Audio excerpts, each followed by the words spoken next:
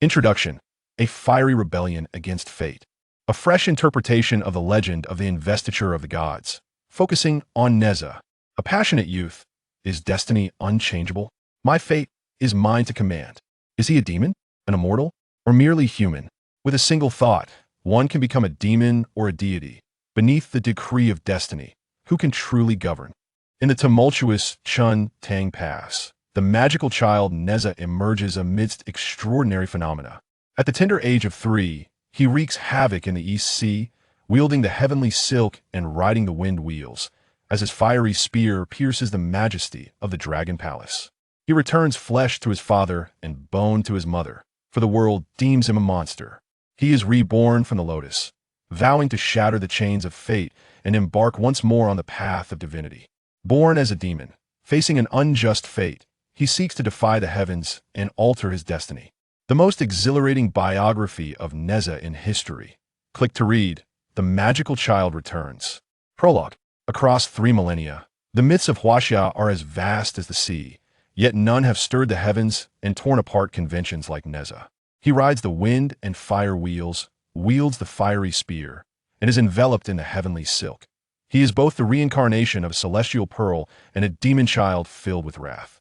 He willingly endures the agony of being dismembered to save the masses, yet rises against destiny, unleashing monstrous waves in the East Sea. From a moment of his birth, Nezha's fate was destined to be extraordinary. Conceived within the womb of Lady Li, the wife of the general of Chentang Pass, for 3 years and 6 months, only to be regarded as a freak upon his arrival. When the flesh ball split open, flames erupted, scorching the intricately adorned hall and piercing through the facade of societal ethics. This child, born carrying original sin, slays dragons at 7, wrestles with the Dragon Palace, not out of sheer malice, but rather as a violent inquiry into the injustice of fate. Why is the Dragon King not held accountable for the famine he causes, while a mere child is punished for collapsing a crystal palace in play? When the Dragon Kings of the 4 seas threaten Chentang Pass, Nezha's declaration, father's essence and mother's blood, I repay them both today, as he slashes his own throat, signifies not merely a severance of flesh, but an ultimate rebellion against patriarchal destiny. However, the true clash of deities and demons begins after his rebirth from the lotus. Reconstructed by the Great One with bones of celestial lotus and garments of lotus leaves, Nezha sheds the chaos of childhood while retaining the brilliance of his soul. His 3 heads and 6 arms are no longer instruments of slaughter, but armor against fate. The cosmic circle binds not only his violent nature, but also mocks the conditioning of becoming a deity. Nezha's demonic essence is fundamentally a reflection of the truest human nature. Elevating Nezha's tale to the forefront is not merely a textual relocation, but rather a prism through which the undercurrents of the grand narrative of the investiture of the gods can be perceived. As the gods sit high in the clouds wielding the divine decree, only Nezha, with the blood of the demon child, inscribes a question mark upon the oracle, as Jiangxia rallies heroes under the banner of destiny. Nezha's wind and fire wheels relentlessly dismantle the antiquated logic of black and white. Mythology. Chapter 1. The birth of Nezha at Chentang Pass. Poem. In the golden light cave, treasures abound, descending to the mortal realm to assist the benevolent. The Zhou dynasty has birthed auspicious signs, while the Shang dynasty is destined to extinguish its spirit. From ancient times, great fortune has often brought calamity, and throughout history, prosperity has been accompanied by misfortune. In the year of Wu Wu, coinciding with Jiazi, alas, the court and the commoners alike are submerged in decline. At Chentang Pass, there was a general named Li Jing, who sought immortality from a young age. Studying under the master D of the Western Kunlun, he mastered the art of elemental evasion. Yet, lacking a crucial destiny, he could not attain the celestial path. Thus, he was sent down the mountain to assist King Zhou, holding the position of general and enjoying earthly riches. His primary wife, Lady Yin, had already borne 2 sons, the eldest, Jinjia, and the second, Mujia. Lady Yin was again with child, having been pregnant for 3 years and 6 months. It still had not given birth. Naturally, Li Jing was anxious, uncertain whether this child would bring fortune or calamity. One day, while accompanying Lady Yin in the inner chamber, he gently touched her protruding belly and said, "It has been over 3 years. I fear it is neither beast nor demon. If this continues, it may harm your health." Lady Yin, upon hearing this, fell silent for a moment and sighed. Though I hope otherwise, sleepless nights have left me anxious, fearing your words may come true. The couple, filled with melancholy, no longer shared the joy of early pregnancy. That night, at the third watch, as Lady Yin slept deeply, a Taoist appeared in her dreams, with hair styled in twin buns and dressed in Taoist robes. Without regard for the distinction between inner and outer chambers, he walked straight into the inner chamber. Lady Yin, half awake, saw an intruder and could not discern dream from reality. Panicking, she scolded, "Who are you? What Taoist is so rude? This is my inner chamber. How can you enter directly?" The Taoist, however, said nothing else, but urgently exclaimed, "The miraculous child has arrived. Madam, awaken." Before Lady Yin could react, the Taoist thrust an unknown object into her abdomen, startling her awake in a cold sweat. Gazing around, she found the night quiet, with no sign of a Taoist. Meanwhile, Li Jing was also awakened by his wife's commotion. Quickly rising to comfort her, "What is it? Did you have a nightmare?" "I just dreamt that a Taoist told me of the miraculous child." Before she could finish, Lady Yin gasped in pain and clutched her abdomen. Li Jing hastily donned his clothing, lit a candle, and called out, "Quick, someone! My wife is in labor." The servants outside heard and quickly descended, gradually illuminating the entire residence. The midwife had been in Li's service for 2 years, and now her time had come. Maids streamed in as Lady Yin's pain intensified. Li Jing was pushed outside to wait, murmuring to himself, "It's time, it's time." The outcome remains uncertain, but dreaming of a Taoist should be a good omen. Inside, chaos ensued. Lady Yin had been in labor for a long time without any sign of delivery, causing great anxiety among the gathered. The midwife feared the position of the fetus was incorrect, but she could not ascertain its position at all. It wasn't until the following night that the maidservants rushed in to report, stammering, "My lord, the madam has given birth to an extraordinary being." Upon hearing this, Li Jing's heart leaped to his throat.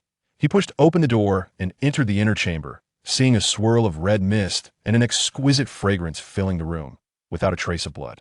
In the midst of the red mist lay a spherical object, round as a wheel. How can this be born? Li Jing observed the trembling maids and took a step back, but then, drawing the treasured sword from the chin, he calmed himself slightly and struck down at the flesh ball.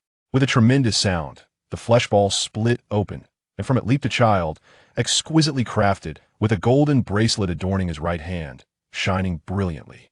A red ribbon circled his abdomen, and he was surrounded by glowing red mist. This was the birth of the spiritual pearl, born in Chentang Pass, who later became Jiangzi's herald. The golden bracelet was the cosmic circle, and the red ribbon was the heavenly silk, both treasures of the Golden Light Cave on Mount Qianyuan. The child, bewildered and barefoot, began to run around, faintly accompanied by laughter. Li Jing, dumbfounded, marveled at the child's agility upon birth. This was indeed remarkable. He quickly stepped in front of the child and lifted him up. The child looked at him with pure, innocent joy. Li Jing's heart softened instantly. Surely he could not be a monster. He cradled the child and handed him to Lady Yin, who, despite her exhaustion, looked at the beautiful child, and they exchanged a glance filled with mutual resolve. Regarding today's events, I hope you all refrain from speaking nonsense, otherwise. Li Jing spoke sternly, and those present knelt in agreement. The next day, officials under Chentang Pass, upon hearing of the general's child's birth, came to offer their congratulations. As Li Jing mingled among them, the steward approached with a report. "My lord, there's a Taoist outside requesting an audience." Startled by the news, Li Jing, being a member of the Taoist community himself, recalled his wife's dream from the previous day and quickly said, "Invite him into the study." The Taoist, guided by attendants, made his way directly to the study. Li Jing exchanged a few words with his subordinates before proceeding to the study, where they met at the door. The Taoist smiled and said, "General Li, the humble Taoist greets you." Recognizing the powerful aura surrounding the visitor, Li Jing understood he was a great practitioner and hastily returned the greeting. "Please, esteemed one, enter." Once inside the study, Li Jing offered the Taoist a seat, and the Taoist, not being modest, took a seat without hesitation. Li Jing cautiously inquired, "Esteemed one, from where do you come? Is there something urgent to discuss at Chentang Pass?" The Taoist nodded and said, "I am the Taiyi Zhenren from the Golden Light Cave of Qianyuan Mountain. Upon hearing of the birth of your son, I have come to offer my congratulations. As fate would have it, I wish to behold your esteemed child, if it pleases you." Li Jing promptly instructed his attendants to bring the child forth, and soon the young master arrived in the study. Taiyi Jinren cradled the infant in his arms, his voice filled with warmth as he inquired, "At what hour was the young master born?" "Master," Li Jing replied softly, "he was born during the Cho hour." Taiyi furrowed his brow and murmured, "Why must it be during the Cho hour?" Noticing the concern on Taiyi's face, Li Jing's heart raced, and he cautiously asked, "Is there something amiss, master?" After a moment of contemplation, Taiyi Jinren responded, "Not necessarily, but being born during the Cho hour incurs a grave penalty of 1,700 killings." He paused and then asked, "Have you chosen a name for him yet?" Li Jing replied, "Not yet. What do you suggest, master? Allow me to name him and take him as my disciple." "What say you generally?" Taiyi Jinren playfully teased the infant, who giggled in response. "This is indeed an honor for my child," Li Jing exclaimed, bowing deeply. He continued, "This is my third son. My eldest, Jinjia, has taken Wen Shu Guang Fa Tianzun as his master at Wulong Mountain, and my second son is Mujia, who studies under Pu Xianjinren at Jiogong Mountain. Since you share a bond with my youngest, it is only fitting for you to bestow upon him a name." Taiyi stroked his beard and pondered for a moment before declaring, "Let us call him Nezha."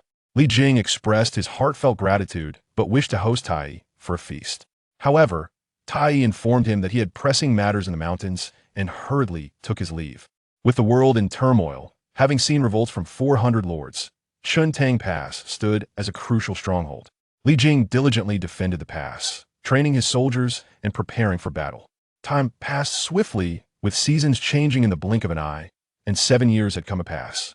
At the age of 7, Nezha had grown to an impressive height of 6 feet, living a life akin to that of a little tyrant at Chentang Pass. As mid-May approached, the weather turned increasingly warm. Jiang Wenhuan had already advanced to the Yuhan Pass, and Li Jing was ordered to engage in battle against Do Rong there.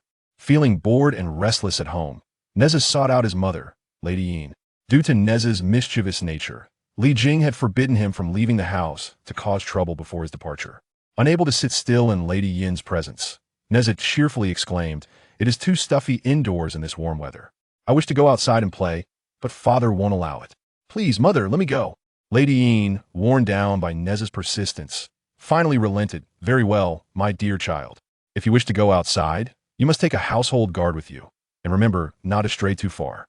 Return quickly, or your father will know." Ecstatic, Nezha jumped up and hugged Lady Yin, saying, "You're the best, mother. I understand."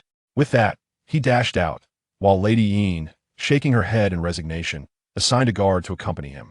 Upon leaving the pass, Nezha felt a sense of liberation and walked about a mile before the heat became unbearable.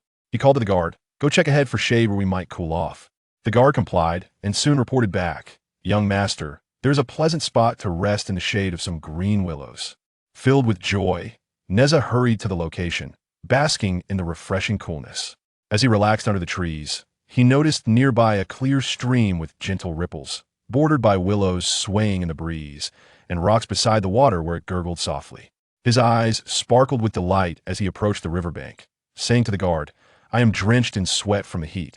I wish to wash myself." The guard observed the river and confirmed there was no immediate danger, cautioning, "Young master, please be careful. We must return soon, or the general will return." "Not to worry, I understand," Nezha replied dismissively, shedding his clothing and perching on a rock. He dipped his magical silk, the Han Yuan Ling, into the water, relishing the moment. However, the river was the Jiuwan River at the estuary of the East Sea, and as the Han Yuan Ling stirred in the water, it caused the river to ripple, sending tremors through the world. As Nezha bathed, the waters beneath quaked, producing a cacophony of sounds.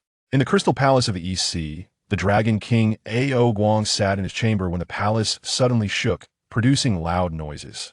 He quickly summoned the Tortoise Chancellor, asking, "What is happening? Where is this disturbance coming from?" The Chancellor replied, "It seems to be emanating from the estuary. Perhaps we should send the Sea Patrol Yiksha to investigate." Ao Guang nodded and issued orders to the Sea Patrol Yiksha. Li General, upon receiving the command, Li Jin swiftly made his way to the estuary, following the source of the disturbance to the Jiuwan River. There, he beheld the river glowing crimson, illuminated by the Han Yuan Ling, with a child standing in the shallow water, bathing. The Yiksha, Li Jin, was perplexed. He parted the waters and called out, "What has this child cast into the water to cause the underwater palace to tremble?"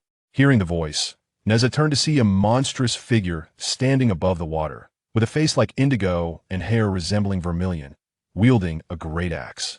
Startled, Nezha exclaimed, "What manner of beast are you that can speak?" Li Jin, feeling insulted by the child's rudeness, retorted, "I am Li Jin, the Sea Patrol Yiksha, dispatched by the Dragon King to investigate this anomaly. How dare you speak to me in such a manner?" With that, he leaped from the water and swung his axe towards Nezha. Nezha, already standing bare, was momentarily taken aback but quickly sidestepped, summoning the Chentang Circle, which expanded in his hand as he retaliated against the Yiksha.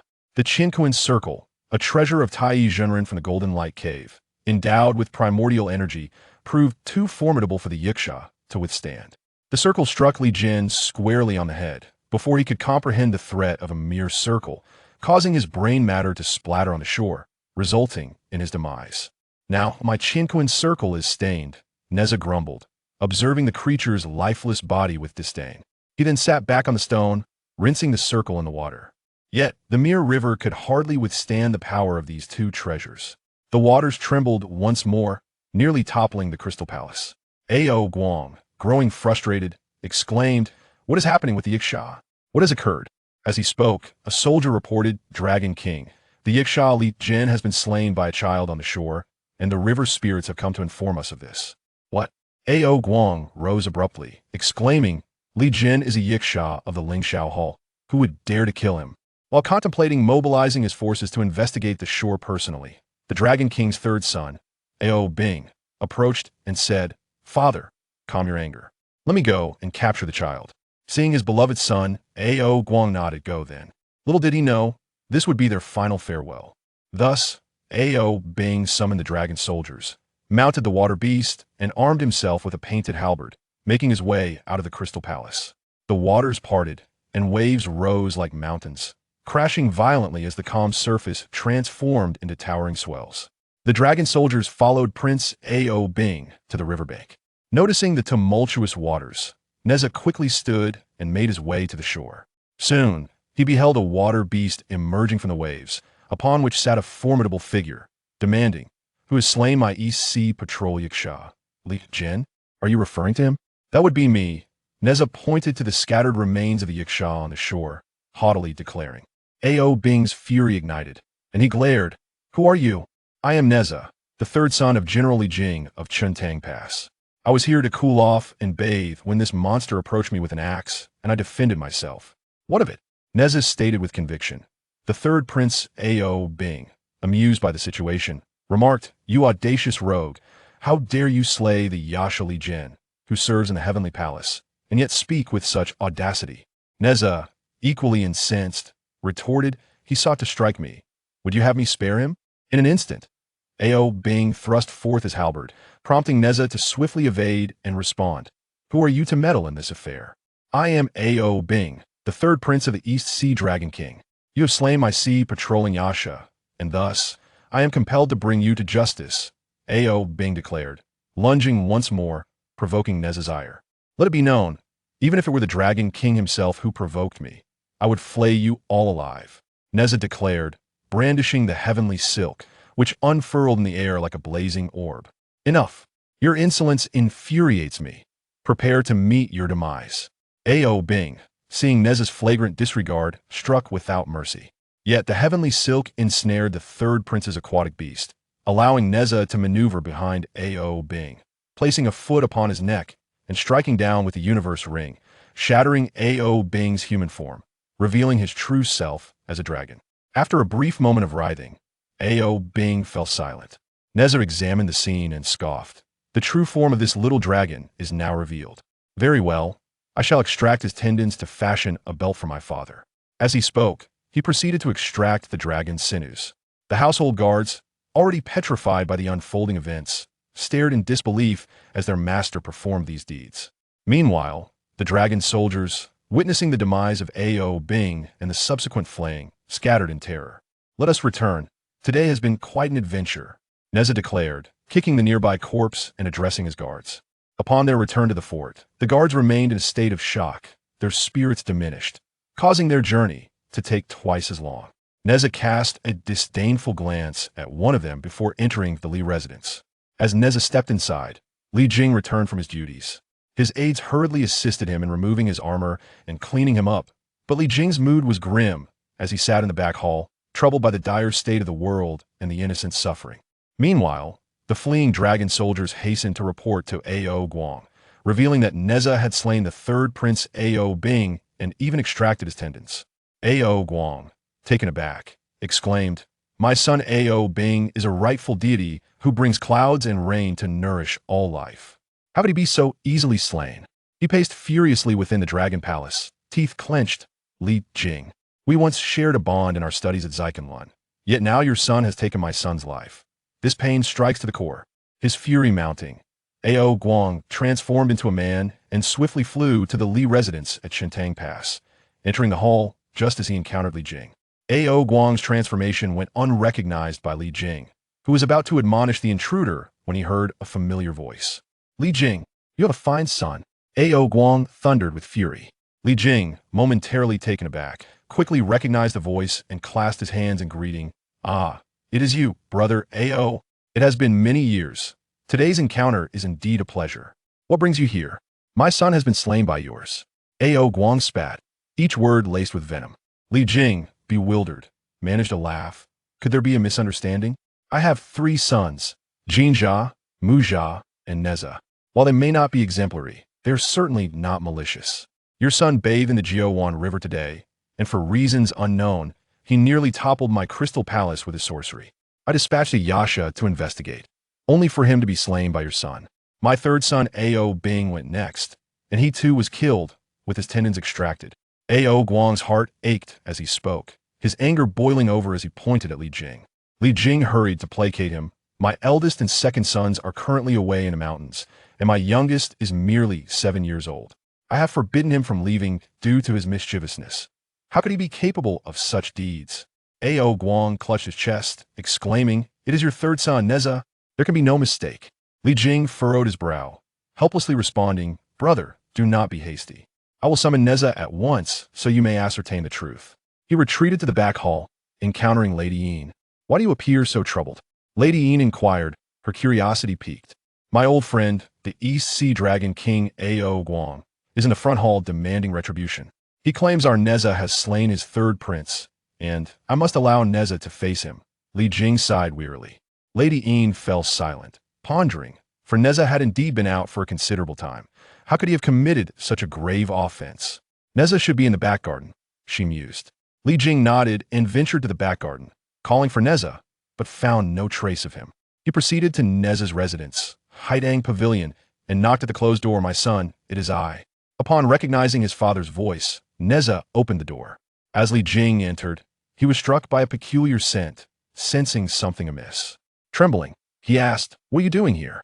"Father, I implored my mother to let me out to play today. When I arrived at the Jiuwan River, the heat compelled me to bathe. However, a monstrous creature suddenly appeared, brandishing an axe and attempting to strike me, so I defended myself and killed it.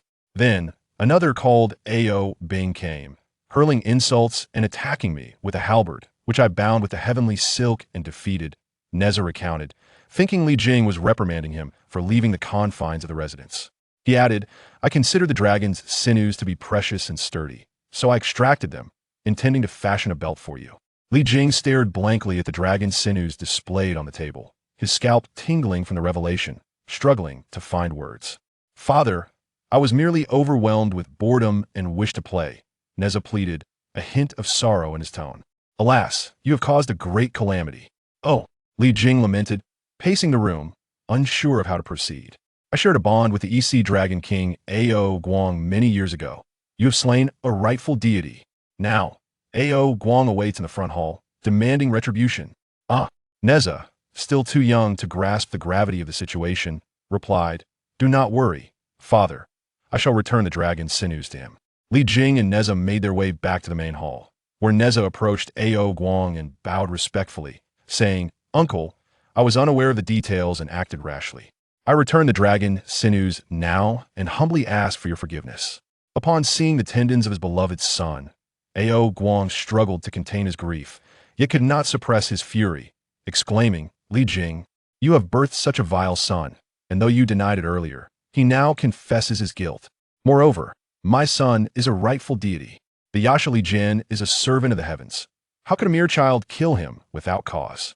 Tomorrow, I shall report this to the Jade Emperor and seek punishment for your family." With that, he turned and departed, leaving Li Jing to pound his chest in despair, exclaiming, "You have brought upon us a calamity of enormous proportions." Lady Yin, who had been observing the unfolding events, rushed in, her heart racing, and asked, "Why do you weep so?" Upon seeing his wife, Li Jing stifled his tears with a deep sigh, lamenting, "I sought immortality and ended up here as a general, only to give birth to such a troublesome son who has brought forth catastrophe. The Dragon King is a deity who commands the clouds and rain. Once he reports to the Jade Emperor, our family will surely face annihilation." At this, Lady Yin gasped in horror, tears streaming down her face as she pointed at Nezha. "Because of your leniency in letting him out to play for a mere half-day, you have invited such disaster upon us. I bore you in suffering for 3 years and 6 months, enduring countless hardships, only to find you are the root of this calamity." Nezha initially regarded the situation with indifference, but upon witnessing the tears of his parents, he felt a sense of helplessness and knelt down, saying, "Father, Mother, I am not an ordinary person. I am the spirit pearl of Mount Qianyuan with a mission to fulfill. Taiyi Zhenren is my master, and the treasures in his possession are imbued with primordial spiritual energy. I assure you that Ao Guang cannot compare to me. I will seek guidance from my master at Mount Qianyuan. Moreover, I will bear the consequences alone. I would never bring harm to you." With that, Nezha exited the mansion, grasped a handful of soil, and scattered it into the air, disappearing from sight. He used the soil to traverse to Mount Qianyuan, as captured in the following verse. "Atop Mount Qianyuan, I ponder my existence, recounting Ao Guang's affections from the Eastern Sea. Before the Bouda Gate, I wield my magic. Only then do I realize that celestial arts are no empty boast." Before long, Nezha arrived at the Golden Light Cave on Mount Qianyuan, where he was recognized as the Spirit Pearl, prompting the Golden Clouds boy to inform Taiyi Zhenren. Taiyi Zhenren said, "Let him enter." The Golden Clouds boy opened the cave door and guided Nezha inside. Nezha, feeling somewhat anxious, approached the bayou bed and knelt, greeting Master. Taiyi Zhenren scrutinized him for a moment and inquired, "Why have you come to me instead of remaining at Chentang Pass? Is there an urgent matter?" Nezha scratched his head awkwardly and replied, "Master, I have been born at Chentang Pass for 7 years. Yesterday, while bathing in the Jiuan River, I unexpectedly encountered the Yasha and the third prince Ao Bing. They verbally assaulted me and struck first, and in a moment of rage, I took their lives. It is true they were not prepared for a fight. Now, the Dragon King Ao Guang wishes to report this to the Heavenly Court, and my parents are terrified of retribution. I am greatly unsettled and have come to seek your assistance." Taiyi Zhenren calculated silently, pondering that although Nezha had unwittingly harmed Ao Bing, it was destined to happen. Ao Guang would indeed report to the Heavenly Court, which could not turn a blind eye. "Nezha, come here.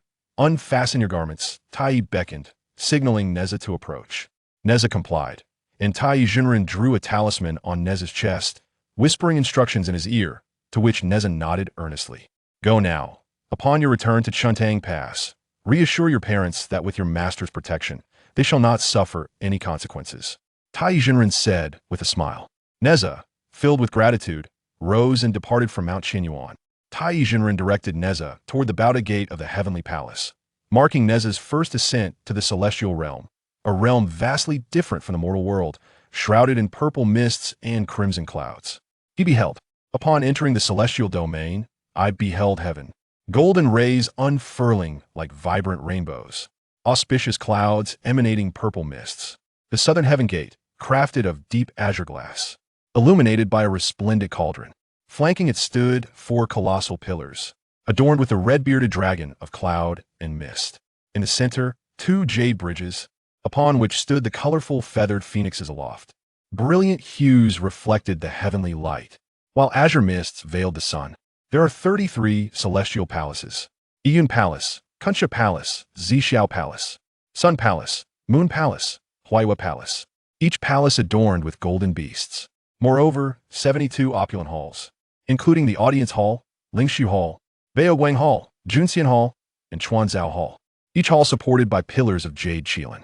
Longevity Star Terrace, Fortune Star Terrace, beneath which bloom extraordinary flowers for millennia. Alchemy Furnaces, Bagua Furnaces, within which flourish ageless embroidered grasses. In the hall of pilgrimage, crimson silks abound. Golden glimmers dazzling. At the foot of the vermilion terrace, lotus crowns in brilliance. The Lingxiao Palace, adorned with golden nails. Before the Jixing Tower, colorful phoenixes dance at the gates. Corridors twist and turn, all exquisitely transparent, with roofs of 3 eaves and clusters of dragons and phoenixes soaring.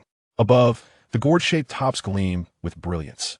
To the sides, the sounds of jade pendants ring out melodiously. Indeed, the celestial realm is filled with wonders. In the world, such marvels are rare. Golden palaces and silver turrets, along with the purple abode. Exotic flowers and rare herbs grace the celestial expanse. As one passes by the jade rabbit altar, the golden crow descends from the heavens. Should one possess fortune to enter this celestial realm, they shall not fall to the mortal realm, free from earthly mire. Upon reaching the Bouda Gate, Nezha found the hour still early and did not see Ao Guang, as all the gates to the heavenly palace remained closed. He stood waiting at the entrance. As weariness began to settle in, Ao Guang, clad in court attire, arrived riding the clouds directly to the southern heaven gate, which remained shut.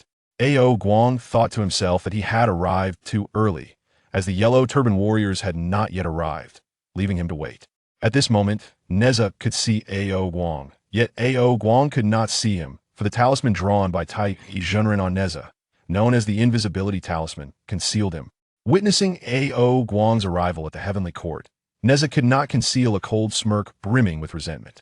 He brandished the universe ring and struck Ao Guang on the back of his head, causing Ao Guang to stumble and fall, feeling as if the world was spinning. Nezha stepped forward and pressed his foot upon Ao Guang's back, leaving his fate uncertain, and thus the tale shall continue in the next chapter. Chapter 2. Taiyi Zhenren receives Shiji. As the poem states, naturally, the stubborn stone seizes the opportunity, forming a spiritual womb for millennia, absorbing the moon and stars, probing the earth's depths, filling the void and subduing the heavens, boasting of cloud-walking arts. Listen to the dragon's roar and the tiger's celestial call. Calamities arise unexpectedly. One must understand that both good and evil possess their entirety. Ao Guang was inexplicably struck, feeling pain in his back. He turned to see Nezha, and his heart ignited with rage, yet he found himself immobilized. You insolent brat, killing the Yasha and my son, what vendetta do you hold against them? This is an unforgivable sin. You dare to strike a deity before the Bouda Gate? To defy heaven. Even tearing you apart would not suffice to atone for your crime. Ao Guang's curses echoed, unabated. Nezha's anger flared at the insults, wishing to strike Ao Guang dead. But recalling Taiyi Zhenren's instructions, he could only assertively restrain him, stating, "Go on. I could kill you, old mudfish, and it would be of no consequence. I am the reincarnation of the Spirit Pearl, a disciple of Taiyi Zhenren from the Golden Light Cave on Mount Qianyuan, reincarnated as the son of the Leaf family in Chentang Pass. The Shang dynasty shall fall, and the Zhou dynasty shall rise. Jiangxia will soon descend the mountain. I am the vanguard against tyranny." Nezha scoffed and continued, "All I did was bathe in the Jiuan River, and your minions attacked me with axes and spears. Had I not possessed abilities, I would have perished long ago. In a fit of rage, I struck them down, and you dare to complain to the Jade Emperor. How despicable. My master has said that even if I were to kill you, it would be of no concern." Ao Guang, furious, retorted, very well, very well. You strike well indeed. I'm striking you," Nezha declared, raising his fists and delivering over 20 blows. Nezha, endowed with divine strength, caused Ao Guang, despite his cultivation, to cry out in pain. They say dragons fear having their scales revealed. Merely hitting you will not suffice. Nezha cunningly devised a plan, pulling down half of Ao Guang's garment to expose his scales beneath his left rib. Nezha seized several scales, around 40 or 50, and blood gushed forth, causing Ao Guang excruciating pain. Unable to endure any longer, Ao Guang cried out, "Spare me." Nezha halted, saying, "I will spare you, but you must not report this incident. Accompany me back to Chentang Pass. If you refuse, I shall strike you dead with the universe ring." Ao Guang, faced with no alternative, reluctantly agreed, "Very well, I shall accompany you back." Upon hearing this, Nezha slowly lifted his foot, saying, "Then I shall release you." Ao Guang felt the pressure lift. Gasping for air, his left rib throbbing painfully as he struggled to rise. Just as he intended to leave, Nezha added, "I have heard dragons can transform. They can grow large enough to support the heavens or shrink to hide within a needle. Transform into a small snake now, and I will take you back." Ao Guang seethed with frustration, but with no other choice, he transformed into a small green snake. Nezha examined him briefly before placing him in his sleeve and turning to leave the Bouda Gate, heading back to Chentang Pass. In an instant, he arrived at the Li residence, where Li Jing and Lady Yin sat in the study, their brows furrowed and faces filled with worry. Upon entering, Nezha saw his parents' distress and hurriedly approached to apologize. "Where have you been?" Li Jing inquired. Nezha replied, "I went to the Southern Heaven Gate to bring back Uncle Ao Guang, ensuring he will not report this incident." Upon hearing this, Li Jing angrily struck the table and exclaimed, "You deceitful little rascal! What right do you have to venture into the heavenly realm?" Nezha tilted his head, somewhat perplexed by his father's ire, and replied, "I am not lying. Uncle Ao Guang can attest to my words. He has accompanied me here." As he spoke, Nezha produced a blue serpent from his sleeve, which immediately transformed into a figure, none other than Ao Guang himself. Li Jing, astonished, quickly rose and inquired, "How did my brother become a little blue serpent?" With a cold smile, Ao Guang recounted the entire sequence of events, revealing his injuries and showing Li Jing the scales beneath his ribs that were still bleeding profusely. "Li Jing, you have spawned this wretched child. I shall summon the dragon kings of the four seas to the Lingshao Palace to seek justice and uncover the truth." Having said this, he disregarded Nezha and vanished. Li Jing, infuriated, stomped his foot and pointed at Nezha, saying, You, this matter escalates. How dare you?" Nezha, harboring resentment towards Ao Guang for his untrustworthiness, could only comfort Li Jing for the moment. He stepped forward and knelt, saying, "Father and mother, do not worry. I have a mission to fulfill. I come by the edict of the Yusu Palace to uphold righteousness. Even if the dragon kings of the four seas convene, it shall be of no concern. Any troubles that arise will not implicate you." Li Jing, a man of cultivation, understood the intricacies of the situation. Seeing Nezha's immense capabilities and his ascent to the Southern Heavenly Gate, he surmised there must be a significant reason behind it. Madame Yin, being a loving mother, noticed Li Jing's anger directed at Nezha and subtly gestured, "Nezha, should you not go to the backyard to reflect?" Nezha hesitated momentarily, then promptly complied and exited the study towards the backyard. However, the sweltering heat weighed heavily on Nezha's spirit. After wandering through the garden without interest, he ascended the city tower of Chentang Pass to seek solace from the heat. From this vantage point, he beheld the lush scenery within the city. Willows swayed gently, and the warm breeze swept through with passers-by drenched in sweat. Nezha gazed skyward, where the blazing sun enveloped the earth like a fiery cover.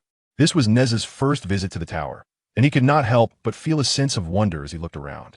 At the highest point of the tower rested a weapon rack, upon which lay a bow known as the Qiankuan bow, accompanied by 3 arrows called the Zhentian arrows. As Nezha scrutinized the bow and arrows, he mused, "If I am to break the tyranny of the world and become a vanguard, what better time to practice archery than now?" Contemplating this, Nezha seized the bow, its body faintly glowing. He then took an arrow, nocked it, and shot it towards the southwest. Instantly, the bow sang, radiating red light and swirling with auspicious colors. This arrow signified casting hooks and lines along the river, henceforth to fish out right and wrong. Unbeknownst to Nezha, the Qiankuan bow and the Zhentian arrows were divine artifacts guarding Chentang Pass, relics from the time of the Yellow Emperor's great victory over Qiyu, and no one had been able to wield them since. Today, as Nezha shot forth an arrow, it pierced the heavens, traveling 1,000 miles away. In the bone cave of Skeleton Mountain, a disciple of the Stone Lady, named by Yun, was gathering herbs at the cliff's edge when the arrow struck him in the throat, causing his immediate demise. Before long, another disciple, Kai Yun, discovered by Yun's lifeless body and hurried to report to their master, the Stone Lady. "Master, something terrible has happened. My senior brother has been struck in the throat by an arrow and has died." Upon hearing this, the Stone Lady swiftly exited the cave and arrived at the cliff's edge, confirming by Yun's tragic fate. How could this be? A mere arrow cannot harm him. The Stone Lady scrutinized the arrow closely and noticed the inscription on its tail, Zhentian arrow of General Li Jing of Chentang Pass. Realizing the gravity of the situation, she understood that this was indeed the Chentang arrow. Li Jing, you cannot attain immortality. I allowed your master to release you to the mortal realm for wealth and honor, and you failed to repay my kindness, even going so far as to kill my disciple. How can this grudge be settled? With grinding teeth, the stone lady commanded, Kaiyun, guard the cave. I shall retrieve Li Jing. Having said that, the stone lady mounted her azure phoenix and soared towards Chentang Pass, where golden mist enveloped the air, signifying her celestial prowess. In a brief moment, she arrived, hovering in midair as she declared, Li Jing, come forth to see me. Her voice resonated like a bell, echoing throughout the Li residence. Upon hearing this, Li Jing, unsure of which celestial being had arrived, hastily left the house, only to find it was the stone lady. He breathed a sigh of relief and bowed deeply, saying, Disciple Li Jing pays respects to my esteemed aunt. I was unaware of your arrival and failed to offer a proper welcome. Please forgive my oversight. Forgive you? The stone lady scoffed. You have committed a heinous act. With a flick of her hand, she cast down a magical cloth containing treasures of the 8 trigrams, and in an instant, ensnared Li Jing. Before long, they returned to the bone cave, where the stone lady settled onto a mat, and a yellow-turbaned warrior presented Li Jing, who knelt before her. Li Jing, you disregard my kindness and instead have slain my disciple Bai Yun. This is an unforgivable crime.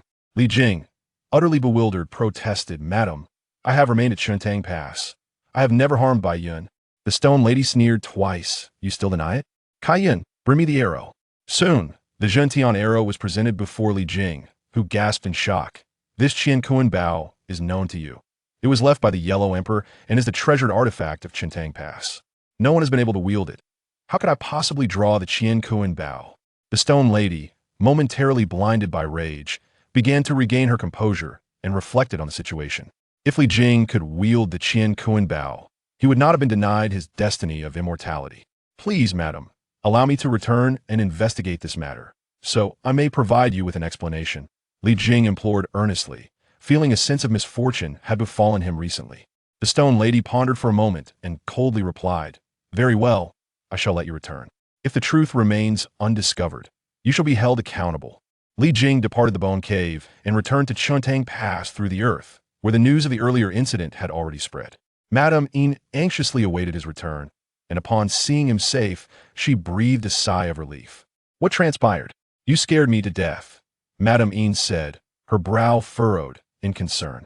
Li Jing sighed. My dear, we have lived peacefully for 25 years, yet today, fate has turned against us. You know of the Qiankuan Bao and the Chentang arrows. I do not know who wielded the Bao and shot an arrow that killed the stone lady's disciple. It is common knowledge that the Chentang arrow belongs to Chentang Pass, and the stone lady has come to demand my life. Madame Yin's heart raced with anxiety, and she pressed on. Surely she knows that no one can wield the Qiankuan Bao. That is why I was allowed to return to uncover the truth. If we cannot ascertain the facts, I fear we may not escape this calamity, Li Jing said wearily, rubbing his temples. Suddenly, an idea struck him. If there is anyone in Chentang Pass capable of wielding the Bao, it would not be Nezha, would it? Madame Yin expressed disbelief. It can't be him. He is only 7 years old. Li Jing, contemplating, instructed someone to summon Nezha, who was soon brought back. Nezha, you claim you have a mission to assist a wise ruler. Why have you not practiced archery? Li Jing inquired nonchalantly. Upon hearing this, Nezha replied excitedly, I thought the same. Just now I saw a Bao on the tower and took it to shoot an arrow. It soared through the clouds, surrounded by purple mist. How marvelous.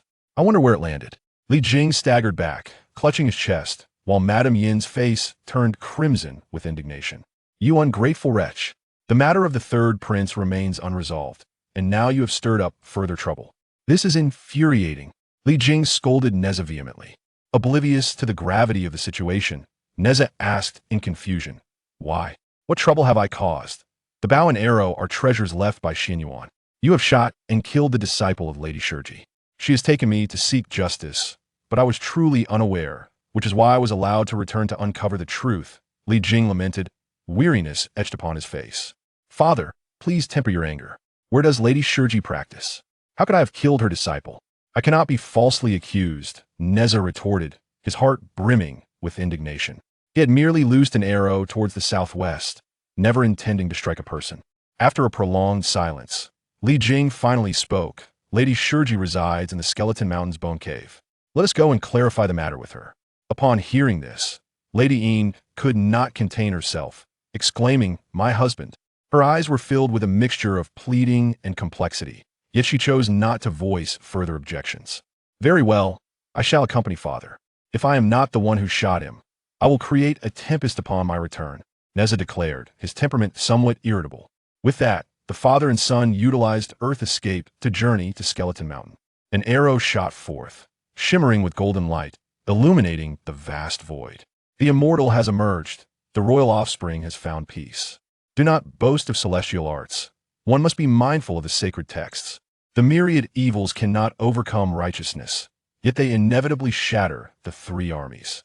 Upon reaching Skeleton Mountain, Li Jing instructed Nezha, "You wait here. I shall first enter and convey the edict of the lady." Nezha responded with a nod, but inwardly he scoffed, falsely accusing me. "I shall observe how she deals with me." As Li Jing stepped into the cave, he bowed respectfully to Lady Shurji, saying, "My lady, I am ashamed." Seeing his demeanor, Lady Shurji inquired coldly, "So, who shot and killed the boy of azure clouds?" "Ah, it was my third son, Nezha, but that rebellious child refuses to admit it. After much contemplation, I dared not defy your will, so I brought him along, and he awaits outside for your command," Li Jing replied with a respectful nod. Lady Shurji narrowed her eyes and instructed the accompanying boy of colorful clouds, "Go summon him inside." Nezha, waiting outside for a brief moment, gazed up at the character's bone cave and could not help but wonder, is this truly a place for genuine practitioners? While he pondered, a figure emerged from the cave. It was indeed the boy of colorful clouds. Nezha thought to himself, "It seems another battle is imminent. This is their lair. I should strike first." With this in mind, he seized the universe ring and swiftly hurled it towards the boy of colorful clouds. Caught off guard, the boy of colorful clouds could not anticipate Nezha's audacity and was struck around the neck, letting out a cry of pain as he fell to the ground. In an instant, the boy of colorful clouds found himself in dire straits. Hearing the commotion, Lady Shurji rushed out of the cave to find her disciple struggling on the ground, his expression contorted in agony. "Master, master, save me," he pleaded. Lady Shurji was thoroughly enraged. "You wicked child, to commit violence in my domain and injure my disciple is utterly audacious." Nezha, observing her, noted Lady Shurji adorned with a fishtail golden crown, clad in a vibrant red 8 trigrams robe, and wielding the Taiyi sword. Faced with such an imposing presence, Nezha ceased his idle chatter and brandished the universe ring towards Lady Shurji. As the Taiyi sword clashed against it, Lady Shurji recognized it as a treasure from the Golden Light Cave. With a scrutinizing glance at Nezha, she furrowed her brow. "So, it is you." It appeared she recognized the reincarnated spirit. With a swift motion, Lady Shurji caught the universe ring with her hand, leaving Nezha dumbfounded, for no one had ever managed to intercept his universe ring. Concealing his astonishment, he unleashed the 7-foot mixed sky silk to bind Lady Shurji. Yet, Lady Shurji merely chuckled twice, raising her robe's sleeve to receive the treasured mixed sky silk, which was effortlessly absorbed into her crimson robe. "Nezha, do bring forth more treasures from your master. Let us see how my mystical arts fare against them." Nezha grew anxious. Relying on the universe ring and the mixed sky silk, both treasures were now seized, leaving him no choice but to flee. Observing Nezha's retreating figure, Lady Shurji turned to Li Jing and said, "This does not concern you. You cannot intervene. Depart now." After her words, Li Jing hesitated, wanting to speak, but ultimately bowed his head in dejection, remaining silent. Not to mention Li Jing's return to Chentang Pass, Lady Shurji pursued Nezha like a bolt of lightning. Nezha, feeling the pressure, could not afford to slacken. Realizing he could not shake off Lady Shurji, he hastily made his way to Mount Qianyuan. Exerting every ounce of strength, he reached the Golden Light Cave, barely pausing to announce himself. Nezha rushed into the cave, just as the great Master Taiyi sat upon a cushion. The others in the cave were startled, and seeing Nezha in such disarray, the great Master Taiyi inquired, "Nezha, what is you in such a fluster?" Nezha hurriedly crawled a few steps forward, exclaiming, "There's a Lady Shurji from the Bone Cave who falsely accuses me of killing her disciple and is now pursuing me with her sword. She even took away my universe ring and mixed sky silk. Master, please save me." The great Master Taiyi was somewhat speechless. First, the third prince, now Lady Shurji's disciple, Truly his troublesome student. You wicked child, enough. Go to the back garden. Let me assess the situation. Rising from the cushion, the great Master Taiyi slowly exited the golden light cave, just as Lady Shurji arrived. Her face was dark, sword in hand, and upon seeing the great Master Taiyi blocking the entrance, she bowed in greeting. Taoist brother, Lady Shurji pays her respects. The great Master Taiyi returned the gesture, and before he could speak, Lady Shurji interjected, Taoist brother, your disciple Nezha, relying on the arts you taught, has killed my disciple, boy of azure clouds, injured colorful clouds, and has used the universe ring and mixed sky silk to attack me.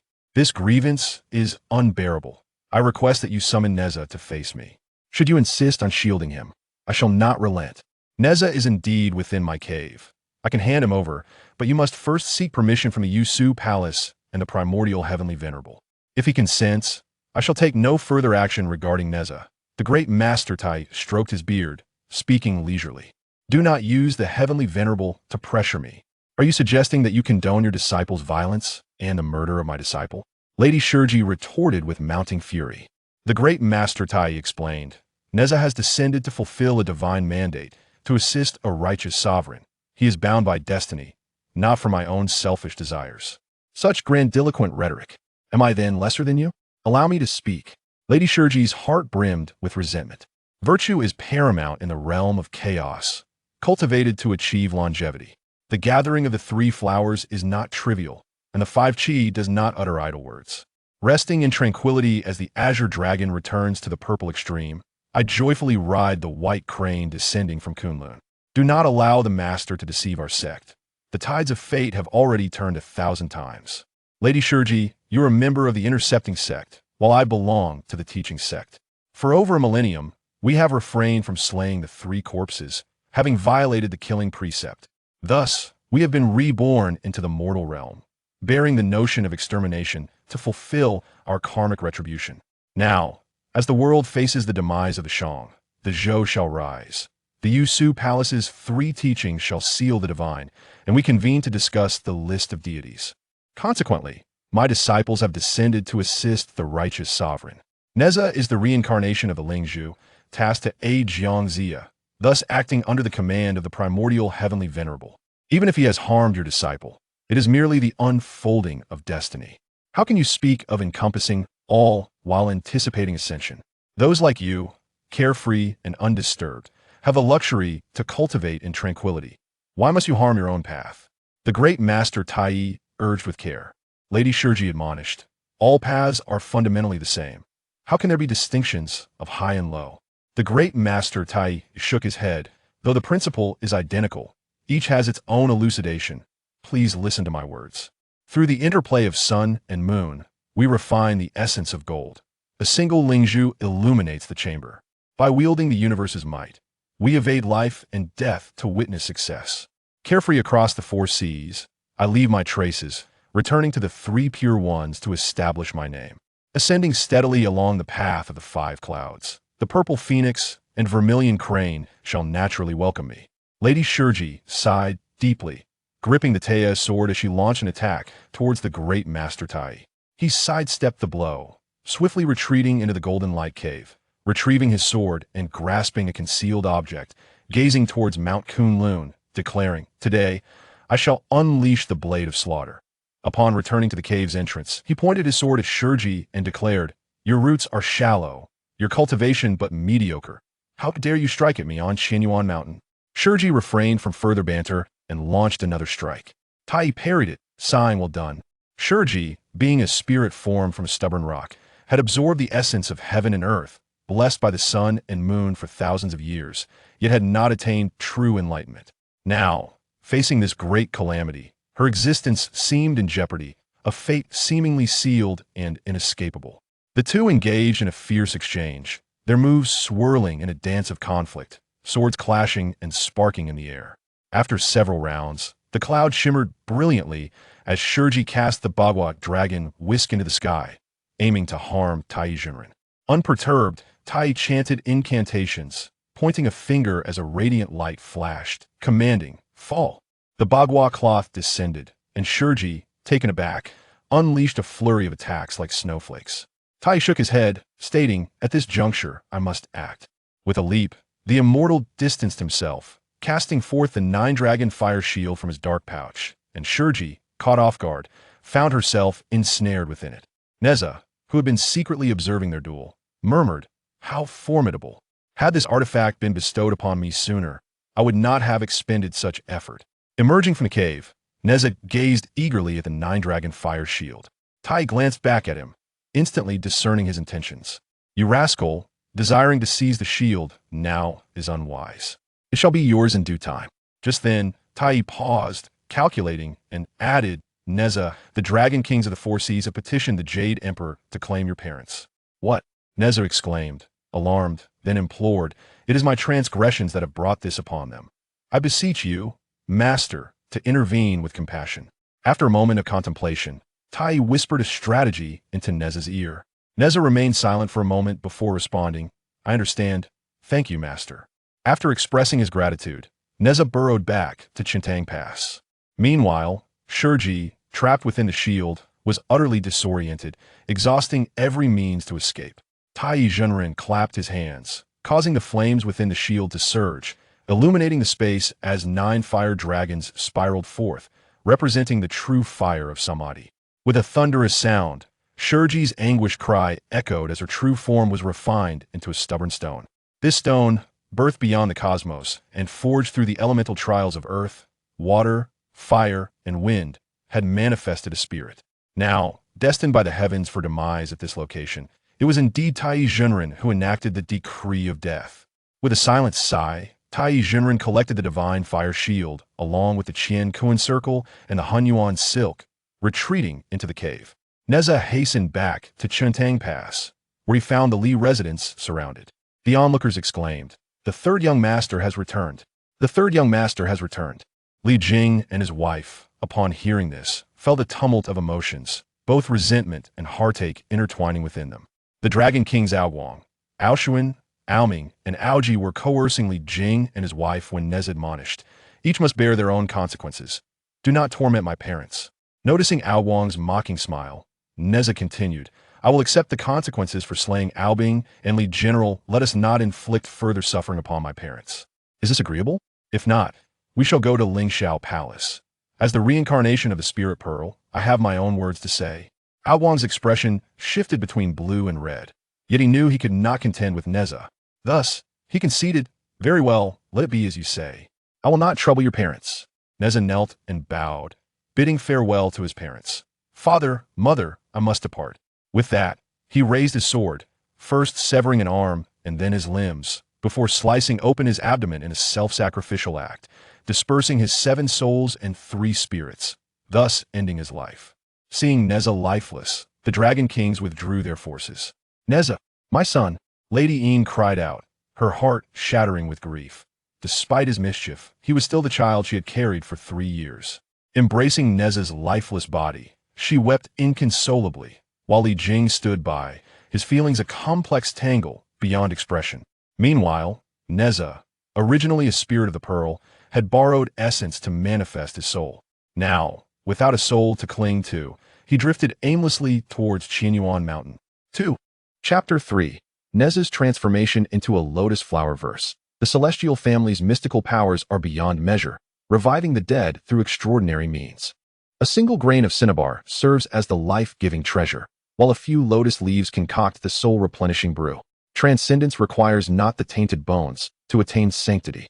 One must seek the essence of the soul's fragrance. Thus, the realm expands in service to the Holy Sovereign. The endeavors of Qi and Zhou are bolstered by righteous support. The Golden Cloud Boy stood outside the cave, observing a wisp of ethereal energy, swaying with the wind from afar. He entered the cave to seek out Master Taiyi, saying, "Master, my elder brother's spirit has returned." Master Taiyi, well aware of the circumstances, understood Nezha's intentions. Upon hearing the report from the Golden Cloud Boy, he hastened out of the cave. Seeing Nezha's spirit hovering gracefully, he felt a pang of sorrow. The time of his birth had wrought much bloodshed and calamity. Master Taiyi addressed the spirit. "Nezha, this place is not your haven. Return to Chentang Pass and convey a dream to your mother. 40 miles from Chentang Pass lies Mount Shui Ping. Let her build a palace for you atop the mountain summit. After 3 years of incense offerings, you may return to the mortal realm." and thus fulfill your destiny of aiding a wise ruler. Nezha, understanding these words, departed from Qianyuan Mountain, heading towards Chentang Pass. At the witching hour, Nezha traversed the tranquil Li residence. Entering Lady Yin's chamber, he delved into her consciousness, whispering, "Mother, your child is Nezha." Lady Yin gazed at Nezha in astonishment, exclaiming, "My son, child has a request of mother. 40 miles away, there lies Mount Shuiping. I implore you, in light of my suffering, to build a palace for me. After 3 years of offerings, I shall be reborn, and I shall forever cherish your compassion and grace." Lady Yin, in a tumult of emotions, awakened, realizing it was but a dream, yet tears streamed down her face at the thought of Nezha. Li Jing, startled by her distress, gently patted her shoulder, inquiring softly, "What troubles you, my dear?" In Li Jing's embrace, Lady Yin recounted the dream's events. Li Jing's expression turned complex, tinged with anger, as he retorted, "He has caused us great suffering, yet you weep for him. As the saying goes, dreams arise from the heart. Perhaps your longing for him has grown too strong. Forget him, my dear, and rest now." With a sigh, Lady Yin tossed and turned, unable to find sleep. Nezha's spirit lingered in the Li residence. Noticing Lady Yin's silence, he returned to her dreams in the following days. Whenever she closed her eyes, she would see Nezha standing before her. Days swiftly passed, yet Lady Yin remained inactive. Nezha's inherently fierce nature persisted even in death. Time was precious. The longer he delayed his rebirth, the more it would be postponed. Nezha's irritation grew, and when he next entered her dreams, he was less than cordial. "I have besieged you, mother, for several days, yet you show no compassion for your child. If you refuse to build my palace, I shall disturb your household daily until you relent." Lady Yin awoke once more, finally realizing this was no mere dream. Yet, she dared not speak of it to Li Jing, instead, discreetly instructing her trusted aide to procure funds to commence construction on Mount Shuiping, simultaneously crafting an idol resembling Nezha. Within a month, the palace was completed. Nezha sighed in relief, his spirit merging with the statue, and with the establishment of the temple, devotees flocked to pay their respects. Nezha manifested his divine presence on Mount Shuiping, and soon his fame spread among the local populace, with countless invocations for blessings. The temple's renown grew ever more resplendent. One could observe the grand palace, framed by powdery white walls, with vermilion doors adorned with brass rings. Azure tiles and carved eaves reflected 3 feet of water, while several cypress trees graced the 2-tiered platform. The divine kitchen's throne was embellished in gold, and the dragon and phoenix banners were stitched with auspicious colors. The draperies hung, enveloping the half-moon, while fearsome judges stood amidst the dust. The fragrant sandalwood smoke spiraled like a phoenix, as offerings came pouring in like the sun's rays. Time flew by like an arrow, and half a year had swiftly passed. Due to the rebellion led by the Eastern Marquis Jiang Wenhuan, Li Jing found himself in dire straits following his victory at Yuhan Pass, compelled to rigorously train his troops at Wild Horse Ridge to secure the stronghold. One day, while returning from military maneuvers and passing Mount Shuiping, Li Jing observed throngs of people bustling toward the summit, aiding the elderly and carrying children. Curiosity piqued. He inquired of his deputy, "Why have I not seen such a multitude at Mount Shuiping before?" After a moment's hesitation, the deputy replied, "Half a year ago, a temple was erected here, and it has proven remarkably efficacious. Thus the populace naturally flocks to it." "Oh, which deity is it?" Li Jing continued to question. "It is called the Nezha Palace," the deputy answered softly, glancing at Li Jing. Instantly, Li Jing understood the situation, a cold smile gracing his lips as he commanded, "Send word to set up camp. I shall ascend the mountain to pay homage." The deputy, unable to dissuade him, watched as Li Jing spurred his horse directly toward the mountain, hastening to follow. Galloping forth, they navigated through the throngs of people who parted to make way. Upon arriving at the temple, Li Jing halted, gazing up at the prominently displayed plaque inscribed with the words Nezha Palace. With a face darkened by fury, he dismounted and entered the temple, where he beheld the vividly lifelike statue of Nezha in the main hall, flanked by fearsome judges. Observing the townsfolk kneeling in fervent devotion, Li Jing's anger surged, and he pointed at the statue, exclaiming, "Beast, you tormented your parents in life and mocked the common people in death. Truly despicable." Gripping the 6-chained whip tightly, he struck at Nezha's golden form, shattering it into pieces amidst gasps of shock from the onlookers, leaving them speechless in horror. Yet, Li Jing remained unsatisfied. He kicked over the statue of the judge and ordered his deputy, relay the command to burn this temple down. The deputy, sensing Li Jing's ire, bowed respectfully and, understanding the gravity of the situation, refrained from further protest, hastily instructing others to set the fire. Ignoring him, Li Jing turned to the bewildered townsfolk, declaring, "This is no true deity. You are forbidden from offering incense here henceforth." Seeing their official speak thus, the people naturally placed their faith in Li Jing and began to descend the mountain in droves. A poem encapsulates the moment. When the valiant troops reached Zhuoping's domain, suddenly, the common folk advanced to offer their prayers. The golden form shattered under the whip's fierce strike, while the judge's statue fell victim to a vengeful kick. Flames consumed the temple. Rising high, smoke billowed through the sky, a fierce glow. All due to a surge of wrath and defiance. A battleground lay between father and son. As the flames soared to the heavens, Li Jing returned to Chentang Pass with his men. After ensuring the safety of his troops, he returned home to confront Lady Yin. Confused by his demeanor, she was met with his rebuke. "My dear wife, how much longer will you allow Nezha to endanger us?" "What?" Madame Yin had nearly forgotten the events of half a year ago. "You constructed a palace for him. Yet that wretched being employed some underhanded tactics to incite the populace to offer incense, leading many to believe in that temple. Now, with the power-hungry officials in control, I have no ties with Fei Zhong, and should this information reach Chaoga, implicating me in the false submission to the malevolent deity that misleads the masses, it would undoubtedly jeopardize the accomplishments I have painstakingly built over the years. I have already incinerated that temple. If you dare to rebuild it, I shall ensure you face dire consequences." For many years, Li Jing had shared a profound affection with Madame Yin, yet his words were piercing. Madame Yin remained silent, only able to sigh. When Li Jing set the palace ablaze, Nezha was not present, and upon his return, he found the palace utterly destroyed, reduced to charred earth. With smoke still lingering, two ghostly judges floated nearby, their expressions sorrowful. Nezha, filled with anger, demanded, "What transpired here?" One of the ghostly judges replied, "It was General Li from Chentang Pass who suddenly ascended the mountain, shattered the golden statue, set fire to the palace, and drove away the worshippers. We were utterly powerless to intervene." Upon hearing this, Nezha felt a heavy weight on his heart. "I am no longer involved with him. My flesh and blood have already departed. Why must he pursue such ruthless annihilation, destroying my golden form? After enduring half a year of incense offerings, I have gained some semblance of strength. My spirit no longer as frail as it once was." After deep contemplation, Nezha resolved to visit Qianyuan Mountain to seek guidance from his master on how to proceed. With this thought, he soon arrived at the Golden Light Cave of Qianyuan Mountain. The Golden Cloud Boy, seeing his senior brother, hastily led him to meet the great Master Taiyi. The master, who had been in meditation with his eyes closed, inquired upon Nezha's arrival, "Why are you here instead of accumulating merit from the incense offerings at the palace?" Nezha knelt and replied, "Master, Li Jing has gone too far. He shattered the golden form and set fire to the palace. I am now without refuge and can only seek your assistance." The great Master Taiyi frowned, recognizing Li Jing's wrongdoing. "Since you have already returned to flesh and blood, what concern is it of yours on Zhuoping Mountain? However, without incense offerings, your body cannot achieve its full potential." Nezha felt a wave of grievance wash over him. "Master, please save me. Jiangxia is about to descend the mountain. It cannot be helped." The great Master Taiyi then instructed the Golden Cloud Boy, "Go and pluck 2 lotus flowers from the Wulian pond, along with 3 lotus leaves." The Golden Cloud Boy obeyed and swiftly returned with the lotus flowers and leaves, placing them carefully on the ground.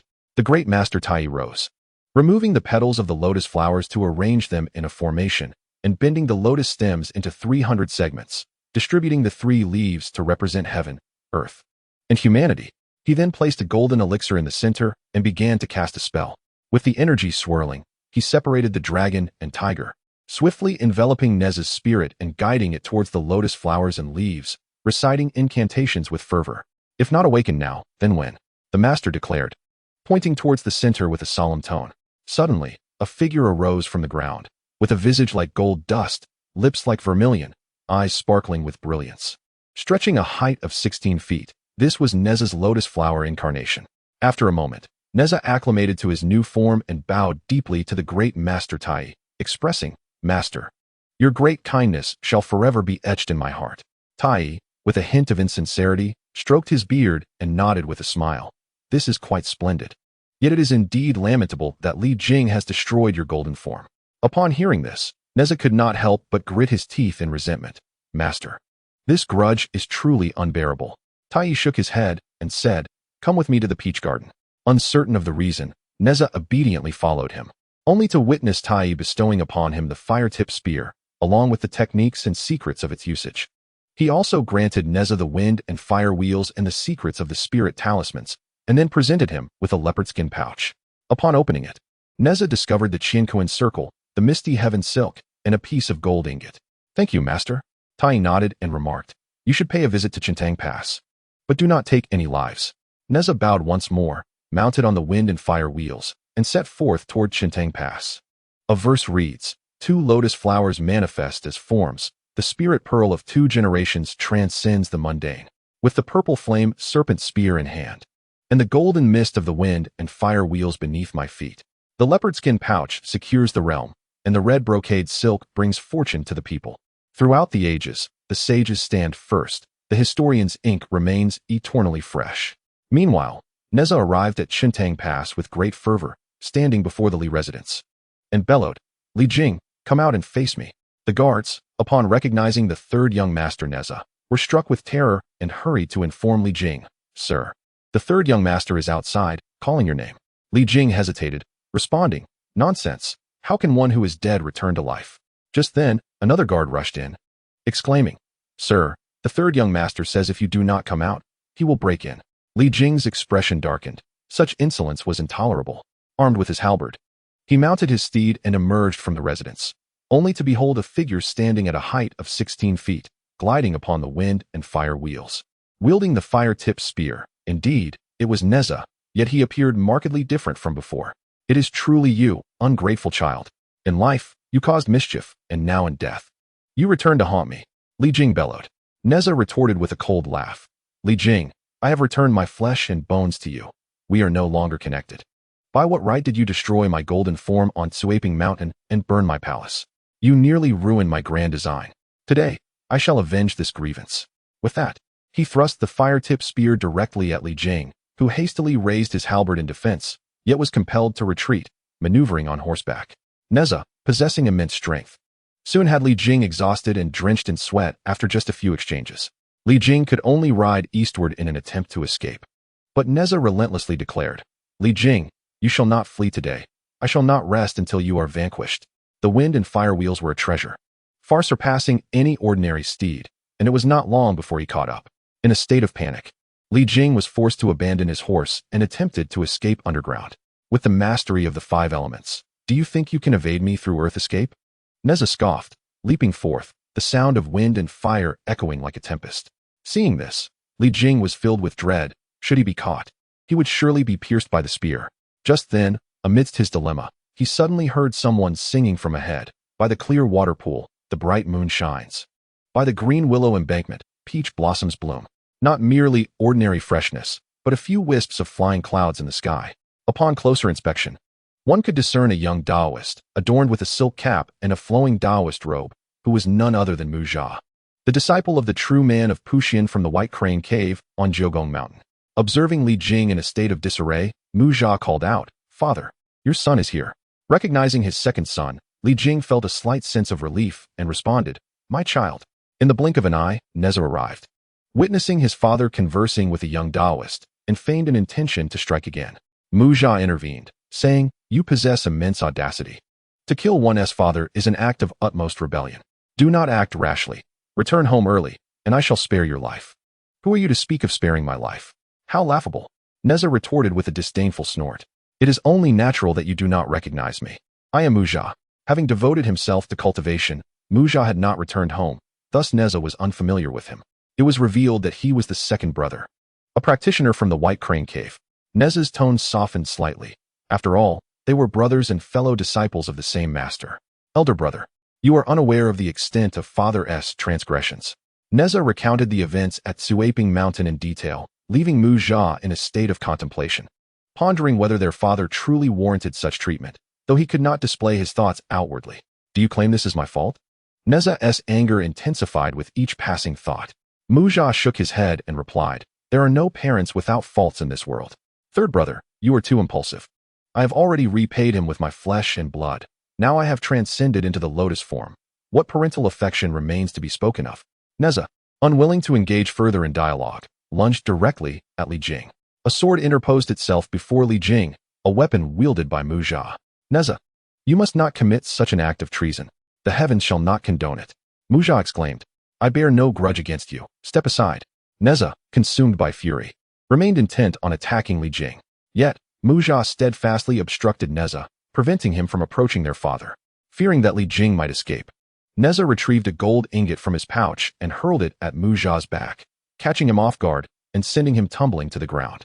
With swift resolve, Nezha turned to pursue Li Jing, who could only flee in desperation. Even if I must chase you to the ends of the earth, I shall claim your head to quell my rage. Nezha's fury escalated. Had he not been so incensed initially, he may not have resorted to violence. Li Jing, like a fish that had slipped through the net, ran aimlessly for a considerable time, eventually lamenting, Alas, what sins did I commit in my past life to deserve this? Having not yet attained immortality, I find myself besieged by such a nemesis. Such is my fate. Perhaps I should take my own life to avoid this child's humiliation. As he contemplated this, preparing to act, a voice called out, General Li, do not act hastily. I have arrived. A song spontaneously flowed from the speaker's lips. In the wild, the gentle breeze caresses the willows. On the pond, flowers float upon the surface. May I inquire where one resides in peace? Deep within the white clouds lies my home. The newcomer was none other than the venerable Manjusri of the cloudy cavern on Five Dragon Mountain, approaching with a whisk in hand. Upon recognizing the master of his eldest son, Jinjia, Li Jing hastily implored, Master, save my life. The venerable Manjusri nodded and said, You may enter my cave first. I shall await Nezha here. Grateful, Li Jing thanked him and entered the cloudy cavern. Shortly thereafter, Nezha stormed in, bearing his spear, and upon spotting a Taoist awaiting him, he noted the figure's appearance. Twin hair buns, clouds swirling gracefully, a robe of water, tightly cinched with silk cords. A celestial bearing and Taoist essence exude tranquility, concealing profound mysteries within. In the Jade Void Palace, beneath the primordial gate, the celestial beings once gathered for the peach banquet. It was solely through the refinement of the five elements that they cultivated their grandeur, while the heavenly sovereign pursued the path of immortality. The Taoist inquired, Have you encountered someone from the past? Nezha clasped his hands and asked. The celestial master Guangfa chuckled. Just moments ago, General Li entered my cloudy cavern. Why do you pursue him? Master, I hold an unresolved grudge against him. I implore you to allow him to emerge. If not, you must take 3 jabs on my behalf. Nezha asserted, aware that this individual likely intended to protect Li Jing. The celestial master Guangfa sighed. You rascal, such audacity. Even I would be subjected to 3 jabs. I am Nezha, the disciple of the supreme ultimate of Qianyuan Mountain, reincarnated from the spirit pearl. Do not underestimate me. Nezha replied coldly. Guangfa shook his head. I have not heard of a disciple named Nezha from the supreme ultimate. If you cause a ruckus elsewhere, it may be permissible. But here, you shall be suspended for 3 years and endure 200 blows. Such arrogance. Nezha, unaware of the consequences, thrust his fiery spear toward the celestial master. As Guangfa retreated, Nezha followed him into the cloudy cavern, unwittingly stepping into a trap. Upon Nezha's entrance, the celestial master produced an item from his sleeve, known as the Dragon Escape Stake, also called the 7 Treasures Golden Lotus, and tossed it into the air. A gust of wind swept through, enveloping the space in clouds and dust, disorienting Nezha to the point where he could not discern his surroundings. He found himself ensnared by golden rings around his neck and limbs, imprisoned upon a golden pillar, unable to move. Once Nezha regained his senses, Guangfa commanded, Jinjia, fetch my crutch. Upon hearing this, Jinjia retrieved the crutch and awaited further instructions. Guangfa instructed, strike him on my behalf. Jinjia complied, delivering blow after blow with the crutch, which was a divine artifact. Each strike caused Nezha's true fire to erupt from all 7 orifices, inflicting great pain, leaving him unaware of Jinjia's identity. Enough, cease, Guangfa declared, satisfied with the lesson imparted, and instructed Jinjia to stop.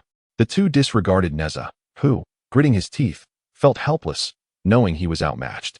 In truth, this ordeal was orchestrated by the Supreme Ultimate, intended to temper Nezha's violent tendencies and aggression. As Nezha grappled with his predicament, the Supreme Ultimate arrived gracefully. Master, save me. Upon seeing his teacher, Nezha's eyes brightened, calling out repeatedly, but the Supreme Ultimate merely cast him a sidelong glance, ignoring him and proceeding to seek the Celestial Master. The Celestial Master, already awaiting his arrival, greeted him with a smile. Your disciple has compelled me to play the villain for his education. The Supreme Ultimate chuckled lightly. Taking a seat across from Guangfa, his murderous intent is excessively strong. I ask you to temper his disposition, a noble endeavor indeed. Guangfa shot a glare at the supreme ultimate and instructed Jinja, go release Nezha and bring him here. Jinja complied, approaching Nezha and softly saying, Nezha, your master calls for you. What sorcery is this that renders me immobile and strikes me? Nezha exclaimed in frustration, feeling thwarted in his quest for revenge. Jinja chuckled, just close your eyes. I shall set you free. Nezha could only close his eyes in frustration, while Jinja drew a spiritual talisman, instantly retracting the dragon-subduing stake. When Nezha opened his eyes, the binding golden rings and stakes had vanished. Very well, today I concede. I have suffered a great loss. I shall first seek out my master. The two of them entered the garden, where two Taoist priests were seated, engaged in jovial conversation. Upon seeing Nezha arrive, Taiyi waved his hand and said, Come, Nezha, bow to your uncle. Uncle? Nezha was reluctant, yet compelled by his master's authority. He could only bow and express gratitude for the lesson. Taiyi Jinren addressed the celestial master, saying, Let Li Jing step forth. With the celestial master's nod, Jinja let out his father, Li Jing. Upon seeing him, Nezha's wrath ignited, yet he found himself unable to act, only able to gnash his teeth in silence. Li Jing, you were indeed in the wrong regarding the matter on Sweeping Mountain. Your narrow-mindedness has shattered not only Nezha's golden form, but also the prospects of a great endeavor. Nezha's anger towards you is not without reason, Taiyi explained. Nezha, with his fiery temperament, felt an intense desire to consume Li Jing whole. Yes, it is my fault, Li Jing said with a bitter smile. The two immortals understood the underlying reasons, and Taiyi commanded, Enough. Henceforth, father and son shall not engage in conflict. Li Jing, you may depart. With a long sigh, Li Jing expressed his gratitude to the two immortals before exiting the cave. As Li Jing fled, Nezha felt a mix of anger and helplessness. He had no intention of letting Li Jing off the hook, yet he could only fume anxiously on the sidelines, pulling at his hair in frustration. The two immortals, observing his plight, secretly chuckled. Taiyi Jinren said, Enough, Nezha, you should return now. Guard the cave diligently while I play a game of chess with your uncle. Hearing his master's instruction, Nezha's heart leaped with joy, and he quickly replied, Disciple understands. With that, he hurriedly exited the cave, mounting his wind and fire wheels to pursue Li Jing once more. Before long, he spotted Li Jing, who was burrowing through the earth, and shouted, Li Jing, do not flee. As Nezha approached with his spear, Li Jing lamented, How can this be? I have spoken carelessly, and now Nezha has come down the mountain to chase me. What a predicament! Yet, he could only continue to evade. Li Jing was driven to the brink, with nowhere to escape, utterly distressed. Just as he faced imminent danger, he noticed a Taoist priest leaning against a pine tree atop a nearby hill. Are you Li Jing? The priest inquired. Upon realizing there was yet another potential savior, Li Jing felt immense relief and replied, Indeed, I am Li Jing, pursued by Nezha. I implore you to rescue me. The priest nodded. Come, stand behind me. As Li Jing steadied himself, still gasping for breath, Nezha arrived before the two. Seeing yet another Taoist, he frowned, thinking to himself, Will I suffer yet again? Why does Li Jing always have someone to protect him? The priest spoke, And you must be Nezha? Indeed I am. Who are you to defend Li Jing? Nezha retorted indignantly. With a kind demeanor, the priest continued, But why must you pursue him?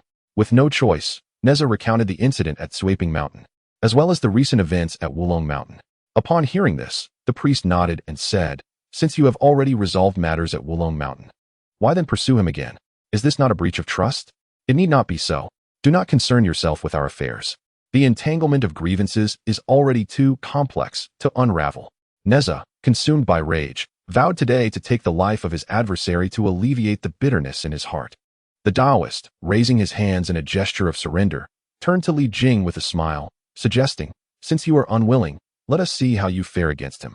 Li Jing, with a wry smile, replied, Master, Nezha possesses boundless strength. I cannot best him, or I would not find myself in such a dire predicament. The Taoist stood tall and approached Li Jing, gesturing with his left hand as if casting a beam of light upon Li Jing's back, saying, Fear not, I am here. Go and test your might. Reluctantly, Li Jing grasped his halberd and engaged Nezha in combat. This time, the father and son clashed fiercely on the hillside for over 50 exchanges, with Nezha surprisingly finding himself drenched in sweat from Li Jing's relentless assault. Doubt crept into Nezha's mind. Earlier, that Taoist struck me. If Li Jing could not surpass me, the Taoist must have had a hand in his newfound prowess. I must eliminate the Taoist first. As these thoughts swirled, Nezha leaped from their confrontation, thrusting his spear towards the observing Taoist. The Taoist opened his mouth, releasing a white lotus to catch the fiery spear, then addressed Li Jing. "Cease your assault, Li Jing." Hurriedly, Li Jing assisted the Taoist in disarming the spear, while the Taoist turned to Nezha, questioning, "Why, in the midst of your battle, did you suddenly strike at me? It makes no sense." Nezha retorted with a grunt. "Clearly, Li Jing could not have matched me without your interference. Is it not reasonable for me to retaliate?" The Taoist narrowed his eyes, sighing, "Indeed, you are filled with hostility. Do not act recklessly." Enraged by these words, Nezha raised his spear once more to strike the Taoist. In response, the Taoist produced a treasure from his sleeve and raised it aloft, summoning swirling clouds and violet mist, which expanded to envelop Nezha. This treasure, known as the Linglong Pagoda, ignited with flames as the Taoist clapped his hands upon it, causing Nezha to cry out for mercy. The Taoist, standing outside the pagoda, inquired, "Nezha, do you acknowledge your father now?" Nezha, gritting his teeth in silence, found the flames unbearable and finally conceded, "I acknowledge it. I acknowledge it." The Taoist laughed, "Very well. Since you acknowledge it, I shall spare you." Upon retracting the pagoda, Nezha noticed he bore no burns, as if the ordeal had never transpired, leaving him bewildered. "Now that you recognize your father, bow down, and let us avoid further conflict," the Taoist commanded. Nezha, unwilling to yield, saw the Taoist preparing the pagoda once more and, begrudgingly, lowered his head in submission, his expression one of deep displeasure.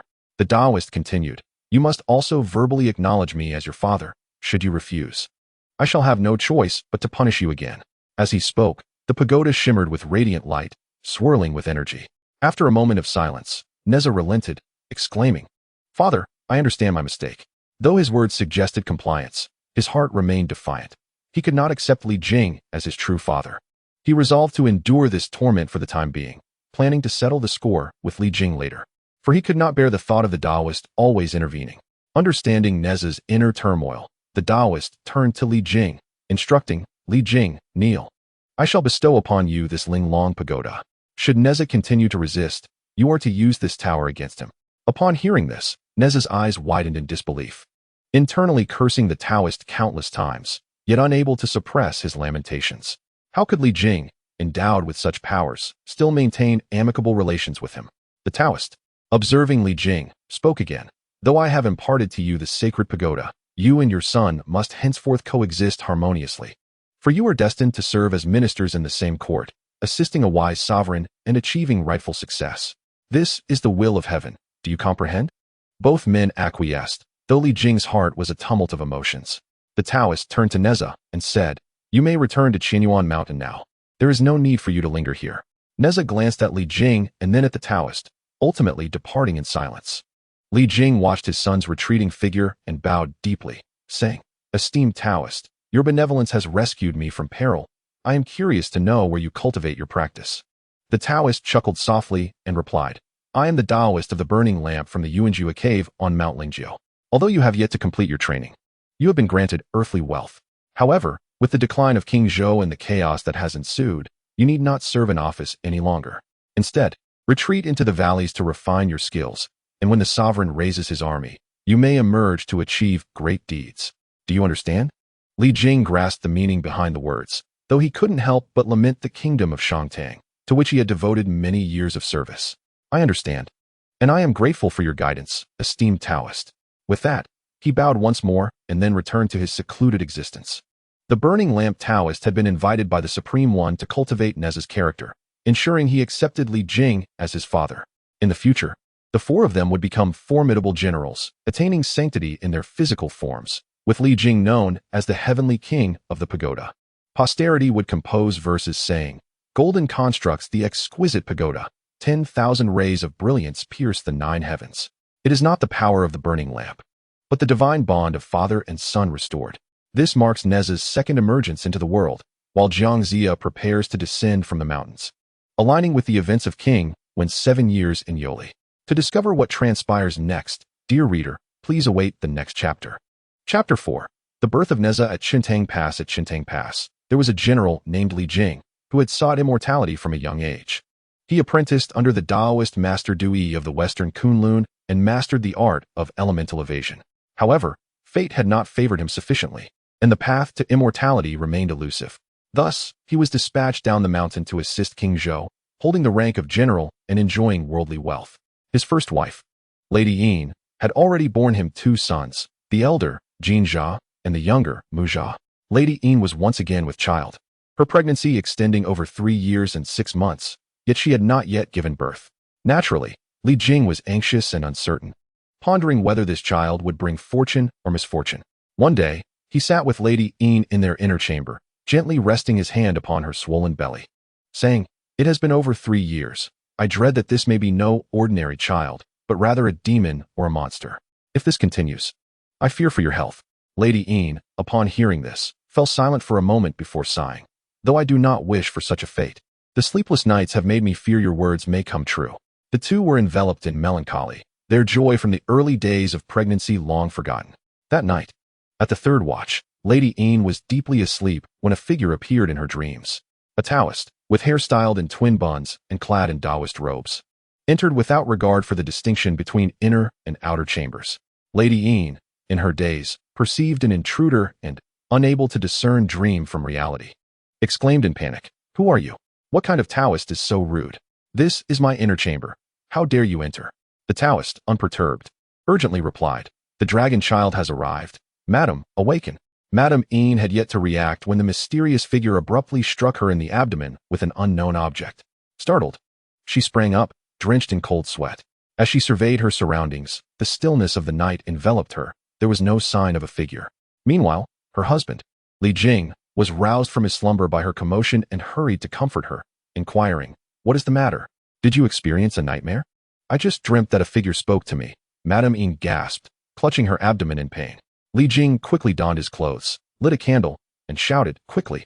Someone come! My wife is in distress." Upon hearing his call, the servants rushed forth, illuminating the estate as the midwife, who had been with the Li family for 2 years, finally came into action. The maids filed in one after another as Madam Yin's agony intensified. Li Jing was relegated to the doorway, mumbling to himself, "It is time for the birth. The outcome remains uncertain, but dreaming of a figure should bode well." Inside the chamber, chaos reigned as Madam Yin labored for an extended period without any sign of delivery, causing great anxiety among the attendants.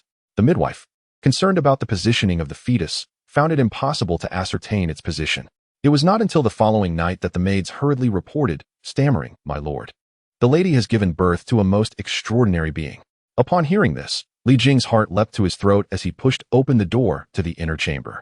There, he beheld a room shrouded in a crimson mist, fragrant and devoid of any foul odor. At the center of the red haze lay a spherical object, perfectly round. What manner of creature is this? Li Jing pondered, observing the trembling maids, and he instinctively took a step back. Yet, he swiftly drew the treasured sword hanging at the gate, regaining his composure, and struck down upon the fleshy sphere.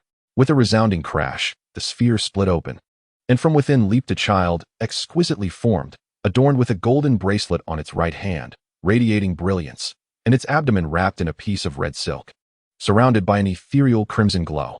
This was none other than the birth of the Ling Zhuzi, who would later serve as the herald for Jiangxia. Born in the vicinity of Chentang Pass, the golden bracelet was the Qianquan ring, while the red silk was the Huntian silk, both treasures of the Golden Light Cave on Mount Qianyuan. The child, bewildered and barefoot, began to run about the room, accompanied by faint laughter. Li Jing stared in astonishment. The child could run and jump immediately after birth. This was truly remarkable. He quickly stepped in front of the child and lifted it into his arms, whereupon the child gazed up at him with innocent joy. Li Jing's heart softened at once, pondering that perhaps this was no monster after all. He cradled the child and handed it to the exhausted yet lucid Madame Yin, who, upon seeing such a delightful offspring, exchanged a determined glance with her husband.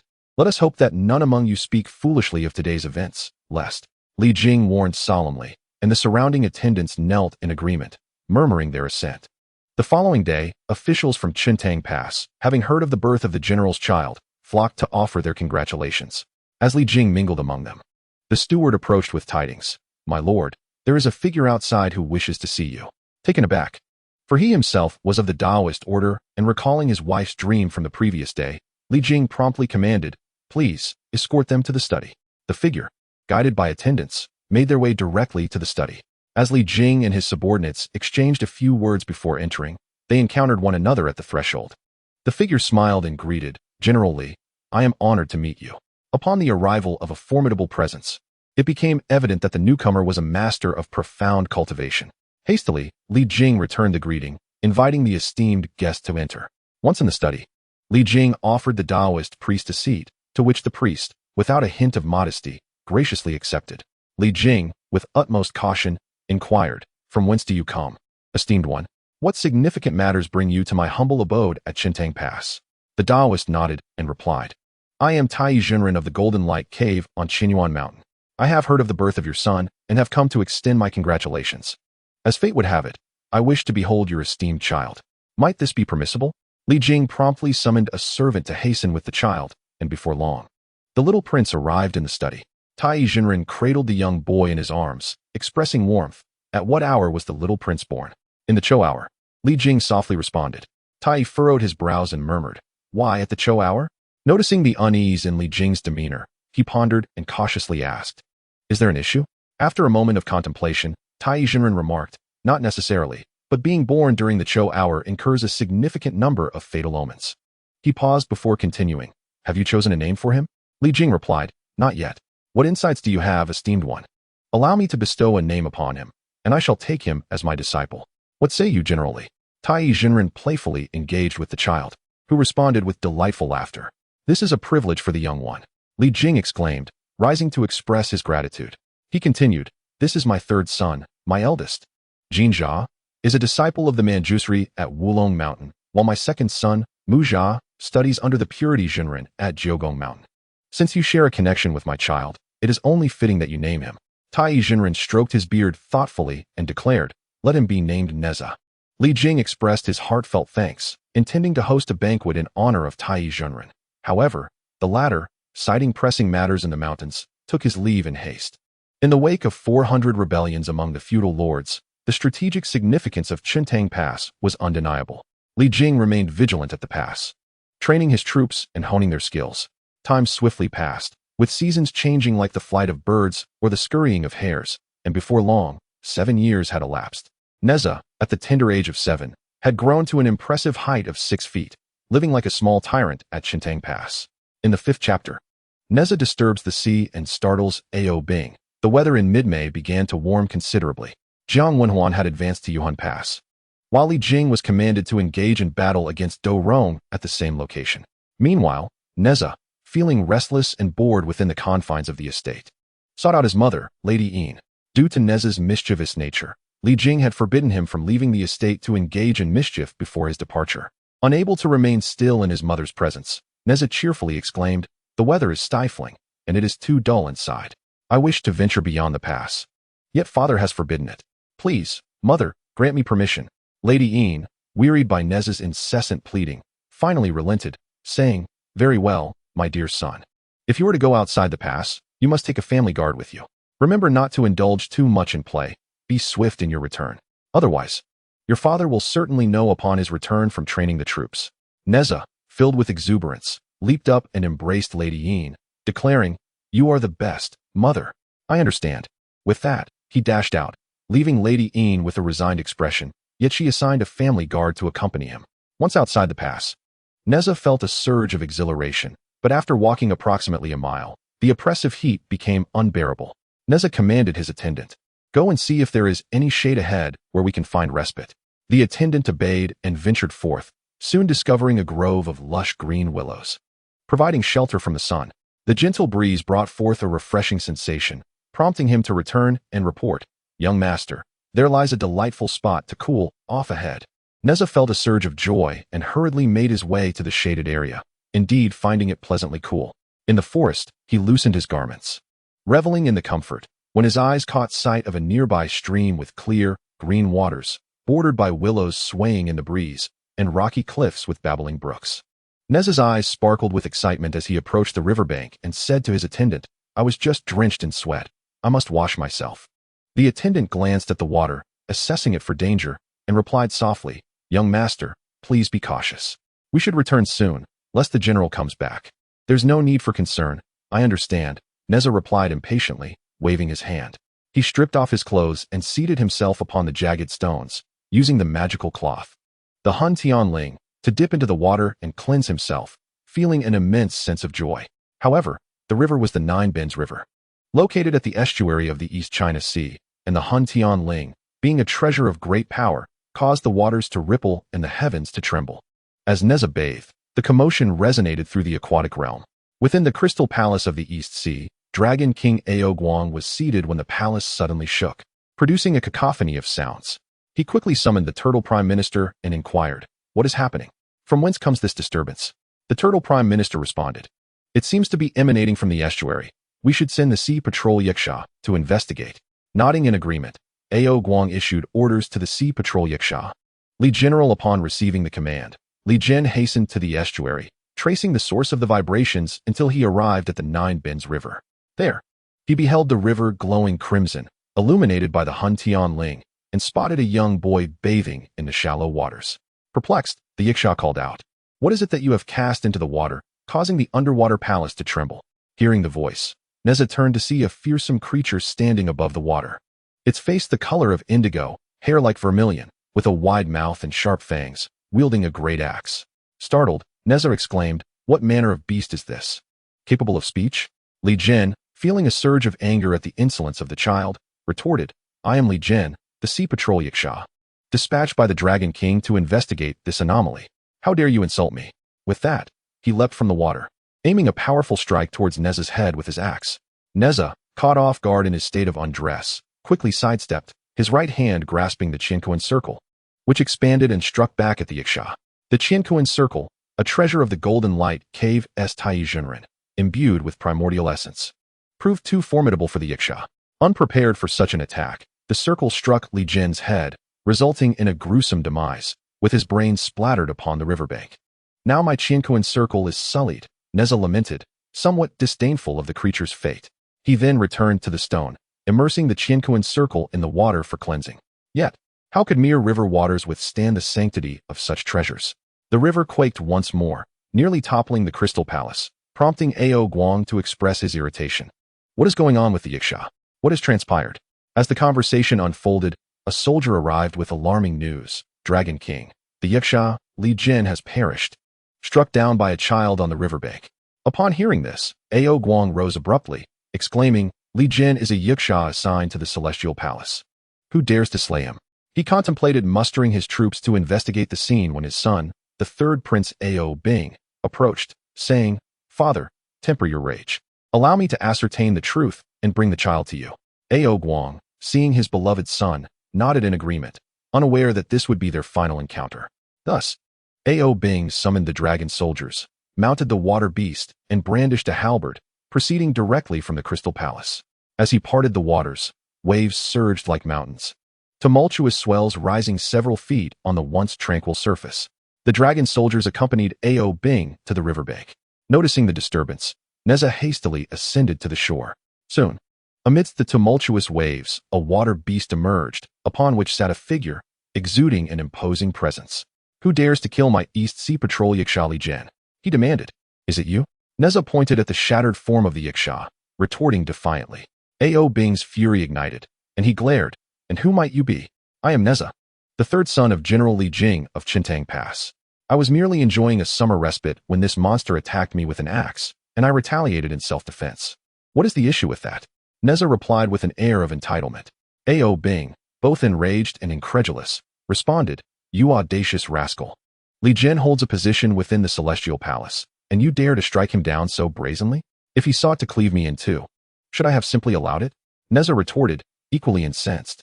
In a flash, Ao Bing thrust his halberd towards Nezha, who deftly dodged, countering, "What business is it of yours? I am Ao Bing, the third prince of the East Sea Dragon King. You have slain my patrol Yiksha, and thus you shall answer for your crime." Another thrust from Ao Bing ignited Nezha's ire. "Not only you, but even the Dragon King himself would face my wrath should he provoke me." Nezha brandished the universal silk, unfurling it in the air like a blazing orb. "Enough. Your insolence enrages me. Prepare to meet your demise." Ao Bing, incensed by Nezha's blatant disrespect, unleashed his fury. In the ensuing clash, the universal silk ensnared Ao Bing's water beast, while Nezha circled behind him, placing a foot on his neck and striking down with the universal ring, shattering Ao Bing's form, revealing his true dragon essence. After a brief struggle, Ao Bing lay still, devoid of life. Nezha observed the small dragon's original form and chuckled. Now that the dragon's true nature is revealed, I shall extract his sinews to craft a belt for my father." As he spoke, he commenced the gruesome task of pulling out the dragon's sinews. The household guards, paralyzed with shock at their master's actions, could only stare blankly. Meanwhile, the dragon soldiers, witnessing Ao Bing's demise and the subsequent desecration, scattered in terror. "Let us return, for today has been most gratifying," Nezha declared with a hint of glee, kicking the nearby corpse and conversing with his followers. The two returned to the inner realm, yet the family members remained utterly terrified, their spirits shaken and bodies weak. Having endured a journey that took twice as long as expected, Nezha cast a disdainful glance at him before entering the Li residence. Just as Nezha stepped inside, Li Jing returned from his training. Attendants hurriedly approached to remove his armor and cleanse him, but Li Jing was in a somber mood, seated in the rear hall, lost in thought. The current state of the realm was bleak, and the suffering of the innocent weighed heavily upon him. Meanwhile, in the East Sea, the fleeing dragon soldiers rushed to inform Ao Guang, reporting that Nezha had slain the third prince, Ao Bing, and even extracted his tendons. Ao Guang was taken aback, exclaiming, "My son, Ao Bing, is a rightful deity who brings forth rain and nurtures all life. How could he have been killed?" He paced back and forth in the dragon palace, gritting his teeth. "Li Jing, we once shared a bond when you studied the Tao in the West Kunlun. Yet now, your son has taken my son's life. This anguish is unbearable." The more he pondered, the angrier he became, wishing to rend Nezha to pieces. Transforming into a masculine form, he swiftly flew to the entrance of the Li residence in Chentang Pass. He entered the main hall, where he happened to encounter Li Jing. Ao Guang, having changed his appearance, went unrecognized by Li Jing, who was about to rebuke the intruder when he heard a familiar voice. "Li Jing, what a fine son you have." Ao Guang's face was filled with rage. Li Jing was momentarily taken aback, but soon recognized him, cupping his hands in greeting. "Ah, brother Ao. It has been many years since we last met. It is indeed a pleasure to see you again. What brings you here?" "My son has been killed by your son." Ao Guang's eyes were wide with fury, each word enunciated with intensity. Li Jing was somewhat perplexed, but merely smiled. "Could it be that you are mistaken? I have 3 sons, Jinjia, Mujia, and Nezha, all of whom study under esteemed masters on various mountains. Though they may not be paragons of virtue, they are certainly not malevolent individuals. Your son was bathing in the Jiuwan River today. I know not what sorcery he employed, but it nearly overturned my crystal palace. Not to mention the creatures in the water. I sent a Yiksha to investigate, only for him to be slain by your son. My son, Ao Bing, went as well, and he too was killed, with his tendons extracted." At this point, Ao Guang's heart ached with bitterness, pointing an accusing finger at Li Jing, his fury palpable. Li Jing hurried to soothe him. "My eldest and second sons are currently away on the mountain and have not returned home. My youngest is merely 7 years old. Due to his mischievous nature, I have ordered him to stay indoors. How could he possibly commit such an act?" Ao Guang clutched his chest, declaring, "It must be your third son, Nezha. There is no mistake." Li Jing furrowed his brow, replying helplessly, "Brother, please do not be hasty. I shall summon Nezha to verify." With that, Li Jing retreated to the rear hall, just in time to encounter Lady Yin. "Why do you appear so troubled?" Lady Yin inquired curiously. "An old acquaintance, the Dragon King Ao Guang, is in the front hall, seeking retribution. He claims that our Nezha has killed his third prince. We have no choice but to let Nezha confront him," Li Jing explained, pinching his brow in frustration. Lady Yin fell silent, pondering to herself, "Indeed, Nezha has been out for half the day. How could he have committed such a grave deed?" She assumed Nezha must be in the rear garden. Li Jing nodded and proceeded to call for Nezha, but after a considerable time, no sign of him appeared. He then made his way to Nezha's residence, Haiding Pavilion, where the door was firmly shut. Li Jing knocked and called out, "Son, it is I." Upon hearing the arrival of Li Jing, Nezha hastily opened the door to admit him. As soon as Li Jing stepped inside, he was struck by an unusual aura that filled the room, causing a sense of foreboding to settle in his heart. Trembling, he inquired, "What brings you here?" "Today, I implored my mother to allow me to venture out for a while. Upon reaching the Ninebei River, the sweltering heat compelled me to take a dip. However, to my astonishment, a monstrous creature suddenly emerged, brandishing an axe and attempting to strike me down. I managed to defeat it with a single blow. Subsequently, another being, the third prince Ao Bing, confronted me with scornful words and attempted to pierce me with a halberd. But I bound him with the universal silk and vanquished him as well." Believing that Li Jing had come to reprimand him for his escapade, Nezha sought to placate his father, adding, "I thought the dragon tendons were of the utmost quality and strength, so I extracted some to fashion a belt for you." Li Jing stared blankly at the dragon tendons laid upon the table, his scalp tingling with dread, and for a long moment. He was rendered speechless as he pointed at Nezha. "Father, I simply felt stifled and wished to enjoy a bit of freedom," Nezha responded, a hint of grievance in his voice. "Oh, calamity! You have brought upon us a grave disaster." Li Jing lamented as he paced back and forth within the confines of the room, uncertain of how to proceed. "Many years ago, I forged a brotherly bond with the Dragon King Ao Guang. The being you have slain was a celestial deity, and now Ao Guang has come to demand retribution." "What?" Nezha, still young and unable to grasp the full weight of his actions, replied, "Do not worry, father. I will return to him and return the dragon tendons." They both made their way back to the main hall, where Nezha approached with a respectful bow, addressing the Dragon King, "Uncle, I was unaware of the circumstances and acted in haste. I now return the dragon tendons and humbly beseech your forgiveness." Upon seeing the tendons of his beloved son, Ao Guang struggled to restrain his fury, yet could not help but unleash a torrent of reproaches. "Li Jing, you have birthed such a wicked child, who only moments ago denied his guilt, and now he confesses. Moreover, my son is a celestial deity. The Yiksha Li Jin, appointed by imperial decree, cannot simply be slain without cause. Tomorrow, I shall petition the Jade Emperor to bring down punishment upon you." With that, he took flight, leaving no room for further discourse. Li Jing, overwhelmed with despair, pounded his chest and wept, glaring at Nezha. "You have stirred a calamity of monumental proportions."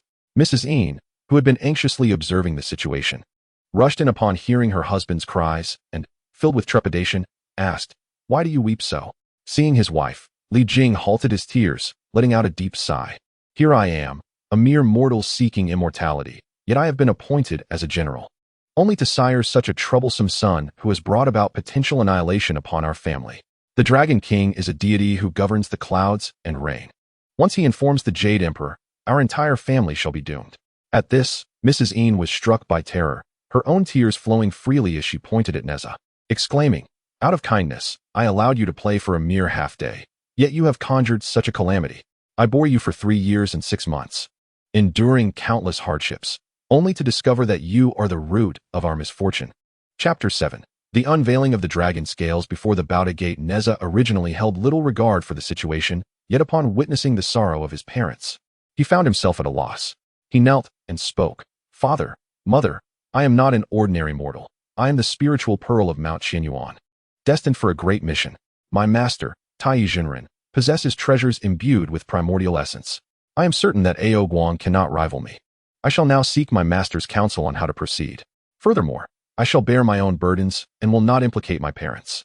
Having spoken, Nezha exited the family residence, taking a handful of earth and scattering it into the air before vanishing from sight, utilizing the earth to traverse to Mount Qianyuan.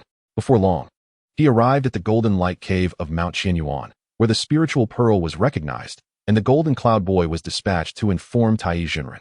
Taiyi Jinren instructed, "Let him enter." The Golden Cloud Boy then opened the cave door, guiding Nezha inside. Nezha approached the bayou bed, kneeling and bowing, "Master." Taiyi Jinren scrutinized him for a moment before inquiring, "Why are you not at Chentang Pass? Have you come to seek me for some urgent matter?" Nezha, feeling awkward, scratched his head and replied, "Master, I have resided at Chentang Pass for 7 years. Yesterday, while bathing in the Jiuwan River, I unexpectedly encountered the Yiksha and the third Prince Ao Bing. They spoke harshly and attacked me first. In a fit of anger, I ended their lives, though they were indeed not easy to deal with. Now, the Dragon King Ao Guang intends to report to the Heavenly Court, and my parents are terrified of facing annihilation. I am also troubled and have come to seek your assistance." Taiyi Jinren contemplated the matter, calculating with his fingers. Although Nezha had unwittingly harmed Ao Bing, it was indeed a part of fate. Ao Guang would certainly report to the Heavenly Court, which could not disregard the incident. "Nezha, come here and loosen your garments." Taiyi beckoned, signaling him to approach. Nezha complied, and Taiyi Jinren inscribed a talisman upon Nezha's chest, then whispered into his ear, prompting Nezha to nod vigorously. "Go, and upon your return to Chentang Pass, reassure your parents. With your master here, they shall not be implicated." Taiyi Jinren smiled gently. Nezha expressed his heartfelt gratitude and then departed from Mount Qianyuan. Taiyi Jinren instructed Nezha to proceed to the Bouda Gate of the Heavenly Palace. This marked Nezha's first ascent to the celestial realm, where the Heavenly Palace starkly contrasted with the mortal world. Ethereal purple mists and crimson clouds enveloped the azure sky, revealing, upon his initial entry into the upper realm, the sight of heaven unfolded before him, with myriad golden rays exuding hues of red and auspicious vapors emanating in shades of purple. Before him stood the southern heavenly gate, crafted from deep-hued glass, adorned with a resplendent treasure cauldron. Flanking it were 4 grand pillars, entwined with the red-bearded dragon of cloud and mist. At the center lay 2 jade bridges, upon which stood the colorful feathered, crimson-crowned phoenix soaring gracefully. Brilliant hues illuminated the celestial expanse, while the misty azure veiled the sun. There were 33 celestial palaces: Iyun Palace, Kuncha Palace, Zhixiao Palace, Sun Palace, Moon Palace, and Huel Palace, each crowned with golden mythical creatures, alongside 72 treasure halls, such as the Morning Assembly Hall, Lingshu Hall, Baoguang Hall, Jushin Hall, and Chuanzhao Hall, each supported by columns of jade qilin. The Star of Longevity platform, Star of Wealth platform, and Star of Fortune platform were adorned with rare blossoms that had flourished for millennia. Alchemical furnaces and bagua stoves, alongside water and fire furnaces, contained perennial embroidered herbs. The Hall of Pilgrimage was draped in scarlet gauze, radiating golden brilliance. Beneath the steps of the Crimson Court lay a magnificent hibiscus crown, resplendent in gold and azure. In the majestic Lingxiao Palace, adorned with golden nails and jade doors, before the Hall of Accumulated Saints, colorful phoenixes dance at the vermilion gates.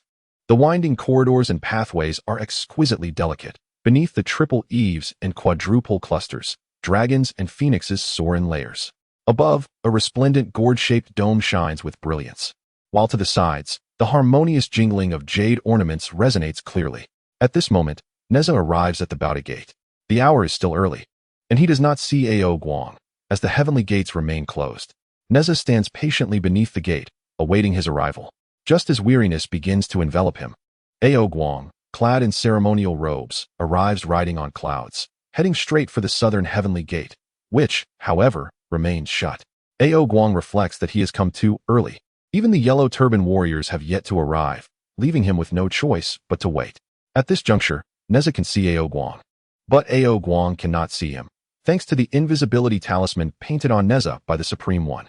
Upon witnessing Ao Guang's entrance into the heavenly court, Nezha cannot suppress a cold sneer of hostility. He raises his Qinquan circle and strikes Ao Guang's back with a forceful blow, causing him to stumble and fall to the ground, dizzy and disoriented. Nezha steps forward, pressing down on his back, leaving Ao Guang in pain, forcing him to turn his head. At that moment, the invisibility talisman dissipates, and upon recognizing Nezha, Ao Guang's fury ignites, yet he finds himself immobilized. "You audacious little scoundrel! You killed the night demon and my son. What vendetta do you hold against them? This is an unforgivable crime. And now you dare to assault a celestial deity before the Baoda Gate? You challenge the heavens. Even tearing you to shreds would not suffice to atone for your sins." Ao Guang's curses echo fiercely, unwavering in their intensity. Nezha, incensed by the insults, longs to retaliate with lethal force, but recalls the Supreme One's instructions, compelling him to hold his ground. "Continue your tirade. Even if I were to slay you, it would bear no consequence. I am the reincarnation of the Lingzhu, a disciple of the Supreme One of Jinyang Cave on Mount Qianyuan, ordained by the Edict of the Jade Void Palace. Reborn as the son of the Li family in Chentang Pass. The fall of the Shang dynasty is imminent, and the Zhou dynasty shall soon rise. Jiang Zia will descend from the mountain shortly. I am the harbinger of the campaign against Zhou." Nezha scoffs, continuing, while bathing in the Ninebend River. "Your men assaulted me with axes and spears. Had it not been for my prowess, I would have perished long ago. In my fury, I retaliated and struck them down. Yet you dare to report this to the Jade Emperor. How despicable. My master has said that even if I were to kill you, it would matter not." Infuriated, Ao Guang retorts, "Very well, you fight well, indeed. It is you I intend to confront." Nezha clenches his fists and unleashes a flurry of punches, delivering over 20 blows. Despite Ao Guang's cultivation, he cries out in pain under Nezha's divine strength. It is said that dragons fear having their scales revealed, and mere strikes are insufficient. Nezha, cunningly devising his plan, pulls down half of Ao Guang's garments, exposing the scales beneath his left rib. With a firm grasp, Nezha tears away 4 or 5 dozen scales, causing blood to flow profusely and pain to pierce deep into Ao Guang's bones. At last, unable to endure the torment, Ao Guang cries out, "Spare my life." Nezha pauses and replies, "If you wish for mercy, swear not to report me, and accompany me back to Chentang Pass. Should you refuse, I shall strike you down with the Qinquan circle." Ao Guang, faced with this predicament, reluctantly agrees. Very well, I shall follow you back. Upon hearing this, Nezha slowly lifts his foot, preparing to release him. Chapter 8. A single arrow pierces the azure sky. Ao Guang felt an immediate relief from the pressure, gasping for breath. With unbearable pain in his left side as he struggled to rise. Just as he contemplated leaving, he heard Nezha's voice. It is said that dragons can transform. In their grandest form, they can support heaven and earth, and in their smallest, they can conceal themselves within a mustard seed. Transform into a small snake now, and I shall escort you home. Despite his seething resentment, Ao Guang had no choice but to morph into a diminutive green serpent. Nezha examined him closely before placing him into his sleeve and turning away from the Bouda Gate, heading towards Chentang Pass. In an instant, they arrived at the Li residence, where Li Jing and Madame Yin sat in the study, their brows furrowed and faces etched with worry. Upon entering, Nezha quickly approached to offer his apologies. Where have you been? Li Jing inquired sternly. Nezha replied, I ventured to the South Heavenly Gate to bring back Uncle Ao Guang, who will no longer file a report. At this, Li Jing slammed his hand on the table in indignation, exclaiming, You deceitful little rascal. What right do you have to go to the heavenly realm? Nezha tilted his head, perplexed by his father's anger, and insisted, I am not lying. Uncle Ao Guang can attest to my words. He came with me. As he spoke, Nezha produced the green serpent from his sleeve, and a gust of fresh wind swept through the room as the serpent transformed into Ao Guang. Li Jing, astonished, rose to question, Brother, why have you turned into a small green snake? With a mocking smile, Ao Guang recounted the entire sequence of events, revealing his injuries beneath his clothing, where blood continued to flow. Li Jing, you have borne such a wicked son. I shall summon the dragon kings of the four seas to the Lingshao Palace to seek justice and discern the truth. Having said this, he disregarded Nezha and disappeared in his transformation. Li Jing, infuriated, stamped his foot and pointed at Nezha, exclaiming, You. This matter has escalated beyond measure. How dare you? Nezha, harboring resentment that Ao Guang's word meant nothing, approached his father to offer reassurance, kneeling as he spoke. Father, mother, do not worry. I have a mission to fulfill, sent by the decree of the Yushu Palace to uphold righteousness. Even if the dragon kings of the four seas gather, it shall not pose a problem. Whatever may arise shall not implicate you. Li Jing, having once practiced the mystical arts, sensed the underlying complexities. Observing Nezha's formidable abilities and his successful journey to the South Heavenly Gate, he surmised that there must be a significant reason behind it. Madame Yin, deeply concerned for her son, noticed Li Jing's growing ire towards Nezha and discreetly signaled, Nezha, you should promptly reflect in the courtyard. Nezha, taken aback, complied quickly and exited the study, proceeding to the backyard. However, under the sweltering heat, he felt irritable from the recent turmoil. He wandered aimlessly in the garden, finding little amusement, and ascended to the city tower of Chentang Pass to find some respite from the heat. From this elevated vantage point, one could behold the verdant scenery of the city, where willows swayed gently, and the hot wind swept through, causing passers-by to perspire profusely. Nezha gazed upward at the sky, where the blazing sun enveloped the earth like a fiery shroud. This was Nezha's first visit to the tower, and he was curious, eagerly exploring his surroundings. At the highest point within the tower, there lay a weapon rack, upon which rested a bow known as the Qiankuan bow, alongside 3 arrows called the Zhentian arrows. Contemplating the bow and arrows, Nezha thought to himself, if I am to conquer the world and become a harbinger of change, when better to practice archery than now? Contemplating deeply, Nezha seized the bow, its body faintly shimmering. He then retrieved an arrow, nocked it, and shot it toward the southwest. Instantly, the bow resonated with a continuous hum, encircled by a crimson glow and auspicious colors swirling around. This arrow was indeed a proclamation, casting lines along the river. From this moment forth, shall catch the essence of right and wrong. Unbeknownst to Nezha, the Qiankuan bow and the Zhentian arrow were divine artifacts guarding the Chentang Pass. Since the great victory of the Yellow Emperor over Qiyu, these bow and arrow had remained untouched, no one capable of wielding them. Today, an arrow shot by Nezha pierced the heavens, soaring 1,000 miles away.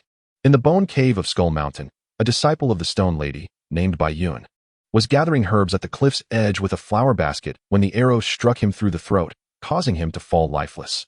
Soon after, another disciple, Kai Yun, discovered Bai Yun dead from the arrow's strike and hurried to inform their master, the Stone Lady. Master, a grave matter has arisen. My senior brother has been struck through the throat by an arrow and has perished. Upon hearing this, the Stone Lady swiftly exited the cave and approached the cliff's edge. only to find Bai Yun lifeless from the arrow's wound. How can this be? A mere arrow should not harm him. The stone lady examined the arrow closely and saw that the fletching bore the name of Li Jing, the commander of Chentang Pass. Realizing this was indeed the Zhen Tian arrow, she exclaimed, Li Jing, you have failed to attain the Tao. I allowed your master to send you down to the mortal realm to enjoy wealth and honor, yet you repay my kindness by killing my disciple. How can I ever quell the rage in my heart without avenging this wrong? Grinding her teeth, the stone lady commanded, Kai Yun, guard the cave well. I shall retrieve Li Jing. With that, she mounted her azure phoenix and soared towards Chentang Pass. The skies were ablaze with golden rays, and colorful mists swirled about. Indeed, the celestial beings possess boundless wonders, the azure phoenix arriving at this very pass. In an instant, she arrived, standing in midair, and solemnly called, Li Jing, come forth and meet me. Her voice resonated like a bell, echoing throughout the Li residence. Hearing this, Li Jing, unsure of which celestial being had arrived, hurried out and, upon seeing the stone lady, felt a sigh of relief. He bowed deeply, saying, Disciple Li Jing pays respects to my esteemed aunt. I was unaware of your arrival and regret not welcoming you properly. Please forgive my transgression. Forgive you? The stone lady scoffed coldly. You have committed a heinous act. She cast down the 8 trigrams cloud-light scarf, which contained treasures of the Can, Li, Zhen, and Dui, swiftly capturing Li Jing. Soon, she returned to the bone cave, dismounting her azure phoenix and seating herself on a meditation mat, while the yellow-turbaned strongman presented Li Jing, kneeling before her. Li Jing, you have failed to repay my kindness, and instead, you have slain my disciple Bai Yun. This is an unforgivable crime. Li Jing, utterly bewildered, protested, Mistress, I have remained at Chentang Pass. How could I have harmed senior brother Bai Yun? The stone lady coldly laughed twice. You still deny it? Kai Yun, bring forth the arrow. The Zhentian arrow was soon placed before Li Jing, who gasped in astonishment. This Qian Kuan Bao, Mistress, you are aware, is a relic left by the Yellow Emperor, a treasured artifact of Chentang Pass, and to this day, no one has been able to wield it. How could I, with my humble abilities, possibly draw the Qian Kuan Bao? The stone lady, momentarily blinded by rage, began to regain her composure, reflecting on the logic of the situation. If Li Jing could indeed wield the Qian Kuan Bao, he would not have been deprived of celestial fortune. Please allow me to return, Your Majesty, so that I may investigate this matter and provide you with an explanation, Li Jing implored earnestly, feeling that his recent fortunes had been extraordinarily unfortunate. After a moment of contemplation, Shiji coldly replied, Very well, you may return. However, if the truth remains undiscovered, the blame shall solely rest upon you. Li Jing departed from the Skull Cave and used Earth Escape to return to Chentang Pass. The events of the day had already spread, and Lady Yin was anxiously awaiting his safe return. What transpired?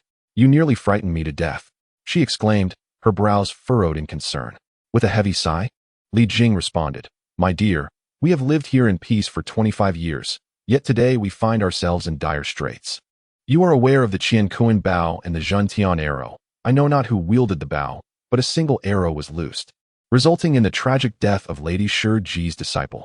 It is well known that the Zhentian arrow resides within Chentang Pass, and it was Lady Shiji who came to demand my life in retribution. Lady Yin's heart raced with anxiety as she pressed on, Surely, Lady Shiji is aware that no one can draw the Qian Kuan Bao. That is precisely why I was permitted to return, to uncover the truth. Should the details remain elusive, I fear we may not escape this calamity, Li Jing replied wearily, rubbing his temples. Suddenly, a thought struck him. Could it be that there exists someone in Chentang Pass capable of wielding the bao? Perhaps it is Nezha. Lady Yin skeptically responded, Surely not. He is merely 7 years of age. Pondering this, Li Jing instructed someone to summon Nezha, who soon arrived. Nezha, you claim to have a mission to assist a virtuous ruler. Why have you not practiced your archery? Li Jing inquired nonchalantly. Upon hearing this, Nezha excitedly replied, I was just thinking the same. Earlier, I spotted a bow atop the city tower, and, upon taking it up, I loosed an arrow that pierced the heavens, creating a wondrous purple mist. I cannot say where the arrow landed. Li Jing staggered back a few steps, clutching his chest, while Lady Yin's face flushed with anger. You ungrateful child. The matter of the third prince remains unresolved, and now you have stirred trouble anew. This is utterly infuriating. Li Jing scolded Nezha vehemently. Nezha, oblivious to the gravity of the situation, asked in confusion, What trouble have I caused? The bow and arrow are treasures left by Xian Yuan. You have shot and killed Lady Shiji's disciple, and she intends to hold me accountable for your actions. Yet, I am unaware of any wrongdoing on my part, which is why I have been allowed to return to ascertain the truth, Li Jing expressed, feeling utterly exhausted. Father, please calm your anger. Where is Lady Shiji practicing? How could I have shot her disciple without intention? Nezha protested, feeling unjustly accused. He had merely loosed an arrow towards the southwest. He had not aimed at anyone. After a prolonged silence, Li Jing finally said, Lady Shiji resides in the bone cave of Skull Mountain. Let us go and clarify this matter. Upon hearing this, Lady Yin could not contain herself. My dear husband. Her eyes were filled with a complex mixture of pleading and concern, yet she refrained from uttering further words. Very well. I shall accompany father. If I am not the one responsible, I will cause a great uproar upon my return, Nezha declared with a hint of defiance. With that, the father and son duo used Earth Escape to journey to Skull Mountain. Upon arriving at Skull Mountain, Li Jing instructed Nezha, You must wait here while I first present our case to the lady. Nezha, feigning composure, concealed a cold smirk within. How absurd to be wrongfully accused. I shall observe how she intends to deal with me. As Li Jing entered the cave, he bowed respectfully to Lady Shiji, saying, Mistress, I am ashamed. Lady Shiji, with a stern countenance, inquired, Then, who was responsible for the death of the boy of azure clouds? Alas, it was my third son Nezha. Though that rebellious child refuses to acknowledge it. After much contemplation, I deemed it unwise to defy you, mistress, and thus I brought him along. Awaiting your decree outside the cave, Li Jing replied with a nod of respect. With a narrowing gaze, Lady Shiji commanded the attendant, the boy of colorful clouds. Fetch him inside. After a brief wait, Nezha, glancing up at the inscription bone cave, found himself perplexed. Could this truly be the abode of legitimate practitioners? In the midst of his musings, a figure emerged from the cave, none other than colorful clouds. Nezha, however, surmised that an imminent battle loomed. This was the den of that individual, rendering a confrontation not in his favor. Resolute in his thoughts, he seized the cosmic circle and hurled it towards colorful clouds with ferocity. Caught unawares, colorful clouds could scarcely anticipate Nezha's audacity and was unable to defend himself. Struck by the circle around his neck, he fell to the ground with a cry of pain, teetering on the brink of peril. Hearing the commotion, Lady Shiji rushed outside to find colorful clouds writhing on the ground in agony, exclaiming, Master, save me. Infuriated, Lady Shiji barked, You wretched spawn. To commit violence within my sanctuary and harm my disciple is utterly intolerable. Nezha, observing Lady Shiji adorned with a golden crown resembling a fish tail and clad in a crimson 8-trigram robe, wielding the Taiyi sword, resolved to forego further discourse. He swung the cosmic circle towards her. As the Taiyi sword met the circle, Lady Shiji recognized it as a treasure from the Golden Light Cave. And upon scrutinizing Nezha, she frowned. So it is you. I presume you are acquainted with the Spirit Pearl. With a swift motion, Lady Shiji intercepted the cosmic circle with her hand, leaving Nezha dumbfounded. Never had anyone managed to catch his cosmic circle.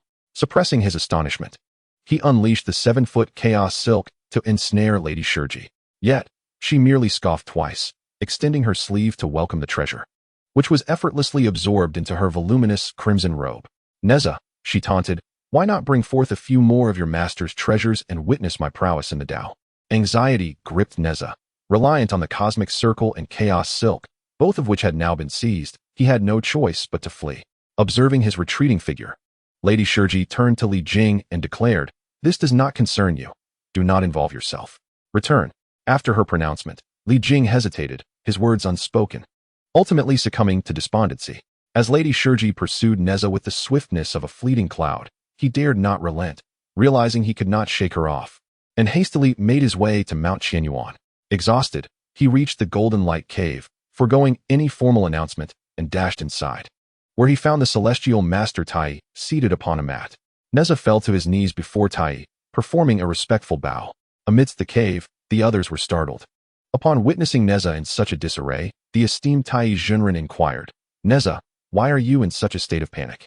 Nezha hastily knelt a couple of steps forward, expressing his plight. There is a goddess named Shiji who practices in the White Bone Cave.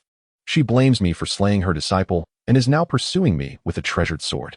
She has also taken away the Qianquan circle and the Hunyuan silk bestowed by my master. Master, please save me. Taiyi Junren was at a loss for words. With the third prince's troubles before him and now the wrath of Shiji's disciple, he lamented, Oh, my dear disciple, what mischief have you stirred? Very well. Proceed to the back garden while I assess the situation. Rising from his mat, Taiyi Junren slowly exited the Golden Light Cave, only to encounter the approaching Shurji. Her face was grim, and with sword in hand, she greeted Taiyi Junren at the cave's entrance with a respectful bow. "Greetings, Taoist brother. I am Shurji." Taiyi Junren returned the courtesy, but before he could utter a word, Shurji spoke. "Taoist brother, your disciple Nezha, emboldened by the teachings you imparted, has slain my disciple Biyun and injured Kaiyun. He has also used the Qiankuan circle and Hunyuan silk against me. I can no longer tolerate this affront. I implore you to summon Nezha to face me. Should you choose to protect him, I shall not relent. Nezha is indeed within my cave. I can hand him over. But you must first visit the Jade Void Palace and seek the consent of the primordial Heavenly Venerable. If he agrees, I shall no longer concern myself with Nezha." Taiyi replied, stroking his beard with a measured tone. "Do not use the Heavenly Venerable to intimidate me. Is it justifiable for you to condone your disciple's violent actions that led to my disciple's death?" Shurji retorted, her anger escalating. Taiyi explained, "Nezha was born under divine decree to assist the righteous sovereign. He is fated by heaven, not a mere reflection of my personal will." Such lofty rhetoric. Do you imply that I am inferior to you? Listen to my words. Shurji's heart simmered with indignation. "Shurji, you are of the, while I belong to the. For 1,500 years, we have not severed the three corpses, thus breaching the ban on killing. Hence, we descended into the mortal realm to fulfill our destinies through trials of battle. Now, with the world faced with calamity, the Zhou dynasty must rise. And within the Jade Void Palace, the three teachings convene to determine the divine ordinations. Thus, my disciples are born to assist the rightful sovereign. Nezha descends as a spiritual pearl to aid Jiangxia, fulfilling the decree of the primordial Heavenly Venerable. Even if he has harmed your disciple, it is merely the unfolding of fate. How can you claim to encompass all and yet aspire for ascension? You, unburdened and free from strife, should focus on your cultivation without inflicting harm upon your path," Taiyi earnestly advised. Shurji retorted, "The Tao is the same for all. How can there be distinctions of high and low?" Taiyi Junren shook his head. "Though the Tao shares a common principle, each path presents its own nuances. Allow me to elucidate." With a deep exhale, Shurji, wielding the Taiyi sword, launched an attack at Taiyi, who sidestepped and retreated swiftly into the golden light cave. Grasping his sword tightly, with a hidden object in his dark pouch, he gazed towards the foot of Kunlun Mountain, declaring, "Today, my disciple shall commence the slaughter." Having uttered this, he re-emerged at the cave entrance, sword pointed at Shurji, proclaiming, "Your roots are shallow, and your mastery is but modest. How dare you strike at me on my Qinyuan mountain?"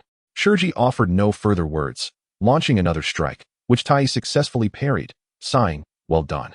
Stone Chi, a spirit formed from a stubborn rock, had absorbed the essence of heaven and earth, as well as the quintessence of the sun and moon, attaining enlightenment over several millennia.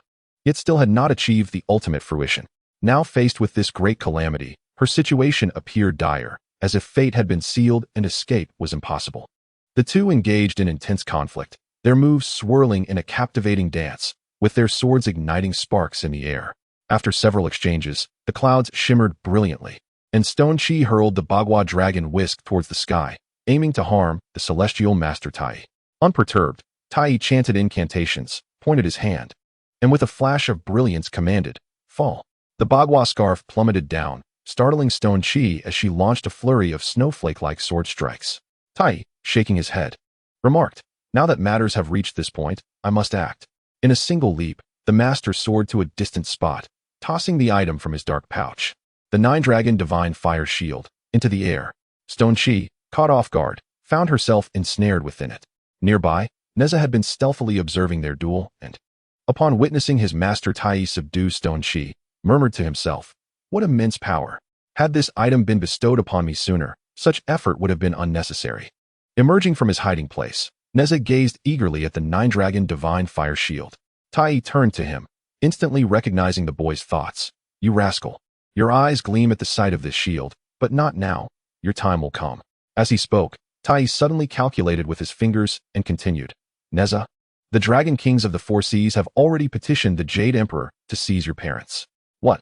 Nezha exclaimed in shock, then added, "It is my misdeed. How can I implicate my parents? I implore you, Master, have mercy and lend your hand to save them." After a moment of contemplation, Taiyi whispered a method to Nezha, who remained silent for a moment before responding, "I understand. Thank you, Master." With a respectful farewell, Nezha burrowed back to Chentang Pass. Inside the shield, Stone Chi was disoriented. Unable to discern any direction, employing every means to escape, but to no avail. With a clap of his hands, Taiyi ignited the fire within the shield, which blazed fiercely, unleashing 9 fiery dragons, the essence of true fire. A thunderclap resounded, followed by a wretched scream from Stone Chi as her true form was refined into a stubborn rock. This stone, born beyond the realms of heaven and earth and shaped by the elements of earth, water, fire, and wind, had given rise to a spirit. It was now her destined end, and it was time for Taiyi to enact his judgment. With a silent sigh, Taiyi collected the divine fire shield, the universe ring, and the misting silk before retreating to his cave abode. Meanwhile, Nezha hurriedly made his way back to Chentang Pass, only to find the Li residents surrounded. Upon seeing him, the crowd erupted. The third young master has returned. The third young master has returned. Li Jing and his wife, hearing the commotion, felt a complex mix of emotions, both anger and sorrow.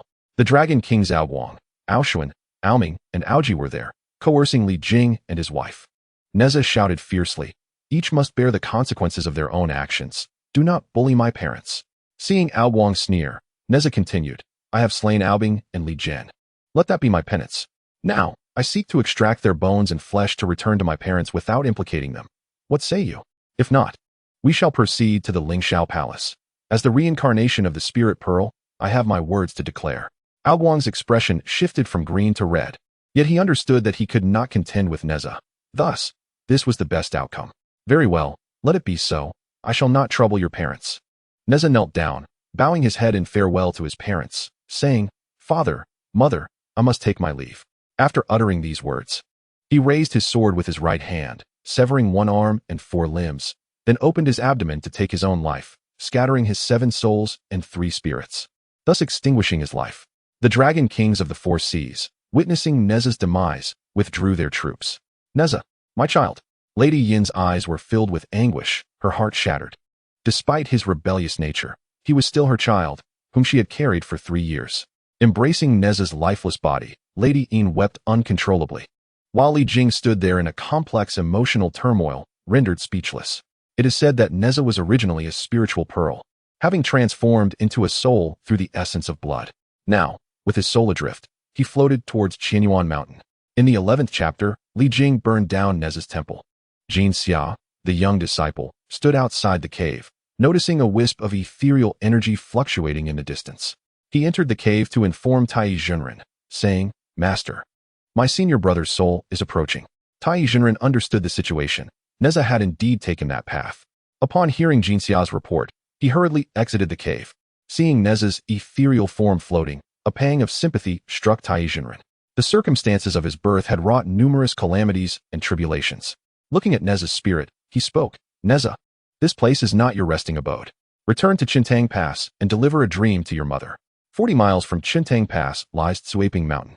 Instruct your mother to construct a palace for you at the mountain's summit.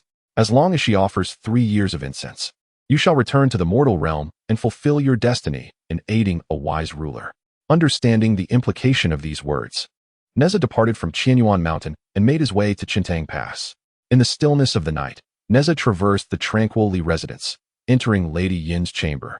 He gently entered her consciousness, whispering, "Mother, I am Nezha." Lady Yin, dazed, gazed at him, exclaiming, "My son." Nezha continued, "I have a request of you, mother. 40 miles from here, there exists Tsuaping Mountain. I beseech you, in light of my tragic demise, to build me a palace. After 3 years of incense offerings, I shall be reborn and will forever remember your compassion." Lady Yin, her heart in disarray, awakened, realizing it had merely been a dream, and tears streamed down her face at the thought of Nezha. Startled awake, Li Jing gently patted her shoulder, soothing her, and softly inquired, "What troubles you, my lady?" In Li Jing's embrace, Lady Yin recounted the dream. Li Jing's expression turned complex, tinged with anger. He retorted, "He has caused us much suffering, and you still weep for him. As the saying goes, dreams arise from the heart. Perhaps you miss him too much. Let it go, and rest now." With a sigh, Lady Yin tossed and turned, unable to find sleep. Nezha's spirit lingered in the Li residence, observing that Lady Yin remained unresponsive. For several days, he entered her dreams. Whenever she closed her eyes, she would see Nezha standing before her. Soon, 6 or 7 days passed, yet Lady Yin did nothing. Nezha, known for his impulsive disposition in life, remained tempestuous even in death. Time was precious, and the longer it took for his rebirth, the more delayed it would be. Nezha could not help but feel anger, and when he entered her dreams once more, he was not as gentle with Lady Yin. The child implored his mother for several days, yet she showed no compassion, declaring, "If you truly refuse to build me a palace, I shall disturb your household daily." Lady Yin was again startled awake, finally realizing this was not merely a dream. However, she dared not speak of it to Li Jing. Instead, she discreetly instructed her trusted aide to take silver to Scorching Mountain to commence construction of the palace. Simultaneously, a statue resembling Nezha was crafted, and within a month, the task was completed. Nezha exhaled a sigh of relief, his spirit attaching itself to the statue, and with the temple established, devotees began to flock for worship. Nezha manifested his presence on Scorching Mountain, and soon, tales of his miracles spread among the local populace. With countless requests for blessings, the temple's reputation soared. The palace was adorned with delicate powdery walls, crimson doors flanked with copper rings. Azure tiles crowned the 3-foot waters, and several cypress trees graced the double terraces. The divine kitchen boasted a golden throne, and dragon and phoenix banners fluttered with auspicious colors. Draperies hung, swallowing the half-moon, while fearsome spirits stood amidst the dust. The fragrant incense spiraled like a phoenix, as crowds of worshippers came to pay homage. Time passed swiftly, and half a year slipped away like an arrow. Li Jing, burdened by the rebellion of Duke Jiang Wenhuan of the East, found himself overwhelmed by victories at Yuhan Pass, leaving him to diligently train his troops at Wild Horse Ridge, guarding the pass with vigilance. One day, while returning from the campaign and passing Scorching Mountain, he noticed throngs of people bustling towards the summit, elderly and young alike. Curious, he inquired of his aide, "Why have I not seen such a multitude at Scorching Mountain before?" After a moment's hesitation, the aide replied, 6 months ago, a temple was erected here, and it has proven to be remarkably efficacious, drawing the people in droves. Oh, which deity is venerated there? Li Jing continued, intrigued. Nezha's palace. The aide answered quietly, casting a glance at Li Jing. Instantly, Li Jing grasped the situation, a cold smile forming on his lips. He issued orders to set up camp and declared, "I shall ascend the mountain to offer incense." The aide, unable to dissuade him, watched as Li Jing galloped up the mountain, hastening to follow. As they rode, the throngs parted, and upon reaching the temple, they came to an abrupt halt. Li Jing looked up to see a plaque hanging high, inscribed with the words Nezha's palace. His countenance darkened as he dismounted and entered the temple, where the statue of Nezha stood vividly lifelike, flanked by spirits of judgment. Observing the townsfolk kneeling in reverent worship, Li Jing's fury ignited. He pointed at the statue, exclaiming, "Beast, you tormented your parents in life, and now mock the common people in death. This is utterly despicable." With the 6-chin whip in hand, he struck the golden figure fiercely, shattering it into pieces, leaving the onlookers stunned into silence. Yet unsatisfied, he kicked down the statue of the spirit of judgment and commanded his deputy, "Send orders to burn this temple." The aide, sensing Li Jing's wrath, respectfully replied, "Commander." Yet, perceiving the gravity of Li Jing's expression, he refrained from further words, hastening to relay the command to set the fire. Li Jing paid him no heed and addressed the gathered populace. "This is not a deity at all. Henceforth, you shall not come to worship." The townsfolk, seeing their official's declaration, naturally placed their trust in Li Jing and began to descend the mountain in droves. Upon witnessing the blazing flames reach towards the heavens, Li Jing returned to Chentang Pass with his companions. After ensuring the safety of his men, he sought out Lady Yin, confounded by his sudden ire. Lady Yin was chastised by Li Jing, who exclaimed, "My dear wife, how much further must we allow Nezha to bring harm upon us? What? You have nearly forgotten the events of 6 months past. You constructed a palace for him, and that wretched being managed to incite the populace to offer incense, leading many to place their faith in that temple. Now that the power-hungry officials are in control, I, having no dealings with Fei Zhong or Yuhan, am at risk of being slandered in Chaoga, accused of falsely surrendering to a malevolent deity to deceive the masses. This could jeopardize the years of effort I have invested. I have already reduced that temple to ashes. Should you dare to rebuild it, I shall not spare you my wrath." Despite the years of affection shared between them, Li Jing's words were sharp and unyielding. Lady Yin fell into a profound silence, only able to sigh in response. When Li Jing set the palace ablaze, Nezha was not present. Upon his return, he found the palace utterly destroyed, reduced to mere charred earth, the smoke still lingering in the air. 2 ghostly judges drifted nearby, their expressions sorrowful. Nezha, filled with anger, demanded, "What has transpired here?" One of the ghostly judges replied, "It was General Li from Chentang Pass who suddenly ascended the mountain. shattering the golden statue, burning the palace, and dispersing the devotees. We were utterly powerless to intervene. Upon hearing this, Nezha felt a heavy weight upon his heart. I have severed all ties with him. My flesh and blood have been relinquished. Why must he pursue such ruthless annihilation, destroying my golden form? After enduring 6 months of incense offerings, my spirit has gained some form and strength, no longer as feeble as it once was. After a lengthy contemplation, Nezha resolved to visit Qianyuan Mountain to seek guidance from his master. With this determination, he soon arrived at the Golden Light Cave of Qianyuan Mountain. The Golden Glow Boy, upon seeing his senior brother, hurriedly led him to meet the great Master Taiyi. The master, who had been deep in meditation with eyes closed, inquired upon Nezha's arrival. Why are you here, instead of accumulating merit through incense offerings in the palace? Nezha knelt and replied, Master, Li Jing has gone too far. He shattered my golden form and set the palace ablaze. Now, I have nowhere to turn and can only seek your assistance. Great Master Taiyi frowned, recognizing Li Jing's fault. Since you have already relinquished your flesh and blood, what connection do you still have with him on Suaping Mountain? However, without the offerings, your body cannot be restored. Nezha could not help but feel aggrieved, pleading, Master, please save me. Zhang Zia is about to descend the mountain. This is the only way.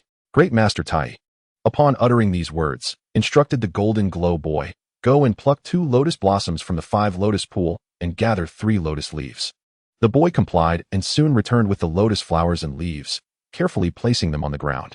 Great Master Taiyi then rose, removing the petals from the lotus flowers to arrange them into a formation representing the 3 realms. He fashioned the lotus stems into 300 joints, distributing the 3 lotus leaves to represent heaven, earth, and humanity. The master placed a golden elixir at the center and began to chant incantations.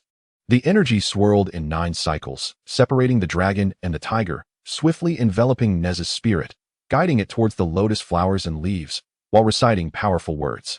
If you do not awaken now, when will you? With a firm gesture towards the center, he declared in a deep voice. A resounding noise was heard, and a figure arose, his visage akin to gold dust, lips resembling painted vermilion, and his eyes sparkling with brilliance. Standing at a height of 16 feet, this was none other than Nezha, transformed from the lotus. After a brief moment, Nezha acclimated to his form and bowed deeply before Master Taiyi, expressing his heartfelt gratitude. Master, your immense kindness shall forever be etched in my heart. Taiyi, though somewhat weakened, stroked his beard and nodded with a smile. This is indeed commendable. Yet it is a pity that Li Jing has destroyed your golden body. At these words, Nezha could not help but grit his teeth in anger. Master, this grievance is truly unbearable. Taiyi shook his head and said, come with me to the peach garden. Uncertain of the reason, Nezha obediently followed. Upon arrival, Master Taiyi bestowed upon him the fire spear, along with the secrets of its technique. He granted Nezha the wind and fire wheels and the mystical talisman secrets, and presented him with a leopard skin pouch. Inside, Nezha discovered the universe ring, the heavenly silk, and a piece of gold ingot. Thank you, Master. Taiyi nodded and advised. You should visit Chentang Pass, but do not take any lives. Nezha bowed once more, mounted the wind and fire wheels, and set forth towards Chentang Pass. With great fervor, Nezha arrived at Chentang Pass and stood before the Li residence, proclaiming loudly, Li Jing, come forth to meet me. The guards at the entrance, startled to see the 3rd young master Nezha, hurriedly reported to Li Jing, My lord, it is the 3rd young master outside, calling your name and demanding your presence. Li Jing hesitated, replying, Nonsense, how can a dead person be reborn? Just then, another guard rushed in, exclaiming, My lord, the 3rd young master says that if you do not come out, he will force his way in. Li Jing's expression soured. Such insolence was intolerable. Armed with his halberd and mounted on his steed, he exited the residence. There stood a figure, 16 feet tall, riding the wind and fire wheels, wielding the fire spear. Indeed, it was the 3rd young master Nezha, but he appeared markedly different from before. It truly is you, ungrateful wretch. You caused mischief in life, and now in death. You return to harass me. Li Jing reprimanded loudly. Nezha responded with a cold laugh. Li Jing, I have returned my flesh and bones to you. We are no longer connected. By what right did you destroy my golden body on Suaping Mountain and burn my palace, nearly thwarting my grand endeavor? Today, I shall avenge this grievance. With that, Nezha thrust the fire spear directly at Li Jing. Li Jing hastily raised his halberd to defend himself, but was forced to retreat. Maneuvering his steed in circles, Nezha, possessing immense strength, soon wore Li Jing down, leaving him drenched in sweat after only a few exchanges. Li Jing had no choice but to flee southeast on horseback, but Nezha relentlessly declared, Li Jing, you shall not escape today. I will not rest until you are slain. The wind and fire wheels were treasures, far surpassing any ordinary steed. In no time, Nezha caught up with Li Jing, who, in a state of panic, abandoned his horse and attempted to escape through earth evasion. With your earth evasion technique, do you think you can truly escape? Nezha scoffed, propelling himself forward with a swift kick, the sound of wind and fire echoing like thunder. Li Jing, filled with dread, realized that should he be caught, he would surely be impaled by Nezha's spear. Just as he found himself in a dire predicament, he suddenly heard a song approaching. Upon closer inspection, he saw a young Taoist boy, adorned with a silk cap and flowing robes, who was none other than Nezha, a disciple of the perfected person Puxian from the White Crane Cave on Jiugong Mountain. Upon witnessing Li Jing's disheveled flight, Nezha called out, Father, your son is here. Recognizing his second son, Nezha, Li Jing felt a modicum of solace and responded, My son. Before long, Nezha arrived, and upon seeing Li Jing conversing with a Taoist boy, he feigned another attack. Nezha intervened, saying, You possess great audacity. To slay one's father is the height of rebellion. Do not act so rashly. Return home at once, and I shall spare your life. Who are you to grant me mercy? What a jest! Nezha retorted with a cold scoff. It is not surprising that you do not recognize me. I am Nezha. Having dedicated himself to cultivation and not returning home, it was natural that Nezha would not know him. So, you are the second brother who practices in the White Crane Cave. Nezha's tone softened somewhat, for they were brothers and fellow disciples of the Chan sect. You are unaware of just how excessive Li Jing has been, he continued, recounting the events at Sweeping Mountain in detail. Nezha listened, taken aback, pondering within himself that their father need not be so harsh, though he could not reveal his thoughts outwardly. Is this truly my fault? Nezha's anger intensified as he reflected. Nezha shook his head, asserting, There are no parents without faults. You are too impulsive, third brother. I have already returned my flesh and blood to him, and now, reborn as a lotus, what parental bond remains to be spoken of? Nezha ceased his words and lunged again at Li Jing. A blade intercepted Nezha's strike, the weapon belonging to Nezha. Nezha, do not commit such an egregious act. The heavens will not tolerate it. Nezha implored. I have no enmity with you. Step aside. Nezha, filled with rage, still aimed to strike Li Jing. However, Nezha firmly blocked his path, preventing Nezha from approaching Li Jing. Fearing that Li Jing might escape, Nezha withdrew a gold brick from his pouch and hurled it towards Nezha's back. Unprepared, Nezha was struck and fell to the ground. In a swift turn, Nezha charged toward Li Jing, who could only flee in desperation. Even if I have to chase you to the ends of the earth, I shall claim your head to quench my wrath. Nezha's fury escalated, and had he not initially hesitated, he might have struck with more resolve. Li Jing, like a fish out of water, ran aimlessly for a considerable time, finally lamenting, Alas, what sins have I committed in my past life? My path to immortality remains unfulfilled, and now I am beset by such a foe. It seems my fate is sealed. Perhaps it would be better to end my life than to endure this child's humiliation. Just as he contemplated this, a voice rang out, General Li, do not act rashly. I, a humble Taoist, have arrived. The speaker was none other than the venerable Manjushri of the Five-Dragon Mountain, approaching with a whisk in hand. Recognizing him as the master of his eldest son, Jinjia, Li Jing hastily implored, Master, save my life. The venerable Manjushri nodded and replied, Enter my cave. I shall await Nezha here. Gratefully, Li Jing thanked him and entered the cloudy cave. Shortly thereafter, Nezha arrived, brimming with fury and brandishing his spear. Spotting a Taoist awaiting him, he observed the figure, hair coiled in double buns, draped in a robe of flowing water, exuding an ethereal presence, concealing profound mysteries within. This Taoist, have you seen anyone pass by here? Nezha inquired, bowing respectfully. The Grand Master of the vast law chuckled and said, Just now. General Li has entered my cloudy cave. Why do you pursue him? The young deity replied, I have unresolved grievances with him. I beseech you to allow him to emerge. If that cannot be, then you shall receive 3 strikes on my behalf. Nezha, sensing the Grand Master was likely to protect Li Jing, responded coldly, I am Nezha, disciple of the supreme true man of the Qianyuan Mountain, reincarnation of the Spirit Pearl. Do not underestimate me. The Grand Master shook his head, saying, I have never heard of a disciple named Nezha from the supreme true man. While you may cause havoc elsewhere, in my presence, you shall be punished for 3 years and be subjected to 200 blows. Such audacity! Ignorant of the gravity of the situation, Nezha thrust his fiery spear towards the Grand Master, who retreated, pulling Nezha into the cloudy cave, precisely as the Grand Master had intended. Upon Nezha's entrance, the Grand Master retrieved an object from his sleeve known as the escaping dragon stake, also referred to as the seven-treasure golden lotus, and cast it into the air. Suddenly, winds howled, clouds obscured the sky, and dust swirled around, rendering Nezha disoriented and unable to discern his surroundings. He found himself ensnared by golden rings around his neck and limbs, trapped upon a golden pillar, unable to move. When Nezha finally opened his eyes to clarity, the Grand Master commanded, "Jinja, bring me my cane." Jinja complied and stood by with the cane, to which the Grand Master instructed, "Strike him." Jinja obliged, began to strike Nezha repeatedly with the cane, a divine artifact that caused Nezha's true fire to erupt from all 7 orifices in excruciating pain, leaving him bewildered and unaware of Jinja's identity. "That will suffice," the Grand Master declared, observing that Nezha had received his lesson and instructed Jinja to cease.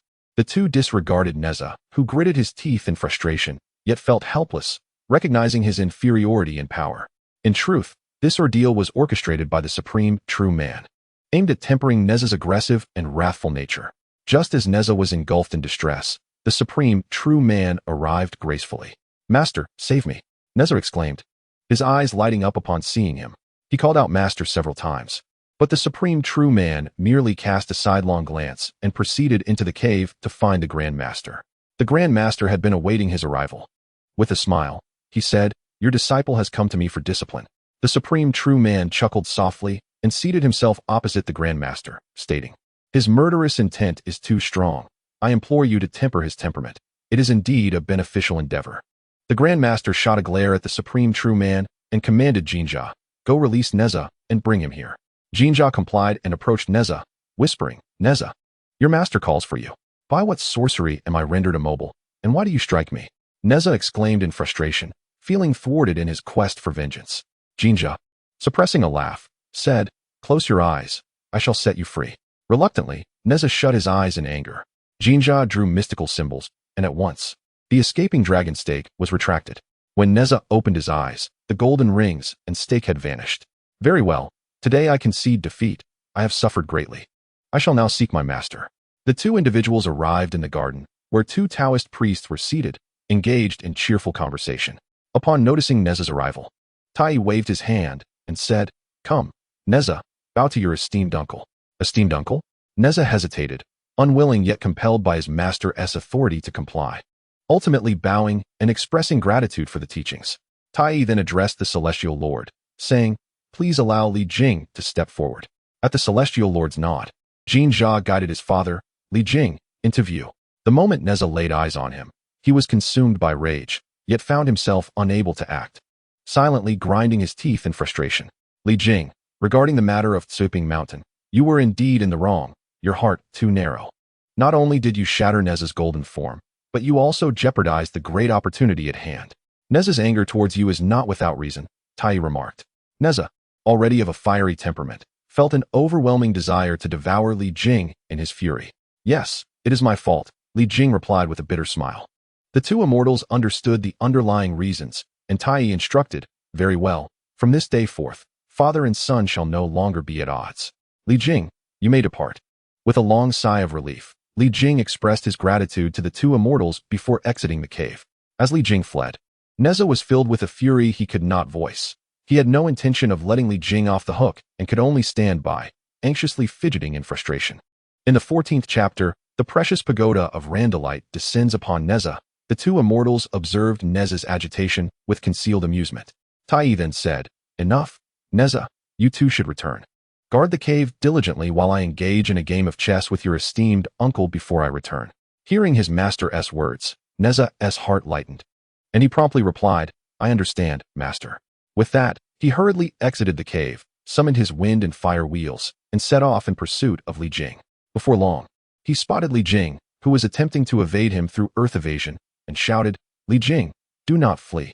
Realizing Nezha was armed once more, Li Jing lamented, "How have I spoken out of turn again? Why has Nezha been allowed to descend the mountain to pursue me?" Alas, yet he could only continue to evade. Li Jing was cornered by Nezha, finding himself with nowhere to turn, utterly at a loss. In this dire moment, he spotted a Taoist priest leaning against a pine tree atop a nearby hill and called out, "Are you Li Jing?" With the path twisting and turning, Li Jing felt a surge of hope as he replied, "Indeed, I am Li Jing, being pursued by Nezha. I implore you, master, to lend me your aid." The Taoist nodded, saying, "Step behind me." As Li Jing steadied himself, still catching his breath, Nezha approached the two. Upon seeing yet another Taoist, he furrowed his brow, pondering whether he would suffer yet another setback. "Who are you to protect Li Jing?" Nezha asked indignantly. The Taoist, with a kind demeanor, replied, "And why do you pursue him so relentlessly?" Nezha, reluctantly, recounted the events of Tsuaping Mountain and the recent happenings at Wulong Mountain. The Taoist nodded and said, "Since you have already resolved your conflict at Wulong Mountain, is it not a breach of trust to pursue him now? There is no need for such actions. Do not concern yourself with our affairs. The entangled grievances are beyond distinction." Nezha retorted, "Today, I shall certainly slay him to relieve my pent-up wrath." The Taoist shrugged and said, "If you are unwilling, then let us see you engage in a duel with him." Li Jing forced a wry smile and remarked, "Master, Nezha possesses boundless strength. I cannot possibly contend with him, or I would not find myself in such a predicament." The Taoist stood upright, approached Li Jing, and with a subtle motion of his left hand, seemed to direct a beam of light toward Li Jing's back, saying, "No matter, I am here. You may attempt it." Reluctantly, Li Jing grasped his halberd and engaged Nezha in combat. This time, the father and son clashed fiercely on the hillside for over 50 rounds, with Nezha unexpectedly finding himself drenched in sweat from Li Jing's relentless onslaught. Doubt began to creep into Nezha's mind. Just moments ago, that Taoist had struck him. If Li Jing had initially been unable to defeat me, there must be a reason behind his newfound prowess. I cannot allow this to continue. I must first eliminate that Taoist. As Nezha contemplated this, he leapt away from their duel and thrust his spear toward the observing Taoist. The Taoist opened his mouth, releasing a white lotus that intercepted the fiery spear, and then addressed Li Jing, saying, "Li Jing, cease your assault." Li Jing hurriedly moved to assist the Taoist in disarming the spear, at which point the Taoist turned to Nezha and inquired, "Why do you suddenly strike at me while you and your father are locked in battle? It is quite unreasonable." Nezha huffed in reply, "Li Jing clearly cannot overcome me. You must have done something to empower him, so why can't I strike you?" The Taoist narrowed his eyes and sighed, "Indeed, your anger is palpable. Do not be so audacious, you misguided one." Hearing this, Nezha's fury surged anew, and he raised his spear once more to attack the Taoist. However, the Taoist produced a treasure from his sleeve and raised it aloft, enveloped in swirling clouds and violet mists. The artifact transformed and expanded, casting a protective shroud around Nezha. This treasure, known as the Linglong Pagoda, ignited as the Taoist clapped his hands upon it, unleashing flames that engulfed Nezha, who cried out for mercy. From outside the pagoda, the Taoist queried, "Nezha, do you acknowledge your father now?" Nezha gritted his teeth in silence, yet the searing flames were unbearable, prompting him to exclaim, "I acknowledge. I acknowledge." The Taoist chuckled, "Very well, since you acknowledge me, I shall spare you." With that, he retracted the pagoda, and upon seeing that his body bore no traces of the flames, it was as if the ordeal had never transpired, leaving Nezha perplexed.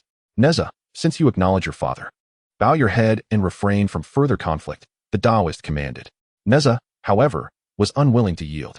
Observing the Taoist preparing to summon the pagoda once more, he could only grit his teeth and bow his head in reluctant submission, his countenance dark with displeasure. The Taoist continued, "You must also verbally acknowledge me as your father.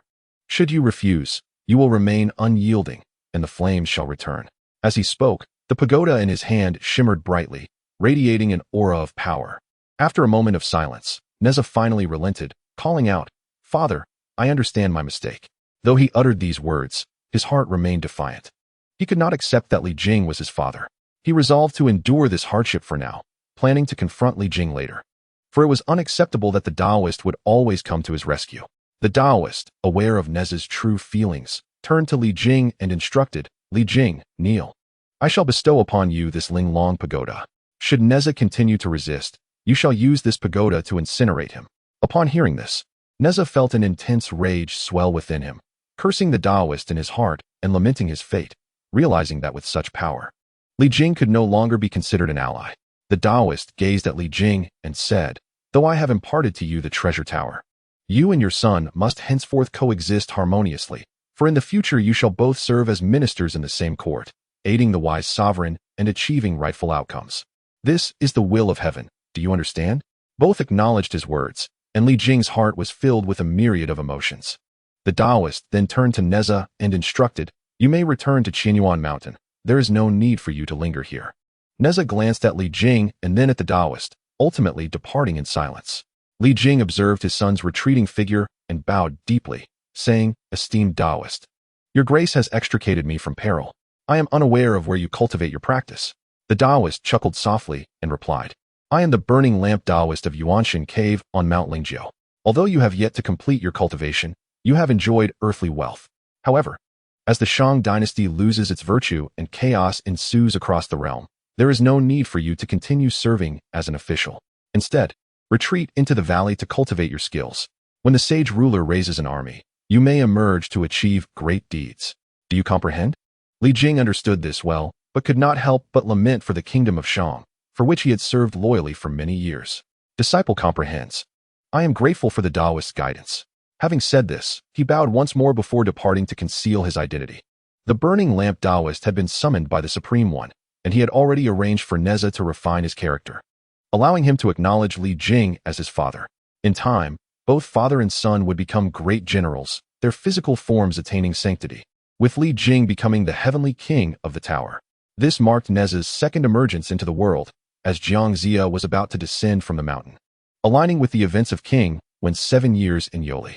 In the 15th chapter, Jiang Zia descends from Kunlun Mountain. A poem states, at this moment, Zia descends into the mortal realm, an elderly man, filled with complaints akin to a wild hermit. After many attempts to refine himself, he has become clumsy with age, and in his repeated forays into the world, he finds himself resentful, as the stream of Panchi has yet to enter the dream of the flying bear. How can the Wei River know of the auspicious forest? In the realm of men, the winds and clouds herald the rise of an empire. He celebrates his longevity at the age of 800. The primordial Supreme One, who presides over the teachings at the Jade Void Palace on Kunlun Mountain, had ceased to impart wisdom due to the transgressions of his 12 disciples in the mundane world, resulting in punishment upon them. Thus, he could only close the palace and refrain from teaching. By divine will, the Emperor of Heaven sought to have the 12 immortals submit to him, commanding them to serve the heavenly court. Consequently, the teachings of the way of severance, and the human realm intertwined, giving rise to 365 deities. The deities were further divided into 8 divisions, the upper 4 comprising thunder, fire, plague, and the Big Dipper, and the lower 4 consisting of the stars, the 3 mountains and 5 peaks, the movement of rain and clouds, and the gods of good and evil. At this juncture, the Shang dynasty was destined to fall, and the Zhou dynasty was destined to rise. As the immortals transgressed their oaths, the primordial Supreme One conferred titles upon the gods, and Jiang Zia was bestowed with the fortune of serving as a general and minister in the mortal realm. It was indeed the appointed time, for it is said that every 500 years a ruler shall emerge, accompanied by notable figures. One day, the primordial Supreme One, seated upon the 8 treasures cloud seat, commanded the White Crane Boy to summon Jiang Shang. The White Crane Boy complied and sought out Jiang Zia. "Master Uncle, the Supreme One requests your presence." After bowing, the White Crane Boy conveyed the Supreme One's decree. Jiang Zia hastened to the palace, where he paid his respects and said, "Disciple Jiang Shang bows before the master." The primordial Supreme One gestured for him to rise, and then inquired, "How many years have you spent on Kunlun?" Jiang Zia respectfully replied, 40 years. I ascended the mountain at the age of 32, and I am now 72. Your path to immortality is fraught with difficulty, yet you may enjoy earthly wealth. The time of the Shang dynasty is at an end. The Zhou dynasty shall rise. Descend the mountain to assist me in conferring titles upon the gods and supporting the wise ruler, so that your 40 years of cultivation shall not be in vain.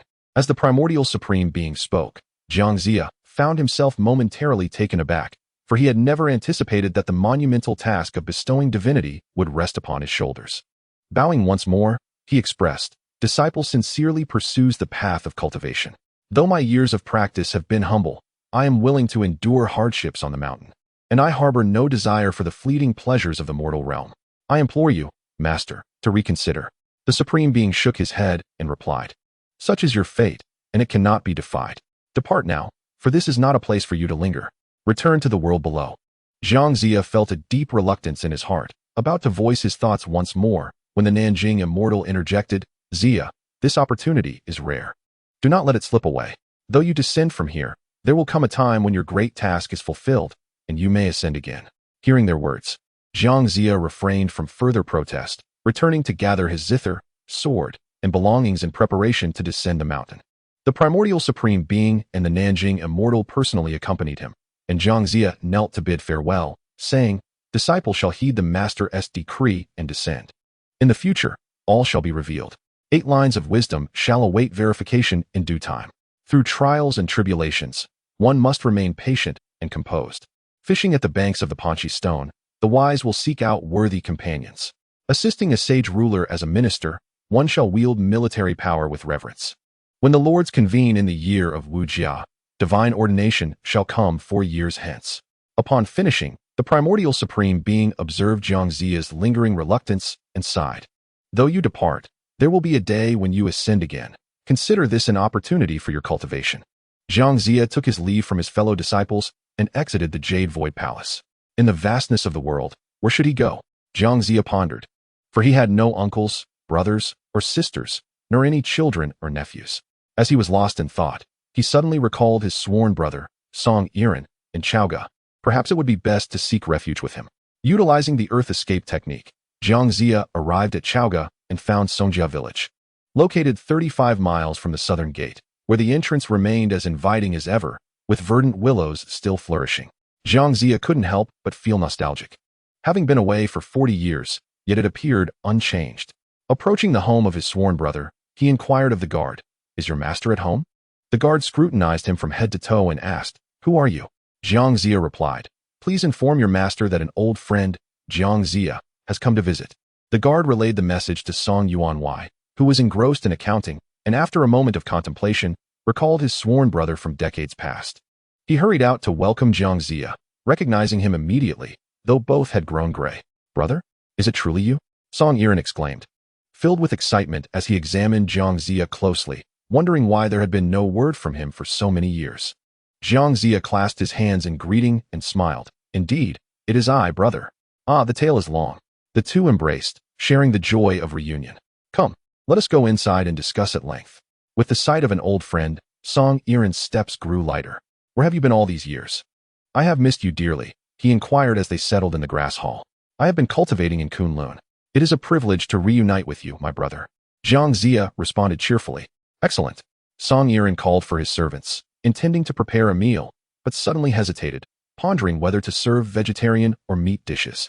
"I shall arrange a feast to welcome my dear brother and wash away the dust of travels. Since I have embraced the path of cultivation, vegetarian fare would be most appropriate," Jiangxia said with gratitude. Song Yiren instructed his servants to comply with his wishes, adding, "Wine is the exquisite essence of the jade pool, the celestial nectar of the grotto. Even immortals partake of it, so what harm could it do?" Jiangxia chuckled heartily and replied, "Brother, your guidance is duly noted. Today, let us indulge in a hearty drink." Indeed, the fraternal bond remained as vibrant as ever. "Pray tell, how many years have you spent atop Kunlun?" Song Yiren inquired, bursting into laughter. 40 years, Jiangxia responded, a tinge of melancholy creeping into his expression at the mention of Kunlun. In truth, he had no desire to descend the mountain. Yet the monumental task of bestowing divinity weighed heavily upon him, necessitating his diligence. "Oh, I presume you have acquired considerable knowledge during your time there?" Song Yiren asked curiously. "Fetching water, nurturing pines, planting trees, kindling fires, fanning the furnace, and refining elixirs. These are but the rudimentary practices," Jiangxia reflected, answering earnestly. Song Yiren frowned slightly and remarked, "Such tasks are fit for servants. Let us not dwell on them. Now that you have returned, you shall reside in my home. There is no need for you to pursue any further cultivation." Jiangxia felt no need to elaborate, grateful for the offer of shelter. "My dear brother, given our long-standing camaraderie and your advancing years, you ought to have a confidant by your side. Tomorrow, I shall arrange a marriage for you, a companion for your later days." Song Yiren stroked his beard, deep in thought.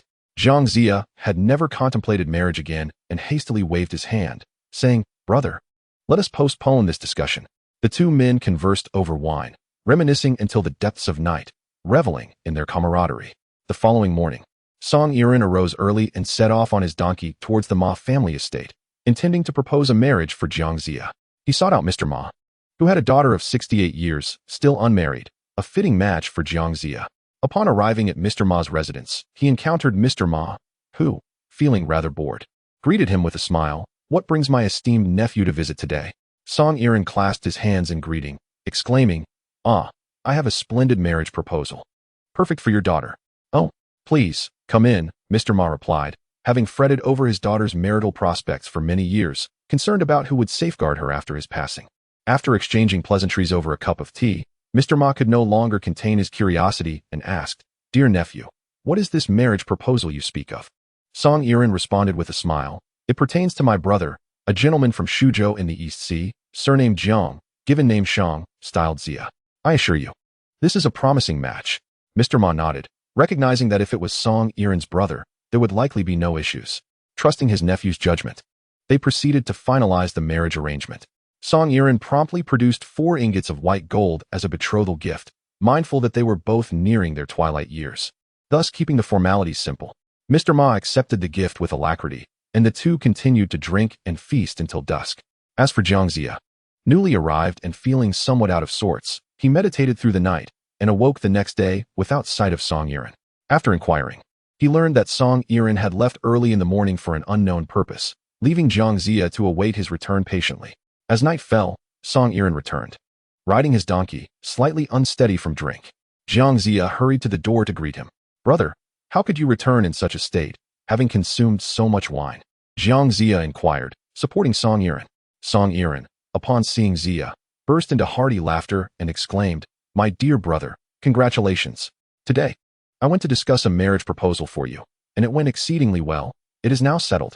Truly, fate has brought us together across 1,000 miles, intertwining our destinies." Jiang Zia was taken aback, unable to fathom how swiftly Song Yiren had acted. He mused that in the mortal realm, such swift entanglements of fate might not necessarily bode well for his path of cultivation. "Brother, you jest, do you not?" Jiang Zia queried with a hint of skepticism. "Surely, you are astonished, hardly able to believe it. Haha, it is the daughter of Master Ma Hong from Ma Family Village, who is 68 years old this year." Song Yiren whispered to Jiang Zia, "You two are indeed a match of talent and beauty, and she is still a maiden." Jiang Zia's complexion fluctuated between shades of blue and red. He had never anticipated marrying at such an advanced age. Yet, seeing that Song Yiren had made arrangements for him, he could only sigh in silent resignation. "Very well, I shall heed my brother's advice." In a matter of days, after both parties finalized the arrangements, they selected an auspicious date for the wedding. The Ma family smoothly married their daughter to Jiang Zia, and Song Yiren hosted a grand banquet, inviting friends and neighbors from near and far to celebrate this union. The two consummated their marriage, becoming husband and wife. It was a testament to the notion that divine fate is not a mere coincidence. The bride later became a renowned figure on the investiture of the gods list. As captured in the verse, "From Kunlun to the imperial realm, today, Zia takes a wife in his home." A 68-year-old maiden, a rare blessing to find a new groom. After marrying, Jiang Zia often reminisced about his time in Kunlun, feeling melancholic as his path to immortality remained unfulfilled. He found little joy in domestic life with his wife. Ma, unaware of Jiang Zia's inner turmoil, Ma perceived him as an idle man. After enduring 2 months of this discontent, she finally asked Jiang Zia, "Is Songbo your cousin?" Jiang Zia shook his head and replied, "Brother Song is my sworn brother." Ma, noticing Jiang Zia's indifference, felt more irritated and retorted, "Regardless of brotherhood, be it sworn or by blood, all gatherings must eventually disperse. As long as Songbo is present, we may enjoy our peace as a couple. But what shall we do when he is no longer here?" Jiang Zia was momentarily taken aback. He had no intention of contemplating survival, for he bore great responsibilities and could not remain in this place for long. Ma continued to counsel him, "In this world, one must engage in commerce to sustain oneself. I advise you to embark on some business ventures to earn a bit of wealth for unforeseen circumstances." Upon hearing this, Jiang Zia could only nod in agreement, recognizing the wisdom in his wife's words. Ma then inquired, "What skills do you possess?" After a moment of contemplation, Jiang Zia hesitantly replied, "I have been in Kunlun studying the way since I was 32. I know little of worldly trades and can only weave some sieves. That will suffice. Sieves are always in demand.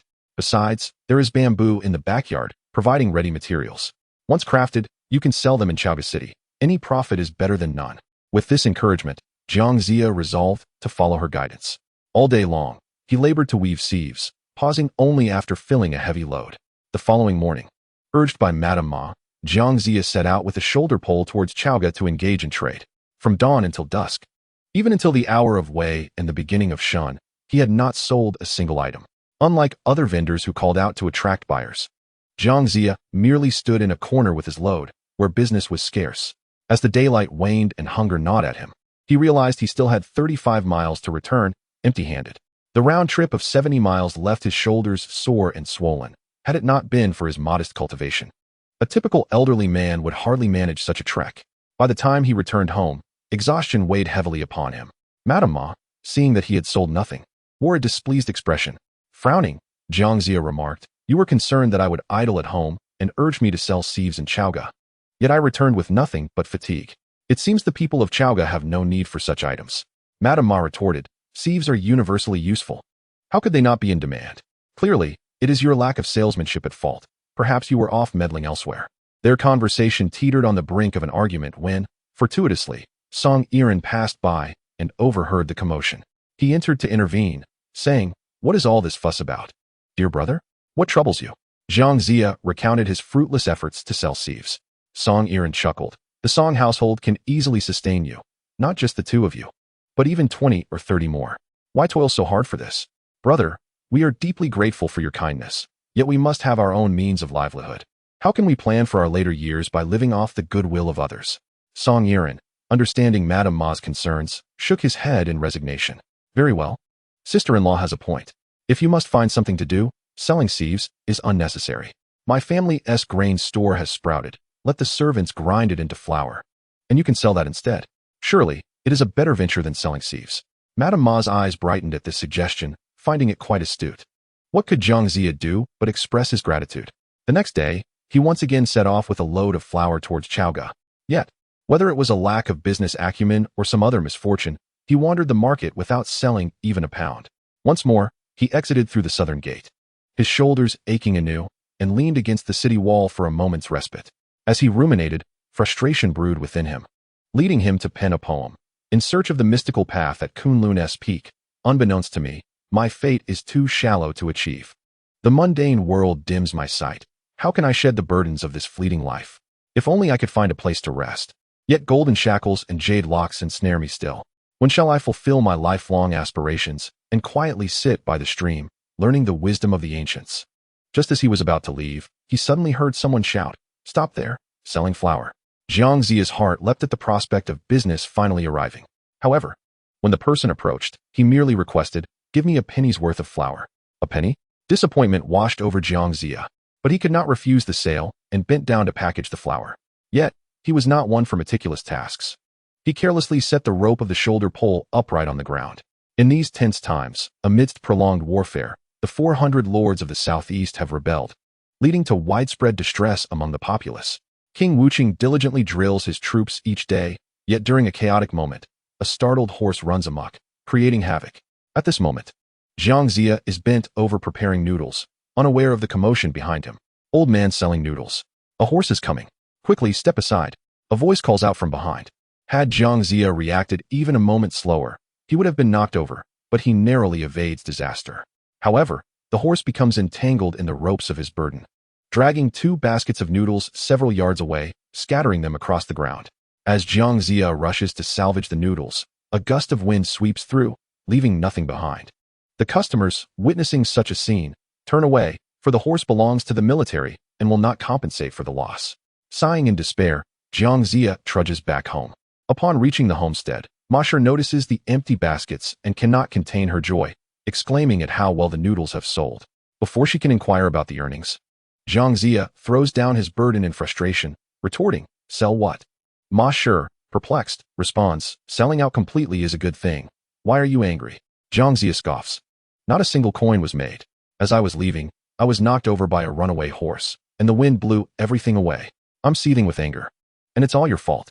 It's not my incompetence that caused this." Her temper flaring, Masher retorts, "You dare blame me?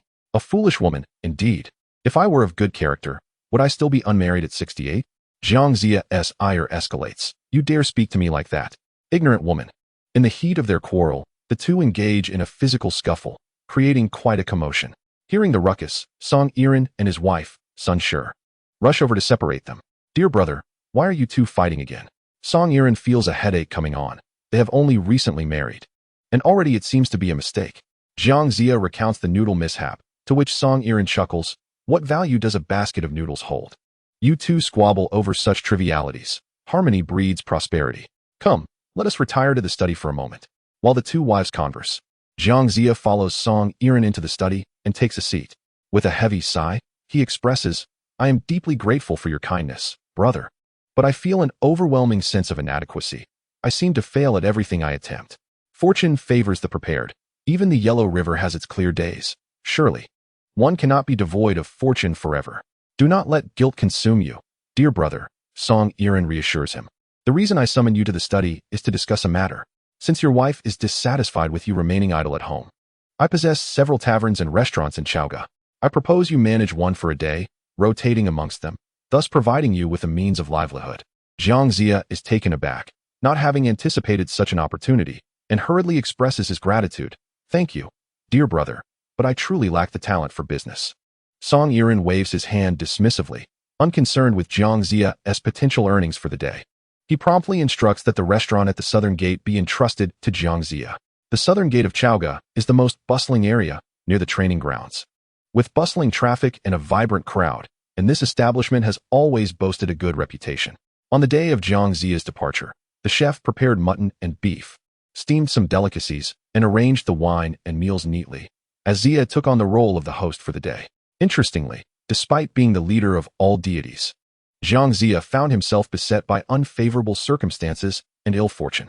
From the break of dawn, not a single patron graced the establishment, and by the afternoon, a torrential downpour ensued, exacerbated by the sweltering heat, causing the provisions to spoil. In resignation, Jiang Zia remarked, You might as well consume all the dishes. No one will come. Indeed, it is said, Heaven has placed me amidst the mortal realm, where I squander my days in this constrained existence. Even a bird with wings that can soar for thousands of miles must traverse the towering mountains.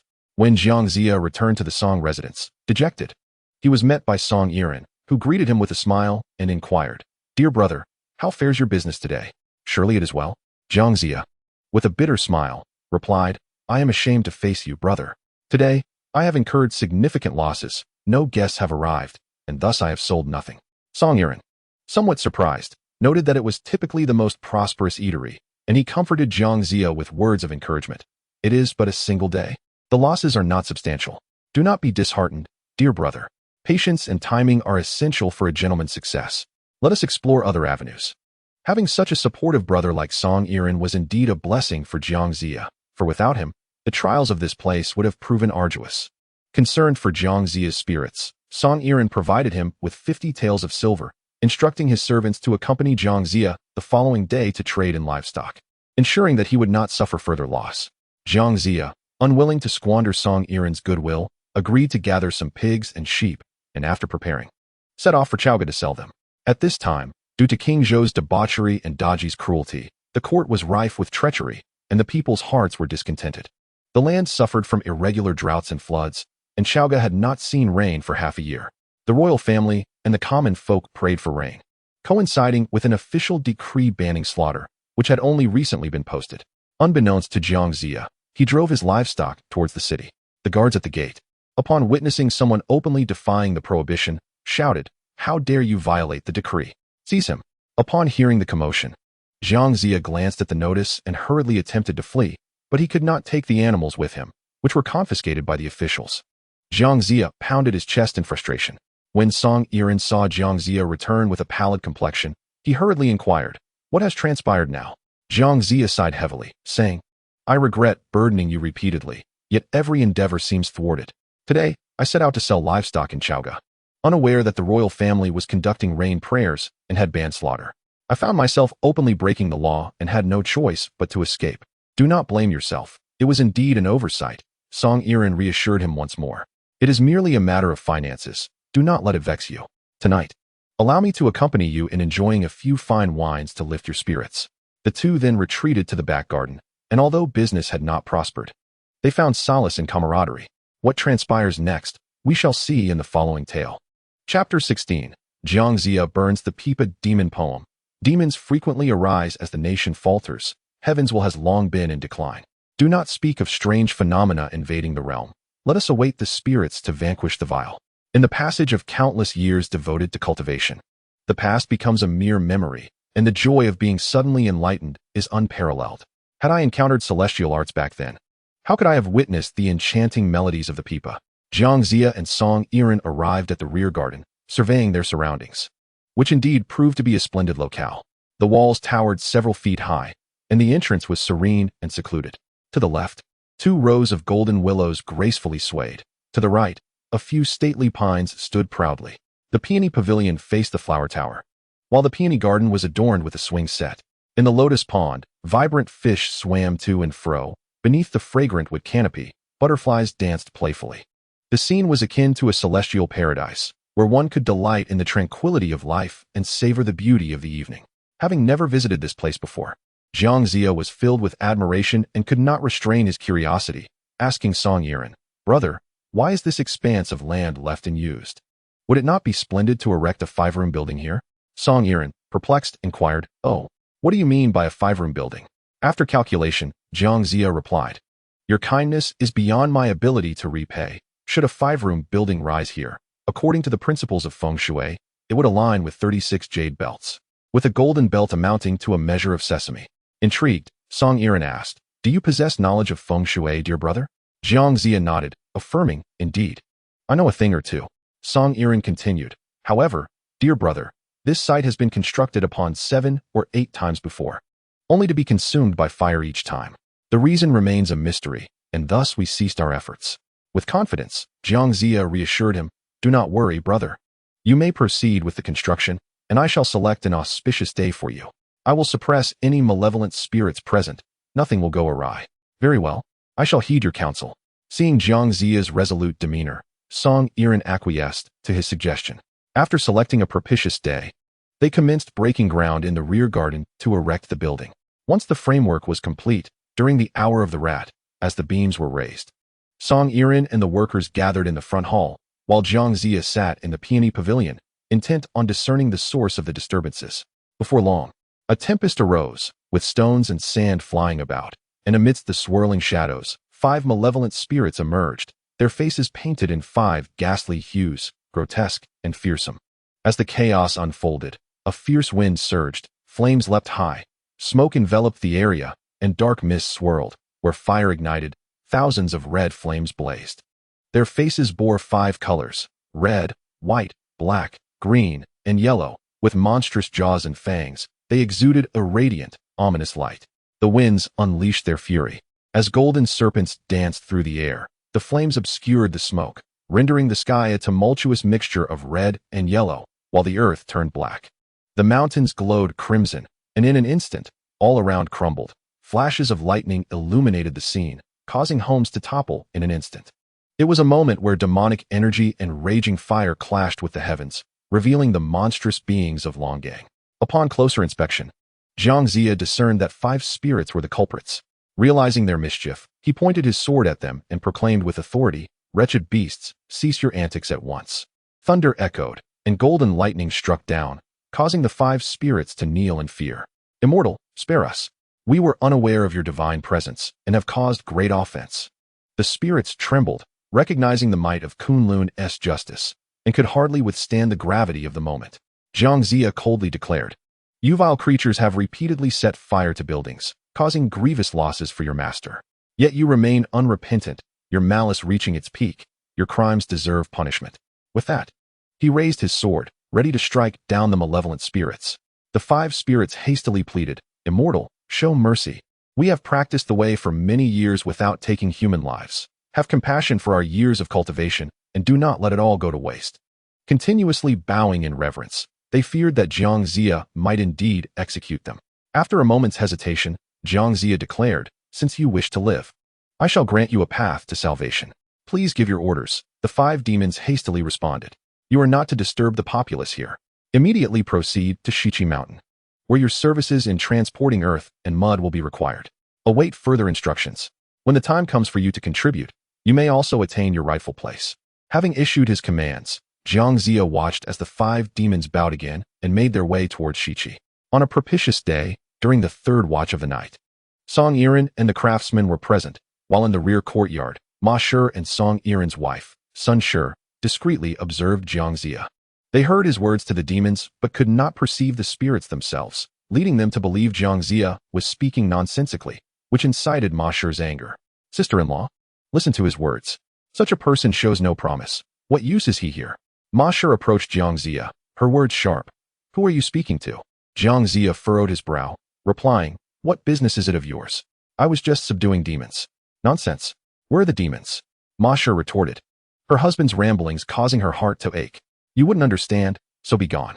Jiang Zia, growing impatient, thought it futile to explain to someone so uncomprehending. Ma Shi would not relent, and Jiang Zia sighed. How could you possibly know? I discern the winds and fortunes. Ma Shi scoffed. Can you truly predict fate? Indeed. I am well versed in the art of destiny, Jiang Zia replied. Just then, Song Yiren arrived. Good brother, did you hear the thunder just now? Did you witness anything unusual? He inquired about the strange thunderclap. Jiang Zia recounted the episode of subduing the 5 demons, to which Song Yiren expressed gratitude. Your skills in this path are indeed commendable. Sun Shi, standing nearby, chuckled. Uncle, since you claim to understand fate, why not establish a fortune-telling parlor? It could become a thriving endeavor. Song Yiren pondered. That is a splendid idea. How many rooms will you require? Perhaps the southern gate of Chaoga would be best. It is quite bustling. Have the servants prepare a space for you to open your fortune-telling establishment. Jiang Zia performed a deep bow, expressing his heartfelt gratitude. Brother, your kindness is beyond measure. In no time, the servants followed Song Yiren's instructions and tidied a room at the southern gate of Chaoga, adorning it with several couplets to create an inviting atmosphere. On the left, it read, Mysterious words reveal profound truths, while on the right, not a single mundane phrase is uttered. Inside, another couplet proclaimed, with a discerning mouth, discerning the fortunes of man, with keen eyes, observing the rise and fall of the world. Above, another verse declared, Within my sleeves lies the vast universe, within my pot. The sun and moon endure. Jiang Zia was exceedingly pleased and chose an auspicious day to inaugurate the parlor. However, despite his efforts, no one came to seek his counsel. 4 or 5 months passed without a single visitor. Meanwhile, the discord between Jiang Zia and Ma Shi intensified. Ma Shi lamented her own plight, at 68 years of age, still unmarried, and now bound to a man of such questionable character.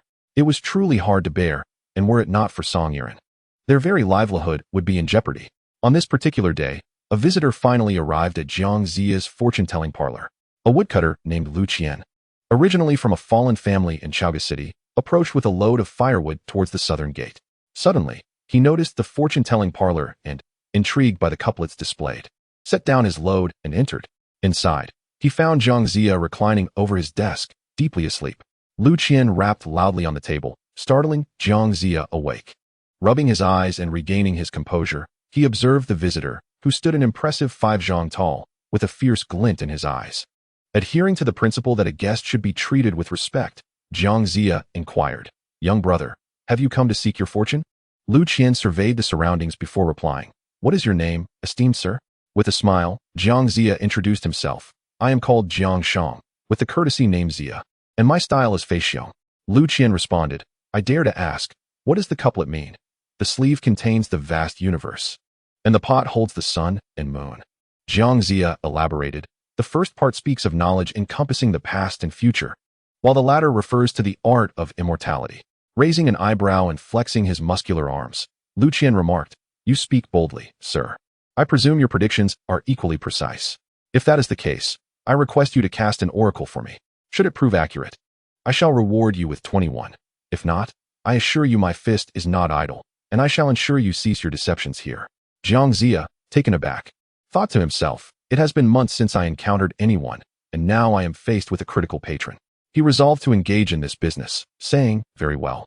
Let us draw an oracle. He handed Lu Qian a bamboo tube filled with oracle slips. Lu Qian extracted one and presented it to Jiang Zia. After a moment of calculation, Jiang Zia declared, You must heed my words for this oracle to hold true. Lu Qian nodded. Very well, I shall follow your guidance. Jiang Zia inscribed 4 lines on the slip, instructing, Simply proceed as directed. When Lu Qian read the message, it stated, Continue southwards. Beneath the willow, an old man awaits. You shall earn 121 for pastries and 2 bowls of wine. Skeptical, Lu Qian scoffed. This cannot be true. I have sold firewood for over 20 years without ever being offered pastries or wine. Go, and you shall see, Jiang Zia replied, remaining silent with a smile. Reluctantly, Lu Qian took his firewood and proceeded south. Before long, he indeed spotted an elderly man standing beneath a willow tree, who called out, "Woodcutter, come here." Stunned by the accuracy of Jiang Ziya's prediction, Lu Qian hastened over. The old man regarded him and asked, "How much for this firewood?" Lu Qian pondered for a moment before responding, 101. He intentionally underpriced it by 21, hoping to disprove Jiang Ziya. The old man, pleasantly surprised, exclaimed, "This is fine firewood. 101 is indeed reasonable. Please bring it inside." He gestured towards his house. Lu Qian complied, carrying the firewood indoors, but leaving behind a trail of dust. Being a man who valued cleanliness, he took the broom and swept the floor until it was spotless, then waited for his payment. When the old man emerged with the money and noticed the clean floor, he marveled. "Did you do this sweeping?" "Just a small task." "It was no trouble," Lu Qian replied. "Haha, splendid. Today marks my son's wedding, and encountering a diligent woodcutter like you is truly fortunate. Here, allow me to offer you some food." The elder led Lu Qian inside, and the servant promptly brought forth 4 portions of pastries, a jug of wine, and a bowl. Lu Qian could not help but silently marvel at the prowess of Jiang Ziya, who seemed almost divine, as the wine was poured perfectly into 2 bowls without a single drop wasted. After savoring the wine, Lu Qian pondered where he might acquire 20 coins, only to see the elder emerge once more, holding 2 envelopes of money. "Here is 100 coins for firewood," the elder said, handing over 1 envelope, and then added, "This other envelope contains a gift for your good fortune today, to be spent on wine." "Thank you, sir," Lu Qian responded with gratitude, his heart swelling with delight, recognizing the extraordinary foresight of such a celestial being in Chaoga City. Upon exiting the elder's home, Lu Qian hurried to Jiang Ziya's divination hall. When Lu Qian had previously made arrangements with Jiang Ziya, there had been onlookers present, and now they awaited his return to confirm the predictions. In no time, the crowd beheld Lu Qian approaching the divination hall with a swift stride, a shoulder pole in hand. Jiang Ziya, with his hands clasped behind his back, inquired with a smile, "Was it accurate?" All eyes were fixed on Lu Qian, anxious that he might declare otherwise and spoil the gathering. Indeed, it was accurate. "You are truly a remarkable sage," Lu Qian praised wholeheartedly, showering accolades upon him. "Since it is accurate, present the divination fee," Jiang Ziya remarked. Lu Qian shook his head, saying, 20 coins is far too meager. Even 122 coins would still not do justice to your talents."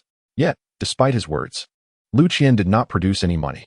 Jiang Ziya, slightly puzzled, wondered why he spoke of payment without offering any. Lu Qian noticed someone approaching in the distance. Dressed in simple robes with a leather belt, and with a glimmer in his eye said, "Do not rush, let me handle this." He quickly strode over to the individual, grasping him firmly, nearly causing him to stumble. The man, visibly displeased, exclaimed, "Who are you to grab me?" Lu Qian replied with a smile, "I am here to read your fortune." The man, in a hurry, retorted, "I have urgent business and no time for divination. Let me go." Lu Qian, undeterred, insisted, "Brother, consulting the divine is paramount. The accuracy of the divinations here is renowned. Even if you are pressed for time, you should seek a reading." The man, amused yet irritated, responded, "Whether I seek a fortune is my own decision. This is absurd." Lu Qian, feeling slightly vexed, continued, "Today, you must have your fortune told. If it is accurate, you shall treat me to a drink. If not, I shall cover the divination fee." Determined, Lu Qian felt a sense of inevitability about the matter, his strength rendering the other man unable to escape, leaving him no choice but to relent. Suppressing his anger and wishing to avoid further conflict, the man turned and walked towards the divination hall. Given the time constraints, he could not provide his birth details and simply stated, "Let us consult the oracle." He casually tore off a divination slip and handed it to Jiang Ziya. Jiang Ziya, taken aback by Lu Qian's boldness, momentarily lost his composure. Under the man's urging, he finally asked, "What do you wish to inquire about?" "About the funds for grain," the man replied after a moment's thought. Jiang Ziya nodded, calculating swiftly, and then proclaimed, "This divination falls under the hexagram of Jin. There is no need to inquire further about the funds, as they have been waiting for you for quite some time. You will be able to collect 103 ingots. The individual was quite taken aback by Jiang Ziya's precise figure. "Sir, how much for this divination?" Before Jiang Ziya could respond, Lu Qian interjected, "The divination here is remarkably accurate, priced at 5 taels. A collective gasp emanated from the crowd. Even Jiang Ziya was astonished that Lu Qian would demand such a sum. The man retorted, "You are not the master. How can you set the price?" Lu Qian smiled. "If it proves inaccurate, I will refund you. 5 taels is indeed a modest amount."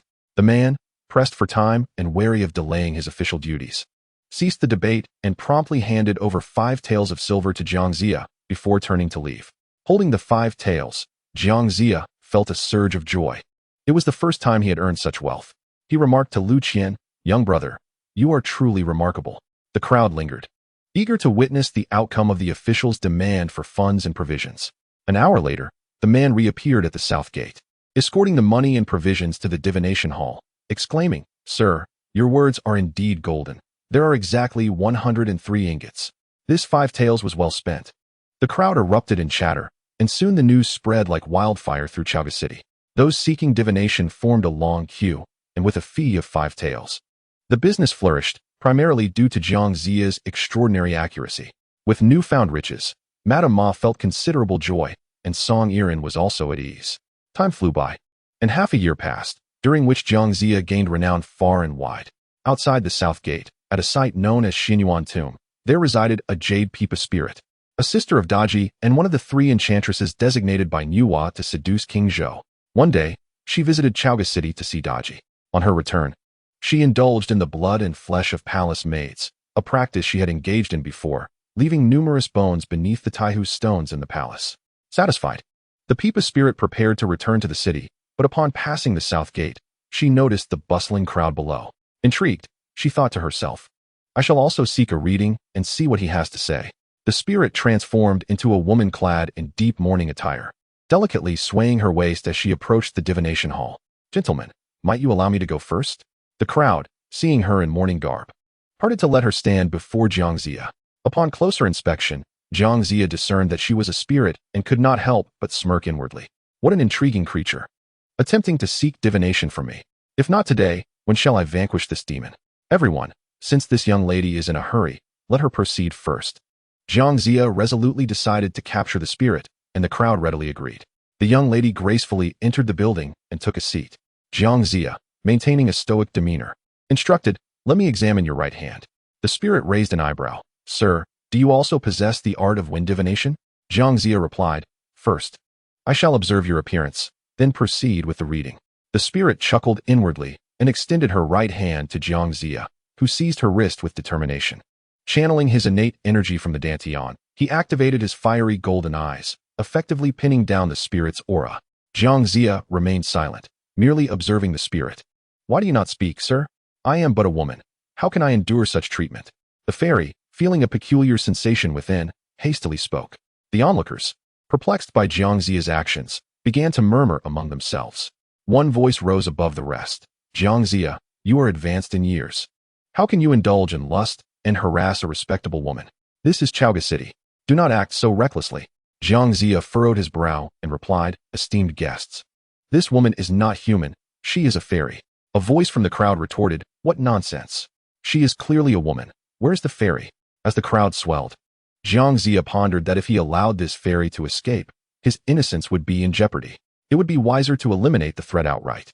With this thought, his gaze fell upon the purple stone inkstone on the table. He seized it and hurled it at the fairy's head, causing her brain to splatter and her blood to stain her garments. Jiang Ziya did not release his grip on the vital point he held, preventing the fairy from transforming. The crowd gasped in shock, exclaiming, "How dare you take a life? Surround this place and do not let this fortune teller escape. Quickly, inform the authorities." Some in the crowd rushed to the government office. Jiang Ziya felt a sense of helplessness but could not loosen his hold. Suddenly, the sound of galloping hooves approached. It was the Prime Minister, Baigan, arriving on horseback. "What is the commotion here?" The crowd knelt and bowed. "Prime Minister, there is a fortune teller named Jiang Shang. Just moments ago, a woman came to seek her fortune. He insisted she was a fairy and struck her with an inkstone, causing her to bleed profusely. Her life is likely extinguished." Upon hearing this, Baigan was incensed. Such violence in broad daylight cannot go unpunished. "Bring this man forth." As Jiang Ziya maintained his grip on the fairy's vital point, he approached the horse to pay his respects to the Prime Minister. Baigan frowned and said, "You, with your white hair and aged appearance, how can you be so swayed by beauty as to beat a person to death? The law of the land cannot permit such actions." Jiang Ziya quickly responded, "Your Excellency, I, Jiang Shang, have upheld propriety since my youth. I would never contravene the law. However, this woman is indeed a fairy. During my year in Chaoga, I have observed the pervasive presence of demonic energy within the palace and calamities besetting the land. Naturally, common folk must eradicate such evils to fulfill their duty to the state. I implore you to see clearly. Yet, those who had witnessed Jiang Ziya's actions were unconvinced. Voicing their accusations, Prime Minister, he must be using deceitful words to mislead us. This poor woman has met an unjust fate. Bai Gan, aware of the palace's matters, began to trust Jiang Ziya's words, albeit the voices of the many were hard to silence. Why do you persist in holding the woman's hand? Bai Gan inquired. Noting Jiang Ziya's strange behavior, I am gripping the fairy's vital point. Should I release her, she would flee, and how would I prove my claims? Jiang Ziya replied. After a moment of contemplation, Bai Gan addressed the crowd. This is not the place for discernment. I shall accompany this Jiang Shang to meet the king. Upon hearing this, the crowd had no choice but to comply. Jiang Ziya, still holding the fairy, followed Bai Gan straight to the palace gates. As they approached, the oppressive aura of demonic energy intensified, and Jiang Ziya's brow remained furrowed, inwardly lamenting the workings of fate. Bai Gan arrived at the star-gathering tower and instructed an officer to announce their presence to King Zhou. King Zhou was already reveling at the star-collecting tower when he heard that Bai Gan had arrived, prompting him to summon the man. Upon entering, Bai Gan knelt and paid his respects. Your Majesty, I was not summoned, yet I find myself in the palace at this hour, he replied. Bai Gan raised his head and explained, as I passed the southern gate, a sorcerer claimed to have divined the death of a woman, asserting that it was the work of a spirit. The populace is unconvinced, accusing the sorcerer of having lascivious intentions that led to the harm of an innocent woman. I cannot discern the truth, and thus seek your judgment. Daji, also present in the star-collecting tower, felt an ominous premonition at his words, fearing it might involve her sister. The Peepa spirit, Your Majesty, in my humble opinion, it would be prudent to have the sorcerer bring the woman to the star-collecting tower so we may observe her. Daji thought to herself, contemplating that if it were indeed her sister, vengeance would surely follow. King Zhou, ever inclined to heed Daji's counsel, commanded, let the sorcerer bring the woman forth to meet me. Upon this decree, Jiang Ziya arrived at the star-collecting tower, dragging the lifeless body of the woman, his grip never loosening on the spirit's hand. He knelt before King Zhou to pay his respects. Upon seeing the corpse, Daji's heart bled, for it was indeed her sister. Yusher Peepa. King Zhou stood within the intricately carved railings, observing Jiang and the ordinary woman's body. So, you are the sorcerer? He inquired. Jiang Ziya replied. I am a humble man from Yuzhou in the Eastern Sea, named Jiang Ziya. I have spent 40 years studying at Kunlun Mountain, mastering the art of recognizing spirits.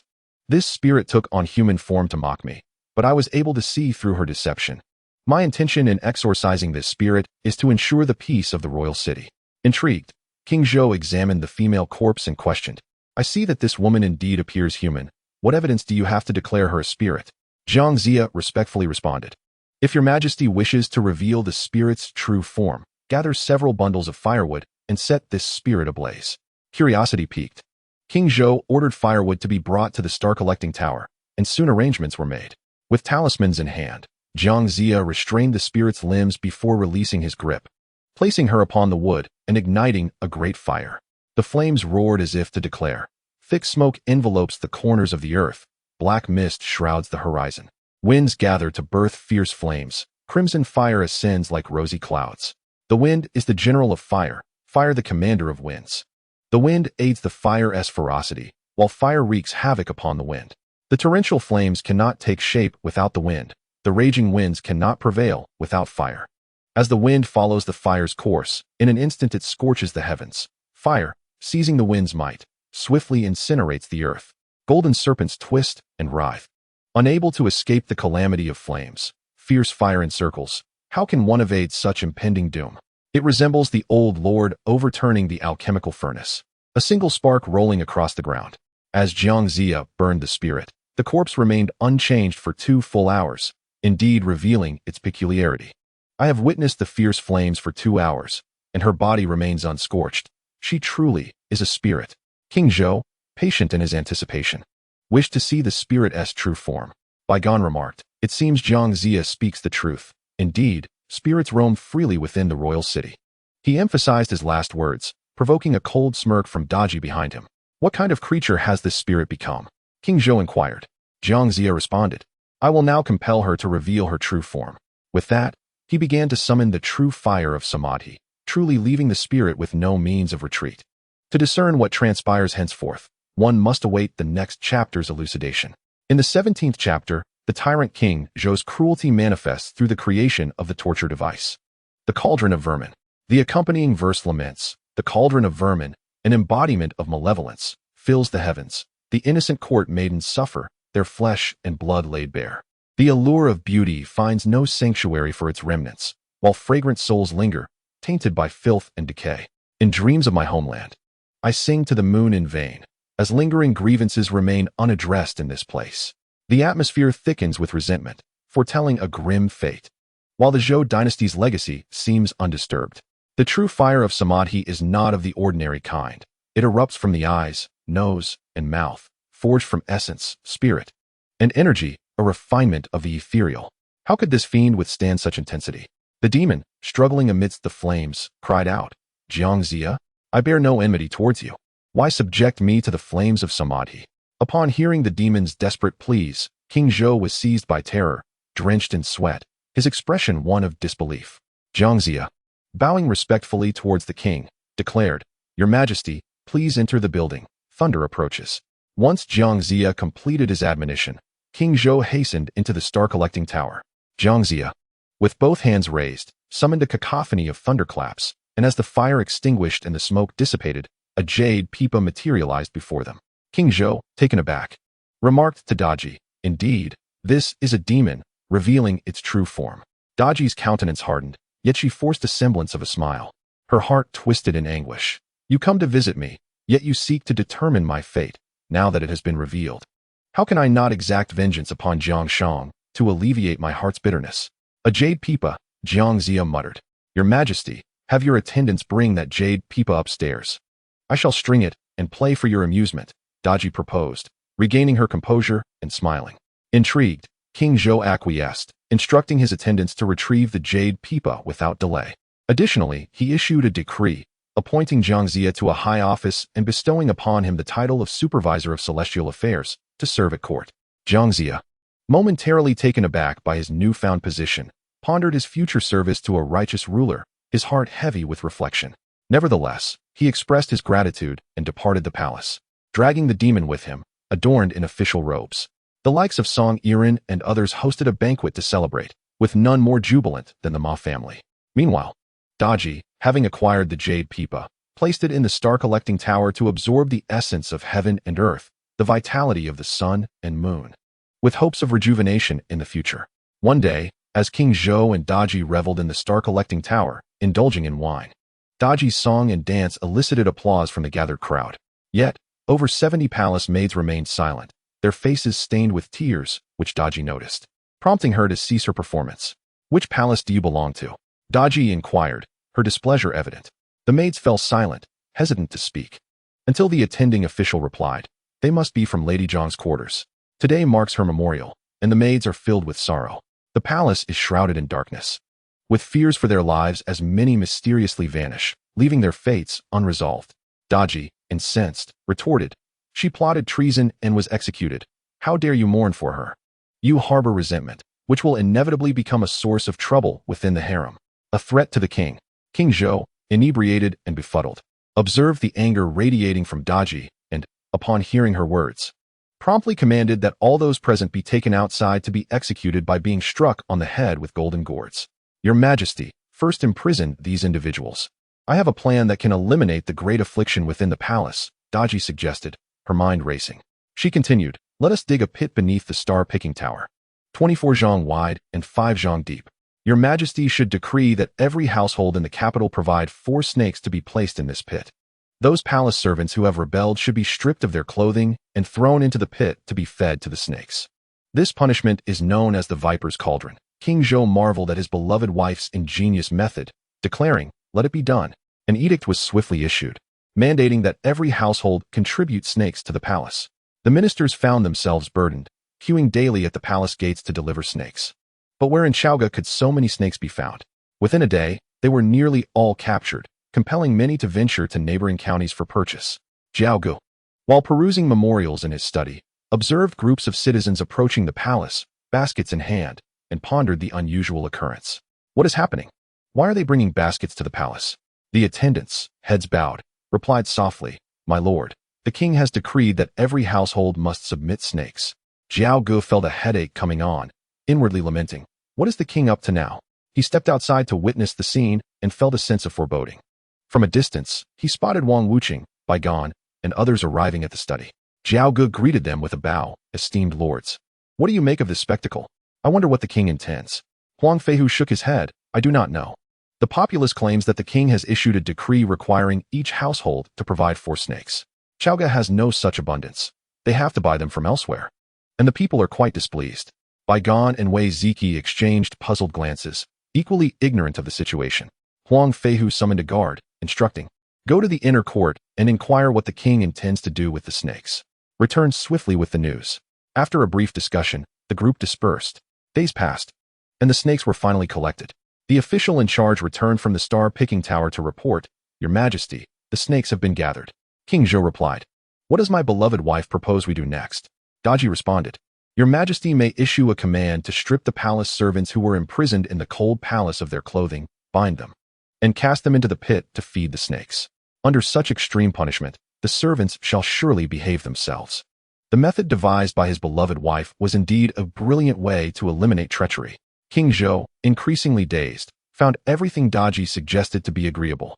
Upon the issuance of the edict, the palace servants were bound and brought to the snake pit, which was filled with writhing serpents, their tongues flicking out in a most grotesque display, instilling terror in all who beheld them.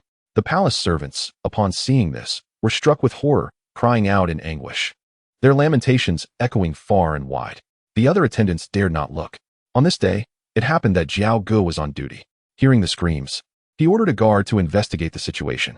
Shortly thereafter, the guard returned, drenched in sweat and in a state of panic, exclaiming, "My lord, the purpose of the snake pit, established by the king some days ago, has become clear. Today, 72 palace servants are to be thrust into the pit to feed the snakes." Jiao Gu was taken aback, his heart filled with indignation. Disregarding the obstacles on either side, he strode directly into the inner court, passing the Longda Hall and entering the Fun Palace Tower.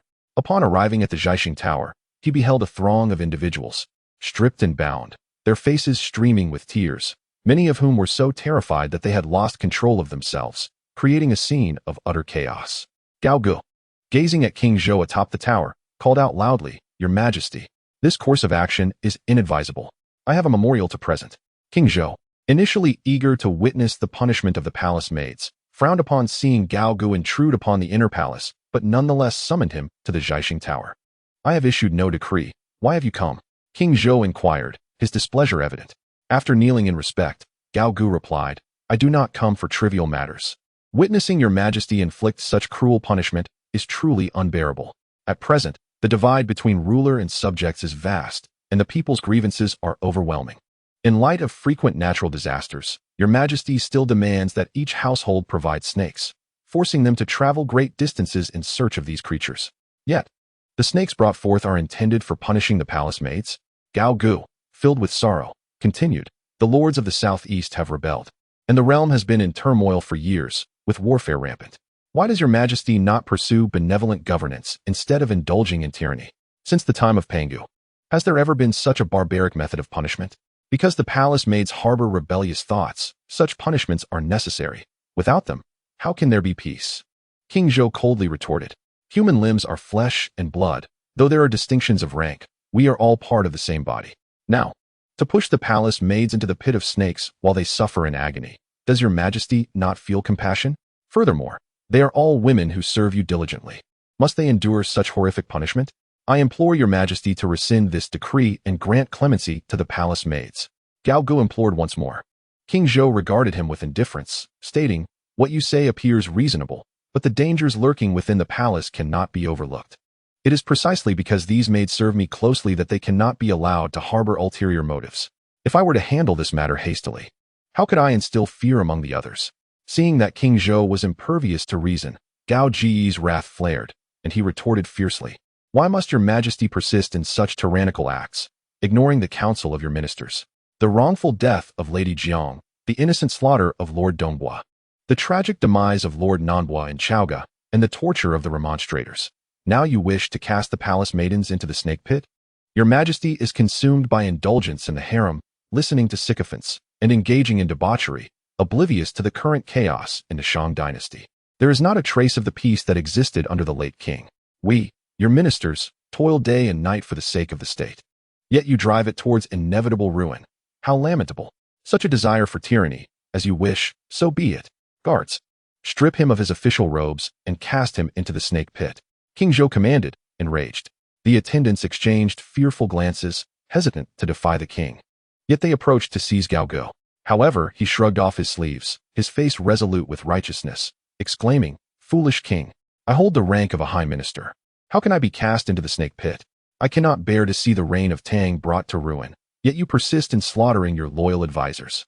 Though I may die, my eyes shall not close in peace. You shall ultimately bring devastation upon this realm." With that, knowing his fate was sealed, Gao Go laughed heartily and leapt from the Zhaixing Tower, crashing to the ground, his brain splattered, meeting a tragic end. It was indeed a tale of unwavering loyalty and sorrowful sacrifice for the nation. Having witnessed Gao Ji's demise beneath the Zhaixing Tower, King Zhou's fury intensified as he glared at the crowd, growling, "Cast those wretches down. Feed the snakes along with the corpse of the traitor." The unfortunate 72 palace maids, believing there was a chance for redemption, ultimately faced this dire fate. One cried out in despair, "Heaven and earth, we have committed no sin yet suffer this punishment. Oh, dodgy vile woman, in life, I cannot consume your flesh. In death, I shall haunt you day and night, granting you no peace." The guards, fearing a similar fate for themselves if they disobeyed the edict, hastily pushed the maidens into the pit. The snakes, having been starved for days, swiftly coiled around the fresh offerings, gnawing at the maid's skin, with some even burrowing within, inflicting excruciating pain. Daji observed with keen interest. Without such brutal punishment, how could the palace's menace be eradicated? King Zhou caressed Daji's back, pulling her close, and remarked, "Your method is truly remarkable." The two relished the anguished cries of the palace maids, their spirits lifted. Meanwhile, the attendants stood in trepidation, too fearful to speak. The pit, filled with serpents and scorpions, became a place of torment for the maidens. One glance at their fate would send shivers through the bravest hearts, their deaths more tragic than those cooked in oil. Suddenly, Daji proposed an idea with a sparkle in her eye. "Your Majesty could decree the excavation of another pit to the left of the serpent basin, and a marsh to the right. We could create a mountain of fermented grains in the pit, and fill the marsh with wine. The mountain could be adorned with branches, upon which meat could be hung, calling it the meat forest. The marsh, brimming with wine, shall be named the Sea of Wine." How does my beloved wife suggest this?" King Zhou inquired, perplexed. "Your Majesty, blessed with riches from across the seas, deserves to indulge in endless wealth. The meat forest and Sea of Wine are but splendid ideas to reflect your grandeur," Daji replied with a playful laugh. King Zhou laughed heartily. "My dear wife's ingenious thoughts are indeed splendid. Let it be created." The attendants, upon receiving the command, could only comply. Fortunately, the star-picking tower was spacious. Otherwise, the pit, the basin, and the marsh would have been overflowing. Under King Zhou's tyrannical rule, the construction of the wine and meat forest progressed swiftly, and soon it was completed. During a grand banquet, as they reveled in the sights of the wine and meat forest, Daji suggested, "Having enjoyed the music enough, why not have the palace maids compete against one another? The victors shall be rewarded with wine from the basin, while the losers, deemed unworthy to serve you, can be struck on the head with golden gourds and cast into the pit." King Zhou, utterly enthralled by Daji's whims, complied without hesitation. The demoness reigned supreme in the palace, committing unspeakable acts. Officials were harmed, lives were treated as mere weeds. Why did Daji insist on slaying the palace maids? She needed to consume their flesh and blood to nourish her own wicked spirit, thereby ensnaring King Zhou further. As a poem encapsulates, suspended meat forms the forest. Wine fills the pool. King Zhou's tyranny mirrors the wild beast. The serpent basin's grievances soar to the heavens, while the essence of souls is cooked by fire's embrace. Neither civil nor military hearts care to uphold the state. The people yearn to break the palace's tyranny. When will the land's fate be sealed? In the midst of the Wu year, on the day of the Jiazi. One day, Daji, seeing the jade and stone pipa, recalled her hatred from that day and resolved to devise a scheme against Jiangxia. She prepared a few arrangements, waiting for the evening's revelry with King Zhou. Daji then said, "I have a painting I wish to present to your Majesty." King Zhou waved his hand grandly. "Bring it forth for me to see." The palace maids retrieved the painting, and unfurled it for King Zhou's view. This painting is neither adorned with feathers nor depicts beasts. It does not portray mountainous landscapes or human figures. King Zhou gazed intently, murmuring to himself. Within the artwork, a grand platform stands, approximately 4 zhang and 9 feet high. Its majestic halls towering, adorned with jade palaces, while railings are constructed from agate and beams are embellished with luminous pearls, radiating auspicious colors. It is named the Deer Platform. Daji nestled beside King Zhou, whispering softly, "This platform is the Jade Pavilion of the Yaoqi. Your Majesty shall dine upon it, and surely celestial beings will descend, allowing you to soar with true immortals, prolonging your life, while I may share in the earthly riches with you. Moreover, your Majesty, being the supreme ruler of the realm, possessing wealth beyond measure, would it not be a pity to forego the construction of such a platform?" King Zhou, astonished, replied, "Oh, is it truly as wondrous as that? Your servant has never deceived your Majesty." Daji playfully tapped his chest and murmured sweetly, "This platform appears to be an immense undertaking. I wonder who is assigned to oversee its construction." Hearing Daji's words, King Zhou pondered over the painting. Daji, inwardly smirking, continued to speak in a gentle voice. This person must possess exquisite skills, intelligence, and a profound understanding of yin and yang, as well as the 5 elements. I believe that Zhang Zia is the one suited for this task. Zhang Zia? King Zhou mused for a moment before recalling the individual, ordering his attendant to summon Zhang Zia. Zhang Zia was at the residence of Baigan when the emissary arrived to deliver the message. "You may return first." "I shall arrive shortly." Zhang Zia nodded in acknowledgement. The emissary complied and departed, while Zhang Zia quietly calculated and realized that today held peril. Perhaps it was time to leave Chaoga. He bowed to Baigan, expressing, "Your Excellency, I am forever grateful for your support. After today's parting, I do not know when I shall repay this kindness." Baigan, puzzled, inquired, "Why do you speak in such a manner?" Zhang Zia smiled and replied, "I just divined an omen. Today is unfavorable, bringing harm rather than benefit, foreboding misfortune." "Are you implying that facing the king today is perilous?" "That cannot be." Baigan contemplated, for Zhang Zia was not an official advisor. What could provoke the king's wrath? Zhang Zia shook his head. "I have left a note beneath the inkstone in my study. Should misfortune befall you one day, refer to this note for an opportunity to escape. Our acquaintance is fated, and this parting may be our last." Listening to Zhang Zia's words felt like a farewell to Baigan. He could not bear it. "If you truly face calamity, I shall accompany you to the palace, ensuring your safety." "There is no need. It is destined this way. If you accompany me, it may only complicate matters," Zhang Zia replied as he prepared to depart. With Baigan seeing him off from the ministerial residence, Zhang Zia rode towards the royal palace, making his way to the stargazing tower. In truth, he need not enter the palace, yet he harbored a flicker of hope for King Zhou. "Your servant pays his respects to your Majesty," Zhang Zia bowed. King Zhou gestured for him to rise. "Zhang Zia, the blueprint is here. You shall undertake the construction of the Deer Platform on my behalf. Upon its completion, I shall surely promote you," King Zhou instructed, presenting the design for Zhang Zia's review. Zhang Zia gazed at the illustration, momentarily rendered speechless. The extravagance depicted was such that it could hardly be completed in a short time, and he thought to himself, "Chaoga is not meant to be my enduring abode. I shall offer this counsel as a parting gift to this foolish monarch. However, I suspect he will not heed my words. It would be best for me to extricate myself and vanish. As for the fortunes and misfortunes of Zhang Zia, let us await the next chapter." In the 18th chapter, Zhang Zia advises the ruler to conceal the plans at Panchi. The poem states, "The waters of the Weishui flow gently day and night. Henceforth, Zhang Zia will fish alone." At that time, he had not yet entered the dream of the flying bear and could only sigh at the setting sun, lamenting his white hair. King Zhou, noticing Zhang Zia's silence, inquired, "How many days will this platform require to be completed?" After a moment of hesitation, Zhang Zia replied, "This platform stands at 4 zhang and 9 qi, requiring the construction of a magnificent palace with jade spires and intricately carved railings. The undertaking is immense. It will take at least 35 years to finish." King Zhou furrowed his brow and turned to his beloved wife, Daji, expressing, 35 years is far too long. Time slips away like water, and life cannot endure indefinitely. Constructing this platform seems utterly futile." Daji, with a cold chuckle, retorted, "Zhang Zia is merely an outsider with no reason to take 35 years to complete his work. I believe he is wild and rebellious, deserving of severe punishment." "You speak rightly, my dear. Seize Zhang Zia and subject him to punishment by fire." King Zhou, lacking discernment, blindly followed Daji's words. Jiang Zia, with resignation, spoke. I beseech your majesty, the construction of the deer platform would exhaust the people's resources and provide no benefit to the state. I implore you to abandon this notion. It would be unwise.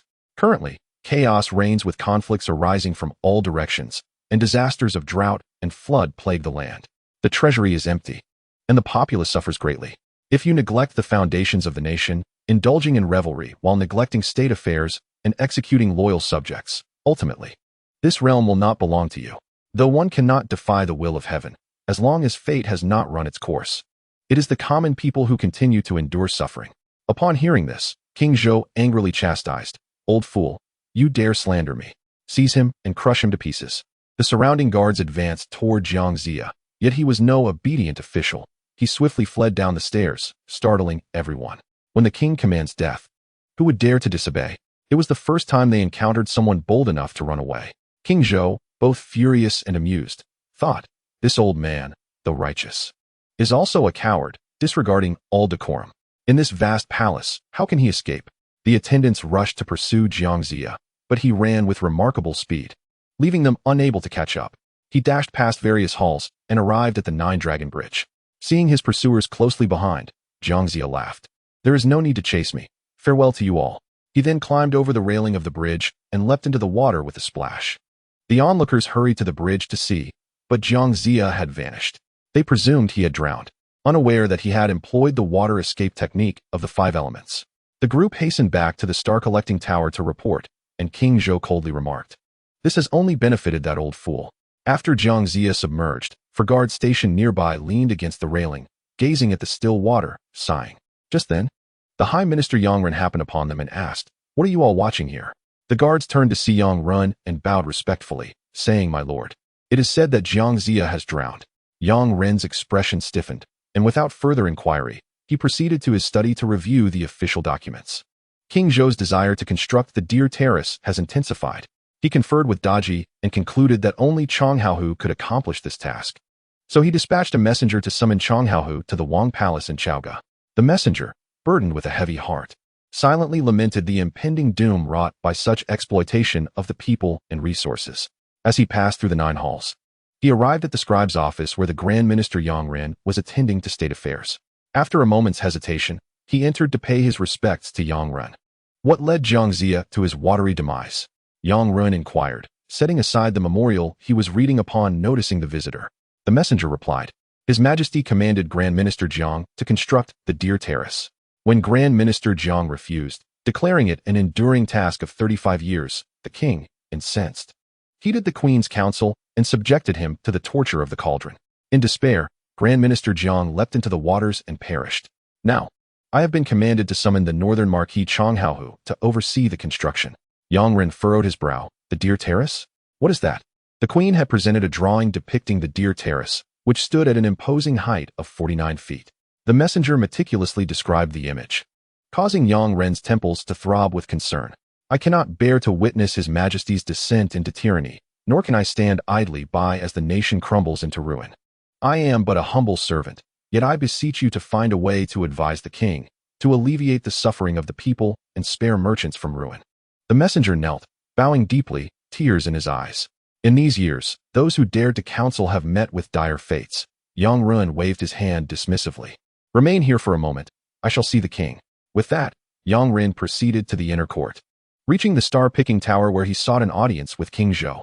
Upon his arrival, the king, having summoned Yang Ren upstairs, queried, Why are you here instead of attending to the memorials? After performing the customary greetings, Yang Ren pondered briefly before responding.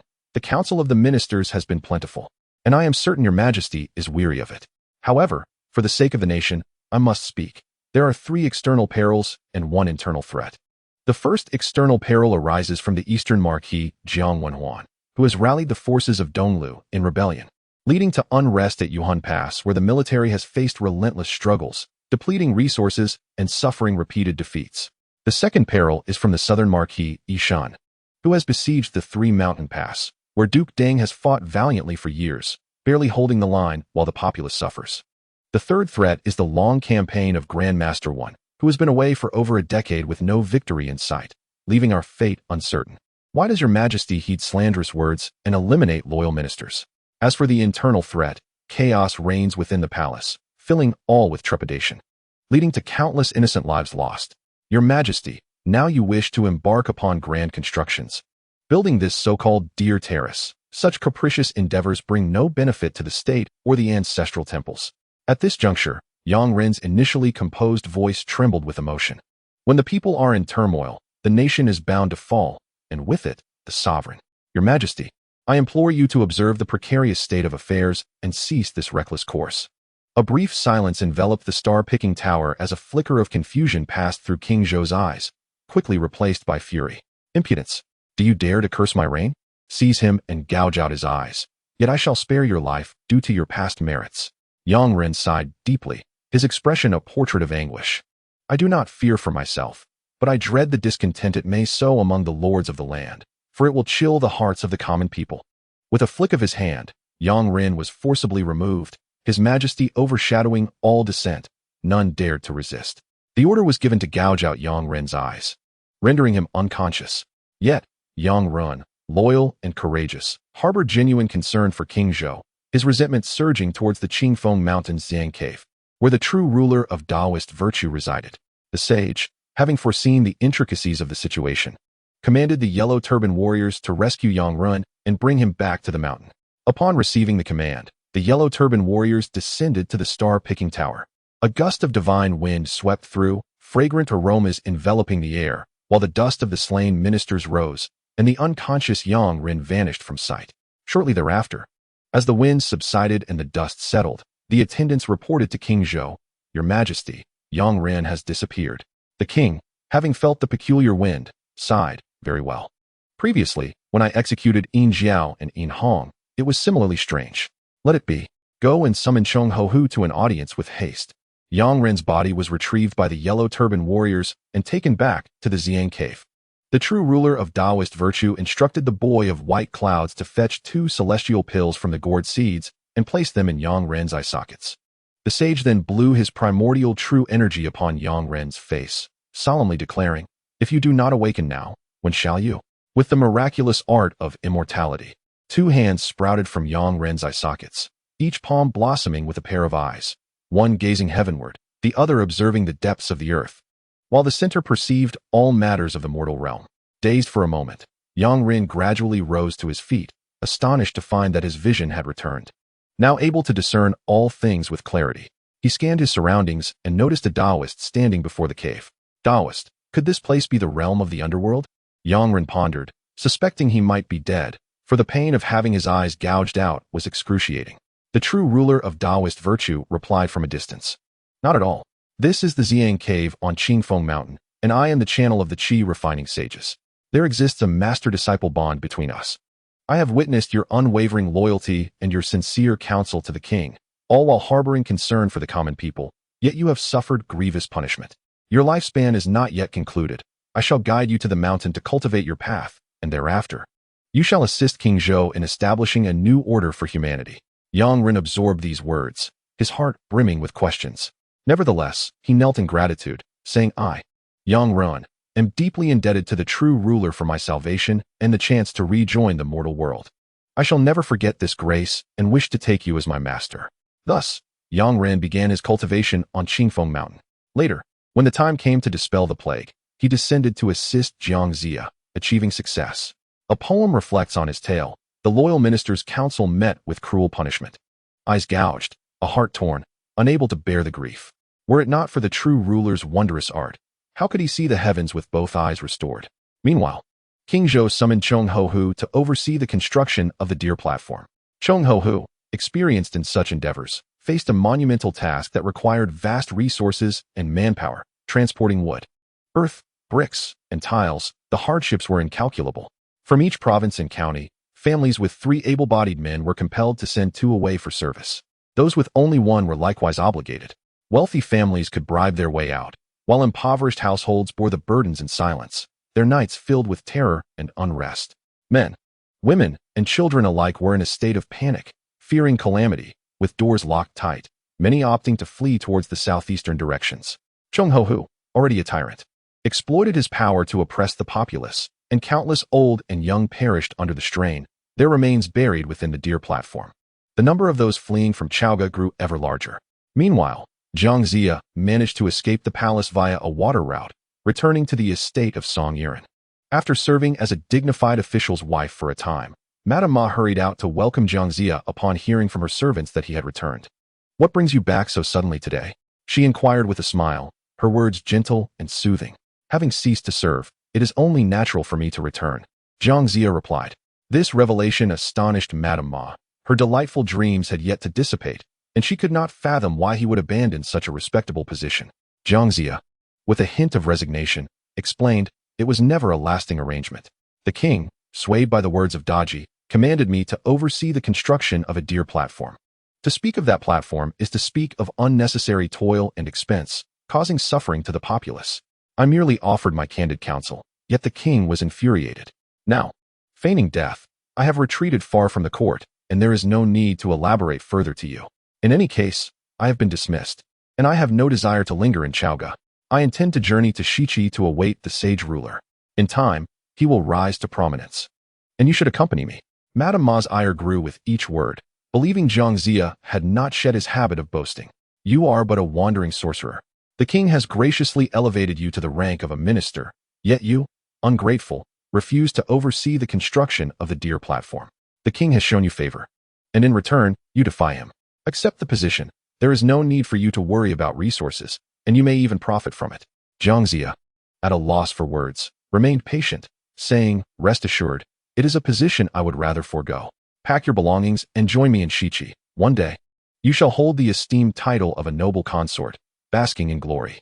Madame Ma inhaled deeply, forcing herself to respond, "Jiang Zia, you cannot even secure the position that is readily available to you, yet you speak of seeking opportunities elsewhere. To attain the rank of a first-class official? What a fanciful dream. You are unaware of the celestial order, but a great upheaval is inevitable. Rest assured, wealth and status will indeed come your way. Simply trust me." Jiang Zia, recalling their bond as husband and wife, earnestly endeavored to persuade her. Madame Ma, however, laughed bitterly. "Jiang Zia, we have become partners in our twilight years, and I once thought this was fate. Now, it seems our journey must end here. I was born in Chaoga and shall not venture elsewhere. Please write me a letter of divorce. From this day forth, we shall have no further ties." Though Jiang Zia did not harbor deep feelings for Madame Ma, he recognized the rarity of their connection. After a lengthy silence, he remarked, "We are already bound as husband and wife, and there is truly no need for separation. Accompany me, and I shall ensure you are adorned with riches and honor. Ah, my fate is such that I cannot bear the weight of great fortune. Go pursue your wealth and marry another fortunate lady," Madame Ma asserted with resolute finality. "Do not come to regret your decision." Jiang Zia, now somewhat vexed, retorted, "I am of humble destiny and shall never regret." As their exchange continued, Song Yiren and his wife, Sun, approached, having overheard their conversation. With a sigh, Song Yiren remarked, "Dear brother, I was the one who facilitated your union. If sister-in-law no longer wishes to accompany you, let her have her way. Write her a letter of divorce. A man of your great fortune should not linger over a heart that has strayed." Jiang Zia fell silent, casting a glance at Madame Ma, who was resolute in her decision. Ultimately, he penned the divorce letter, held it in his hand, and addressed Madame Ma, saying, "My wife, this letter remains in my possession. As long as it is with me, we are still united as one. Should you accept it, there shall be no turning back." Without a hint of reluctance, Ma took the divorce decree and turned to leave, ready to pack up and change her fate. With the venomous bite of a bamboo viper and the sting of a wasp's tail, the heart of a woman can be the most treacherous. As Jiang Zia gazed at her receding figure, he murmured to himself. Song Yiren placed a comforting hand on Jiang Zia's shoulder and inquired, "Are you truly set on going to Shichi?" Jiang Zia performed a deep bow to both Song Yiren and his wife, expressing his gratitude for their hospitality and support until this moment. It was indeed time for him to depart. "So be it, I shall not dissuade you any longer. Since you possess such lofty aspirations, do send a letter in the future when you attain success, to ease my mind," sighed Song Yiren. The two shared drinks in a farewell filled with profound sorrow, tears falling freely at that moment.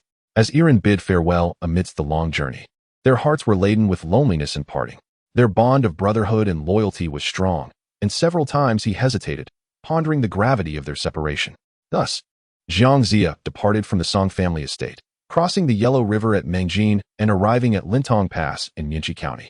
Along the way, he encountered an increasing number of fleeing citizens, fathers carrying children, brothers mourning for brothers, and couples shedding tears. Zhang Zia approached a few of them and inquired, "Are you coming from Chaoga? Why are you weeping?" Among the crowd were those who recognized Zhang Zia, as his reputation in Chaoga was not insignificant. One responded, "Ah, it is Lord Jiang. We have fled here to escape the tyranny of King Zhou, who has commanded the construction of the deer platform, placing the cruel Chong Ho-hu in charge.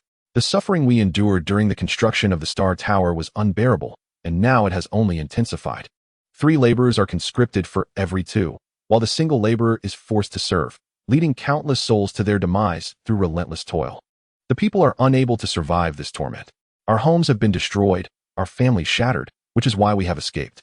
Others in the crowd added, "However, the general at Chentang Pass will not allow us to leave. If we are taken back to Chaoga, we will surely meet our end, which is why we weep here." Upon hearing this, Zhang Zia understood the gravity of their plight and comforted them, saying, "Please wait here. I shall speak to General Zhang on your behalf to see if he can grant you passage."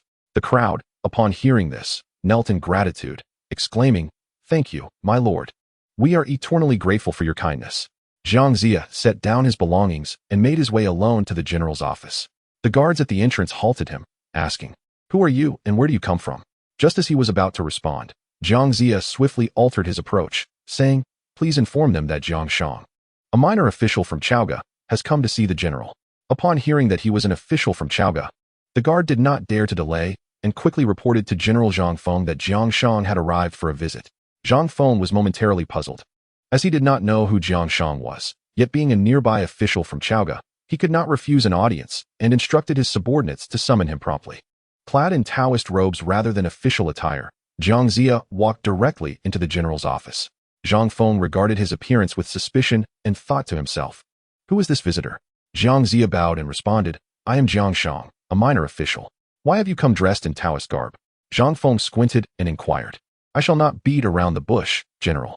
I have come not for personal gain, but because I cannot bear to witness the suffering of the common people." Previously, the king, swayed by Daji's words, embarked on a grand construction project that burdened the populace and squandered their resources, erecting the burdensome deer platform. Initially, the king entrusted me with supervising the construction, but I could not bring myself to deceive the sovereign, jeopardizing the nation and harming the people. Thus, I earnestly advised the king against disappointing the masses and bringing calamity upon the common folk. In his fury, the king threatened to punish me severely, yet ultimately, he released me to return to my homeland. Upon my arrival here, I witnessed numerous citizens in abject misery, desperately fleeing. The general refused to permit their departure, knowing that if they were returned to Chaogo, they would surely meet a tragic fate. The tortures of the cauldron and the crucible, the maimed bodies and shattered souls. What sins have the common people committed? Zhang Zia expressed his anguish, imploring, "Esteemed sir, heaven embodies the virtue of compassion. Please allow the people to depart, and they shall surely remember your benevolence." Zhang Feng scrutinized Zhang Zia with a cold smile, retorting, "Are you attempting to ensnare me in wrongdoing? As a minister to the king, you must share in his burdens. Moreover, the fleeing citizens are disloyal and ought to face the law. Do not attempt to beguile me with your clever words, as I command the pass. I shall fulfill my duty with loyalty."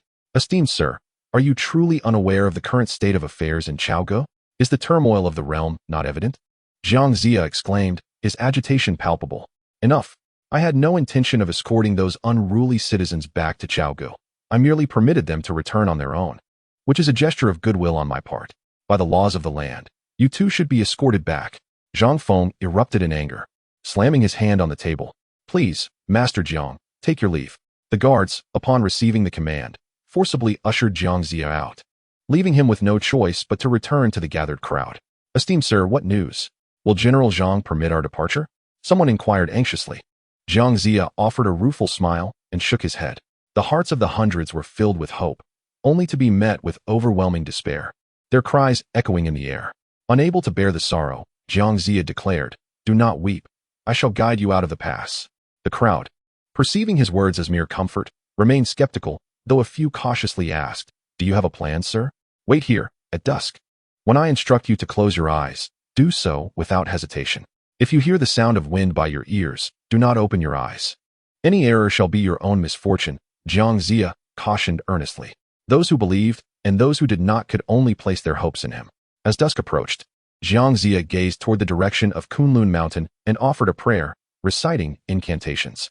With a sudden sound, the multitude vanished from their location. Jiangxia employed Earth Escape to save the people, who clung to one another in fear, unwilling to open their eyes, only hearing the rustling wind and strange sounds around them. In a few moments, they traversed the 400 miles beyond the Lingtong Pass, passing through Tong Pass, Chuanyan Pass, Jiepai Pass, and Sishui Pass. Upon reaching Jinji Ridge, Jiangxia wiped the cold sweat from his brow, finally ceasing his Earth Escape. The hundreds landed together, unsteady and disoriented. Jiangxia called out, "Open your eyes." Only then did they cautiously open their eyes, taking in the unfamiliar scenery. Their hearts filled with astonishment at the divine skill displayed. Jiangxia, somewhat fatigued, remarked, "This is Jinji Ridge, located outside Sishui Pass in the territory of Shiqi. You may now proceed. This place is safe." As the crowd wept in sorrow, they knelt in gratitude before Jiangxia, exclaiming, "Esteemed sir, this grace and virtue shall be forever etched in our memories." After bidding farewell, Jiangxia retreated to his hermitage at Panchi, composing a poem that read, "Abandoning the tumult of Chaoga and the dust of the marketplace, I wield the law to rescue the people from their transgressions. Leisurely I dwell by the Weishui, fishing rod in hand, awaiting the convergence of winds and clouds. Disaster shall be the path I tread, while the auspicious bear heralds the search for talent. At last, I encounter a sagacious sovereign at the age of 80, and thus, the Zhou dynasty shall endure for 800 years. As dawn broke, the dispersed populace found themselves in the territory of Shiqi. Crossing Jinji Ridge led them to Shouyang Mountain, and after traversing Yinshan and Bailu village, they journeyed 70 more miles to reach Shiqi city. The people, on this arduous trek, experienced a long-forgotten sense of stability. The marketplace was filled with humility, the land abundant with resources, travelers yielded the path, and the young and old treated one another with respect. Truly reminiscent of the prosperous era of Yao, Shun, and Yu. Despite their disheveled state, burdened with families and the need to settle the displaced, they approached the government to submit their petitions detailing their plight. It was fortuitous that the esteemed official San Yixing was on duty, recognizing the gravity of the situation. He reported it to Bo Yikao. The following day, Bo Yikao issued a decree. "Since it is the misgovernance of Chaoga that has led you to seek refuge in my lands, let us act according to the strategy of Shiqi. All shall receive silver, grain, and housing, with special provisions made for those requiring additional care." Upon receiving the order, the populace could not help but marvel at the benevolence of Shiqi. Yet, a tinge of anxiety gnawed at Bo Yikao's heart. His father had been imprisoned for 7 years, leaving him restless. "I wish to venture to Chaoga and seek redemption for my father. What say you all?" San Yixing interjected, "My lord, you must not. The sovereign instructed us that after 7 years of tribulations, he shall naturally return, and he advised against any rash actions towards Chaoga. If your heart is truly troubled, you may send soldiers to inquire without placing yourself in peril." With a heavy sigh, Bo Yikao lamented, "How can a son bear to see his father in distress? As it is said, establishing a nation and a family requires me to bring the 3 treasured heirlooms left by our ancestors to Chaoga as tribute, in hopes of securing my father's return. What fortune or misfortune awaits this journey? Stay tuned for the next chapter." Chapter 20. San Yixing's Secret Dealings. The poem states, "Since ancient times, power-hungry tyrants have coveted wealth, conspiring to harm the loyal and virtuous. Though paths may open through gold and silver, they still seek to entangle the green dragon in brocade. Those who have succeeded are unaware of the nation's grief, and disaster does not inquire about familial feasts. Who can know that the cycle of fate is ever uncertain, regretfully wielding the Wu hook, mistakenly turned." For 7 long years, Duke Ji Chong of the West was imprisoned in Yoli City, transforming the Fushi Bagua into the 64 hexagrams, reformulating the 384 lines, intricately aligning them with the principles of yin and yang and the celestial wonders of the Zhou. This work would later be known as the I Ching. One day, feeling idle, Ji Chong played a tune on his zither. Suddenly, a string snapped, echoing a sound akin to a cry of distress. Staring at the broken string, he felt an unease wash over him, prompting him to divine a hexagram. In an instant, he grasped the underlying reason. "My son, why did you not heed your father's words? Why venture into Chaoga?" A surge of blood welled within him, and Ji Chong was engulfed in anguish, lamenting, "If today I do not consume my own flesh, I cannot escape the fate of death. How can I bear to harm my own heart? My son is innocent." With tears streaming down his face, Ji Chong dared not weep aloud, fully aware that he had no way out. His life and death hung by a mere thought. The poem concludes, "Alone, I embrace loyalty and righteousness, traveling miles to confront the calamity of family." Before entering Yoli City, one ascended Inzho's platform. Strumming the zither to dispel the enchantress, in a moment of fury, he cast her aside. Alas, the young traveler, whose soul wandered amidst calamity and despair. As fate would have it, the imperial messenger arrived promptly with a decree from King Zhou. Ji Chang, trembling with trepidation, rose to receive the edict, kneeling with reddened eyes. Suppressing his grief for the deceased Bo Yikao, he could not allow his son to depart this world with unclosed eyes. The messenger presented a dragon and phoenix food box bestowed by the king, stating that after a successful hunt the previous day, King Zhou, mindful of the virtuous marquis who had awaited in Yoli for long, had commanded the chef to prepare venison pastries as a gift. Ji Chang knelt before the table, feigning composure as he opened the food box to find several meat pastries within. He pretended to express gratitude, saying, "The king, despite his arduous journey, still remembers this guilty servant. Ji Chang is deeply moved." Upon hearing this, the messenger regarded him with indifference. Ji Chang, knowing it was impossible to refuse, slowly picked up a meat pastry and consumed 3 in succession, swallowing while offering thanks. Though the messenger's expression remained stoic, his heart was filled with myriad emotions. It was said that Ji Chang possessed the gift of foresight, able to discern fortunes and misfortunes, yet today he unknowingly partook of his own son's flesh. It seemed such tales were mere fabrications. Unable to express his gratitude directly to the king, Ji Chang implored the messenger to convey his thanks.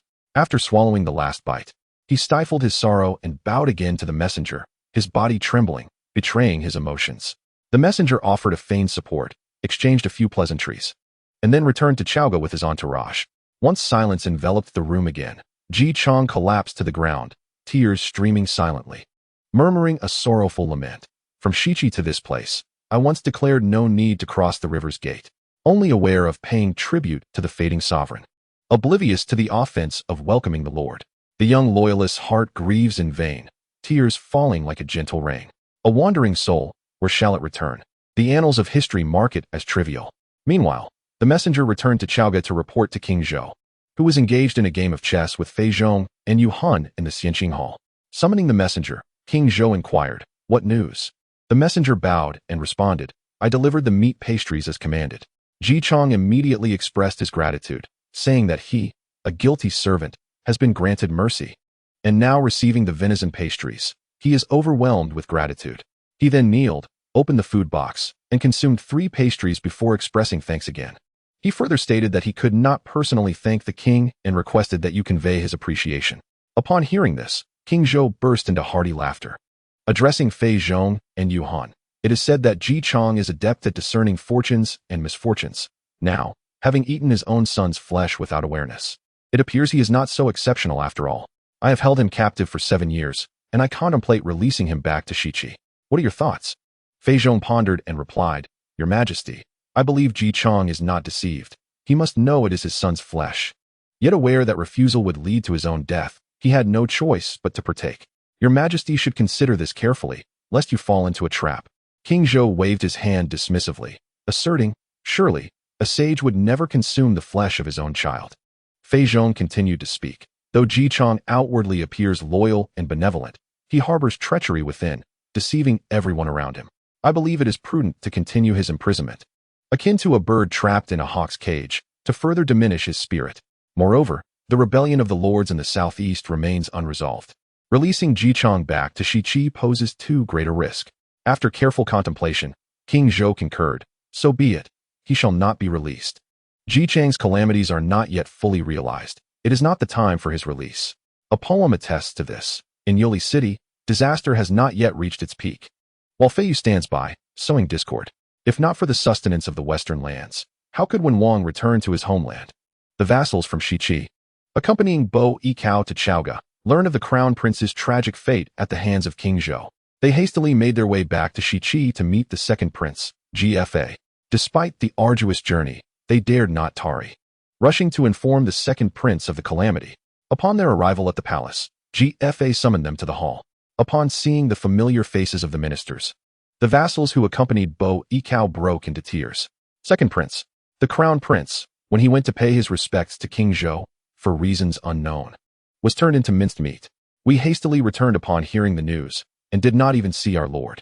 Their sorrowful words were tinged with indignation. What? The attendants in the hall were taken aback. GFA sprang to his feet, only to collapse weakly, tears streaming down his face, his eyes nearly bursting with fury. The civil and military officials, one after another, inquired in detail, but the vassals could only recount that the young lord feared he had offended the queen, Sudaji, and was subsequently taken away the following day. General Nangong Shi bellowed, "The eldest prince is the crown prince of Shiqi. How can he perish under such cruel circumstances merely for offering tribute to Chaoga? Our lord has been imprisoned for 7 years, steadfastly adhering to the duties of a subject, guarding Shiqi with utmost diligence. Yet, King Zhou disregards the sacred bond between ruler and subject, plunging the court into chaos and leaving the people in misery. The lords in the southeast have fought valiantly against rebellion for years. In my view, we should muster all our forces, seize the 5 passes, march on Chaoga, slay the tyrant, and establish a wise ruler." Upon hearing this, many civil and military officials voiced their agreement. The esteemed and capable, along with the likes of Jishudu, all shouted, "The general speaks wisely." The hall erupted in a clamor, filled with anger and determination. Even GFA wore a pained expression. San Yixing, witnessing the turmoil, stepped forward and spoke sternly, "My lord, I have a matter to report." GFA looked at him with sorrow, urging the senior official to speak. San Yixing glanced at Nangong Shi and respectfully suggested, "First, let the prince execute General Nangong Shi. Then we can deliberate on the greater matters." "Why must we execute General Nangong?" GFA furrowed his brow and inquired. San Yixing retorted with a cold laugh. "Such a treacherous minister seeks to ensnare our lord in injustice. He must be executed." Instantly, the hall fell silent, all eyes darting about. San Yixing continued, "You are all filled with fervor, yet devoid of strategy.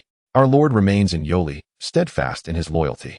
If you act recklessly, I fear before our forces even reach the 5 passes, our lord may perish." What treachery is this? Upon hearing this, the assembly felt as though they were withering like frostbitten eggplants.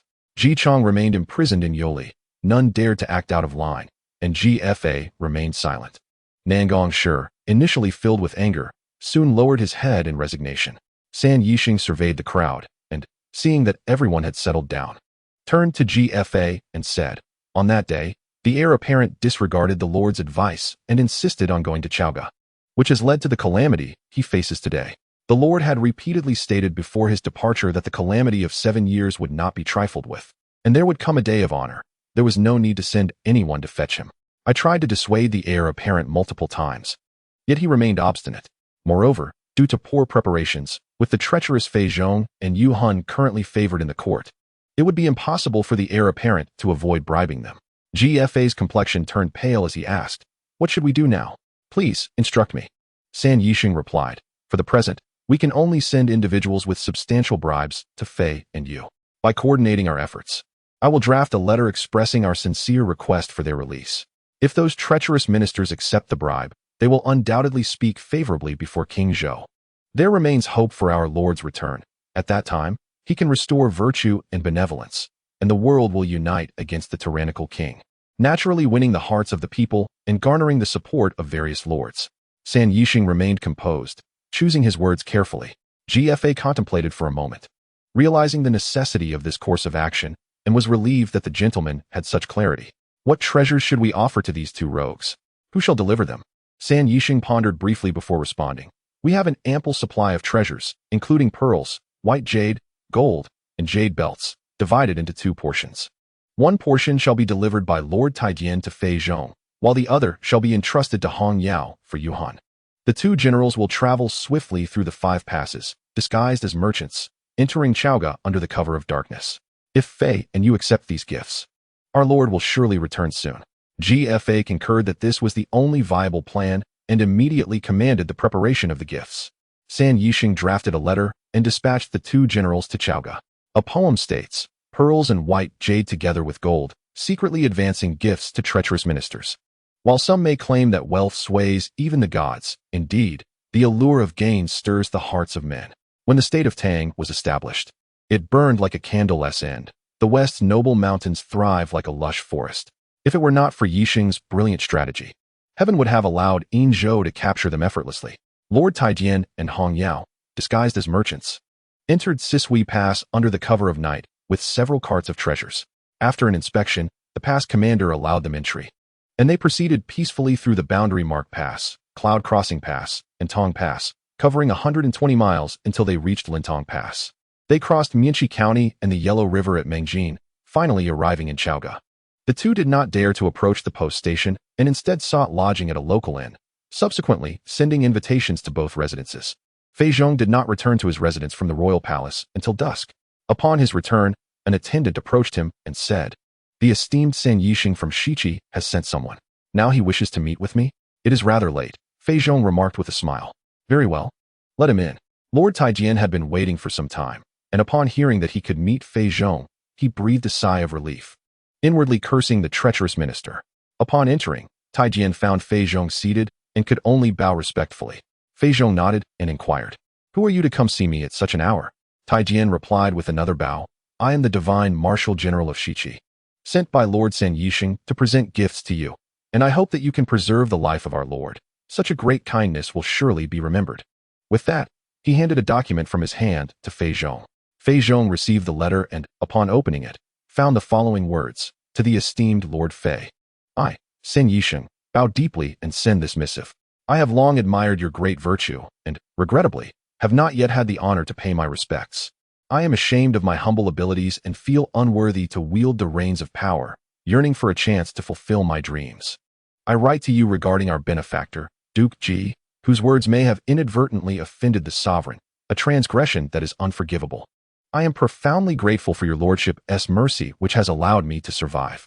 Though imprisoned in Yoli, it is truly a gift of life granted by you. I am overwhelmed with gratitude, and I dare not wish for more. My colleagues and I, residing in a remote corner, have not been able to convey our grievances, and can only hope from afar for the eternal longevity of the emperor. Therefore, I have specially sent Taijian, bearing humble gifts, 2 pairs of exquisite white jade, 100 taels of gold, and other tributes, hoping to express the modest sentiments of the people of the West. I sincerely hope to avoid any offense. However, my lord is in his declining years, long confined to Yoli, which is indeed a matter deserving compassion, especially considering his elderly mother and young son, who are anxiously awaiting his return. This is a sentiment that any benevolent ruler would surely understand. I earnestly implore your esteemed lordship to open your heart in mercy, to grant a word of pardon that would allow my return to my homeland. The kindness of your noble station and the virtue of your character will be forever cherished by the people of the West. As I write, I am filled with trepidation and await your response with bated breath. Sincerely, Fei Zhong attentively examined the gift list, realizing its immense value. After a moment of reflection, he instructed Taijian, "It would not be proper for me to compose a reply to your lord's family. Please return and convey that I have received their intentions, and I shall do my utmost to assist." Taijian, heartened by Fei Zhong's words, expressed his gratitude and took his leave. Shortly thereafter, Hong Yao returned, and upon sharing their news, both were pleased with the outcome, feeling their journey was not in vain. To avoid prolonged uncertainties, the two decided to return promptly. After Taijian spoke, they packed lightly and made their way back to the west. Fei Zhong and Yu Han both received gifts from the west, but neither mentioned it. One day, while King Zhou was playing chess with them under the star-picking tower, he won 2 consecutive games and was in high spirits. Soon after, a banquet was arranged, and Fei and Yu attended to the king, enjoying a delightful exchange of cups and toasts. In the midst of their revelry, the king suddenly recalled the elegance of Bo Yicao's music and the beauty of the monkey's songs, lamenting, "What a pity for Bo Yicao. Ji Chang has consumed his own flesh." This reflection led him to question the validity of fate, suggesting that predetermined outcomes were mere fabrications. Seeing the king bring up the subject, Fei Zhong seized the moment to respond. "I had previously heard that Ji Chang harbored treasonous intentions and had been cautious, sending trusted individuals to investigate. However, the soldiers and civilians in Yoli speak highly of Ji Chang's loyalty, noting that he burns incense and prays for the king's prosperity and the stability of the realm each month. Despite being imprisoned for 7 years, Ji Chang has borne no grievances, suggesting he is indeed a loyal minister." King Zhou, puzzled, remarked, "Did you not say just a few days ago that he appeared loyal outwardly but harbored treachery within? Your words today are quite different." Fei Zhong replied without embarrassment, "That was merely a precaution, which is why I dispatched someone to verify the truth. I now understand that Ji Chang is genuinely devoted." King Zhou nodded and turned to Yu Han, asking, "What is your view, Dr. Yu?" Yuhan glanced at Fei Zhong, fully aware of the situation, and stated, "What Lord Fei says is accurate. As I understand it, Duke Shi has endured hardship for years without complaint, instead educating the populace of Yoli, who have come to recognize loyalty and righteousness, thereby increasing their reverence for the king." With both praising Ji Chong, the king concluded, "It seems he must indeed be a loyal minister. Shall I grant him a pardon?" King Zhou raised his wine cup, speaking nonchalantly. Fei Zhong clasped his hands in reverence and replied, "The decision to pardon Ji Chong lies solely with your majesty. We, your humble servants, dare not presume to advise. However, Ji Chang's unwavering loyalty and filial piety, should your majesty choose to grant him clemency, would surely transform his death into rebirth, and he would be eternally grateful, serving your majesty with utmost devotion." Yuhan, who stood nearby in agreement, contemplated that it would not suffice for only Fei Zhong to secure favor for the people of Shiqi. He too must stoke the flames of support. If your majesty were to pardon Ji Chong, it would be prudent to bestow upon him additional honors. The eastern marquis, Jiang Wenhuan, has rebelled and is assaulting Yuhan Pass, while the southern marquis is attacking Sand Mountain Pass. Do Rong and Duke Deng have endured years of bitter conflict, with warfare unceasing and smoke rising. In my humble opinion, it would be wise to grant Ji Chong a royal title, along with the white banner and yellow axe, enabling him to lead military campaigns on behalf of the emperor, thus exerting authority over Shiqi and ensuring its stability. Moreover, Ji Chong is well regarded for his virtue, which would serve to intimidate the feudal lords and reaffirm loyalty to your majesty. Yuhan's fiery words effectively elevated the status of the Marquis of Shibua. King Zhou laughed heartily, proclaiming, "Well said. Yuhan possesses both wisdom and wit, while Fei Zhong excels in attracting virtuous talents. It is indeed a stroke of fortune to have you both by my side." The two exchanged a glance, laden with unspoken meaning, and then rose to express their gratitude. Shortly thereafter, King Zhou issued an edict to pardon Ji Chong, which was encapsulated in verse. "The cycles of heaven bring great change. After 7 years, one emerges from the cage. Fei and you, bribed yet daring to advise, the state's fate rests upon the wisdom of the sage. Let King Wen return to his homeland. A reunion of father and son at 5 passes planned. Signs foretell the arrival of the flying bear. At the banks of the way, the Grand Duke's presence is rare. Before long, the king's decree reverberated throughout the court and beyond, bringing immense joy to the officials, who hastened to carry the news from Chaoga to Yoli. During these days in Yoli, Ji Chong had been consumed by despair, his appetite lost, and every thought of food made him nauseous. His pallor was ghostly, yet he mustered the strength to conceal his distress from others. As he reminisced about Bowie Cow, a sudden gust of wind swept through, dislodging tiles from the roof, shattering them upon the ground. Startled, the Marquis of Shibua understood that significant news was at hand. He promptly burned incense for divination and, upon receiving an auspicious sign, sighed in relief, saying, "Today, the decree of pardon has arrived, my son." Turning to his loyal attendant, Ji Chong exclaimed, "The king's pardon is imminent. Prepare yourself, for we shall soon depart from here." Though the attendant was initially skeptical, it was not long before the messenger returned to the door. Ji Chong stepped out to receive the decree, confirming the authenticity of the pardon. Tears streamed down Ji Chang's face as he bowed deeply towards Chaoga in gratitude. When he finally gathered his belongings and stepped outside, the elders and townsfolk of Yoli gathered along the path with sheep and wine, reluctantly watching Ji Chong depart. Today, the dragon meets the clouds. The phoenix settles on the phoenix tree, the tiger ascends the high mountain, and the crane rests upon the pines. For 7 years, we have been graced by the sage's teachings, and we are forever grateful for his virtue. As we part today, we cannot know if we shall meet again. One of the villagers stepped forward, filled with emotion. Ji Chong, with tears glistening in his eyes, replied, "I have spent 7 years here, and you all have cared for me so kindly. I hope for nothing but prosperity for each of you." The villagers were deeply saddened, spontaneously accompanying him for 10 miles, tears flowing as they bid farewell.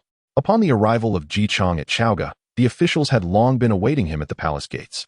Among them were Baigon, Wei Ziqi, and Huang Feihu. Ji Chong, upon seeing both familiar and new faces, felt a pang of emotion in his heart.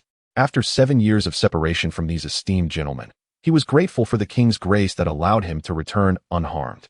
Ji Chong bowed deeply to the assembly, but they all hurriedly stepped back to avoid receiving his reverence.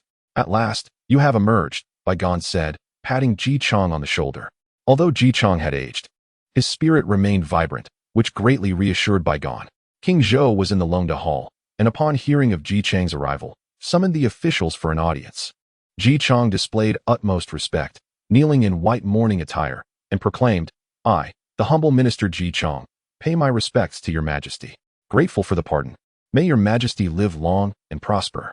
King Zhou, supporting him lightly, remarked, "The Marquis of Shibua, despite 7 years of imprisonment, harbored no grievances and instead prayed for my well-being, demonstrating your loyalty. I now grant you a full pardon and elevate your title to that of a king. As a paragon of virtue and filial piety, you shall be bestowed with the white banner and yellow halberd to govern Shichi. You will receive a monthly stipend of 1,000 stones of rice, along with 2 civil officials and 2 military commanders to accompany your return to Shichi. A banquet will be held in the Londa Hall, followed by 3 days of celebrations in the streets." The officials were taken aback by the news of his elevation to king, yet they all recognized Ji Chang's character and thus offered their heartfelt congratulations. Ji Chang bowed once more, expressing his gratitude for the king's favor. Afterward, the palace attendants presented Ji Chang with official attire, and the officials feasted in the Londa Hall to celebrate. The scene was one of splendor. The tables and chairs were polished, adorned with exquisite decorations. On the left, white jade vases held floral arrangements. On the right, agate and coral trees were displayed. Wine flowed as palace maidens served fragrant delicacies, while golden incense burned in the furnace, and pearl droplets glimmered in amber cups. Surrounding the banquet were embroidered screens, creating an atmosphere rich with colors and textures. Delicacies abounded: fire-roasted apricots, sweet jujubes, and a variety of fruits including pears, apples, and plums. Pomegranates and persimmons were plentiful, alongside rare dishes such as rabbit silk, bear paws, and dragon liver. The music resounded, heralding the joy of the emperor. The officials had not experienced such happiness in a long time. Ji Chang's pardon was a blessing for the Shang dynasty.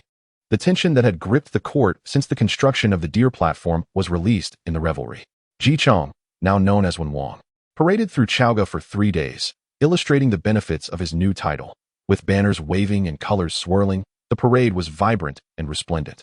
The golden axes and halberds glimmered, while the silver chairs complemented the jade lotuses. The horses were adorned with golden bridles, and the grand robes of red signified nobility. The people vied to catch a glimpse of the Marquis of Shibua, rejoicing in the arrival of a sage.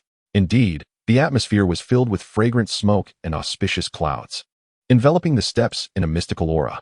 In the city of Chaoga, the common people had perhaps never witnessed such a grand spectacle.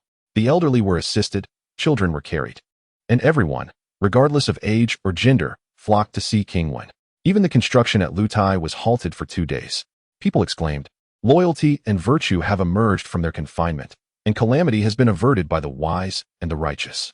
King Wen remained in the city for 2 days, and one evening, he spotted a troop of soldiers standing in formation at the street corner, their weapons gleaming. Ji Chang, upon seeing them, inquired of those around, "Whose men are those?" They replied softly, "They belong to King Wuching." King Wen, Ji Chang, hastily dismounted to greet him with a deep bow. Astonished to find King Wuching present, King Wuching quickly approached, expressing his joy at the honorable return of the virtuous king. However, he had a word of caution to share, uncertain if the wise king would heed it. Ji Chang, slightly taken aback, promptly replied, "Of course, speak freely. Let us proceed to my residence, which is not far from here, where I have prepared a modest feast to express my sentiments." King Wuching surveyed the surroundings, realizing that this was not an appropriate place for discourse, and gestured for them to move. Ji Chang, unable to decline, acquiesced. He slightly turned aside, and both mounted their horses, riding towards the Huang residence. The Huang household had already laid out a banquet, eagerly awaiting their master's return. Both kings, sharing the throne, toasted and conversed about loyalty and righteousness until nightfall, when the candles were lit. Only then did King Wuching dismiss those around them.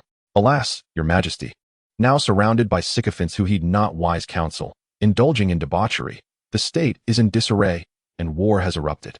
With your virtue, encountering a special pardon is akin to a dragon returning to the sea or a tiger entering the deep mountains.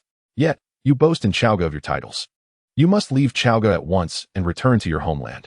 Any delay may lead to unforeseen calamities, for regret will come too late." King Wuching, tipsy from the wine, expressed his sorrow over the current state of affairs, yet felt powerless to alter it. Ji Chang, over the past few days, had been dazzled by the spectacle around him, feeling secure. However, the words of King Wuching jolted him awake. He rose to express his gratitude, saying, "General Huang, your words are indeed profound. However, even if I leave Chaoga, without an edict, how shall I pass through the 5 passes?" Huang Feihu waved his hand dismissively. It is not difficult. The copper tokens are in my possession. Take them and depart. He then produced the copper tokens and handed them to Ji Chang. Ji Chang again expressed his gratitude, saying, "Your great kindness shall not be forgotten, and I will repay it in due time." Without further ado, Huang Feihu helped Ji Chang disguise himself, and under the cover of night, had his deputy, Long Huan, and Wu Xian open the western gate of Chaoga, escorting Ji Chang out of the city. To learn of the subsequent events, one must await the next installment. Chapter 21. King Wen's Escape through the Five Passes poem. Huang's benevolence and loyalty save King Qi. The edict and copper tokens from imperial bounds set free. Amidst schemes and slander, the sage remains pursued. In the clouds, he manifests, a compassionate guide renewed. Great virtue has seldom been tolerated in this world. From henceforth, the dragon soars, auspicious omens unfurled. The name of Tuer shall endure. To this day, its fragrance remains pure. King 1, Ji Chang, departed Chaoga under the cover of night, heading towards Chentang Pass. The officials at the Chaoga post house, noticing his absence throughout the night, sensed trouble and promptly reported to Fei Zhong the next morning. He has not returned and is unaccounted for. Fei Zhong furrowed his brow upon hearing the report from the post house official. This matter is significant, and my subordinates dare not speculate. I can only report to the minister. The official replied. Fei Zhong sat contemplatively in his chair for a while before gesturing with his hand. I understand now. You may withdraw. Once the officials had departed, an unsettling turmoil arose within Fei Zhong's heart. After all, it was he and Yuhan who had advised the release of Ji Chang. Who would have anticipated that Ji Chang would be so eager to depart? Or perhaps, to flee? Come, hasten to summon Lord Yuhan. Fei Zhong commanded his attendants. Before long, Yuhan arrived at the Fei residence. Noticing Fei Zhong's grave expression, he was somewhat perplexed. Dear brother, what troubles you so? Your countenance appears rather grim. He inquired as they exchanged courtesies. With a deep sigh, Fei Zhong replied, My dear brother, you may not be aware, but Ji Chang has indeed overstepped. The king bestowed upon him the title of Wang Qua official for 3 days, and yet, after only 2, he has vanished without a trace. If he harbors no ulterior motives or sinister intentions, why would he act in such a manner? Moreover, with the southeastern regions in rebellion for many years, and now Ji Chang's departure, should further chaos ensue, who shall bear the responsibility? Yuhan appeared slightly taken aback and pondered momentarily before responding. Dear brother, do not be overly anxious. We must present ourselves before the king and implore him to issue a decree for Ji Chang's capture, thereby upholding the laws of the land. However, if we proceed in this manner, it would indeed implicate both of us. Fei Zhong rubbed his temples in fatigue. Yet this is preferable to allowing future troubles to brew. Yuhan paused briefly before continuing. Furthermore, do not fret, for we are both favored in the king's eyes. Very well, let us proceed to the palace. With their discussion concluded, Fei Zhong and Yuhan made haste to the imperial court, where King Zhou was in a good mood, enjoying the starlit view from the star-picking tower. The palace attendants announced the arrival of Fei and Yu, to which King Zhou responded, Summon them up. Upon ascending the tower, the two knelt and bowed deeply, confessing their guilt, which left King Zhou momentarily astounded. What is the meaning of this, my esteemed officials? Your Majesty, Ji Chang has indeed betrayed your grace. He has vanished after merely 2 days of being honored. Neglecting to express his gratitude to you, he must have fled in secrecy. Should he return to the West Qi, we fear he may incite further chaos. Fei Zhong lamented with a feigned sincerity, displaying a countenance of deep sorrow. King Zhou, perplexed, questioned, but I have not prevented Ji Chang from returning. Why would he flee after just 2 days? Is this not indicative of treachery? He glared at the kneeling officials, anger rising within him. It was you two who proclaimed Ji Chang to be a loyal and righteous man, one who prays for my well-being and that of the state every month.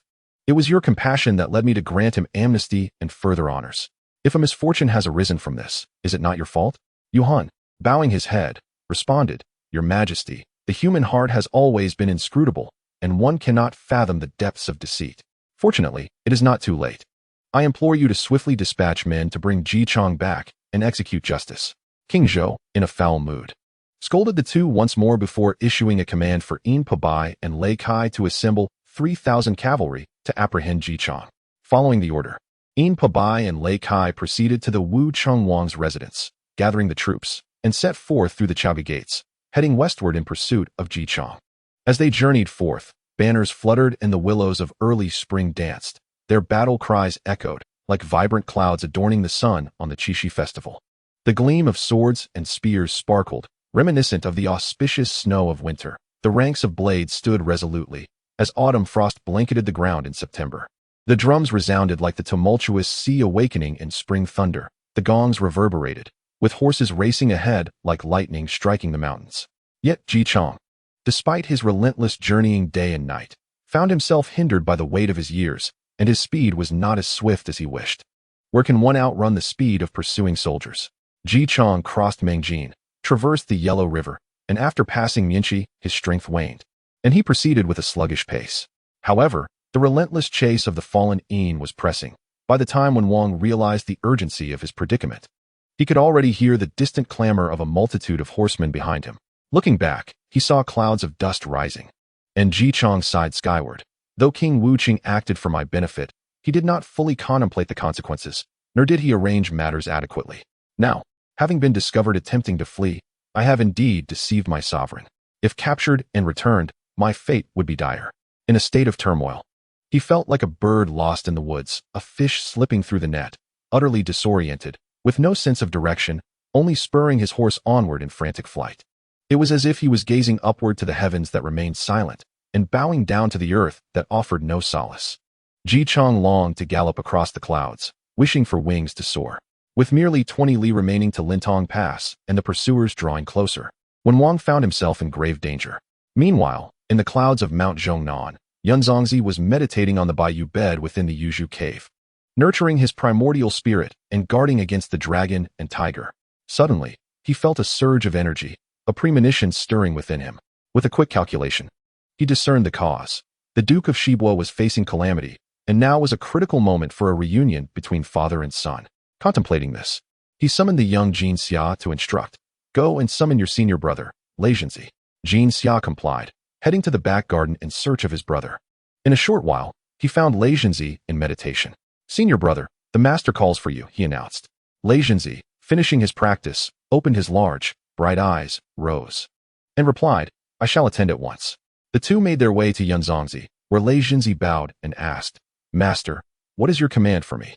Yunzongzi nodded and said, Lei Zhenzi, your father is in peril and requires your assistance. Lei Zhenzi, taken aback, inquired, Master, who is my father? Where must I go to rescue him? Your father is Ji Chang, the Duke of Shibua, currently trapped at Chentang Pass. I will provide further details shortly. For now, go to Huer Cliff and find a weapon that suits you well. I shall impart secret techniques to aid you in saving your father. Yunzongzi urged him to hurry along. Lei Zhenzi, obeying, departed the cave and headed straight for Huer Cliff. He looked around but was unable to find a suitable weapon, uncertain of what constituted a fitting armament. Spears, swords, sabers, halberds, whips, axes, hammers. There were too many options in the master's words. Should he return for clarification? Just as he pondered this, an enchanting fragrance wafted through the air, captivating his senses. Drawn by the aroma, he followed it to a stream below, where the sound of water murmured like distant thunder. Upon closer inspection, he beheld a scene of extraordinary beauty, with graceful elegance enveloping the surroundings. Vines entwined with cypress, bamboo sprouted from crags, and foxes and hares flitted about. Deer and cranes called out in the distance. There were even patches of spiritual herbs and green grass, and plums hanging from verdant branches. Indeed, the mountain held endless wonders. Such exquisite scenery was truly remarkable. Lei Zhenzi strolled through, murmuring in astonishment. Suddenly, he spotted 2 red apricots beneath a cluster of green leaves. A desire for a taste surged within him. Disregarding the treacherous terrain, he navigated the vines and, with a few pulls, plucked the red apricots into his hands.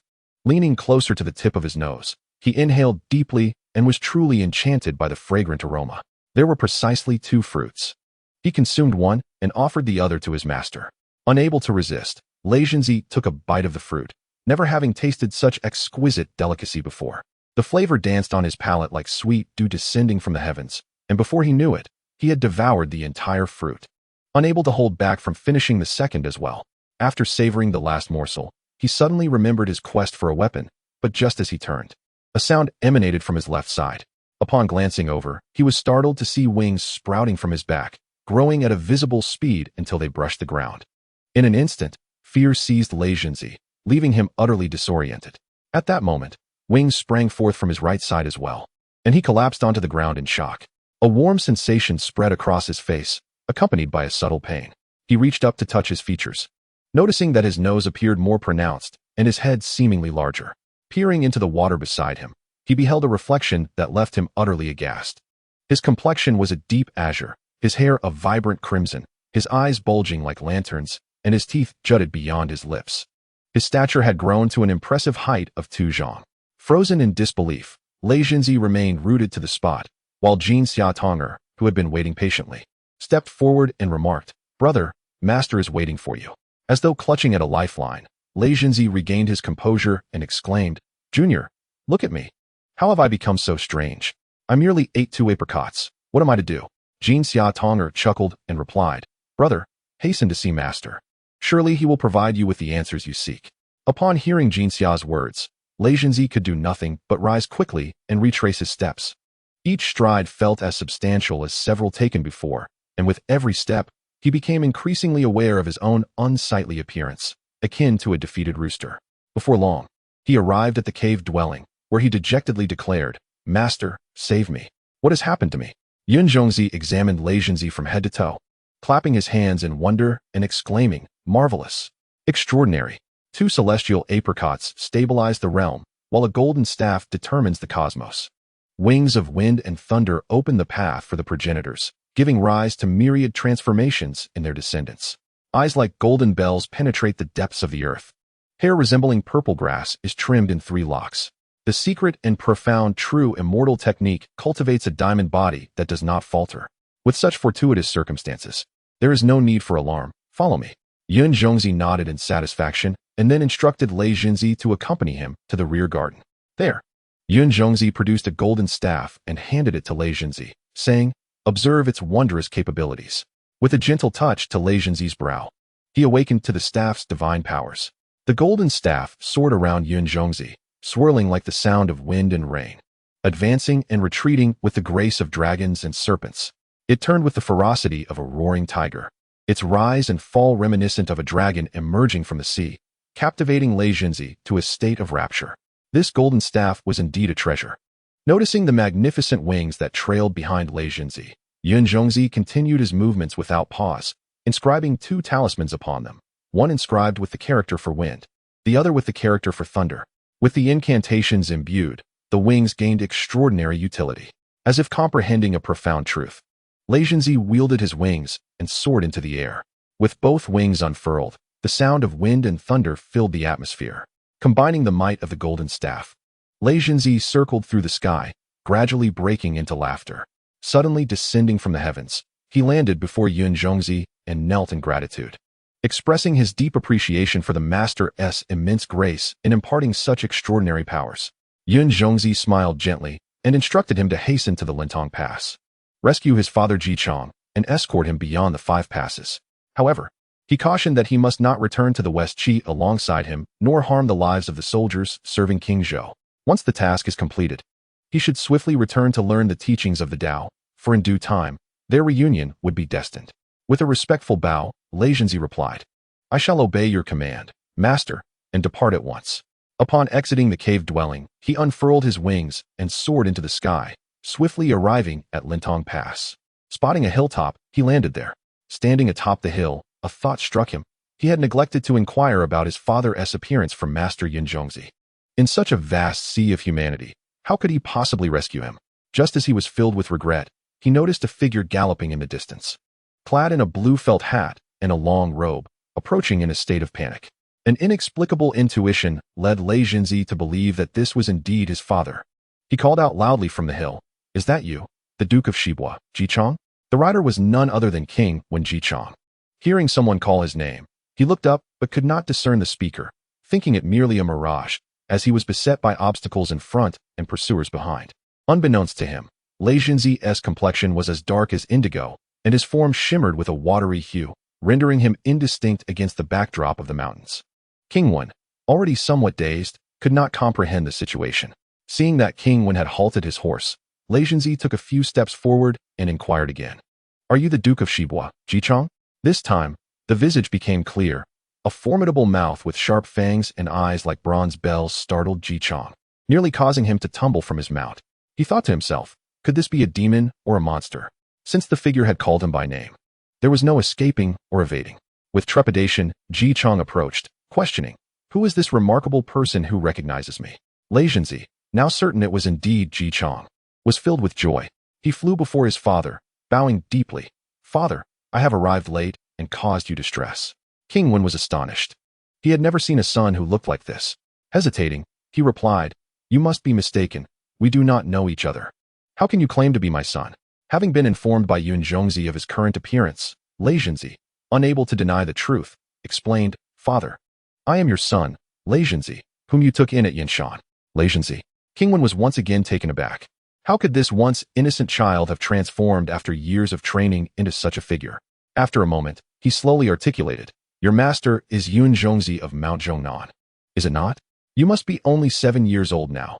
Your appearance is indeed." Ji Chang struggled to find words to describe it, hesitating as he searched for the right expression. "Yes, I have been training at the Yuzhu cave on Mount Zhongnan under my master. And this appearance is a result of fortunate circumstances that have granted me the powers to rescue you from peril." Lei Zhenzi continued his explanation, reflecting on the good deed from that day which had now enabled him to save himself from calamity. Ji Chang marveled at the twist of fate. Yet, seeing the child's fearsome visage, he worried that he might not be a benevolent spirit. As a fugitive himself, he feared that should Lei Zhenzi harm any of King Zhou's soldiers, he would incur even greater peril. "Lei Zhenzi, since you possess the power to save me, you must not take the lives of those soldiers." The father, already guilty of evasion, cautioned that should you harm their lives, it would ultimately be to your father's detriment. Hearing the approaching soldiers from behind, Ji Chang hastily commanded. Lei Zhenzi nodded in response, assuring, "Rest assured, my father. My master has instructed me not to take the lives of soldiers, but merely to rescue you from the 5 passes." Just as he spoke, the pursuing soldiers arrived, their banners fluttering as a large contingent trampled the dust, led by the 2 generals In Po Bai and Lei Kai. Upon seeing them, Lei Zhenzi spread his wings and soared into the air with a resounding flap, brandishing a golden staff, which startled Wen Wang, causing him to fall to the ground. The golden staff swung through the air and crashed down, standing upright before the advancing soldiers, halting their advance and startling the horses into a frenzy. "Do not come any closer. Return at once." The soldiers, upon hearing the command, looked up to the airborne Lei Zhenzi, their hearts gripped with fear. In and Lei, regaining their composure, urged their horses forward to inquire further. To discover what unfolds next, one must await the subsequent chapter. In the 22nd chapter, the West Baihu Wen Wang laments, returning in shame, a pitiful sight, for the tears shed for my child are unquenchable. Not seeking to harm the nature of man, nor to become a loyal traitor for love's sake. Whom does destiny align with? When calamity converges, who is to blame? It has long been said that human affairs, from ancient times, separation is decreed by heaven. In Po Bai and Lei Kai scrutinized Lei Zhenzi's appearance. Indeed, he bore a green face with fangs, and his hair was as red as fire, with wings that soared. It is said, from the heavens, thunder roars, revealing a tiger's form from Yen Mountain. A legacy emerges to protect the orphan. Ji Ho should have borne a remarkable child. In the celestial abode, a jewel of the ages should be concealed, secretly imparting the profound arts for 7 years, with wings of wind and thunder for eternal life. In the Peach Garden, the golden staff is passed down at Chicken Ridge. The Holy Master is supported, eyes like golden light, flashing like lightning, a countenance of indigo, hair like vermilion. The flesh becomes sacred, a body of immortals. Achievements worthy of the heavenly deities. Do not say Ji Ho bore 100 sons, for Lei Zhenzi is no ordinary man. In Po Bai, relying on his own courage, sternly inquired, "Who are you to dare obstruct our path?" Lei Zhenzi, in a calm and courteous tone, replied, "I am the 100th son of West Baihu. My name is Lei Zhenzi. My father, Ji Chang, is a man of righteousness and virtue, loyal to the king and filial to his kin, honest with friends, and treats his subjects and the populace with utmost respect, always adhering to the law and duty. Yet, without cause, he has been imprisoned for 7 long years, during which he bore no grievances, and Shi has remained peaceable. Now that he has been released, why pursue him again? Such inconsistency is unbecoming of a ruler. I am a practitioner, descended to bring my father back to Shi. You too should return peacefully. I shall not harm you." Yet, how could In Po Bai retreat without battle? With a cold snort, he retorted, "You ugly wretch, spewing arrogance and inciting the troops, prepare to face my wrath." With that, he urged his horse and brandished his sword to strike at Lei Zhenzi. Lei Jinzi, blocking with his golden staff, retorted with displeasure, I have told you to leave swiftly. Why must you test my patience? Both my father and master have commanded not to harm you, yet it is truly tiresome when blades are drawn without reason. Then, with a powerful flap of his wings, he soared into the air, and instantly, the sound of wind and thunder resonated. Lei Jinzi looked down upon In Pabeo and the others, and upon noticing a mountain peak to the west, he inquired, General, I wonder if your head is as solid as this mountain? In Pabeo and the others, perplexed, could not comprehend his words. However, Lei Jinzi swiftly raised his golden staff and struck the mountain peak, resulting in a tremendous roar as it crumbled, dust swirling and boulders tumbling down. Lei Kai exchanged a glance with In Pabeo, both drenched in cold sweat, fully aware that such a force could not be resisted by mere mortals. Reluctantly, they retreated back to Chauga, as evidenced by the following poem. In rage, I ascend into the sky, the golden staff brandished, a force like a rainbow. In an instant, the winds roar through heaven and earth, thunder reverberates throughout the universe. Violent as the wings of a great bird, fierce as the demons of the mountain. From this day forth, the courage of In Lei is lost, bound hand and foot, the power of Shang is exhausted. The soldiers, not foolish, refrained from recklessly sacrificing their lives and turned their horses back toward the royal palace to report. Seeing the retreat of the crowd, Lei Jinzi nodded in satisfaction and then ascended the mountain to meet King Wan, Jichong. Jichong had already been terrified by Lei Jinzi's display of power and remained on the ground, unable to rise. Father, the pursuing troops have been dissuaded by your son and have not harmed them. I shall escort you through the 5 passes, Lei Jinzi gently stated, assisting Jichong to his feet and brushing off the dirt from his clothes. Jichong, still in a daze, nodded, I possess a copper talisman and command tokens. Each pass must be verified. I am uncertain if we can traverse them smoothly now. Lei Jinzi replied with a smile, Father need not worry. If we were to ride through each of the 5 passes, we would surely waste time. Given the urgency, let me carry you and fly over the 5 passes, to avoid further complications should the pursuers return. Upon hearing this, Jichong glanced at Lei Jinzi's wings and couldn't help but marvel, My son, your capabilities are remarkable, and your reasoning is sound. However, what shall we do about my horse? The matter of your passage is of utmost importance, while the horse is a trivial concern. We cannot afford to delay, Lei Jinzi asserted, as he could only carry Jichong. Jichong, filled with reluctance, lamented, This horse has been my companion since I rode to Chauga 7 years ago. Parting with it today is truly painful. After a moment of silence, Lei Jinzi responded, Given the circumstances, we must prioritize the greater good. Jichong, fully aware, gently caressed the horse's head with trembling hands, his eyes glistening with tears. My dear horse, it is my fault that I cannot take you through the pass. Today we part ways. May you find a worthy master. After a bittersweet farewell, tears flowed freely. As expressed in the following verse, By imperial decree, I came to admonish the Lord, 7 years imprisoned with you in Yoli, parting from Lintong to the western lands. May you roam freely and seek a new master. Father, we must depart, Lei Jinzi urged, we can no longer linger. Jichong glanced back at the path they had taken. Lei Jinzi crouched down, allowing Jichong to mount his back. Be careful, my son, he said. Lei Jinzi responded, Father, please close your eyes, you may feel dizzy. With that, he flapped his wings and took flight, deliberately ascending slowly to help Jichong acclimate. Jichong clung tightly to Lei Jinzi's back, eyes shut, only hearing the wind howling past his ears. The journey that should have taken several days was completed in a mere quarter of an hour, as 5 barriers were swiftly crossed, leading to Jinji Ridge. Upon landing, Lei Jinzi carefully set Jichong down. Father, we have traversed 5 barriers, he announced. As Lei Jinzi gazed upon the landscape of Shichi, he noted how it differed greatly from Chauga. Jichong opened his eyes, and upon seeing his homeland again, he could not suppress his excitement, exclaiming, Today, I behold my homeland once more, thanks to my son's remarkable abilities. At merely 7 years of age, Lei Jinzi was already burdened by the ties of kinship. Yet, bound by his master's command, he spoke, Father, take care on your journey ahead. I can accompany you no further. We must part here. Jichong, momentarily caught up in joy, was taken aback by his son's words. Why do you not return with me to Shichi? Why abandon me midway? Bound by my master's orders, I can only assist you in crossing the barriers to this point. I must return immediately to continue my training. Once I have mastered the arts and the time is right, I shall descend the mountain to reunite with you, Lei Jinzi replied, kneeling and bowing his head softly. Jichong sighed, pondering the myriad sorrows of life, which ultimately stem from the separations of birth and death. So be it, my son. Go, and I shall await the day of your return. Tears streamed down their faces as they parted ways. Lei Jinzi ascended into the sky, vanishing in an instant.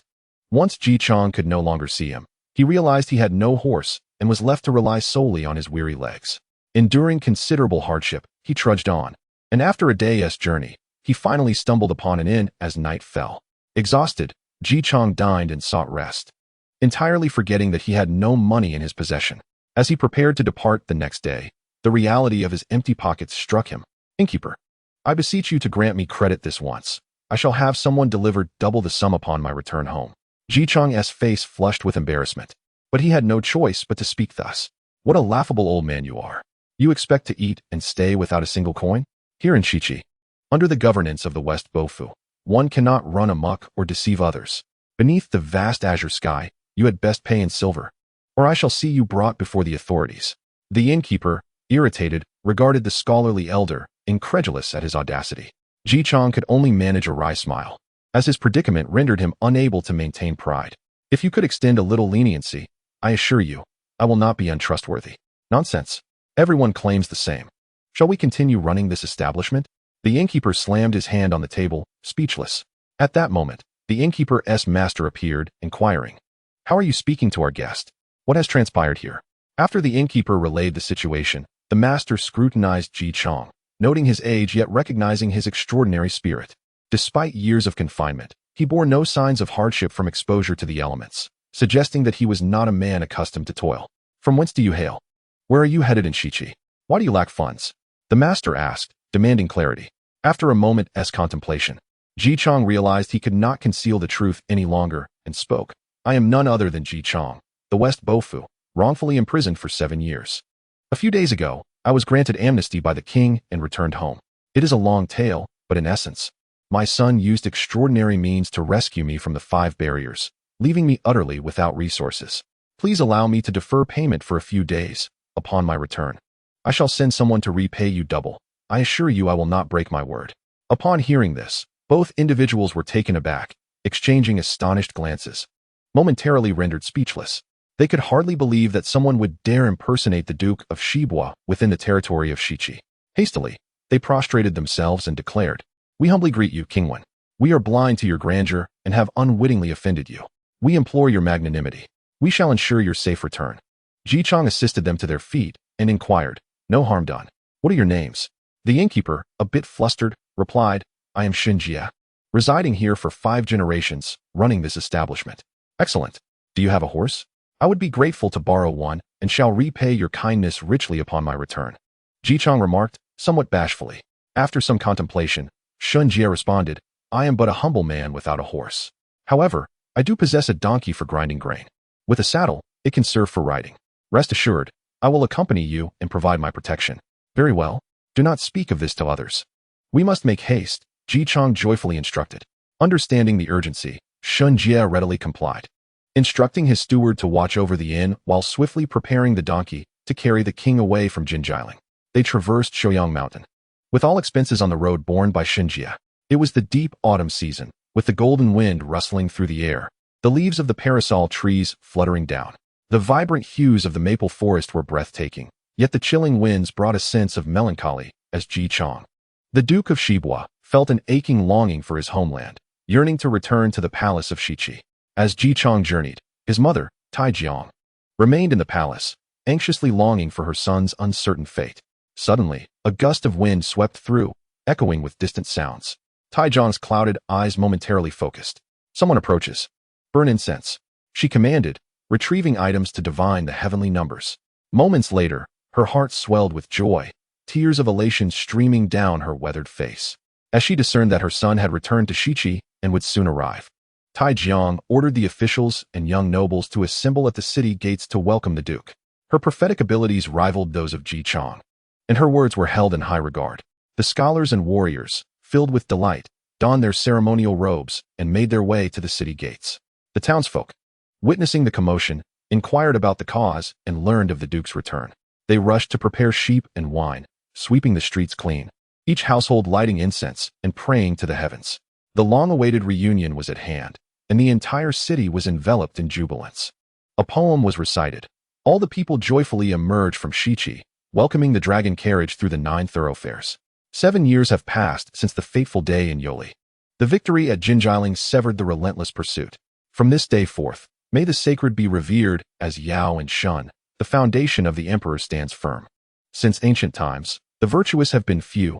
Loyal ministers assist in the flourishing reign. As King Wen and Shun Jia approached Shichi Mountain, after traversing numerous peaks, a vast plain lay before them, with the city walls now within arm's reach. Ji Chong sighed deeply, his heart heavy. 7 years had elapsed since the last time he visited the court. The mountains remained unchanged, yet the faces of the people had altered. While he pondered, 2 crimson banners waved from afar, heralding the arrival of a grand procession.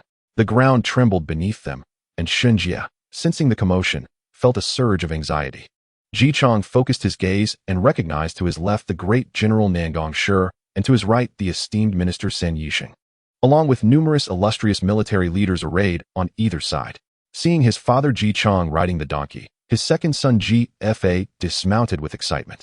Rushing to his father's side, he knelt before Ji Chong, pressing his forehead to the ground, exclaiming, "Father, your son Ji Fa greets you." Ji Chong dismounted from the donkey, tenderly lifting his son as he mourned the loss of Bo Yikao. With Bo Yikao's demise, Ji Fa now assumed the role of the eldest son. Gazing upon Ji Fa's visage, he was reminded of Bo Yikao's features, his eyes welling with tears. "My son has endured so much. 7 years have passed, and my child has struggled through sleepless nights. I thank the heavens for allowing me to see your kind face once more, my dear father." Ji Fa was already in tears, and the other young nobles behind him were similarly affected. Ji Chong patted Ji Fa and surveyed the gathered officials and his other sons. Feeling a sense of comfort, yet a wave of melancholy washed over him. "I have been confined in Yoli for 7 long years, without a home, without subjects, and without a kingdom. Today, to reunite with you all brings a profound sense of sorrow to my heart." San Yixing stepped forward, stating, "In times past, Chentang was also imprisoned at Xiaotai. Upon returning to his fief, he regained the realm. Now that our Lord has returned, let him restore virtue and governance. Nurture the people and train the soldiers, and seize the opportunity. Who can say that today as Yoli will not become tomorrow as Xiaotai?" The assembly responded with agreement to this blatant proclamation, yet Ji Chong shook his head, saying, "Sir, please exercise caution in your words. Such sentiments are not befitting of a minister. In my previous encounters with the Shang, I was spared by the king's grace. Though I have been imprisoned for 7 years, I have returned safely, and the king has elevated me to the status of Wenwang, bestowing upon me the yellow axe and white banner, granting me authority to lead conquests. The heavens continue to favor me, and I must dutifully fulfill my role as a minister. You must refrain from uttering such treasonous words." The assembly exchanged glances, compelled to acquiesce. Ji Fa interjected, "Father, let us change your attire and board the palanquin. Mother and grandmother are awaiting you." Ji Chong complied, donning elegant robes and ascending the palanquin. Suddenly, he recalled Shun Jia and beckoned to him. "Come with me into the city. I have matters to discuss." Shun Jia, already intimidated into silence, felt touched that Ji Chong remembered him and responded with fervent agreement. As they proceeded into the city, the populace on either side bowed in reverence, their joy palpable. Along the route, Wenwang waved to the multitude, who erupted in exuberant cheers from every household. Approaching the palace gates, Ji Chong turned to look at his sons, his longing for Bo Yikao intensifying. He recalled the meat pie he had consumed, a pang of sorrow striking his heart, and tears streamed down his face. Wenwang, concealing his face with his sleeve, composed a song. "Devoted to my duties, I serve the Shang, daring to advise my lord, seeking to rectify the principles of governance. Treachery confined me in Yuli, yet I dared not complain, for destiny had cast its shadow. Bo Yikao, in filial piety, sought to atone for his father, playing the zither. He honored the loyal and virtuous. Devouring my son as flesh has wounded me to the core, grateful for the divine grace that elevated me to Wenwang. In fleeing from danger, I encountered the thunderous storm, yet my life was spared, fortunate to protect my land. Now I return to the west, reuniting with my mother and child, yet I cannot see Bo Yikao, my heart shattered." The anguish overwhelmed Ji Chong, and he finally cried out, succumbing to dizziness and falling from the palanquin, his face as pale as parchment. Ji Fa and the officials were startled, rushing to his side. Ji Fa lifted Ji Chong, embracing him tightly. "Father, father." Ji Fa retrieved a pouch he carried, pouring out water and administering it to Ji Chang, who eventually stirred. He arched his back and, after a moment of retching, expelled a piece of meat that rolled upon the ground, sprouting 4 legs and feet, with ears emerging from its head, transforming into a rabbit that scurried westward. He continued to vomit 3 more times, each time yielding a rabbit that fled away. Wen Wang's complexion was ashen as he gazed upon the fleeting figure of the rabbit, reminiscent of Bo Yicao's shadow. A weight that had long burdened his heart finally lightened. Ji Chang remained silent, rising once more with the assistance of GFA, and soon ascended the palanquin, swiftly entering the palace gates and the inner court. Upon seeing Ji Chang's return, Tai Jiang and Tai Ji were overwhelmed with joy, tears streaming down their faces. But their elation swiftly transformed into concern upon witnessing Ji Chang's frail appearance. The palace physicians hurried back and forth, administering remedies for several days before Wen Wang's health was restored, as he once again ascended the throne to deliberate matters of state. Wen Wang sat in the principal seat as if in a dream, while civil and military officials stood respectfully on either side. You all wish to know how I returned. He began, but alas, my health has indeed been precarious these past few days.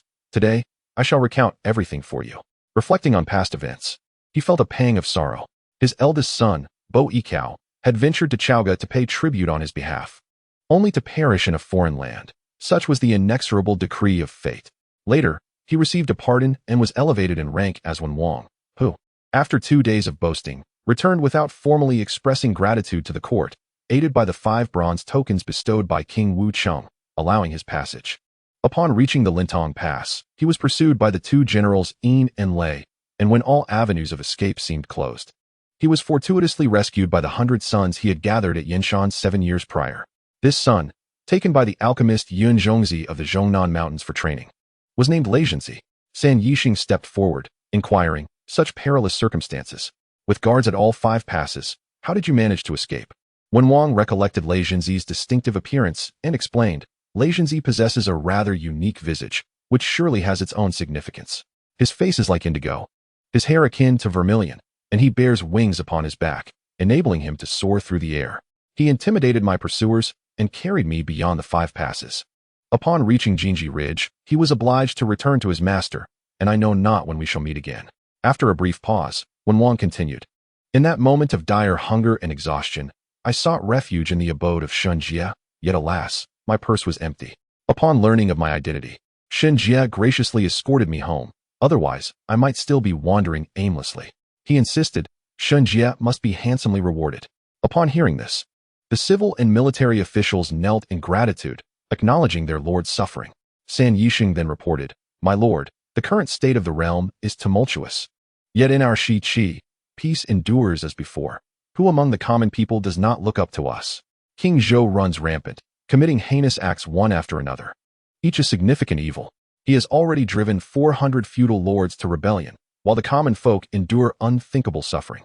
Now that you have returned to your rightful place, it is as if a true dragon has returned to the sea. Soon, Chaoga shall have a new master. Before he could finish speaking, a minister from the western side of the hall cried out loudly, with our lord's return, we must avenge the fallen prince. Moreover, Shi Qi boasts an army of 400,000 and over 60 generals, each capable of standing alone. We shall storm Chaoga, slay the treacherous, vanquish the enchantress, dethrone the tyrant, and restore the rightful sovereign. This is the strategy to save the realm. All the civil and military officials echoed their agreement. Yet Wen Wang fell into silence, his heart entwined in conflict. After a moment, he gently shook his head. You are all men of loyalty and righteousness, devoted to the welfare of the people, which has allowed Shi Qi to thrive thus far. However, such rebellious words have placed you in an unforgivable position. The king is the ruler of the world. For hundreds of years, the legacy of Cheng Tang has endured. Even with past grievances, it should not lead to rebellion. As a loyal subject, my foremost duty is to uphold loyalty and filial piety. For many years, I have refrained from voicing any grievances, dedicating my prayers to the tranquility of the realm, the cessation of warfare in all directions, and the well-being of the populace. I shall never partake in acts of disloyalty or injustice, nor do I wish to bear the burden of infamy. I implore you to refrain from further discussion on this matter. General Nangong, with his obstinate temperament, has always held deep respect for Bo Yicao. He spoke earnestly. What of the heir? The heir's heartfelt sincerity has still met with cruel punishment. Such tyranny from King Zhou raises the question, How can we be certain that this calamity will not ultimately befall the common people? We raise the banner of justice to rescue from peril. How could this be deemed infamy? General Nangong. Ji Chang's voice grew slightly louder. For how could he not feel sorrow when mentioning his own son? Yet he restrained himself and continued, before my departure. I informed you all of the impending 7 years of calamity. No one must come to ask after me in Chaoga until the 7 years have elapsed. I have given Bo Ikao countless admonitions, yet he disregarded my counsel, clinging to his sense of loyalty and filial duty, oblivious to the urgency of the situation and the need for adaptability, thus inviting this tragic fate upon himself. Ji Chang's hand clenched beneath his robe, concealing his emotions as he added, the king's reckless actions and lack of virtue will undoubtedly be subject to the judgment of the ministers and lords of the realm. I am now committed to upholding the law and fulfilling my duties as a subject. The welfare of the people must take precedence.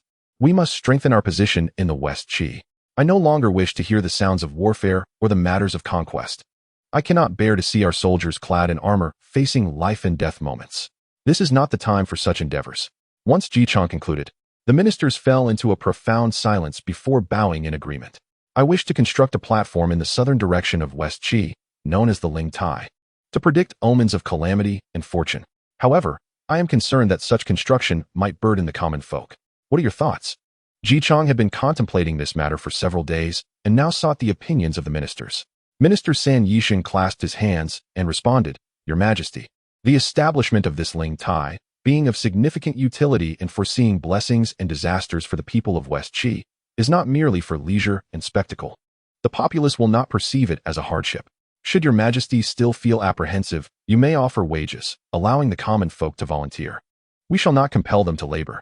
Your Majesty can gauge the number of willing workers to decide whether to proceed with the construction.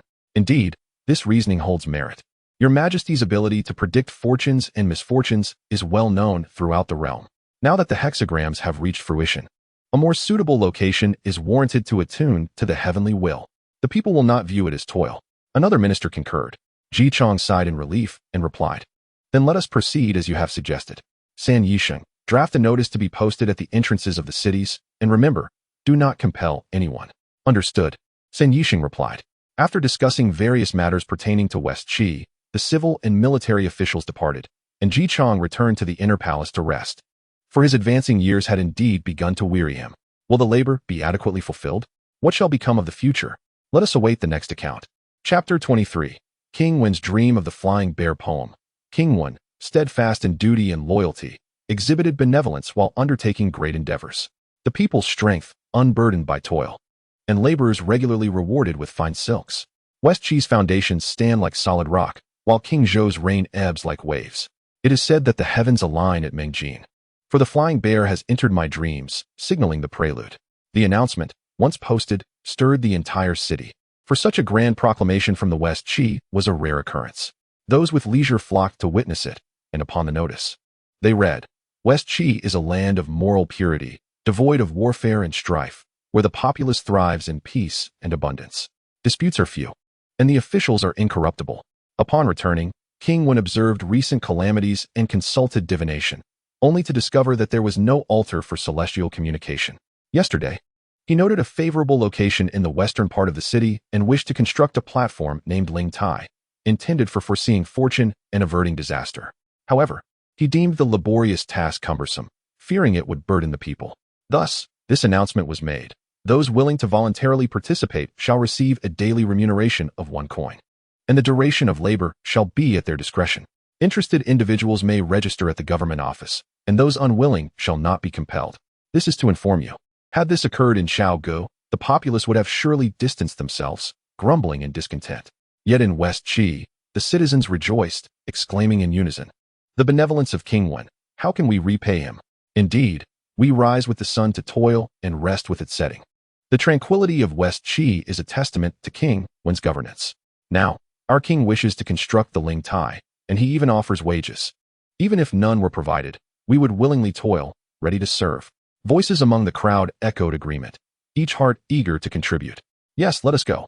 We shall sign up. Those with able-bodied men at home hurried to the government office. San Yisheng, recognizing the people's fervor, reported back to Ji Chang. King Wen was pleased, and thus they decided to select an auspicious day to commence construction. You shall oversee the work, he instructed. The laborers, eager to work voluntarily, swiftly commenced their tasks, transporting earth, cutting wood, and erecting the platform. Time seemed to fly as sunlight danced through the windows, and the shadows of blossoms shifted. In West Chi, the men labored diligently, while women and children ensured that sustenance was plentiful. In just over 10 days, the overseer returned with news of completion. Ji Chang rejoiced, and, accompanied by numerous officials, visited Ling Tai to admire its grandeur, with intricately carved beams and a majestic presence. A poem described, the platform rises to Zhang, embodying the principles of the three realms. Above, it harmonizes the 8 trigrams with yin and yang. Below, it establishes the 9 palaces to govern the dragon and tiger. The 4 corners reflect the seasons, while the sides depict the cosmos. The front and back embody the relationship between sovereign and subject, surrounded by the aura of wind and clouds. This platform aligns with the heavenly will across the seasons, harmonizing with the earthly elements, and resonates with the collective aspirations of the people for favorable weather. King Wen's virtue enhances all things. A sage's governance elicits universal harmony. From that day forth, Ling Tai solidified the foundation of the throne, serving to discern omens and blessings for the emperor. After surveying both the interior and exterior of Ling Tai, the ministers were filled with elation. Contrasting sharply with Ji Chang's pensive demeanor, San Yisheng, perplexed, inquired beside Ji Chang, "Why is the Lord not pleased despite the successful completion of Ling Tai?" Ji Chang waved his hand, responding, "It is not that I am displeased. The platform is indeed splendid, and the people have invested great effort. However, it lacks a pond to harmonize water and fire, symbolizing the balance of yin and yang. I had overlooked this detail, and if we were to undertake the task anew, it would only cause further disruption." The construction of Ling Tai was a grand endeavor, completed in a mere 10 days. How much more for a pond? "There is no need for concern, my lord. I shall relay the order forthwith," San Yisheng replied before departing. The gathered populace, witnessing the majesty of Ling Tai, felt a profound sense of pride. San Yisheng approached the common folk and spoke of the matter, to which the people responded, "What difficulty can a mere pond present?" Some even shouted from the platform, "Our king need not worry. Let us proceed." Ji Chang sighed. "With such loyal subjects, my heart is greatly comforted." Those nearby hurried home to fetch shovels and hoes, and soon the air was filled with the sounds of enthusiastic labor. Just as the civil and military officials were about to depart, a commotion arose from below. "Hey, come and see what this is." The crowd's attention was drawn, and several people gathered around as they continued digging. After a brief while, a complete skeleton was unearthed, with no gravestone to indicate its owner. A nameless skeleton. "Let us dispose of it elsewhere," someone suggested, and the crowd agreed, preparing to cast the bones away. Seeing this from the platform, Ji Chang quickly sent someone down to intervene, retrieving the skeleton and placing it in a coffin to be buried on high ground. It was he who had disturbed the ancestors' peace. To carelessly toss the remains away would be an offense of the gravest nature. As he directed those around him, the people nodded in admiration, recognizing that King Wen was a man of virtue, even caring for the remains of the dead. It was indeed a blessing for Shi Qi to have such a fatherly official. Once the matter was resolved and the day began to fade, Ji Chang decided not to return to the palace but instead ordered a feast at Ling Tai, sharing joy with the officials and providing sustenance for the common folk. After the banquet concluded, King Wen rested at Ling Tai, comfortably settling on a couch in the inner chamber, everything in its proper place, with no item lacking. Having indulged in wine, Ji Chang soon fell into a deep slumber. At the stroke of midnight, Ji Chang dreamed of a white-fronted tiger emerging from the southeast, with wings sprouting from its spine, leaping towards his tent. In a panic, Ji Chang attempted to evade it, trying to call for help, but his voice failed him in his anxiety. Suddenly, a resounding noise erupted, and flames shot up to the heavens, startling Ji Chang awake, drenched in cold sweat.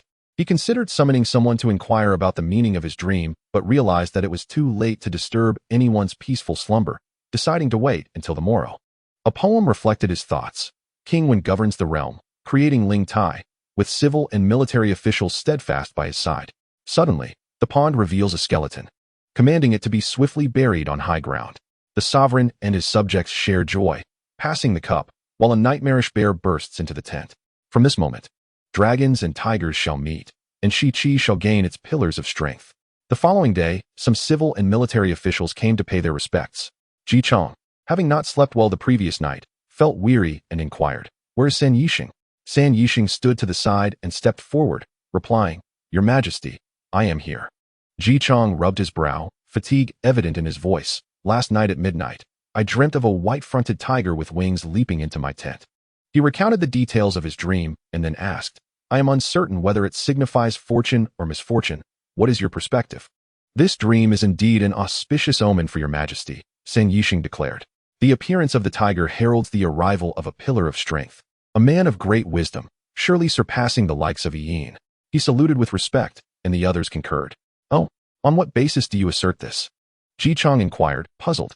Shen Yixing replied, in ancient times, the king of Shang dreamt of a flying bear, which led him to encounter Fu Shua amidst the construction. Now, your majesty dreams of a tiger with wings, accompanied by flames rising to the sky. Fire symbolizes transformation. The direction pertains to metal. When metal encounters fire, it inevitably achieves greatness. This heralds auspicious tidings for our Western Qi. I trust that in due course, the sovereign shall acquire virtuous ministers to bless our Western Qi.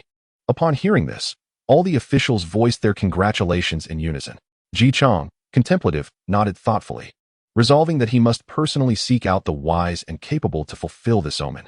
After lingering at Ling Tai for a while, King Wen returned to his carriage.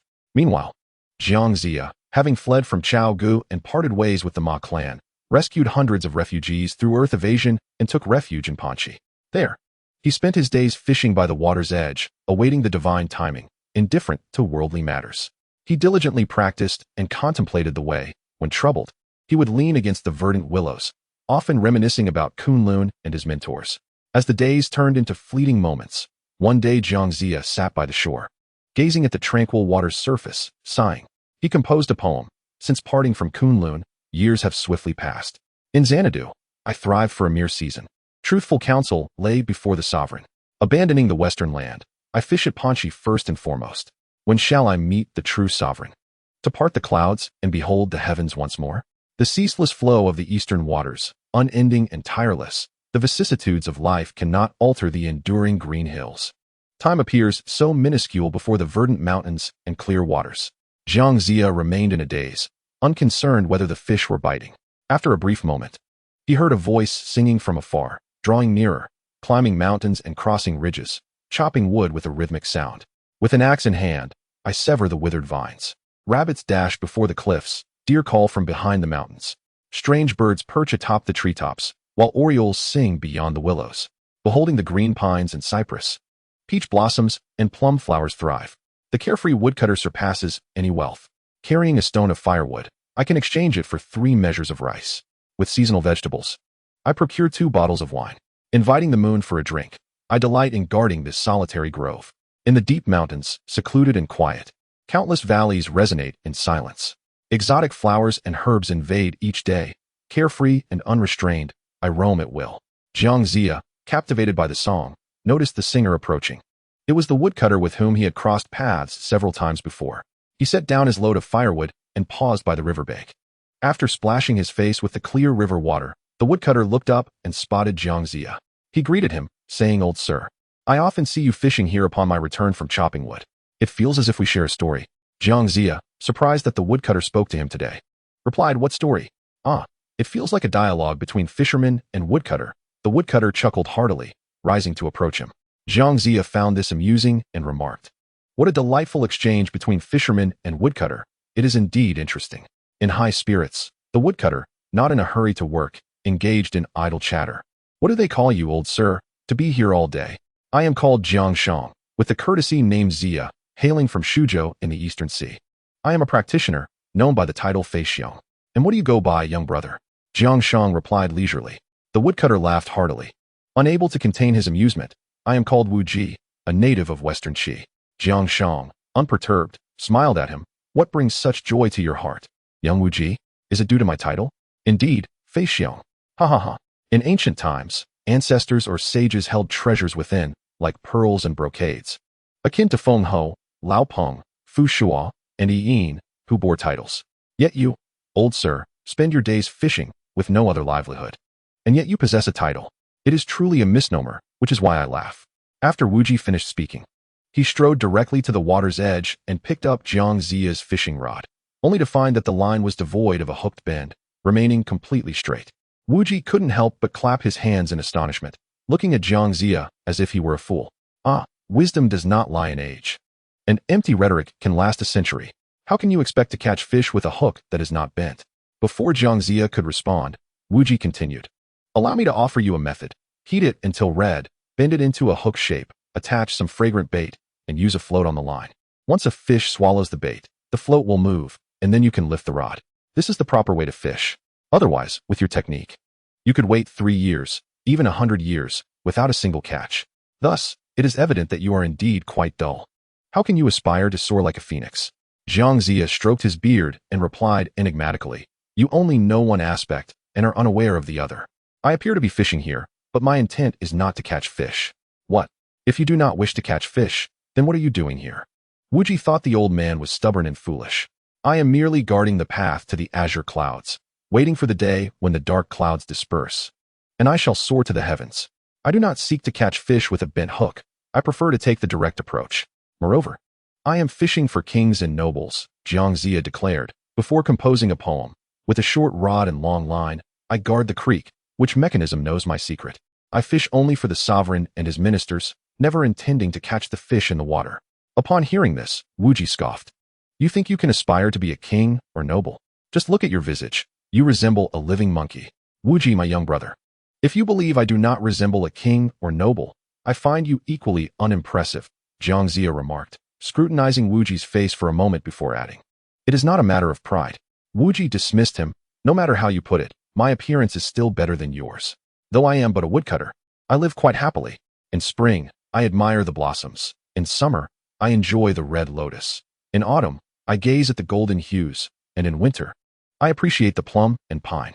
I have a poem for you as well. Listen closely. Carrying firewood to sell on the long street, returning home, mother and child rejoice. In logging, I find joy in my toil. Turning the world upside down, I see it my way. Jiang Zia shook his head and said, Your complexion is not very favorable. Oh, what do you mean by that? Wu Ji crossed his arms, eager to see what Jiang Zia would say. Your left eye is blue, and your right eye is red. Today, as you enter the city, there will be misfortune, and someone may lose their life, Jiang Zia calculated, speaking up. Upon hearing this, Wu Ji snorted coldly, visibly displeased. I see you are lonely here, and I am merely indulging in idle chatter with you. Why must you speak so harshly? Wu Ji did not wish to argue with an old man, so he resumed his journey to sell firewood in Shichi City. After a considerable time, he finally reached the southern gate, only to encounter King Wen's carriage heading to Lingtai to divine auspicious omens. Accompanying him were various civil and military officials, as well as guards. As King Wen approached, the crowd parted. The soldiers in front shouted loudly. Wu Ji, with his head raised curiously observing the procession, found his movement hindered by the narrow streets of the market as he shifted the load of firewood from one shoulder to the other. Unexpectedly, a mishap occurred. The carrying pole snapped in half, and the sharp end plunged into the city gate guard. In the ensuing chaos, the unfortunate man was instantly killed, prompting gasps and cries of alarm. A life has been lost. A life has been lost. Wu Ji stood frozen in place, utterly at a loss, mumbling, No, it was not intentional. How audacious. Who dares to slay the city gate guards? Seize him and bring him before Lord Wen.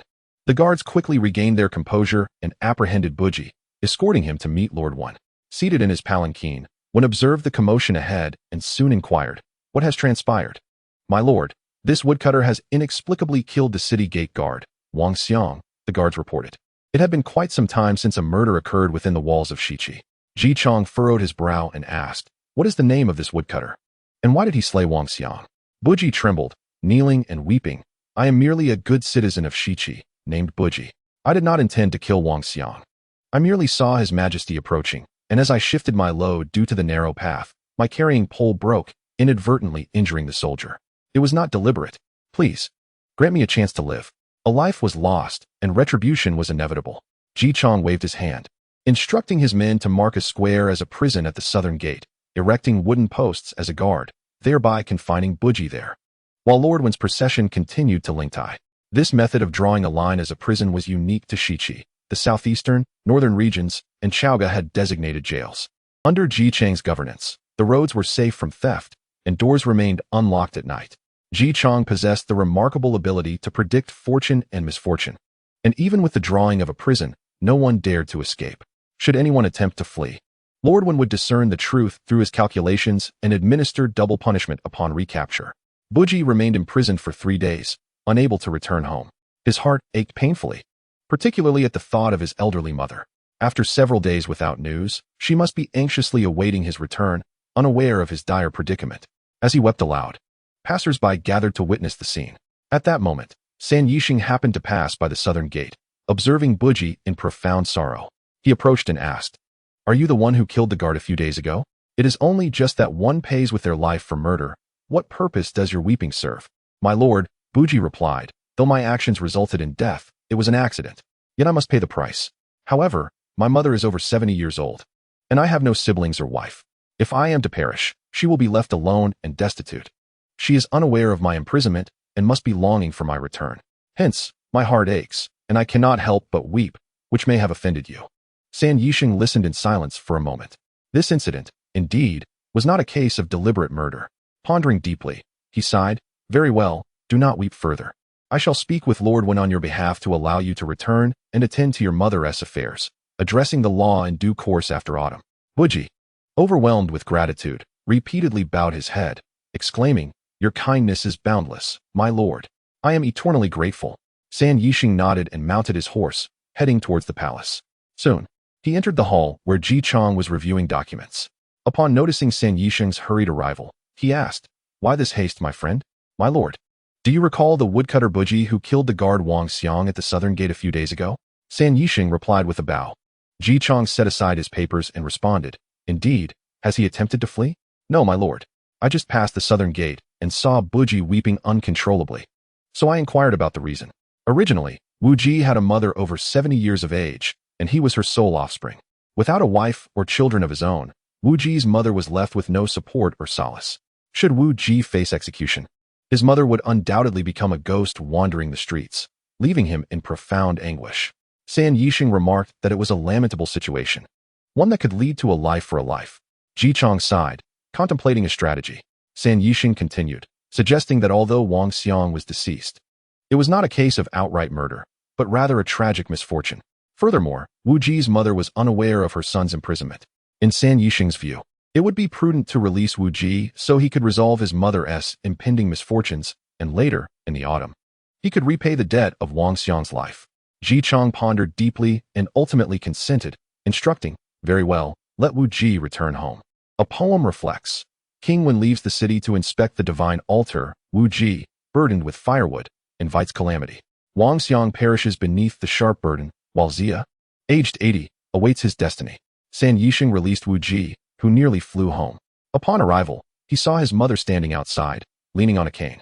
As she caught sight of him, she staggered forward a few steps, exclaiming, "My son, you have finally returned. Why have you been gone for so many days? I have been restless day and night, fearing something terrible had befallen you, my heart gripped with dread." Wu Ji supported his mother, his eyes brimming with tears. Suddenly, he knelt before her, gazing up at her visage, his vision blurred with emotion, crying out, "Mother, mother, good child, do not weep.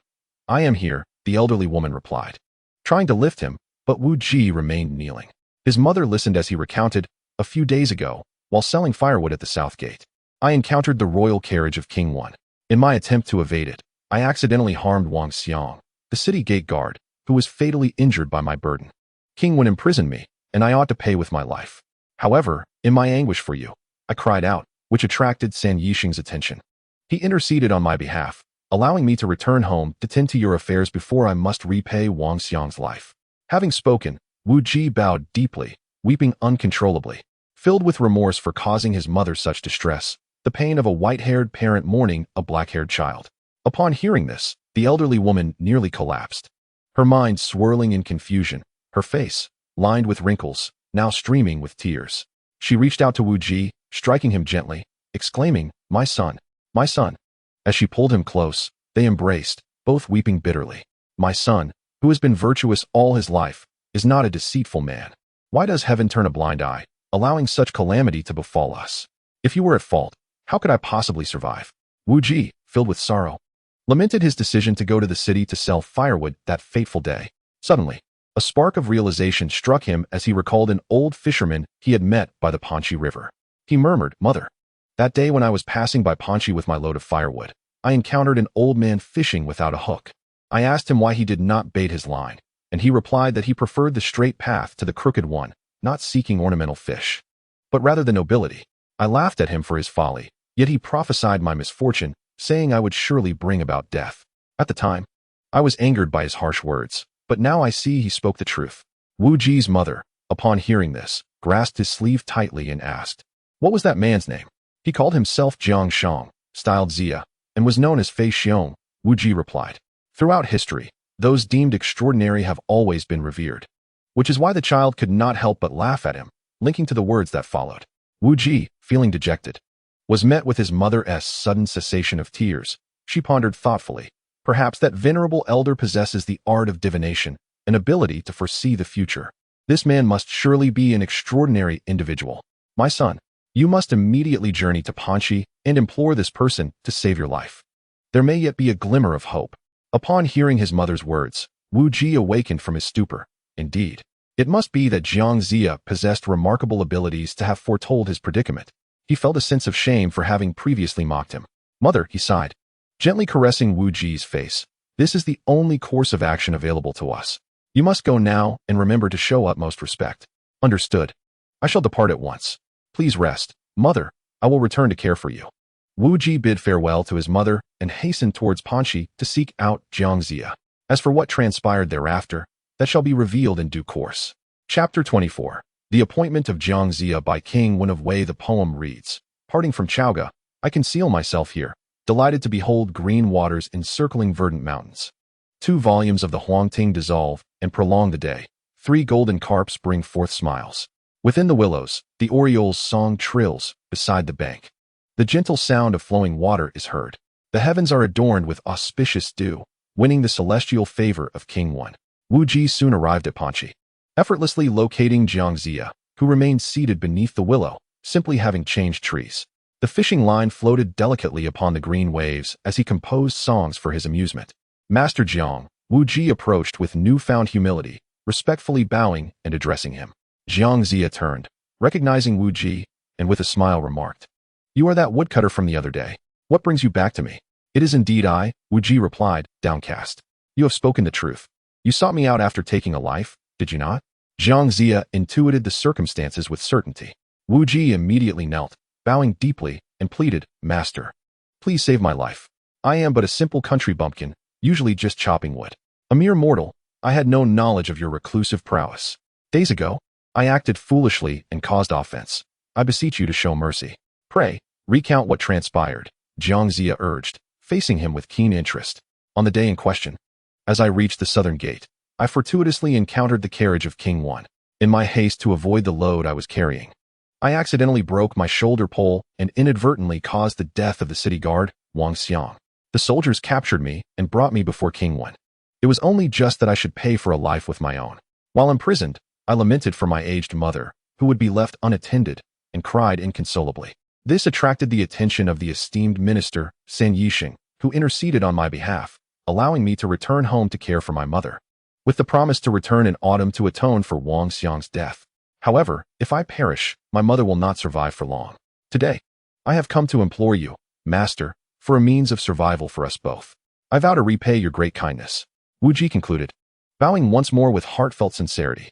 Jiang Zia softly responded, "To take a life and pay with one's own is a matter of natural justice.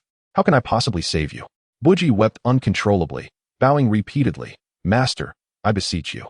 It is not that I cherish life excessively. Rather, I am ensnared by an unforeseen calamity that endangers my mother." Sensing Wu Ji's sincere intent and recognizing a fateful connection between them, Jiang Zia replied, "If you desire my assistance, it is not beyond possibility. First, you must take me as your master." "Master, I, your disciple Wu Ji, pay my respects." Upon hearing this, Wu Ji immediately performed the ritual of 3 prostrations and 9 bows. Jiang Zia nodded, saying, "Since you have become my disciple, your salvation is assured. Return home now and dig a pit by your bed, for feet deep, regardless of how long it takes. When dusk falls, lie in the pit, allowing your mother to light a lamp above your head and another at your feet. You may sprinkle rice or food upon yourself and cover yourself with some grass. After a night's rest, rise and pursue your trade, while avoiding the officials as much as possible." Though Wu Ji harbored doubts, he diligently committed these instructions to memory and inquired further before returning home. As the poem goes, When Wang's celestial calculations, Zia's mastery over the ominous star, not for Buji's plight, could one traverse the imperial court. From Panshi rises the minister, the Zhou lands yield heavenly officials. Great creation is preordained. One must align with the cosmic order.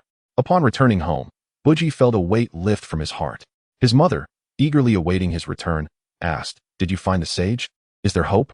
Buji recounted Jiang Zia's directives, including the matter of taking him as a master. His mother exhaled in relief, her expression brightening. And together they commenced the preparations of digging the pit and lighting the lamps. At the witching hour, Jiang Zia appeared with disheveled hair, wielding a sword. Traversing the celestial path, forming seals and incantations as he chanted to dispel the ominous star.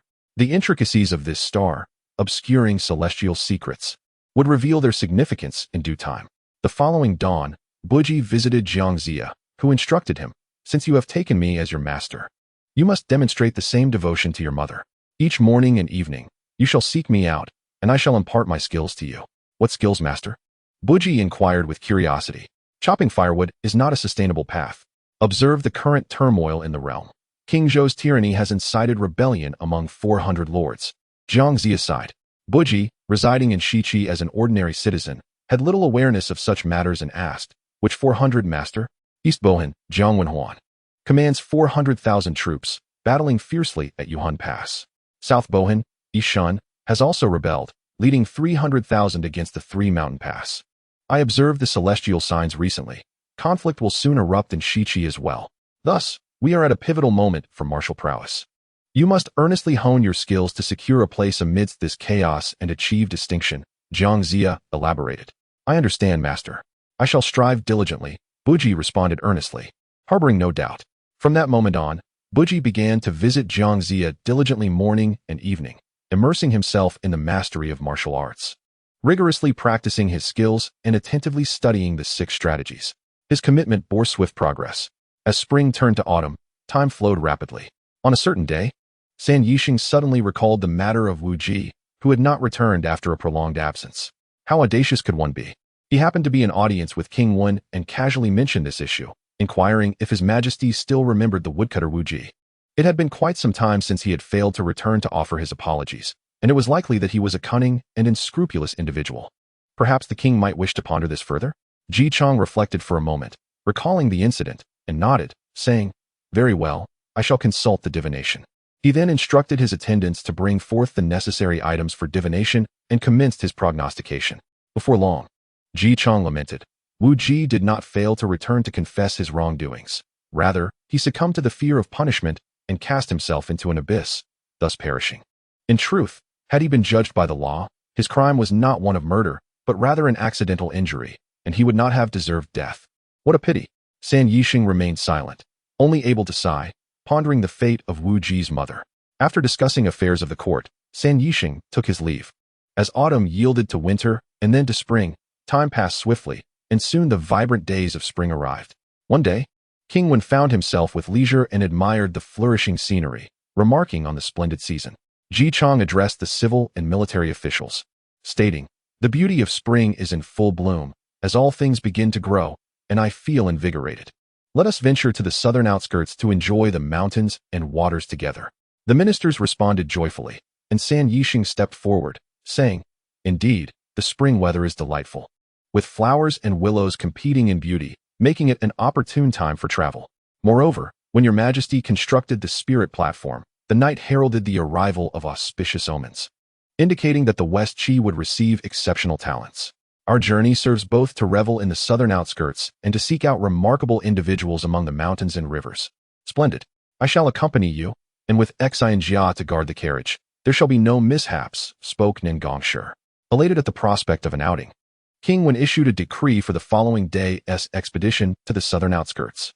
After the ministers arranged the itinerary, they dispersed. On the morrow, Nen Gongshi and Xi and Jia led 500 fully armed soldiers to escort King Wen's chariot beyond the city gates. Upon reaching the southern outskirts, the king, along with his ministers and young nobles, was awestruck by the breathtaking scenery.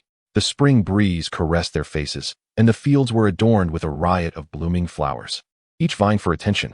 The fragrant aroma of blossoms filled the air, and the tender willows had begun to flourish, showcasing new green shoots. The grasses released the unique fragrance of springtime earth, and a sweeping vista of lush greenery unfolded before them. In the woods, the melodious calls of birds could be heard. While the sunlight illuminated the foliage with a wondrous glow, they spotted several shepherds riding on the backs of their cattle, farmers preparing for spring planting, and tea pickers with their baskets.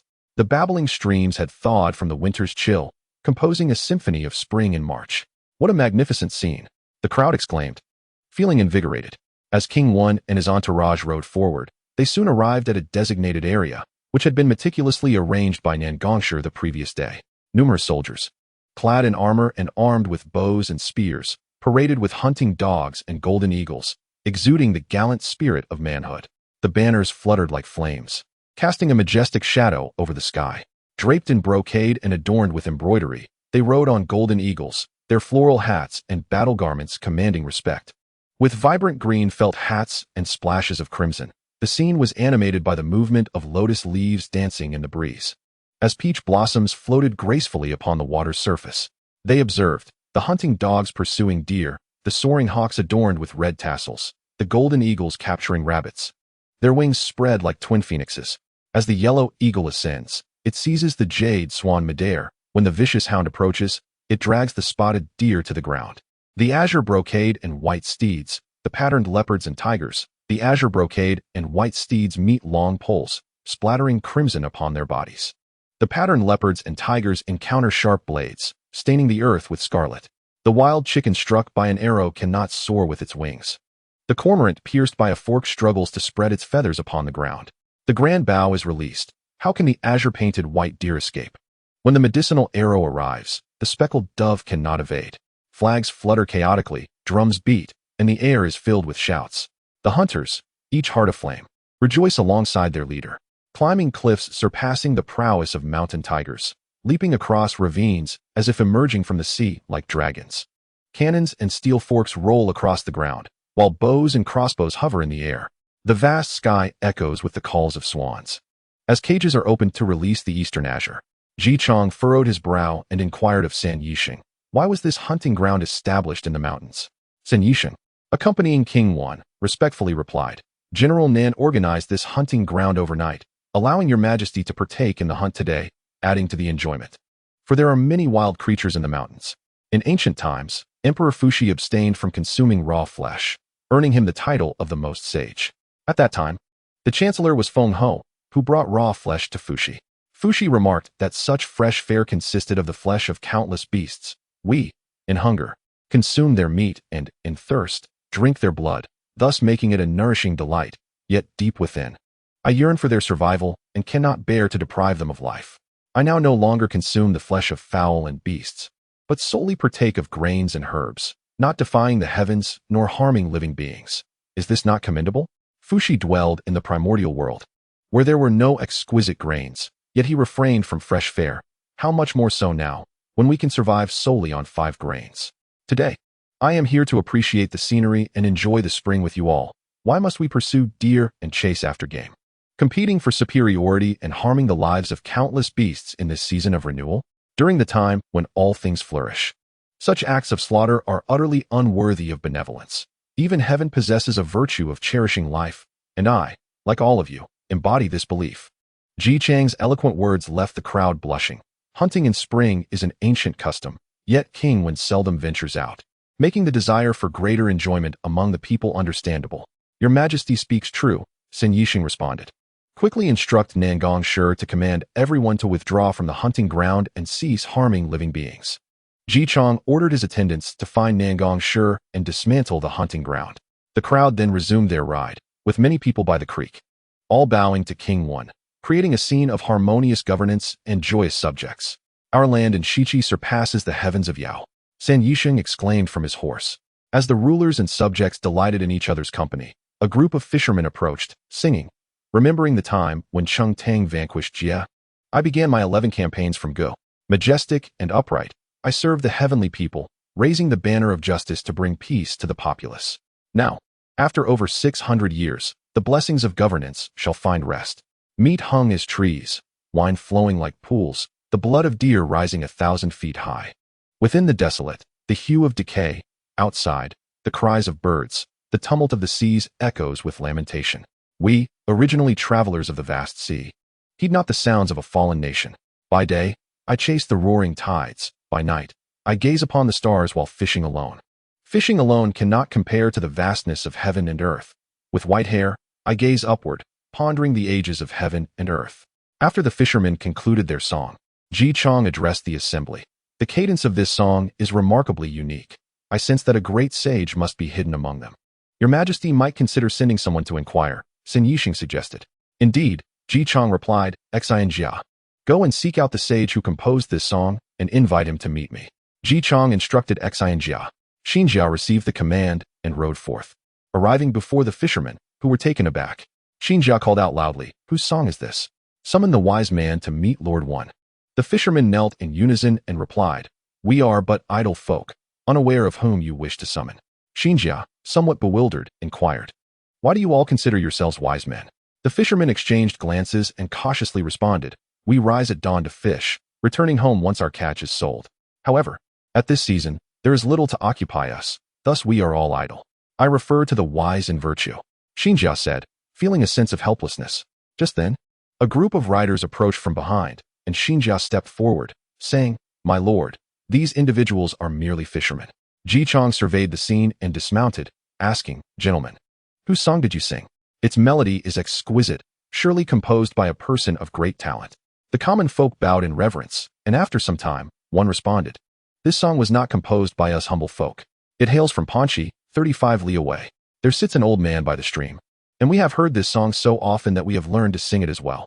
I see, thank you all. Ji Chang expressed with a cupped fist in salute, and the fisherman bowed in farewell.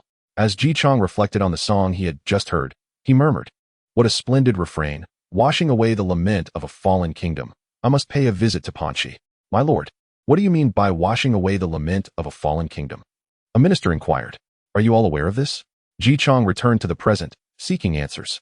The ministers, whether knowledgeable or not, naturally claimed ignorance at that moment. Ji Chang cleared his throat twice and explained. This phrase refers to the story of Emperor Yao visiting Shun. In ancient times, Yao was known for his virtuous nature, yet he fathered a wayward son. Fearing the disappointment of the people and his son's inability to uphold the responsibilities of leadership, Yao discreetly sought out a worthy successor. One day, while wandering through a secluded wilderness, he encountered a man spinning a ladle in the water. Yao inquired, Why do you spin the ladle in the water? The man replied with a smile, I do so merely for my own amusement. I have seen through the myriad worldly affairs. Seeking neither fame nor fortune, I have abandoned material possessions and forsaken the entanglements of love and hatred, choosing instead to dwell in this serene wilderness, which is enough for me to spend my remaining years. Upon hearing this, Yao was greatly pleased, believing that such a person, free from desire for wealth and glory and distanced from the strife of the world, should inherit the throne. Thus, Yao proclaimed, Wise man, I am Emperor Yao. Today, seeing your virtue, how about I entrust the throne to you? To his astonishment, the man, upon hearing this, smashed the ladle on the ground, covered his ears with his hands, and went to the stream to wash his ears.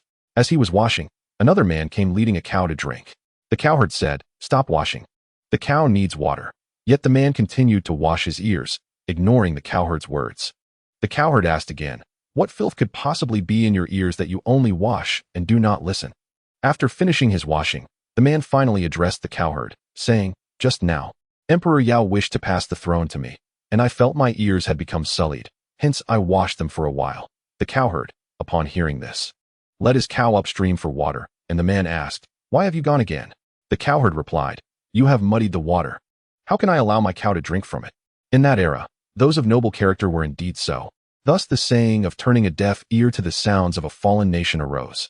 After speaking, King Wen felt parched and commanded that wine be brought forth, raising his cup to drink with his ministers. The scene was adorned with hues of peach and pear, duck green and goose yellow, the warbling of orioles echoing in their ears, and the gentle spring breeze caressing their faces, amidst a chorus of laughter and merriment. At that moment, a woodcutter approached, singing, The phoenix is not lacking, nor the absent, yet lamentably the governance of the world is marred by corruption. Dragons rise with clouds and tigers stir the winds. Yet the world is slow to cherish the path of the virtuous. Do you not see the plowman in the field, his heart rejoicing in the virtues of Yao and Shun as he toils with his plow? Unbeknownst to him are the three envoys of Chentang, embracing the classics while learning from the left. Do you not see the scholar Fu Yanzi, draped in a cloak, serenely fishing in the cold of Chu? In those years, he did not enter the dreams of the great sovereign, and the reign of wisdom lay hidden in the soil. Since ancient times, the wise and the accomplished have been scorned yet honored. Is it merely our generation that concludes in the water margin? Meanwhile, let us play the shepherd's flute in the clear day, slowly chiding the plow oxen in the white clouds. Amidst the slanting light of kings and nobles, let us gaze skyward, awaiting a wise ruler. Upon hearing this song, King Wen found it to be both unique and talented, and inquired of the woodcutter whether he was indeed a sage. The woodcutter replied, "This song comes from an old man who lives about 10 miles away by the bank of the Pan River. He casts his rod to fish at dawn and dusk, and we common folk hear him sing as we return with firewood. We have grown accustomed to it, hence we can sing along. I apologize for not knowing of your arrival, your majesty." "Not at all. Thank you for the information. You may go now," King Wen responded. Intrigued by the old man of Pan Creek, he pondered what manner of individual could compose such fine songs. As King Wen rode along, he and his ministers ventured further toward Pan Creek, where the vibrant colors of spring intertwined beautifully. In an instant, another voice arose, singing, "Spring waters flow gently, and the spring grass flourishes. The golden fish have yet to encounter the hidden Pan Creek. The world does not recognize the lofty aspirations of the virtuous, merely seeing an old fisherman by the creek." The ministers turned their gaze toward a robust man carrying firewood. San Yisheng shaded his eyes with his hand, and upon a closer look, he felt the man resembled the previously deceased Wu Ji. He approached King Wen hesitantly, saying, "My lord, that man appears to be Wu Ji." "Wu Ji?" King Wen recalled vividly, waving his hand dismissively. "It cannot be. Wu Ji perished in the depths of the chasm, and the calculations have been flawless." However, San Yisheng remained convinced of the resemblance and instructed Xian Jia to summon the man. Upon Xian Jia's approach, the man, sharp-eyed, noticed the gathering behind him, and his heart sank. What could he do now? Indeed, San Yisheng was not mistaken. It was Wu Ji. Wu Ji steeled himself and approached, kneeling to bow and pay his respects.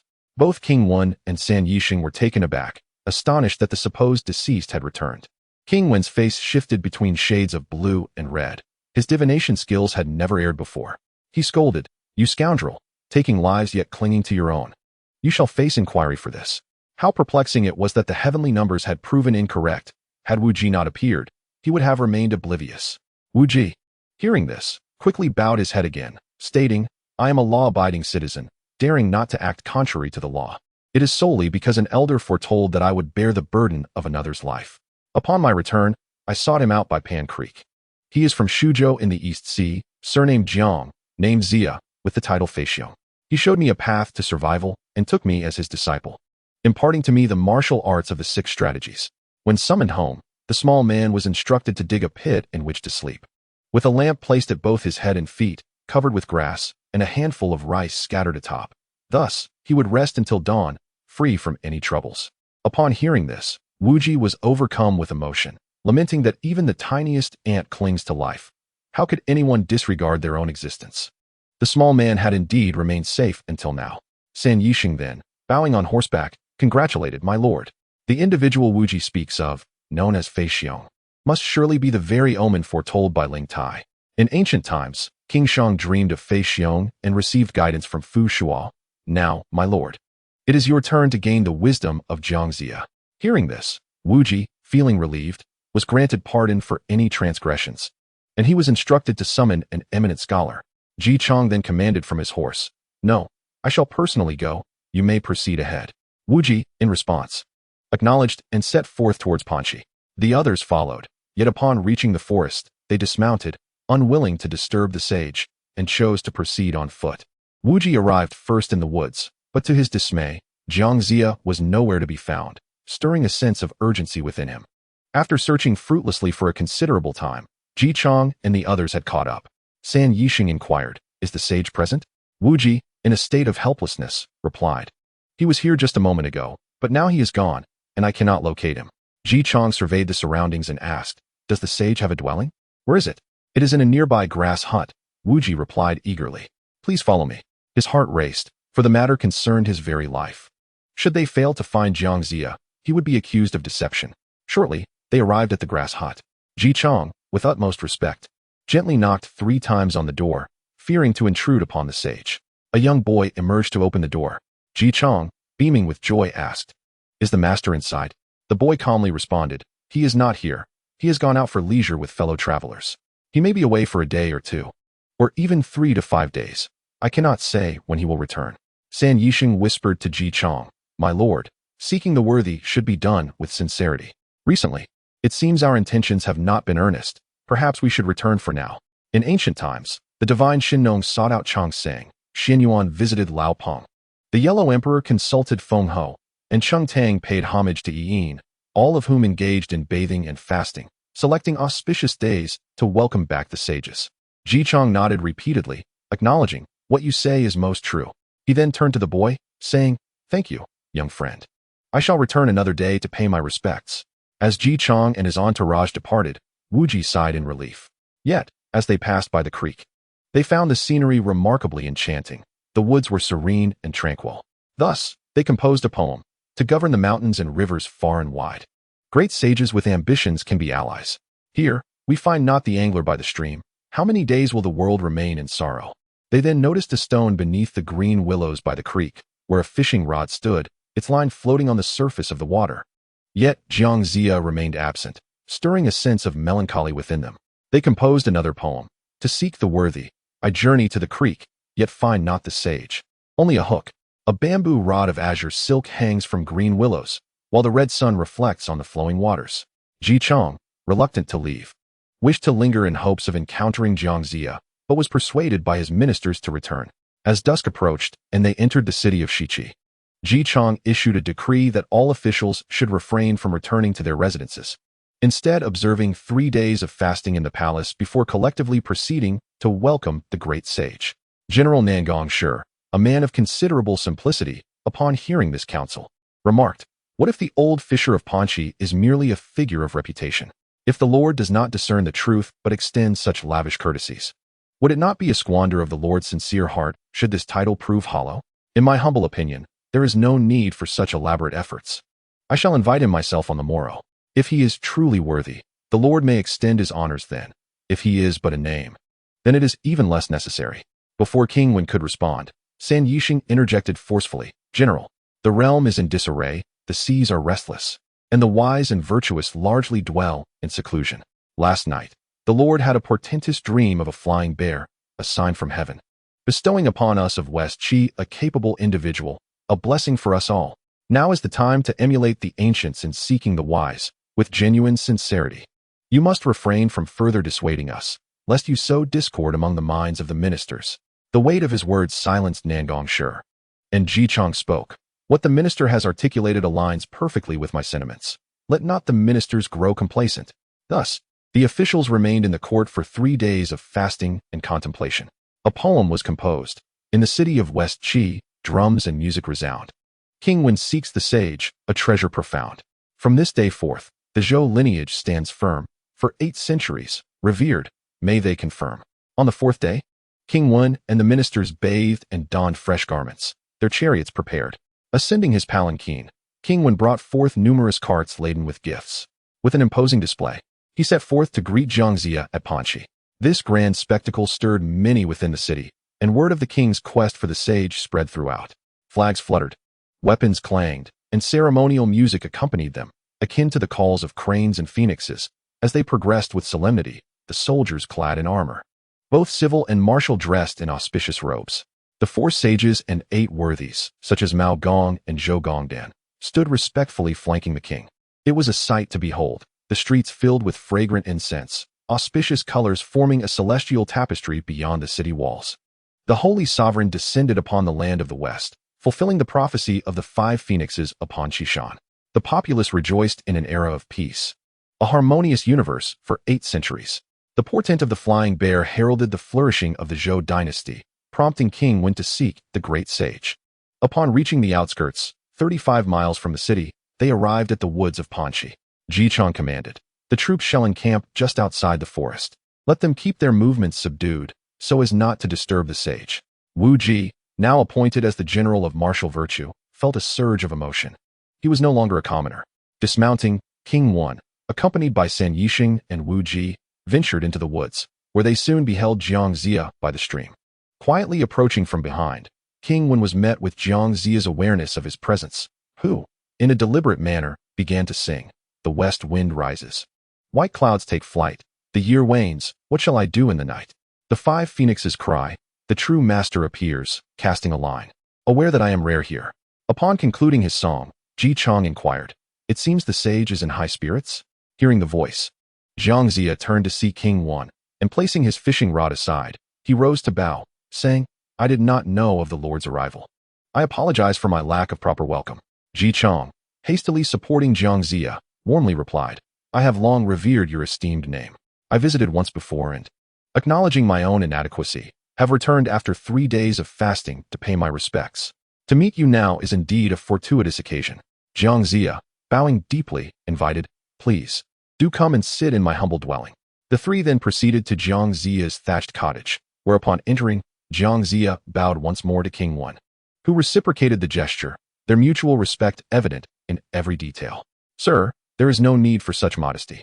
It is a great joy for me to engage in discourse with you today," Ji Chong expressed with heartfelt gratitude. Jiang Ziya respectfully replied, "I am but an old man, lacking the literary prowess to stabilize the realm and the martial strength to secure the nation. With such grand courtesy extended by the king, I fear I may fall short of the sacred virtues." San Yisheng, having entered and surveyed the elegant arrangement of the humble abode, interjected, "Sir, there is no need for excessive humility. The sovereign has purified himself and is earnestly awaiting your presence. The realm is in turmoil, with King Zhou surrounded by sycophants, indulging in debauchery and inflicting suffering upon the populace. The feudal lords have already rebelled from 400 directions, leaving the common people in despair. My lord is restless day and night. I have heard of your esteemed reputation, hidden in the tranquility of Panchi, and have come to beseech you to assist King Wen and Shiqi. It would be a blessing for both my king and the world. Indeed, this is the truth. You need not conceal the depths of your wisdom. For the sake of the people's peace, I implore you to join us in Shiqi, to rescue the masses from peril and to realize unparalleled benevolence," Ji Chong added.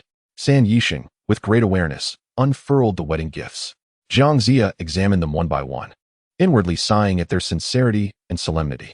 "Very well, child, accept them." Jiang Ziya instructed the attendant to receive the gifts. Ji Chong summoned a carriage, inviting Jiang Ziya to ascend, but Jiang Ziya humbly declined, saying, "As an old minister who has already received such great kindness, how could I presume to ascend the carriage? It is utterly out of the question. Do not refuse, sir. This is specially prepared for you. Please, take comfort in riding," Ji Chong insisted, grasping Jiang Ziya's hand in an earnest plea. Nonetheless, Jiang Ziya remained steadfast. Observing this, San Yisheng suggested, "Since the sir is unwilling, perhaps he should acquiesce to the king's wishes. The sovereign may lend his swift steed to the sir, while he himself travels in the carriage." Seeing Jiang Ziya's continued refusal, Ji Chong relented and followed San Yisheng's counsel. Ji Chong rode in the carriage, while Jiang Ziya mounted the horse, both sides filled with jubilant voices, the crowd rejoicing. It was indeed a festive occasion. Jiang Ziya, nearing 80, was the subject of a poem, "By the Weishui stream with a fishing rod. Frost adorns my hair like clouds above. My heart aligns with the stars in the heavens, breathing out rainbows to dispel the cold sun. In my old age, I return to the west, abandoning the old crown to evade peril. Since dreaming of the flying bear, I have enjoyed peace for over 8 centuries." Upon arriving in Shiqi, the common folk clamored to see the visage of the wise man. Jiang Ziya, witnessing such a vibrant scene in Shiqi, compared it to the former chaos of Chaoga and realized it was indeed heaven's will, the rise of Zhou and the fall of Shang. As they reached the palace, King Wen conversed joyfully with Jiang Ziya, increasingly recognizing him as a great sage. He immediately appointed Jiang Ziya as the right minister of Lingtai. Jiang Ziya expressed his gratitude and hosted a banquet in the side hall, where all the officials came to extend their congratulations. In the following months, Jiang Ziya indeed governed with remarkable wisdom and established laws for the people's welfare. Each matter was meticulously addressed, and even the initially resistant ministers found themselves in complete agreement. Ji Chong ordered the construction of a ministerial residence specifically for Jiang Ziya, Han Rong of Sui Pass. Upon hearing that Shiqi esteemed Jiang Ziya as the prime minister, felt a tinge of worry. He had been particularly attentive to Jiang Ziya, especially after the shocking incident concerning the refugees at the pass. He promptly submitted a memorial to Chaoga, eager to learn how Jiang Ziya's story would unfold. Chapter 25. Su Daji invites the demons to the feast poem. At Deer Terrace, I only wish to meet the immortals. Little did I expect that a fox spirit would grace the banquet. The impure cannot transcend the tainted world. How can an ordinary heart escape the mundane net? In striving to deceive the wise, who could foresee the ire that summons forth the foul and the vile? Only the dim-witted, like the tyrant Zhou, heed the words of the Su family, leading to the demise of the venerable sages. When Han Rong's memorial reached Chaoga, it was reviewed by the Minister of Personnel, Bai Gan, who, aware of Jiang Ziya's accomplishment as Prime Minister of Shiqi, fell into a long silence. At last, he could only gaze skyward and lament. Jiang Shang is indeed a person of great capability. Now assisting the Western Zhou, his ambitions are not trifling. It must be reported to the king. Contemplating the absurdities of King Zhou, Bai Gan felt a heavy burden and could only muster the courage to enter the palace. Upon reaching the star-picking tower, King Zhou summoned Bai Gan, inquiring, "Uncle Wang, what brings you here at this hour? Is there a matter of importance?" After paying his respects, Bai Gan replied, "The memorial from the General Han Rong at Sishui Pass indicates that Ji Chang has formally appointed Jiang Shang as Prime Minister. This Jiang Ziya harbors grand aspirations and possesses considerable talent. The vassals in the southeast have already revolted. Should Ji Chang in the west rise in rebellion, it would bode ill for us. In these tumultuous times, with the treasury depleted, we face considerable hardships." King Zhou scoffed. "Weren't you all advocates for Ji Chang before? Very well, let us discuss this matter with the ministers when I convene." Bai Gan sighed internally, wishing to say more, when he was interrupted by reports from the attendants. "Your Majesty, the Northern Marquis, Cheng Hohu, requests an audience." Admit him," commanded King Zhou.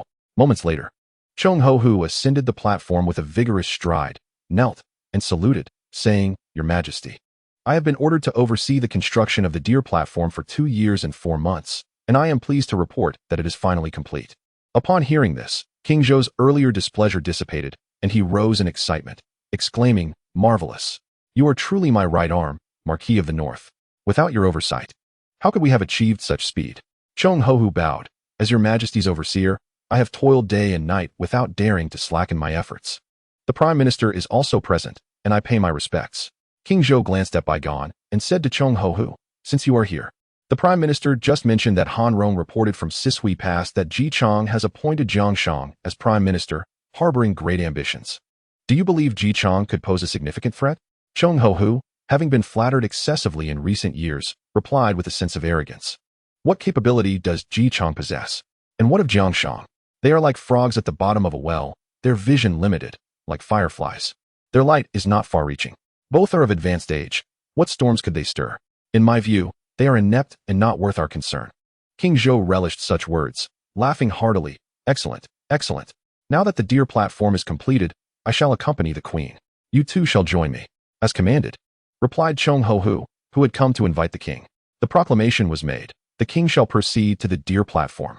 As the attendants echoed the royal command, Bai Gan felt a daze wash over him. The words he had wished to express fell silent, leaving only a sense of melancholy.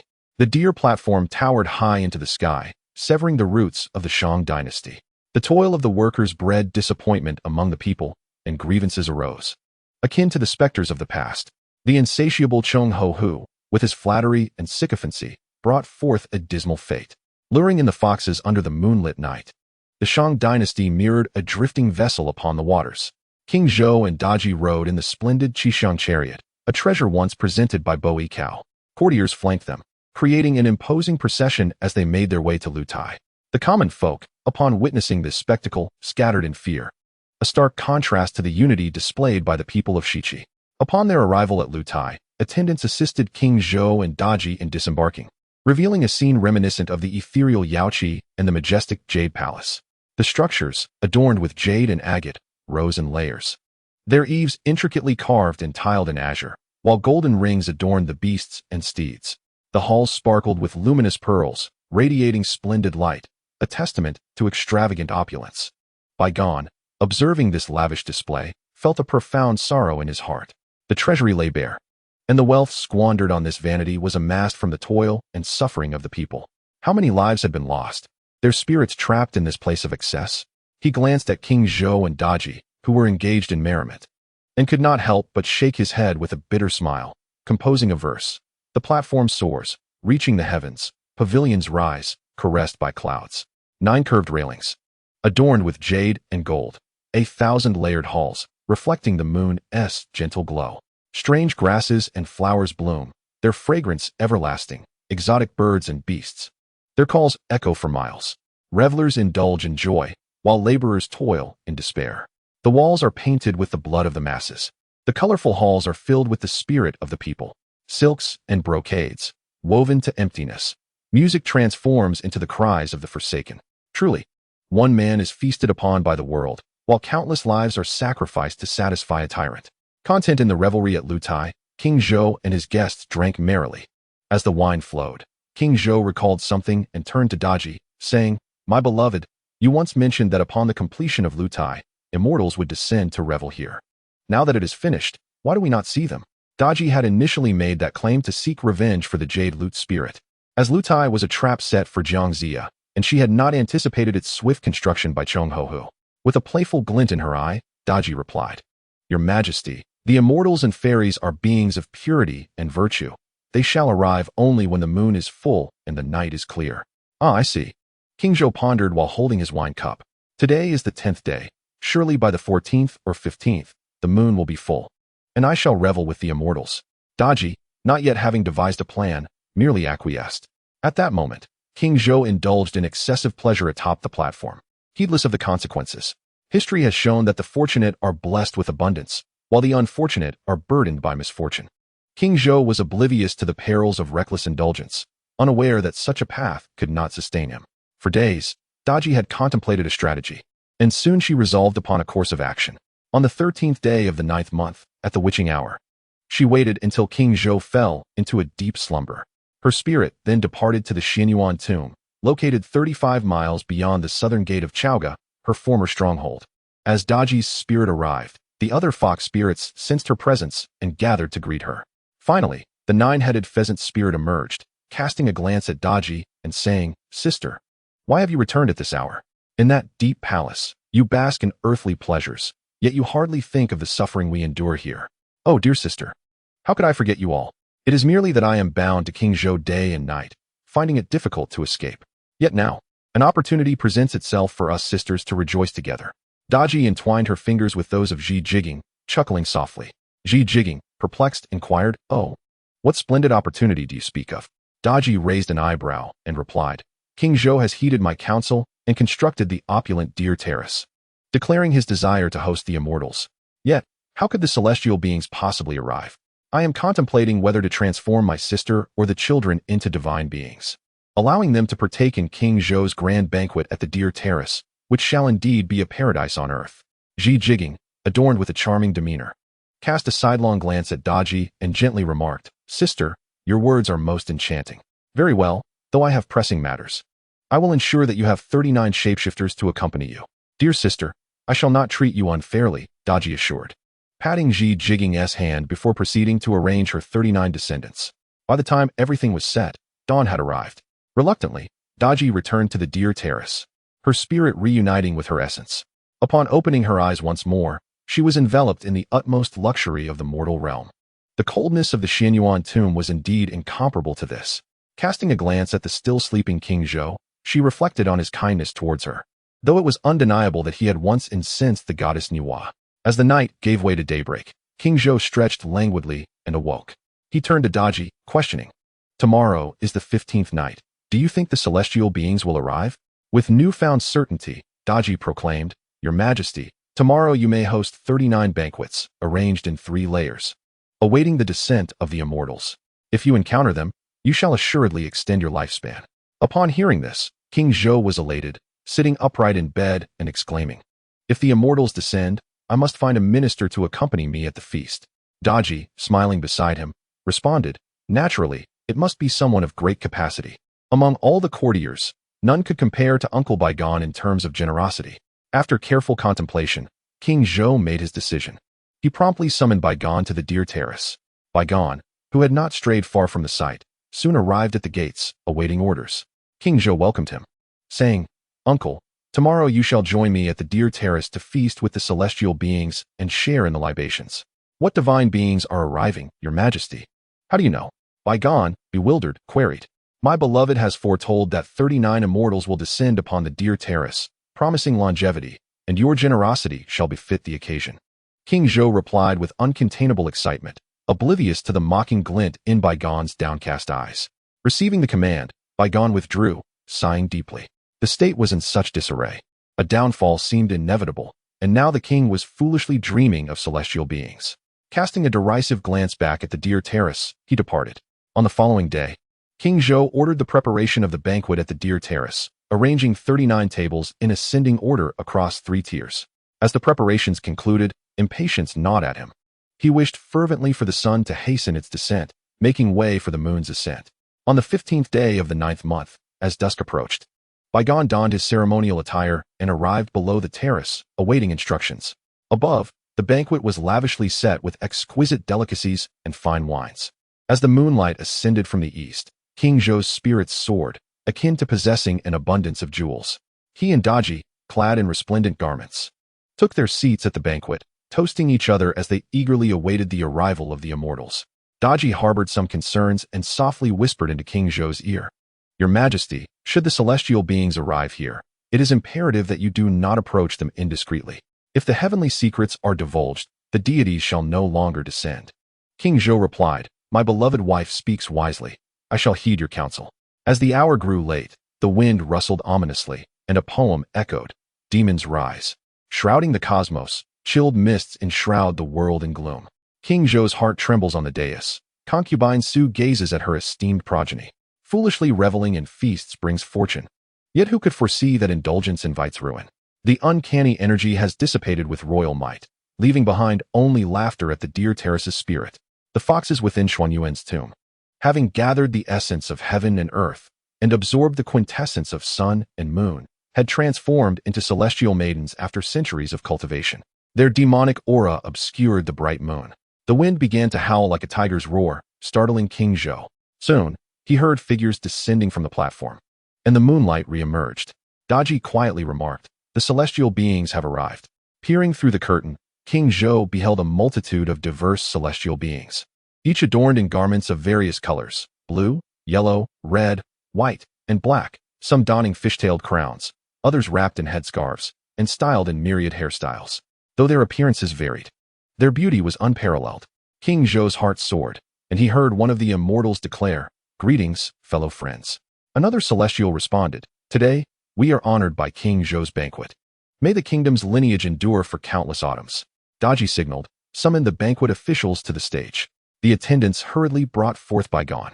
Initially dismissive, he was astonished by the celestial presence on stage, appearing truly ethereal. Despite his inner uncertainties, he approached to pay his respects. One of the immortals inquired, "Who might you be, sir?" Baigon respectfully replied, "I am Baigon, the Minister of State, summoned to attend the banquet." The immortal proclaimed, "Since you have fortuitously arrived, may you enjoy 1,000 autumns." Upon hearing this, King Zhou was elated. 1,000 autumns. Daji reassured him that there would surely be more. Baigon, however, maintained a stoic demeanor, still harboring doubts. He poured wine from a golden vessel, circulating among the 39 tables, then stood by the side. The foxes, emboldened by their transformations, exhibited no restraint. While their appearances were captivating, the inherent stench of foxes could not be concealed, revealing their still limited cultivation. Baigon noticed this and squinted, pondering how true immortals would possess pure bodies devoid of such foulness. Lost in thought, Daji urged him to continue serving the banquet. Baigon poured a cup at each table, maintaining his composure throughout. After an additional round, the various demons drank deeply, unaccustomed to the royal wine. Those with greater capacity managed to withstand it, while the less seasoned succumbed, their tails protruding through their garments. Daji, oblivious to the consequences, simply desired her descendants to indulge. Unbeknownst to her, the wine's effects would overwhelm those of shallow cultivation. As Baigon served wine to the second tier, he glanced back at the first tier, only to find that beneath their garments, foxtails were visible. At that moment, the moonlight shone brightly, illuminating the scene in detail, and Baigon inwardly lamented. Regretting his oversight, he, being of royal lineage and holding a prominent position, nevertheless bowed and served wine to the monsters. The foul stench of fox musk wafted through the air, rendering the atmosphere unbearable.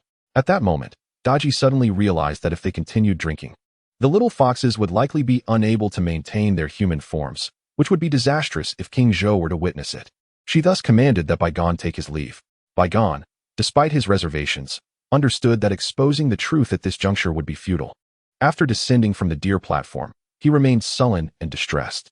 In the darkness of the night, he rode out of the palace gates, guided by a pair of red gauze lanterns.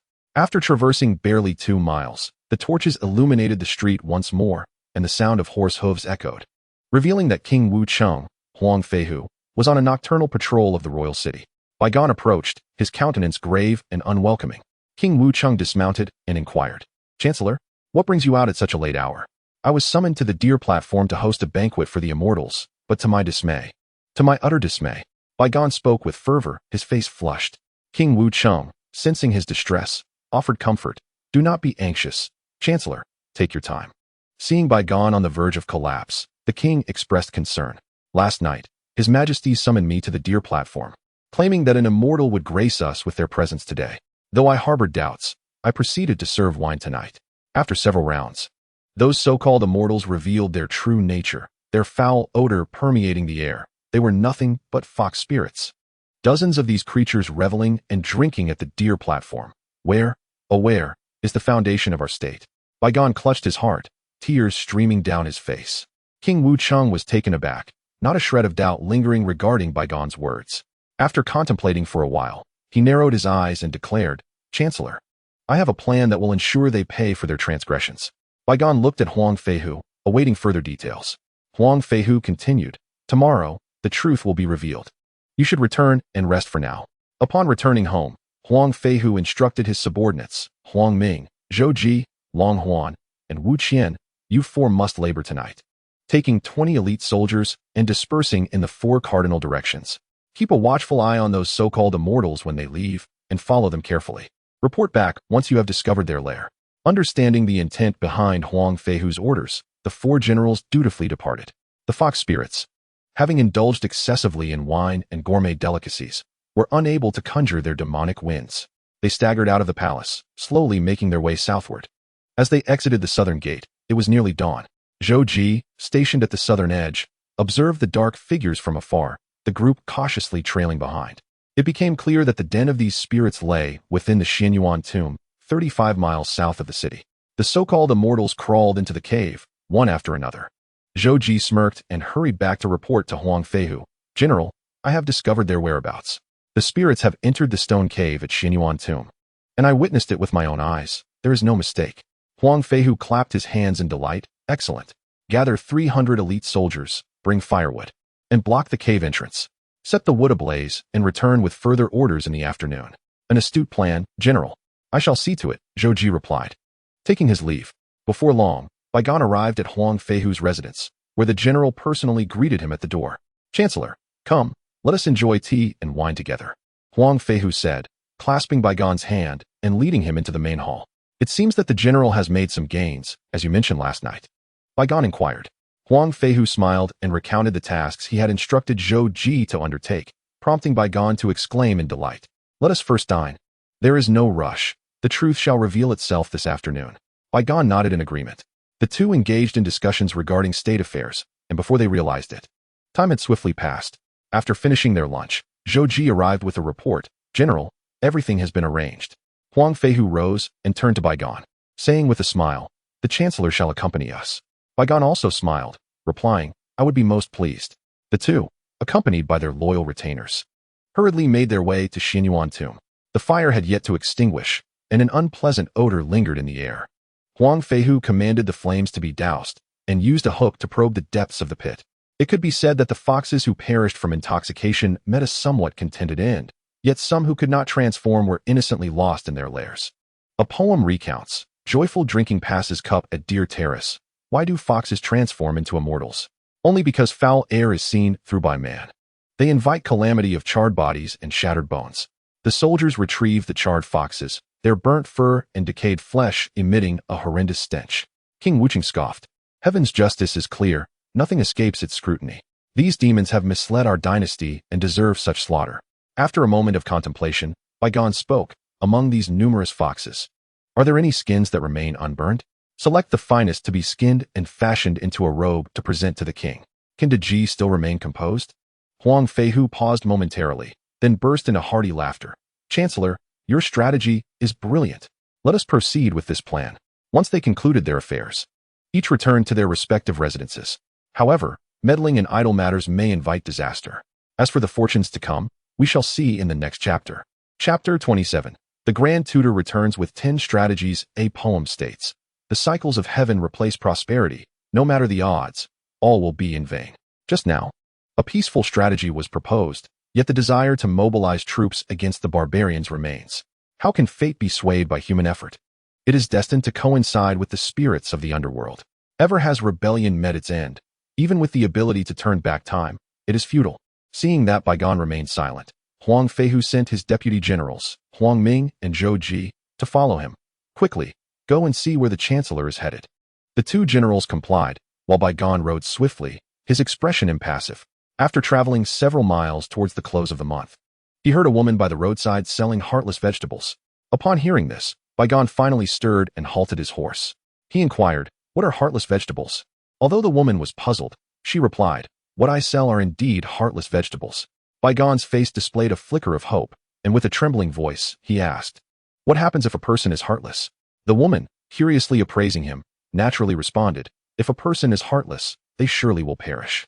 No sooner had she spoken than Baigan cried out and fell from his horse, blood gushing from his chest, staining the earth. The last sight Baigan beheld of this world was the azure sky. A poem reflects, "The imperial edict can indeed inflict harm. Did Ji's schemes betray the loyal?" Leaning on Kunlun's arts, how could one foresee the omen by the roadside? As the woman purchasing vegetables witnessed Baigan's tragic fall, she recoiled in fright, muttering repeatedly, "It is not me, it is not me, I know nothing." Huang Ming and Zhou Ji, who had been trailing behind, arrived to find Baigan lifeless beneath his horse. Surrounded by a pool of blood, his garments stained, his chest conspicuously hollow, eyes wide open in death. The two generals exchanged bewildered glances, utterly perplexed as to how Baigan, who had no intention of harm, had come to such a fate. It turned out that the talisman left by Jiangxia had granted Baigan a fleeting chance at survival. The symbol, reduced to ash and mixed with water, consumed within, safeguarded his vital organs, allowing him to ride forth from the palace unscathed. Upon encountering the woman selling the vegetables, Baigan sought to inquire about the situation. Should she declare that a heartless person would perish, Baigan would meet his end on the spot. Conversely, if she asserted that a heartless person could survive, he would be spared. Baigan's quest for his heart on the deer platform, riding out of the palace without spilling a drop of blood, was a testament to the mysterious efficacy of Jiangxia's talismanic water. Zhou Ji and Huang Ming hastily returned to the palace, recounting Baigan's circumstances to Huang Feihu and other ministers, all of whom were deeply moved. Yet, there was one, the minister Xia Zhao, who vehemently denounced the sovereign, exclaiming, "Foolish monarch, you unjustly murdered your uncle, disregarding all principles of propriety. I must confront you." Ignoring attempts to restrain him, he marched boldly toward the deer platform. At that moment, King Zhou had already transformed Baigan's heart into a broth and was displeased upon hearing that Xia Zhao had stormed onto the platform. Upon encountering Xia Zhao, the king, enraged, demanded, "What audacity brings you here?" Xia Zhao, with a scornful smile, retorted, "I have come to slay the king." King Zhou, taken aback and momentarily amused, inquired, "Since ancient times, has it ever been justified for a minister to slay his sovereign? Who would dare to do so? Foolish king, you acknowledge the impropriety of regicide, yet is there any rationale for a nephew to slay his uncle without cause? Baigan is your legitimate uncle, the brother of the late king, of royal blood, the current chancellor, who has served faithfully. Yet you, swayed by the words of a wicked woman, have taken Baigan's heart for your foul concoction. Since you have committed the sin of uncle killing, why should I not seek to rid the world of a foolish king?" With that, Xia Zhao seized the Feiyun sword hanging on the deer platform and lunged at King Zhou. Although the king was notorious for his indulgences, he was nonetheless a man of both literary and martial prowess, renowned for his strength. How could he fear a mere scholar? He deftly sidestepped, causing Xia Zhao to miss his strike. King Zhou, his face a mask of fury, commanded his attendants, "What are you waiting for? Seize him." At the sound of his shout, the attendants finally moved to apprehend him. Xia Zhao scoffed, "There is no need for you to intervene. Foolish king, your retribution awaits you." With that, he charged towards the edge of the platform and leaped off, meeting a tragic demise upon impact. A poem recounts, Xia Zhao's fury ignites in righteous rage, for the king's cruelty knows no bounds. He sacrifices his body for honest counsel. Alas, his flesh and blood now mingled with dust. His loyalty shall echo through the ages. his brave heart worth its weight in gold. Though today he meets death at the platform's foot, his noble name shall forever shine anew. News spread swiftly, and upon learning of Xia Zhao's noble sacrifice at the deer platform, the officials, both civil and military, could not help but sigh in lamentation. They could only proceed to the northern gate to recover Baigon's remains. Baigon's son, Wei Zida, donned mourning attire and bowed in gratitude to the assembled officials. Huang Feihu, Wei Ziki, and others were engulfed in profound sorrow as they interred Baigon in a coffin, placing it outside the northern gate, erecting a thatched shelter and unfurling paper banners to soothe his spirit. Despite the mournful atmosphere among the officials of Chaogo, news from the North Sea arrived like a beacon of hope, heralding the return of Grand Master Wen from his protracted campaigns. As the officials gathered at the northern gate, they hastened to mount their steeds and ride out to welcome Grand Master Wen, who was but a few dozen miles from the city. Upon learning of the officials' presence at the gate, Grand Master Wen instructed, "There is no need, let them return to the palace. I have matters concerning the troops to attend to." The message was relayed to the officials, who complied and returned to await his arrival, filled with hope that the Grand Master's return would herald salvation for their decaying court. After an hour had passed, Grand Master Wen entered through the northern gate upon his majestic black Qilin, taken aback by the sight of fluttering paper banners, for it was uncommon to hold a memorial here. He inquired, "Whose coffin is this?" His aides soon returned with the answer, "It is the coffin of Chancellor Baigon." Grand Master Wen, though aware of the turmoil in Chaogo, had been too preoccupied with the perils of the North Sea to fully grasp the news of Baigon's demise or the change in chancellorship. "Let us proceed into the city," he said, bowing slightly before making his way toward the palace gates. Years had passed since his last visit, and Chaogu appeared diminished from its former splendor. The first sight to greet him was the towering Deer Terrace, resplendent yet disquieting. Grand Master Wen furrowed his brow as he approached the palace gates, where a multitude of officials awaited, though many familiar faces were conspicuously absent. Dismounting from his Qilin, he addressed the assembled officials, "There is no need for excessive formalities. Wen Zhong has returned from the North Sea after many years, and the city has undergone considerable change." Wuqing Wang Huang Feihu sighed deeply. "The Grand Master has finally returned. Are you aware of the state of the realm? The feudal lords are in rebellion. The court is in disarray, and the king, year after year, news arrives. Yet my heart is torn between two places, with the North Sea unrest consuming my attention. Thankfully, we have vanquished the malevolent forces of the North Sea, prompting our swift return." Grand Master Wen surveyed the scene. "We shall discuss this in private later. For now, we must meet with the king." Huang Feihu nodded, and the officials parted to make way. The generals accompanying Wen exuded an aura of bloodshed that left some of the civil officials momentarily paralyzed with fear. They hastened to the nine-partition palace, where Wen observed a thin layer of dust on the dragon table, an indication of the prolonged absence of visitors, the atmosphere somber and desolate. Noticing some large yellow columns in the east wing of the hall, he furrowed his brow. "What are these?" A guard, kneeling, replied, "This is a newly installed punishment device, known as the Pao Luo." "Pao Luo? What does it entail?" Grand Master Wen's expression darkened. Wuqing Wang Huang Feihu stepped forward. "Grand Master, these are copper pillars with 3 layers of fire gates. When heated with charcoal, they turn red, and iron chains are used to bind individuals to these pillars, leading to their incineration in no time. Those who serve as advisors with unwavering loyalty, devoted to the nation, and who dare to speak of the king's shortcomings or the emperor's lack of benevolence, are subjected to the cruel punishment of the cauldron, leading to their demise. The stench from the 9-chamber palace has become unbearable. This draconian law has claimed the lives of countless loyal and virtuous ministers." Upon hearing these words, Master Wen's complexion darkened, filled with wrath. A third eye, known as the divine eye, appeared on his forehead, emanating a brilliant white light that rendered the onlookers speechless. "Sound the drums, summon the court." Master Wen's voice resonated like thunder, each word deliberate. Since the moment King Zhou had concocted a broth from the heart of Baigon and presented it to Daji, she had recovered her vigor. When the palace attendant brought the news, the two were entangled in their affections. "Your Majesty, the drums of the 9-chamber palace summon you. Master Wen has returned." Master Zhou paused, lost in thought, his silence unyielding despite Daji's playful allure. "Your Majesty, shall we proceed?" The attendant inquired cautiously, noticing the king's lack of response. Regaining his focus, King Zhou commanded, "Prepare the royal carriage. We shall go to the 9-chamber palace." With urgency, the attendant hurried away to make the necessary arrangements. And once everything was ready, they escorted King Zhou to the palace. As the king entered, ministers bowed in respect. noting the stark change in his demeanor after years without seeing Master One. Please rise, King Zhou said, turning to Master One. The Grand Master has endured great toil in the northern expedition, strategizing and vanquishing the rebellion, and I am greatly relieved by your return.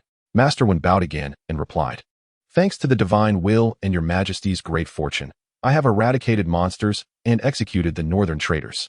After 15 years of conflict, peace has finally been restored, and I have endeavored not to disappoint the late king or your majesty. However, I have heard troubling news of disorder within the court, and the internal strife is unbearable.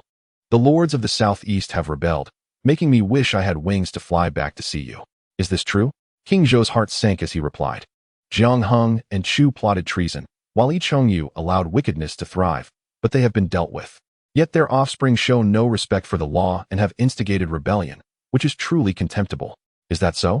I have not heard such claims. Is there evidence of Jiang Heng and Chu's usurpation and Yi Chengyu's malfeasance? Master Wen's inquiries left King Zhou speechless, as the accusations were indeed unfounded. With a sigh, Master Wen continued, While I was away waging war, your majesty failed to govern with benevolence, indulging in debauchery and executing loyal subjects, which has incited the lords to revolt. What of the bronze pillars within the palace? The last question was posed with intent. King Zhou responded, The advisors who oppose me seek fame and notoriety. Thus I have instituted this punishment, known as the cauldron. Master Wen closed his eyes briefly and asked, What of the towering structures I saw upon entering Chaoga? In the sweltering heat, I had no place to rest. Hence I constructed the lofty platform known as the Deer Platform. The ingenuity within is something you would appreciate. Grandmaster, King Zhou replied with pride regarding the platform that could summon celestial beings. The hall fell silent for a moment as Master Wen suppressed his discontent and declared loudly, Now, with the four seas in desolation and the lords in rebellion, it is your majesty who has wronged them. Your benevolence has not been exercised, your grace withheld, loyal advice ignored. And yet you continue to burden the people with labor and extensive construction, leaving the treasury in such a state of emptiness. Your majesty, the military and civilian populace are akin to your limbs. When they function harmoniously, the body thrives, but when they falter, the body suffers. Reflect upon the reign of the former king, when peace reigned across the four seas, and the common folk lived in comfort and security, while the lords surrounding the capital dared not act with impunity. How has it come to pass that under your reign, everything has transformed so drastically? It has only been a few years, despite my tireless efforts at the borders. What have they amounted to? Now that I have returned to court, I am determined to offer my counsel on governance. The ministers have been so intimidated by King Zhou that they refrain from speaking, witnessing Wen Zhong's candidness. They fear for his life, for his capabilities render him untouchable by King Zhou. Your majesty should return to the palace for now. I shall present my memorial with my recommendations shortly. Wen Zhong, speaking with authority, noted King Zhou's restlessness, who, rendered speechless and helpless, could only retreat to the inner palace. The ministers watched King Zhou depart, and when Taisher stepped forward on the grand dais, addressing all present, Esteemed ministers, there is no need to return to your residences. Let us convene at my estate to discuss state affairs. The ministers followed Wen Taisher to his residence, which, though long unvisited, remained impeccably maintained, showing no signs of decay. Dear colleagues, Wen Zhong began, after many years away, I find the state of governance to be utterly absurd.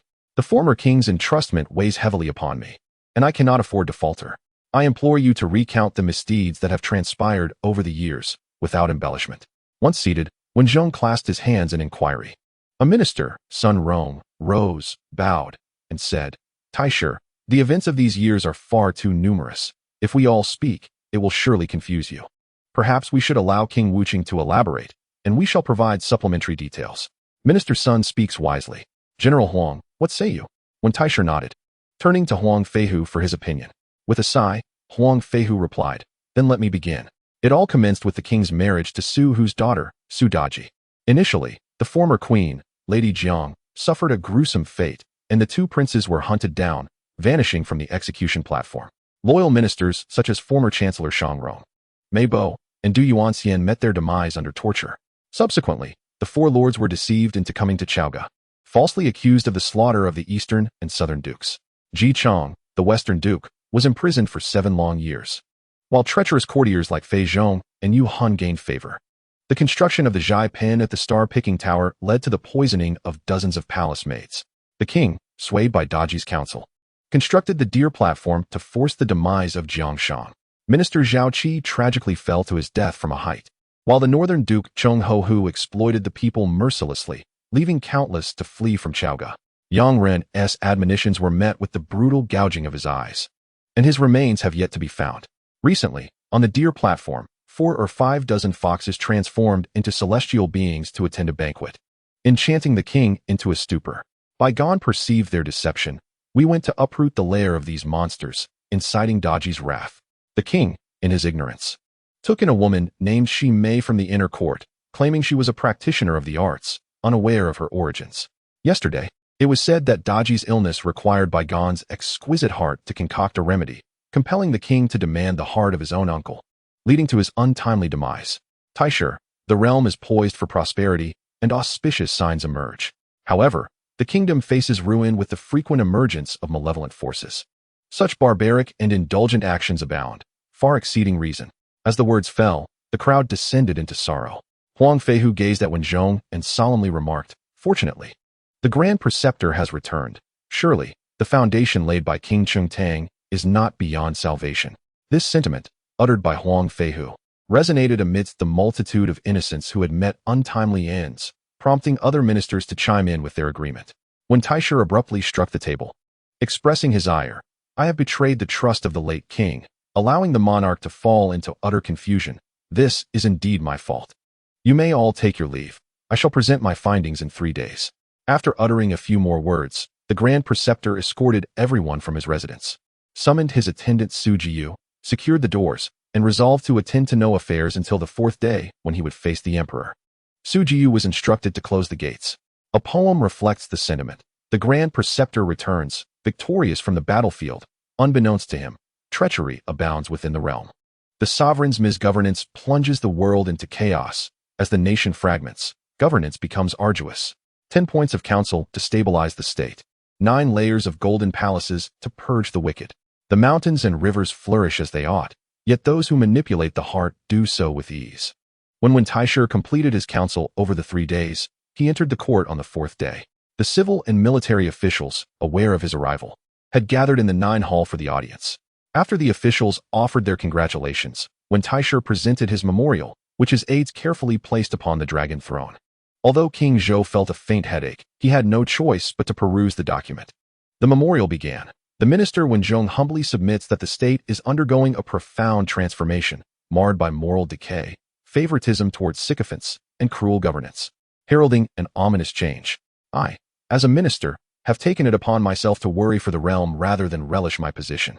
Thus, it is imperative to eliminate the disorderly ministers and seek out the virtuous and wise, akin to Yao, Shun, Ji, Qi, and Zhou Yao, with the sages assisting in virtue, the capable aiding in governance, and a culture of education flourishing, leading to harmony among the populace, where all live in peace and righteousness, each fulfilling their roles with grace. This is the essence of a ruler's enduring benevolence. Yao reigned for 70 years before abdicating in favor of Shan. Upon Yao's passing, the world did not turn to his son Danzhu, but rather to Shan. Aware of the inevitability of his ascent, Shan accepted the throne and appointed Yu as his chancellor, thereby continuing Yao's legacy and achieving governance through non-interference. The music he composed was exquisite in both beauty and virtue. Now, Your Majesty, as you ascend to the throne, you must embody benevolence and righteousness, bestow grace upon the military and civilian populace. Reverence for culture and respect for the martial align with heaven and earth, and thus secure the stability of the state and the joy of the people. Yet, it is disheartening to note Your Majesty's indulgence in wine, proximity to treacherous flatterers, abandonment of affection, blinding the Empress's eyes, and the slaying of heirs, which ultimately leads to self-destruction. I implore Your Majesty to earnestly rectify past mistakes, promote benevolence and righteousness, distance yourself from the petty, and draw near to the noble. Thus, perhaps the state may find stability, the populace may revere you, the heavens may respond favorably, and the nation may prosper in peace and harmony. When Taisher, with hands clasped, continued, I have enumerated 10 proposals. I beseech Your Majesty to heed my counsel for the sake of the state and the realm. Firstly, dismantle the deer platform to maintain peace among the people. Secondly, abolish the cruel punishments to ensure the loyalty of advisors. Thirdly, fill the scorpion pit to secure the palace. Fourthly, Eliminate the wine pools and meat forests to shield against slander. Fifthly, dismiss Daji and establish a proper empress to avert internal strife. Sixthly, investigate the treacherous ministers and swiftly execute Fei Zhong to appease the populace. Seventhly, open the granaries to relieve famine. Eighthly, dispatch envoys to the southeast for reconciliation. Ninthly, seek out the wise in the mountains and valleys to alleviate doubts among the people. And tenthly, welcome loyal counsel and open the channels of communication, ensuring there are no obstructions in the realm. The court was in an uproar. These were the very words they longed to express. Yet who among them had the audacity to speak? Not everyone possessed the prowess of Wen Zhong. Without waiting for King Zhou's response, Grandmaster Wen strode directly to the dragon throne, extending the brush to the king. Your Majesty, he implored, I beseech you to grant approval for these measures. It had been many years since anyone had dared to confront King Zhou so assertively. The king furrowed his brow as he perused the 10 points. The first being the dismantling of the deer platform. He glanced at Wen Zhong, then back at the memorial, and reluctantly spoke. The deer platform was no small feat to construct. It consumed vast resources. To dismantle it would be a pity. Let us deliberate on this further. The second and third points could be approved, but regarding the fifth, the queen has committed no transgression. Why should she be exiled? As for the sixth point, the esteemed ministers Fei and you have long served faithfully. Why must they be executed? Aside from these 3 points, the rest could be sanctioned. Grandmaster Wen disagreed vehemently. The deer platform has drained the people and squandered wealth, inciting the wrath of the divine and the grievances of the ghosts. It has buried countless innocent souls, and the citizens harbor deep resentment. How can we hope to win their hearts while it remains? Only by dismantling it can we quell the anger of the populace. Moreover, the queen has not acted with virtue. How many ill-conceived strategies has she advised the king on? The cruel tortures, the slanderous whispers. How many innocent ministers have perished because of her? As for Fei Zhong and Yu Han, they are treacherous and deceitful, corrupting the king's wisdom. To restore order in the court, they must be executed as a warning to others. I urge you, your majesty, to act swiftly and not delay the affairs of the state. King Zhou, feeling cornered yet unable to express his fury, gritted his teeth and acquiesced.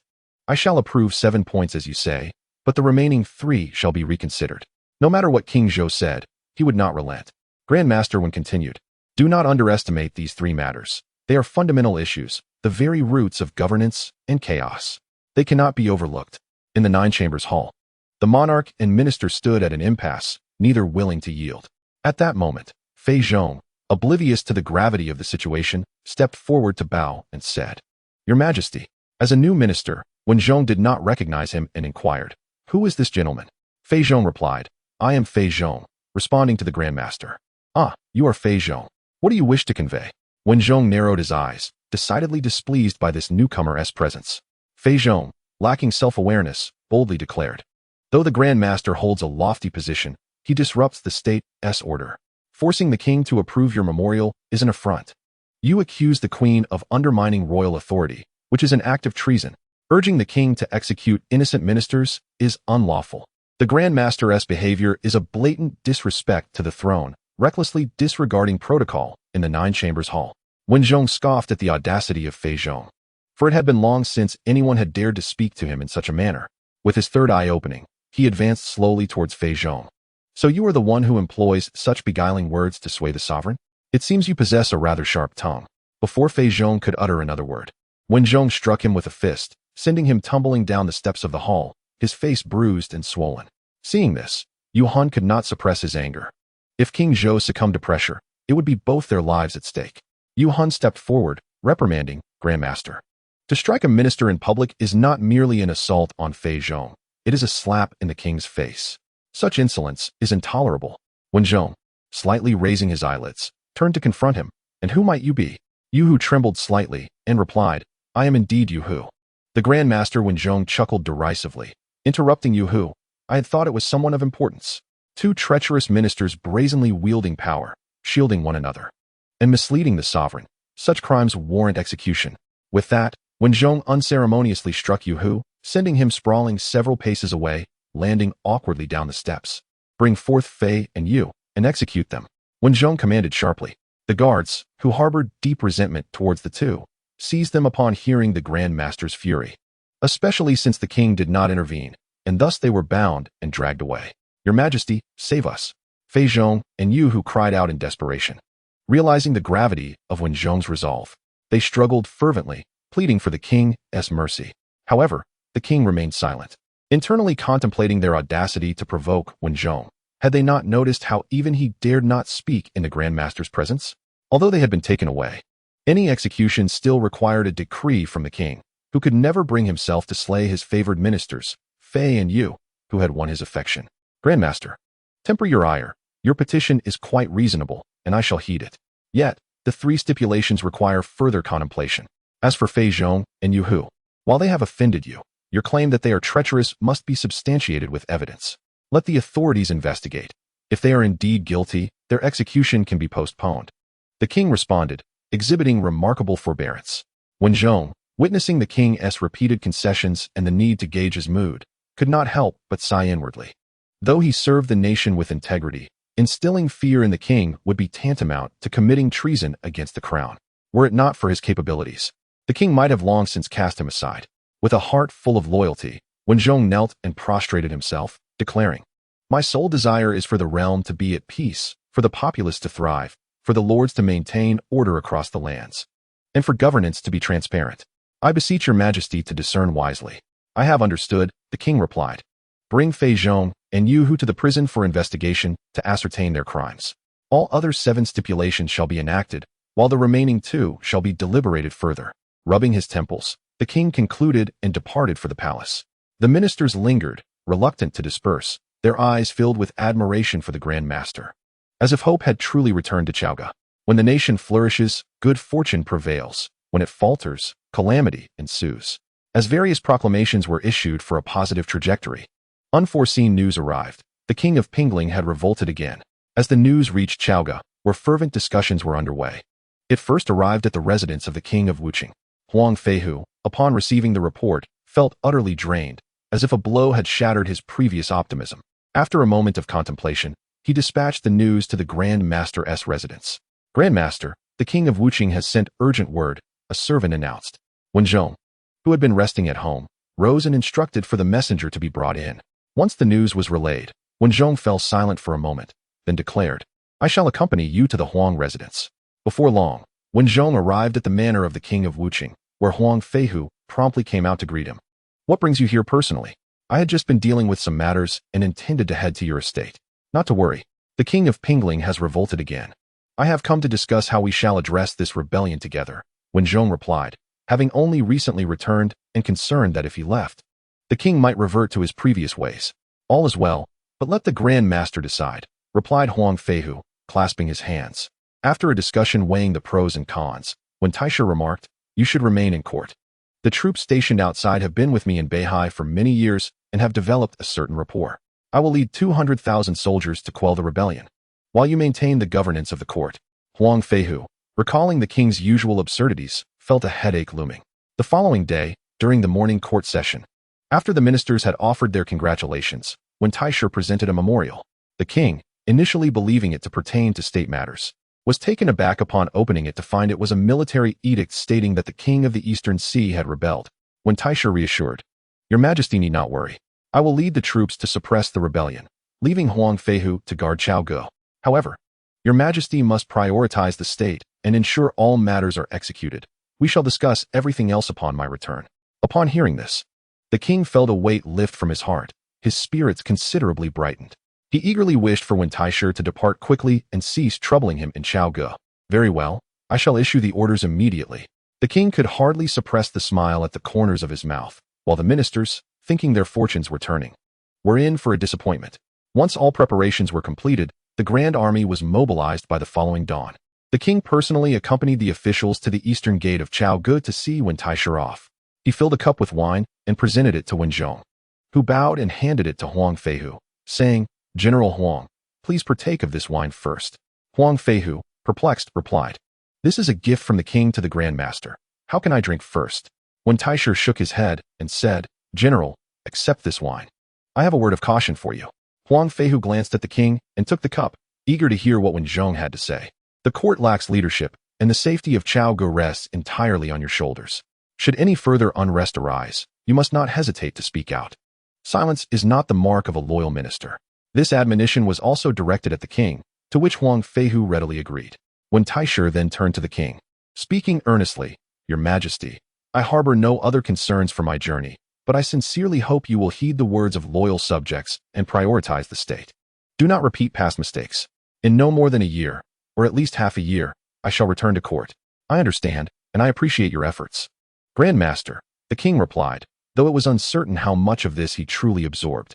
Observing the king's nonchalance, Wen Zhong filled his cup once more and drank deeply.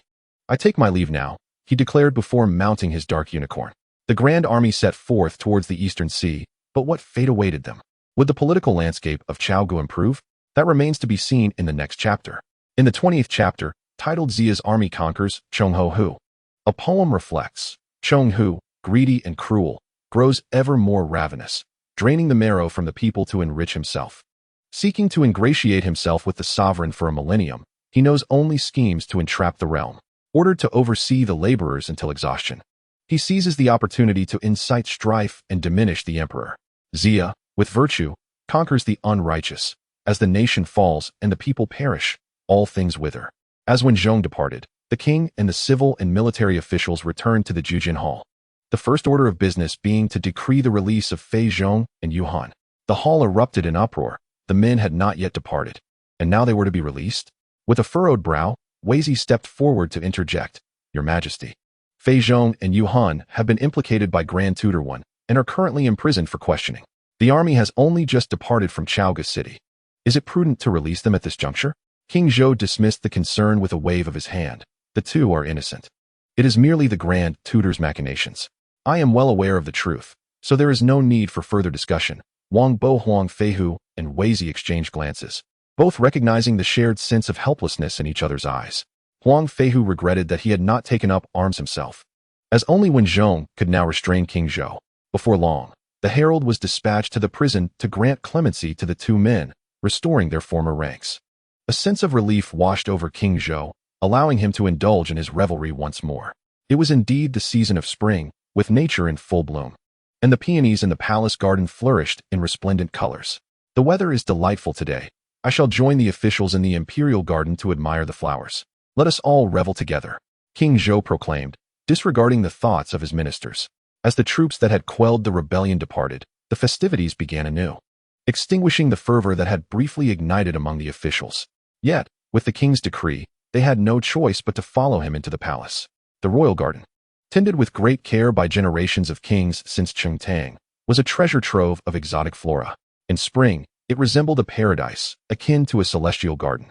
Various trees and flowers intertwined, with rocks artfully arranged to enhance the scenery. The blossoms of peach and plum exuded fragrance, while the emerald willows swayed gently in the breeze. Outside the golden gates stood several noble bamboos, and beneath the jade gates, 2 rows of stately pines. The majestic hall adorned with intricate carvings soared high, while the turquoise pavilions were embellished with delicate eaves. The football field led to the osmanthus courtyard, and the swings were situated far from the floral canopies. The peony pavilion welcomed the concubines, while the peony courtyard saw the maidens leisurely strolling. Golden bridges spanned the flowing green waters, and the flowering crabapple trees swayed in the gentle wind.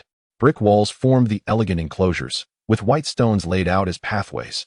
The violet lanes revealed 2 dragons playing with pearls, while the balustrades featured carvings of the sun and phoenix. The emerald pavilion was aglow with golden rays, and the imperial study stood 10 stories high, adorned with auspicious colors. Auspicious clouds reflected the brilliance of the emperor's splendor, while the aura of prosperity enveloped the royal family. The phoenix-tailed bamboos welcomed birds from afar, and the dragon-clawed flowers were shrouded in clouds. A myriad of reds and purples adorned the towers, as creatures of the earth and sky filled the inner courtyard with their calls. The magpie spoke, bringing joy to King Zhou, while the parrots sang, prompting applause from the emperor. Golden fish leapt in the azure pond, and cranes and deer thrived within the pink walls. The shadows of banana trees danced with the wind, and the scent of flowers wafted through the air. The coral trees rose and fell, while the fairies' cave twisted and turned. The moonlit platform was layered and stacked, and the flower path wound windingly. Beneath the water pavilion, the gulls chirped harmoniously, and the pavilion resonated with the sounds of the zither. The night-blooming jasmine emitted its enchanting fragrance, while the magnolia flowers filled the garden with their refreshing aroma. The renowned flowers, with their myriad hues, were beyond the reach of even the finest painter, The pavilions, towering and intricate, were masterfully crafted. Indeed, the imperial garden was a sight to behold. The palace bustling with such opulence. Butterflies and bees danced among the blossoms, while purple swallows flitted about the eaves, and the croaking of frogs filled the air near the ponds. The spring birds sang melodiously, nurtured by the kind-hearted crows. The imperial garden, resplendent as brocade, needed no further embellishment. The indigo dye transformed into countless jade pieces, while the azure mist enveloped the myriad hues of dawn. A verse captures the essence. Auspicious clouds rise to envelop Taiyi. Auspicious light shrouds the clouds. Dragon towers and phoenix pavilions reach towards the heavens. Jade gates and golden doors reflect the emerald silk. The wonders of all seasons are ceaseless. Rare blooms grace the 8 festivals. After several rains, the spring breeze arrives, filling the city with fragrance for millions of households. When the officials arrived at the Peony Pavilion in the Imperial Garden, King Zhou commanded the palace attendants to prepare a banquet of 9 dragons, and both civil and military officials took their respective seats. King Zhou drank for a while before retreating to the inner chambers to accompany Daji and Hushime. Once he was out of sight, Huang Feihu addressed the royal relatives and attendants, lamenting, "With war looming and our recent campaigns, who has the heart to enjoy the blooming peonies? I wonder if the king can turn over a new leaf. Should he manage to do so, he might still bask in the blessings of peace. Should he disregard the sage counsel of the Grand Tutor, we all know the grand edifice will soon crumble." Unspoken words lingered in the minds of the assembly, a sense of impending doom hanging heavily in the air. Perhaps burdened by sorrow, the ministers, having indulged until noon, felt disinclined to linger further and prepared to express their gratitude to King Zhou before departing the palace. However, the king, in high spirits, urged, "The spring is radiant. The flowers are in full bloom. Why should we retreat? Let us drink another round together." The officials, upon hearing this, dared not withdraw and returned to their seats, awaiting the king's presence. Once more, a lavish banquet unfolded, music and dance harmonizing as the monarch and his ministers exchanged cups, creating a facade of harmony. Though many had indulged excessively, as dusk fell, they remained blissfully unaware of the passage of time. The palace attendants lit candles, and the melodies rang clearer in the night air. Though the ministers bore heavy hearts, the wine dulled their sorrows, granting them a fleeting sense of liberation. As the clock neared the second watch of the night, Daji and Hushime, intoxicated, slumbered upon the dragon couch. Soon, Daji, in a daze, began to reveal her true form, seeking out prey. A chilling wind swept through, heralding an ominous presence. Flowers crushed, trees toppled, a strange occurrence. Candles extinguished, light wholly consumed. Through windows and curtains, it seeps into weary bones, a malevolent aura hidden within. The wind howled for a while, stirring up dust and slightly disturbing the Peony Pavilion. The officials, already inebriated, were startled when a palace attendant cried out in terror, "The demon has arrived." A man-eating demon. Huang Feihu, not fully inebriated, heard the commotion and regained clarity. Rising from his seat, he peered outside, and indeed, he discerned a shadowy figure approaching. Eyes like golden lanterns, a form most peculiar. With a long tail and sharp claws, a short yet agile frame. It pounced like a mountain tiger, then turned like a cunning beast. This demon is known to prey upon the spirit, a fiend that delights in devouring heads. Gazing intently at the creature, he realized it was an aged fox spirit. Huang Feihu steadied himself, observing as the fox lunged towards him. Finding no weapons at hand, he hastily broke a railing from the Peony Pavilion, wielding it like a club and striking at the fox. The demon fox deftly dodged and lunged again. Huang Feihu shouted, "Bring me the golden-eyed spirit from the North Sea." The palace attendants hurriedly sought the creature, and by the time they returned, Huang Feihu had already exchanged several blows with the fox. The spirit took flight, its eyes shining like lanterns, specifically targeting the fox. Its claws, as sharp as steel, struck the fox fiercely, causing it to yelp in pain. Suddenly aware of its surroundings, the fox regretted its presence among so many people. Being a creature of great cultivation, the fox fled towards the Taihu stone.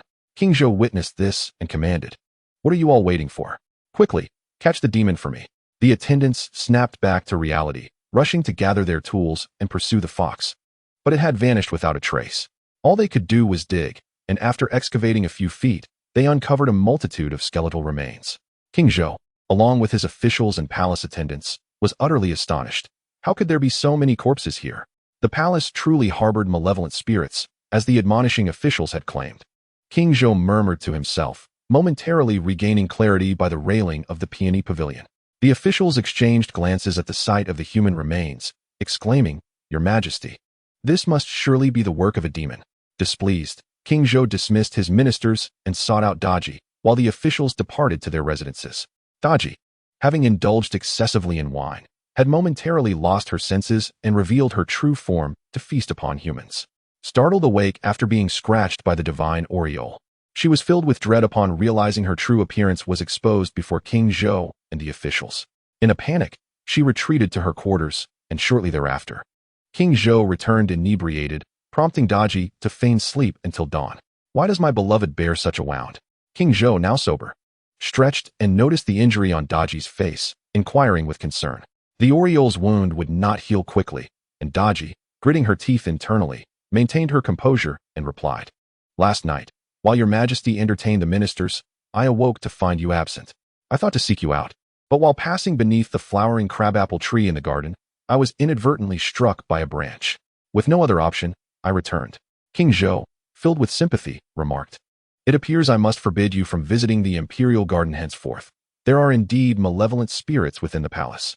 Last night, I witnessed a fox spirit attacking people at the peony pavilion. Fortunately, the valiant Wang Huangfeihu broke the railing to intervene, and in the commotion, the palace attendants released the golden-eyed aureole, which managed to injure the fox spirit, causing it to flee in haste. Beneath the Taihu stone lies a multitude of remains. Many have met untimely ends in the palace." Listening to this, Daji seethed with resentment, for King Zhou could never suspect that she was the fox spirit. This incident ignited her animosity towards Huangfeihu, and she silently vowed revenge, thinking, "I have not wronged you, yet you have sought to harm me. We shall see how this unfolds." A poem states, "King Zhou delighted in the peonies, as lords and ministers reveled in their cups. The fox's shadow struck fear in many, while monstrous threats brought even more delight. The golden-eyed aureole is truly enviable, as it tamed the wicked spirits with its remnants. Private grudges ruin virtuous women, and thus loyal subjects are driven to their fate." Meanwhile, in the vicinity of Chaoga, Jiangxia thrived in Shiqi, enjoying the trust bestowed upon him by King Wan. Jichong, Prime Minister, urgent news from two fronts, an attendant relayed, presenting the messages to Jiangxia. He perused them carefully. King Zhou had ordered Baigon's heart to be extracted to prepare a medicinal broth for Daji. Upon the return of Grand Tutor One from the Northern Sea expedition, he had introduced a series of proposals in Chaoga. However, the Eastern Sea was rebelling against King Pingling, compelling Grand Tutor One to embark on yet another campaign. King Zhou promptly released the treacherous officials. In the north, Cheng Hohu continued to manipulate Shang Tsung, engaging in extensive construction, oppressing the populace, and silencing the admonishing officials with reckless abandon. Recognizing the dire situation, Jiangxia slammed his hand on the table in anger, declaring, "If this rogue is not eliminated, the repercussions will be endless." On the following day, during the morning court session, Jiangxia compiled the reports and presented them to King Wan, GFA. Observing the Prime Minister's solemn demeanor, the king inquired, "Have you not rested well? Or has something transpired in Chaoga?" Jiangxia stepped forward and responded, "There is indeed news. King Zhou has extracted the heart of Prime Minister Baigon to prepare a broth for Daji. Furthermore, the Eastern Sea has once again rebelled against King Pingling, and Grand Tutor One has just returned to the court before setting out once more." Upon uttering these words, the court was engulfed in hushed whispers, each individual struck by astonishment. The myriad of outrageous deeds committed by King Zhou over the years left them utterly speechless. Jiangxia paused momentarily before continuing. "The Northern Marquis, Cheng Hohu, has thrown the court into disarray, inflicting harm upon ministers and tormenting the common people, engaging in acts of slaughter and perpetrating countless evils, causing the populace to suffer in dire straits. Such a malevolent figure, cloaked in the guise of authority, lingers by the king's side, and one cannot fathom what further misdeeds he may commit. In my humble opinion, it would be prudent to first subdue such treacherous ministers and villains, thereby assisting King Zhou in ridding himself of his insidious advisors. Should King Zhou embrace the path of righteousness, there remains a glimmer of hope for the realm, and it would not be in vain that he once conferred honors upon you, my lord." "The Prime Minister speaks wisely," mused Wen Wang. "Yet I hold an equal rank to Cheng Hohu. Without the king's decree, is it appropriate for me to initiate such a campaign? My lord, the state of the world is in peril, and it is vital for all to speak freely without concealment. Moreover, when King Zhou conferred upon you the title of Wen Wang, granting you the white banner and yellow halberd, It was precisely to empower you to quell violence and eliminate treachery, thus distinguishing you from those of equal rank. These corrupt officials, forming alliances both within and outside the court, represent a grave threat to the nation. Your campaign would be an act of compassion, rescuing the masses from their tribulations. Should King Zhou thereby amend his ways and rise to the stature of Yao and Shun, your merits would endure through the ages. Jiang Ziya gently guided him, fully aware of his lord's vulnerabilities. Wen Wang, attentively considering Jiang Ziya's counsel, found himself swayed by the notion of transforming King Zhou into a ruler of virtue. In accordance with the Prime Minister's perspective, who shall lead the campaign against Chonghohu? Jiang Ziya promptly declared, I am willing to serve the king with utmost loyalty. Upon hearing this, Wen Wang contemplated for a moment, realizing that Jiang Ziya's approach may be excessively severe. He then suggested, I shall accompany the Prime Minister. Should any unforeseen matters arise, we can deliberate together. A personal expedition by the king would garner the support of the entire realm. Jiang Ziya bowed respectfully, and the ministers unanimously agreed. Subsequently, Wen Wang dispatched the white banner and yellow halberd, appointing over 100,000 troops. Selecting an auspicious day to offer sacrifices and raise flags, he designated General Nan Gongshi as the vanguard, with Xian Jia as his deputy, accompanied by numerous talented and capable generals. As the army departed from the city of Shiqi, heading northward, the common folk, upon learning of Shiqi's campaign against Chonghohu, secretly rejoiced and welcomed them with subtle enthusiasm. The sight of Shiqi's troops marching forth, their multicolored banners soaring majestically in the air, glinting in the sunlight alongside their gleaming swords and spears, was akin to fierce tigers descending from the mountains, while their warhorses neighed like dragons emerging from the sea. The scouts led the way with valor, forging paths through mountains and bridges, while shields safeguarded the supplies, and archers formed the vanguard. This endeavor was indeed to eradicate treachery and restore peace to the realm, marking the first significant achievement since the Pangxi incident. The discipline of the Shiqi army was resolute. Undisturbed by any commotion, their journey progressed smoothly, confirming that Chonghohu had indeed lost the favor of the people.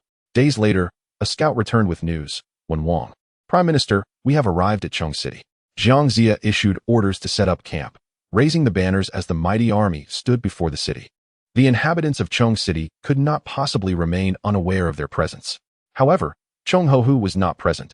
He was in Chaoga, attending to King Zhou, living a life of indulgence. At the forefront of the city stood Chong Ingbiao, the son of Chonghotu. Upon learning of the approaching forces from Shiqi, he was filled with fury and hastily ascended the palace to muster his troops. How dare Ji Chong come to challenge my Chong City, disregarding the boundaries of propriety? Previously, during the escape from Guan, the king had contemplated rallying the troops against Shiqi several times, but he granted Ji Chong an opportunity. Little did he expect that Ji Chong would show no remorse and instead provoke this nameless army. It is truly despicable. Being youthful, Chong Ingbiao's face was alight with indignation. We each guard our territories, refraining from encroachment. Shiqi has indeed gone too far. We must not allow them to have it easy. Below, a general echoed his sentiments. Chong Ingbiao scoffed. Huang Yuanji, Chen Jizhen, Meida, Jin Cheng, assemble your forces and march out of the city. Let them witness the might of Chong City. We shall obey the heir's command. We will certainly capture the traitors and escort them to Chaoga, replied the several generals with cupped fists in agreement. Outside the city, Jiang Ziya raised his tent and ordered Nan Gongshi to lead the charge. Receiving the command, Nan Gongshi rallied his troops and positioned them at the foot of the city. He galloped back and forth beneath the city walls, calling out in a thunderous voice, Rebel, come forth and meet your demise. After a brief moment of taunting, the city gates swung open, and a troop emerged, led by the formidable General Huang Yuanji. Upon recognizing Huang Yuanji, Nan Gongshi proclaimed, You need not come forth. Let Chonghotu face his fate. Only by slaying him can we quell the people's rage and bring an end to this matter. Huang Yuanji retorted with a cold laugh. You speak boldly. Allow me to challenge you. With that, he brandished his great sword and charged at Nan Gongshi, who raised his blade in defense. The two warriors engaged in a fierce duel, circling each other as they fought. This one aimed to strike down the general, while that one sought to vanquish the hero. One boasted a courageous heart to secure the realm, while the other exuded a lofty spirit that overshadowed all. The battle raged between Nan Gongshi and Huang Yuanji, and within 30 exchanges, Huang Yuanji found himself overwhelmed. Being a renowned general of Shiqi, Nan Gongshi was determined to achieve victory in this inaugural clash.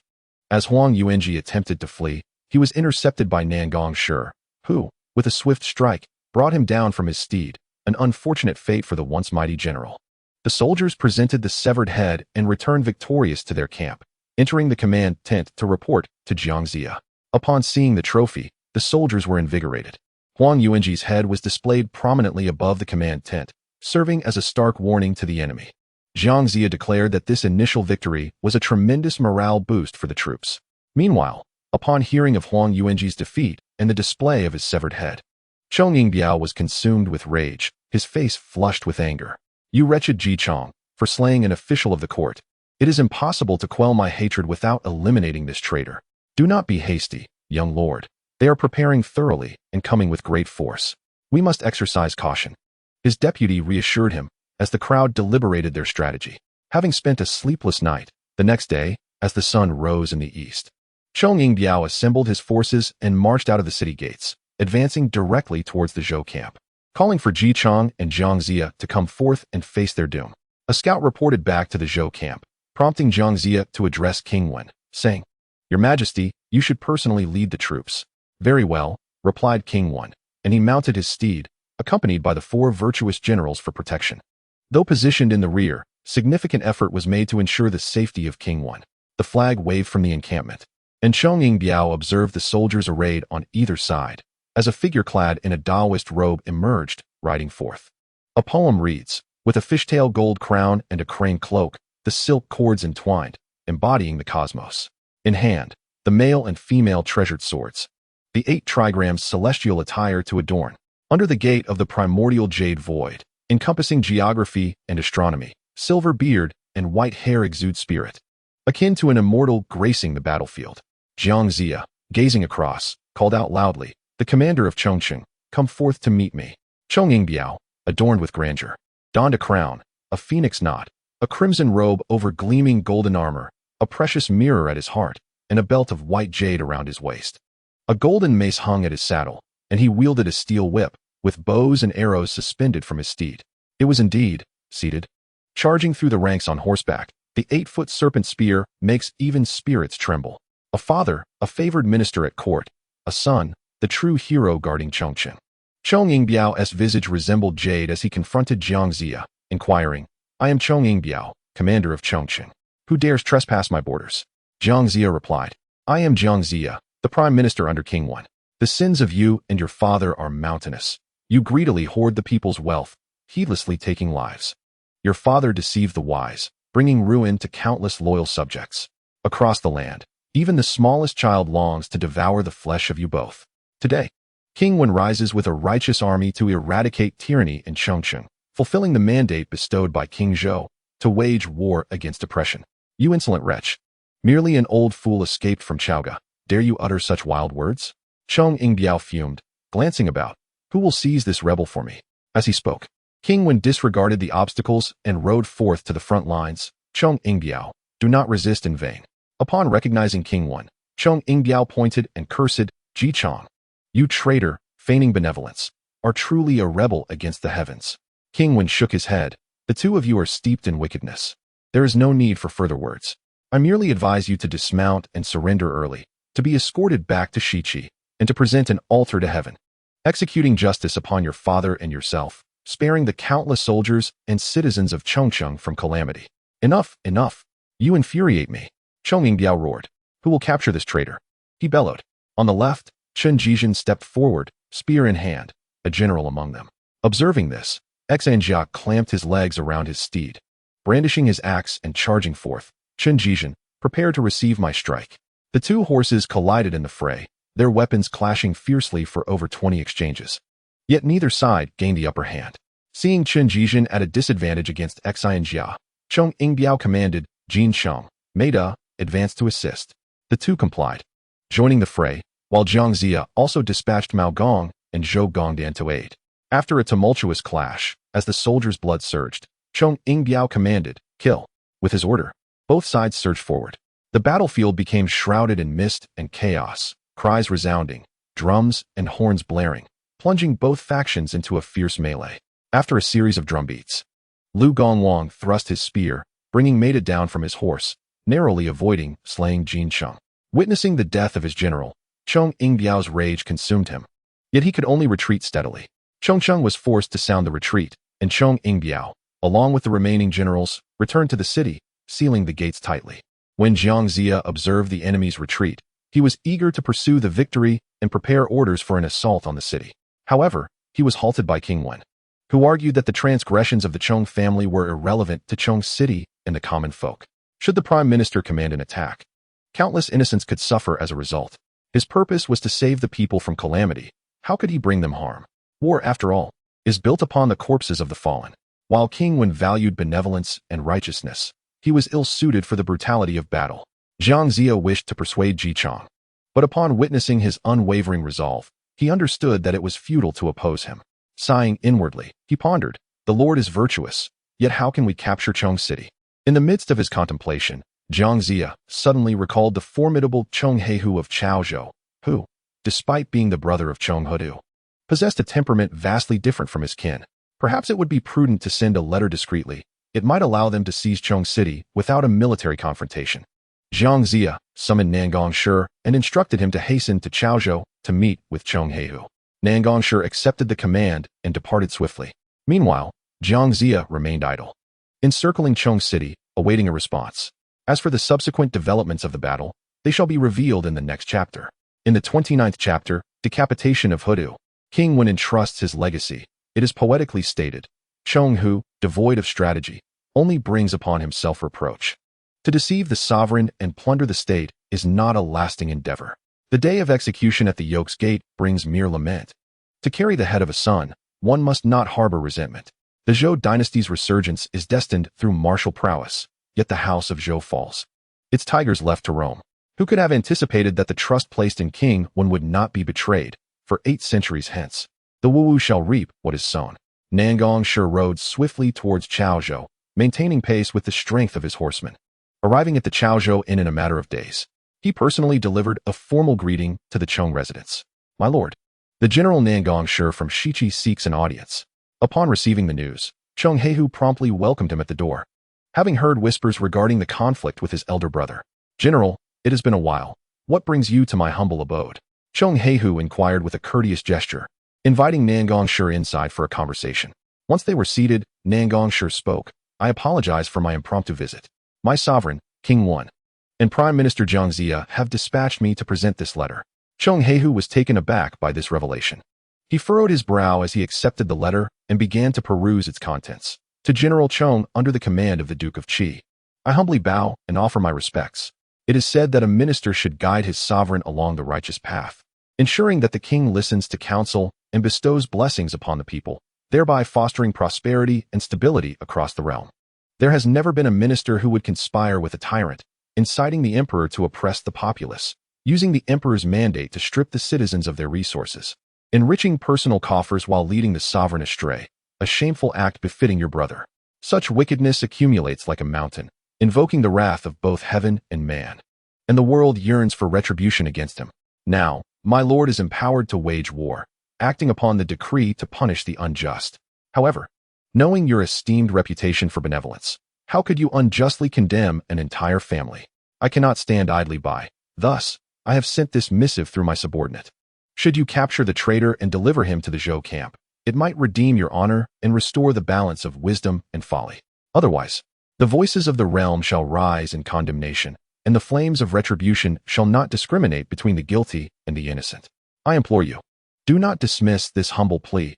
A swift reply would be greatly appreciated, as would the salvation of the masses. Your servant bows once more."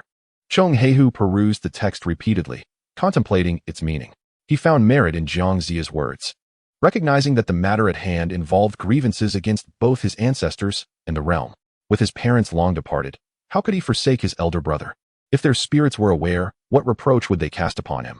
Yet, the actions of his brother over the years were indeed difficult to voice. Was he not aware of the public outcry regarding their heinous deeds? Who could remain unperturbed by such transgressions? Observing Chong Heihu's troubled countenance, Nangong Shi refrained from further inquiries. After a moment, Chong Heihu sighed and spoke, "General Nangong, I have comprehended the counsel of Chancellor Jiang. There is no need for me to draft a letter. You may return, and I shall provide them with an explanation." After exchanging a few words, Chong Heihu hosted a banquet for Nangong Shi. who departed the next day to report back to Jiangxia. Cheng Heihu instructed his deputy generals, Gao Ding and Xin Gang, to assemble 3,000 flying tiger troops and hasten to Cheng City, while ensuring that Zicheng would guard Chao Prefecture without error. With a stern expression, Cheng Heihu swiftly made his way to Cheng City. As their forces circled around to the rear of the city, the troops from Shiqi deliberately opened a passage for their entry. Cheng Yingbiao, recognizing the flying tiger soldiers, realized they were his uncle's men and assumed they had come to offer support. He promptly led his officers to welcome Cheng Heihu. Upon seeing Cheng Heihu, Cheng Yingbiao, filled with excitement, bowed on horseback and exclaimed, "Uncle, have you come to assist me?" Cheng Heihu raised an eyebrow and replied, "Noble nephew, I have heard of Ji Cheng's invasion and have come to lend my aid." "Thank you, uncle. Please, come inside. It is perilous here," Cheng Yingbiao said, his demeanor radiant as he cleared the way for the flying tiger soldiers to enter the city. Once they had settled in the palace, Cheng Heihu inquired, "What has prompted Shiqi to launch an assault so suddenly?" Cheng Yingbiao, with a sigh, responded, "I am unaware of the reasons, but we faced Shiqi's forces the other day, and I suffered losses in both troops and commanders. It is fortunate that you have arrived, for it is indeed a blessing for our Cheng family." After a thorough analysis of the situation, Cheng Yingbiao did not forget to host a banquet in honor of Cheng Heihu. After a night of rest, the following day, Cheng Heihu dispatched his flying tiger troops to the battlefield.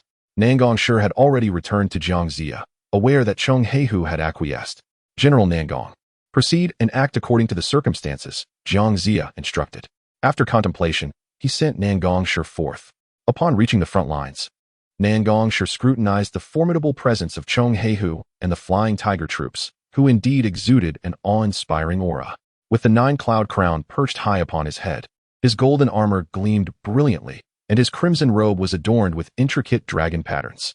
It was a sight to behold. The leopard's flower nestled amidst the wolf's fangs. The dragon-horned bow bent at 4 feet and 5 inches, accompanied by the fiery-eyed beast, with 2 axes resting across the saddle.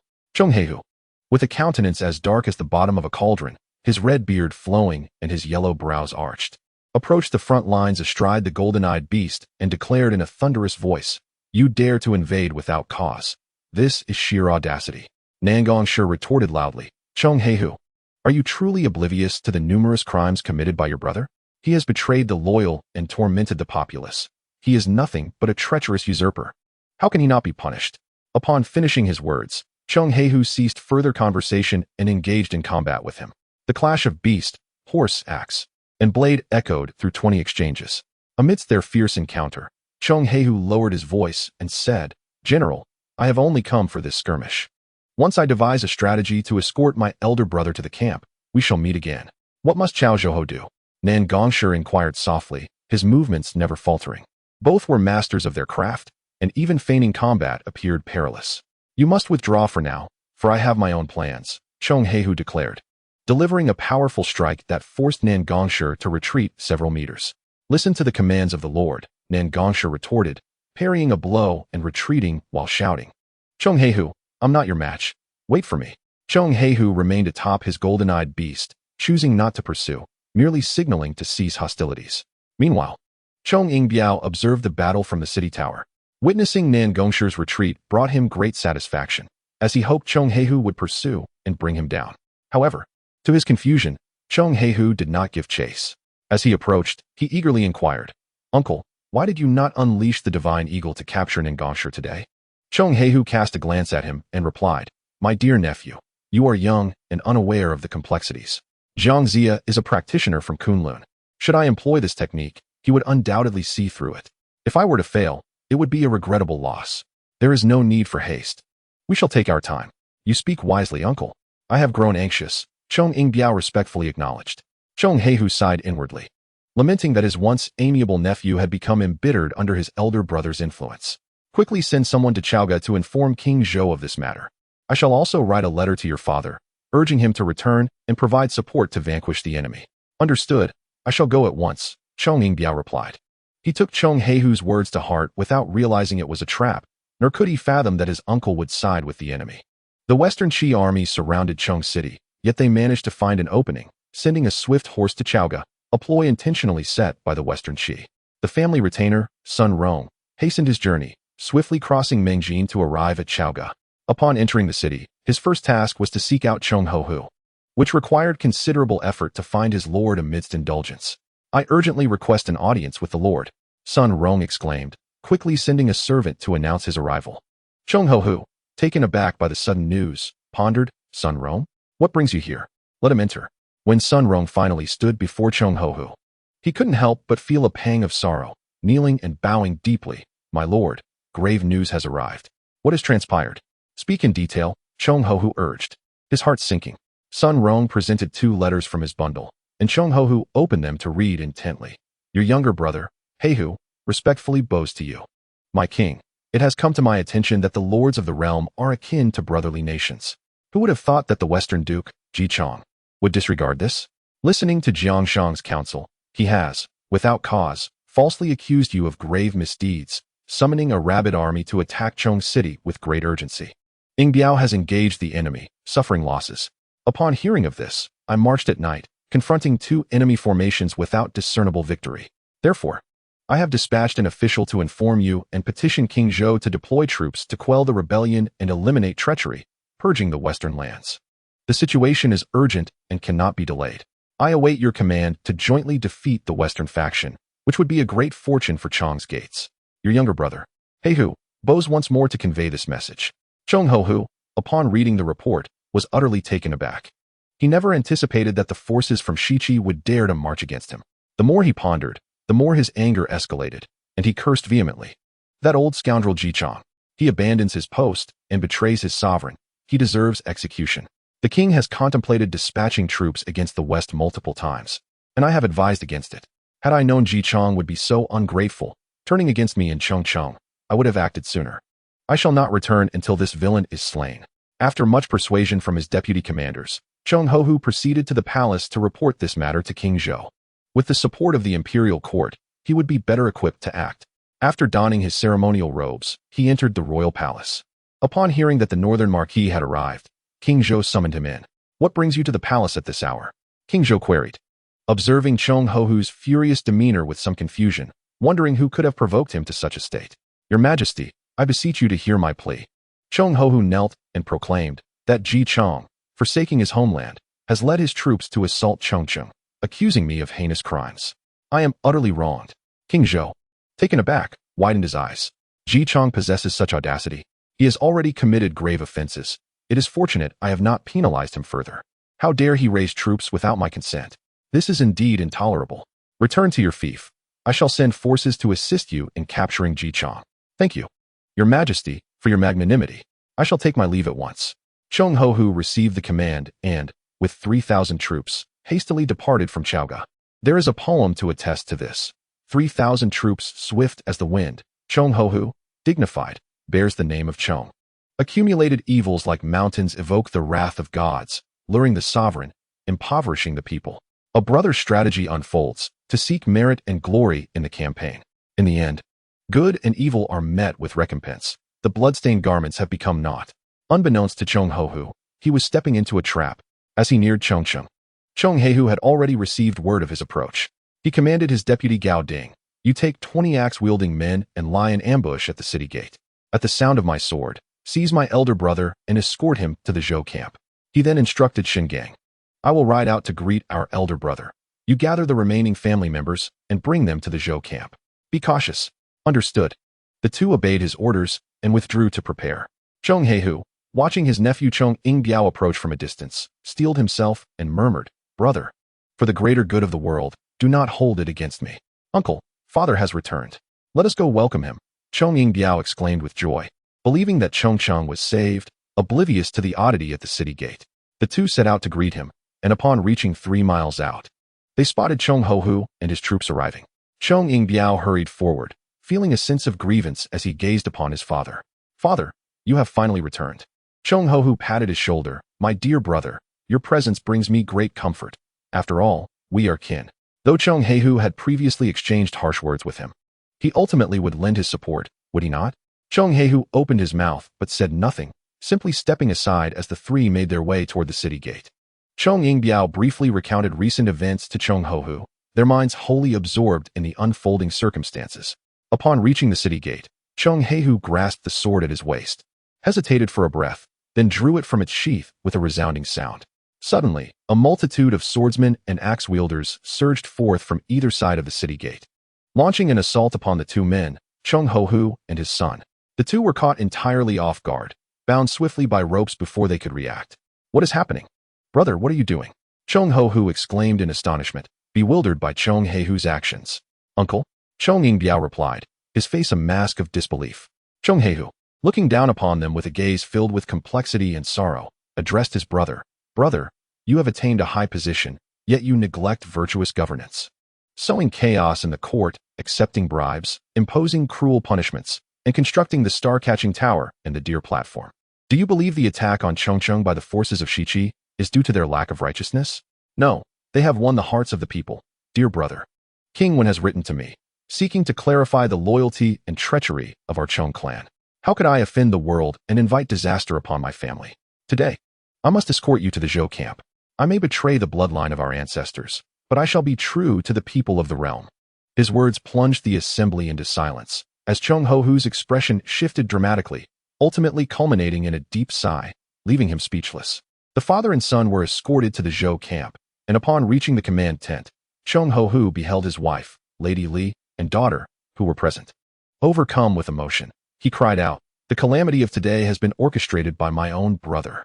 Chung He-hu averted his gaze, refusing to meet their eyes, and rode his steed, the golden-eyed beast, to the command tent, dismounting to declare, "Go inform them, Chung He-hu has come to pay his respects." Jiang Zia, having received the news of Chung He-hu's arrival, instructed his aides to swiftly usher him in, filled with uncontainable joy. For it was said that victory could be achieved without bloodshed. "Virtuous lord, you are indeed a remarkable man, ridding the world of its evils." Jiang Zia praised as Chung He-hu approached.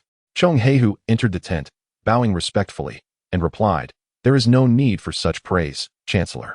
I am unworthy of it. Capturing my brother today is but a small act of virtue for the Chung clan."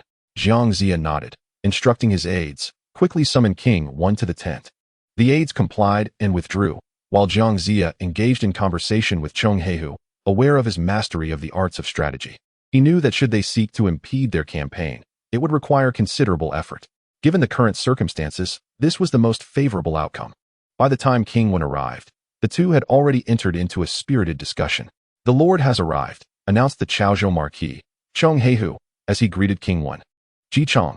They both rose to receive him, though Ji Chong, unaware of Jiang Zia's intentions, regarded Chung He-hu with confusion, questioning his presence.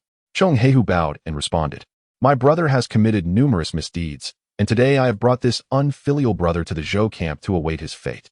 King Wen, upon hearing this, felt a twinge of displeasure. He glanced at Jiang Zia and then addressed Chung He-hu. "He is your blood brother. Such actions are indeed unjust." Jiang Zia interjected, "Chung Ho-hu is devoid of benevolence, and the people of the world would relish consuming his flesh. Even a mere child would tremble at the mention of his name. He who does not shy away from kinship, who upholds righteousness by purging his own flesh and blood, is a true loyal and virtuous gentleman, a noble man." Without waiting for King Wen's response, he commanded his aides to bring forth Chung Ho-hu and his son. The soldiers, obeying the order, brought the two before the tent, where they knelt in the center, appearing utterly disheveled. Wen Wang gazed with a heavy heart, and Jiang Zia, aware of Wen Wang's compassionate nature, spoke decisively.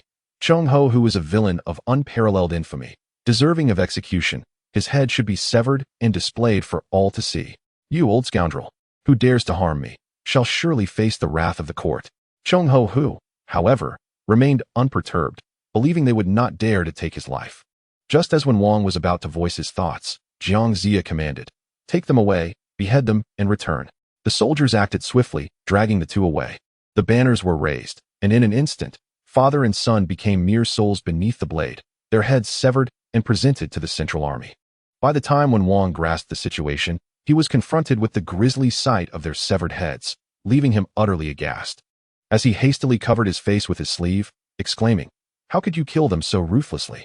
Jiang Zia, unfazed, issued orders, "Hang their heads at the gate." As the poem goes, ruling over Chao Gu with brute strength, deceiving the sovereign, harming the loyal and the good. Who could foresee that evil deeds must be repaid? The severed heads at the gate are the harbingers of one's demise. Chung He-hu, too, displayed a reluctant countenance, falling into silence. Observing Jiang Zia's resolute actions, He discerned that Shi-Chi was poised for greatness. With the execution of Chong Ho-hu and his family, including his original wife Li and daughter, Chong He-hu hesitated, pondering the fate of his sister-in-law and niece. Jiang Zia reassured him, "Your brother's crimes do not extend to his wife and daughter. They shall be entrusted to you. Please ensure their care is managed by Chao Ho." Chong He-hu nodded, acknowledging his responsibility for their well-being, yet hesitated further. "What shall become of Chong Cheng? I implore you, Wen Wang, to enter the city, inspect the treasury, and manage the affairs post-battle." Chong Cheng, being the foremost among the 200 lords of the north. Now that Chong Ho-hu was dead, such a significant duty must fall to you to ensure absolute security. These matters are within your grasp and need not be overseen by us and Shi-Chi. Wen Wang Ji Chong, after considering, responded. Seeing that he harbored no intentions of annexing Chong Cheng, Chong He, who also nodded in agreement. The situation was settled, and feeling a sense of resolution, he decided to return to Shi-Chi, leaving the remaining affairs to the capable hands of Chao Zhouho. Wen Wang, feeling weary, concluded the discussion and exited the tent. Jiang Zia, understanding the need to temper his pressure on Wen Wang, ordered the troops to return to Shi-Chi. As the poem states, "From the banks of Panchi, I rose to the chancellorship, repaying kindness by eradicating tyranny in Chongcheng." A letter arrives capturing Chong Ho-hu, revealing the true name of the soaring bear. Since witnessing the severed heads of Chong Ho-hu and his son, Wen Wang has been in a state of disquiet, his spirit unsettled, consumed by melancholy day after day.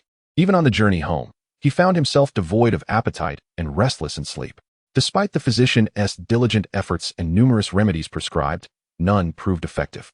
Ji Chong frequently dreamt of Chong Ho-hu standing before him, those accusing eyes haunting him, and upon waking, he remained unsettled, his demeanor far from his former self.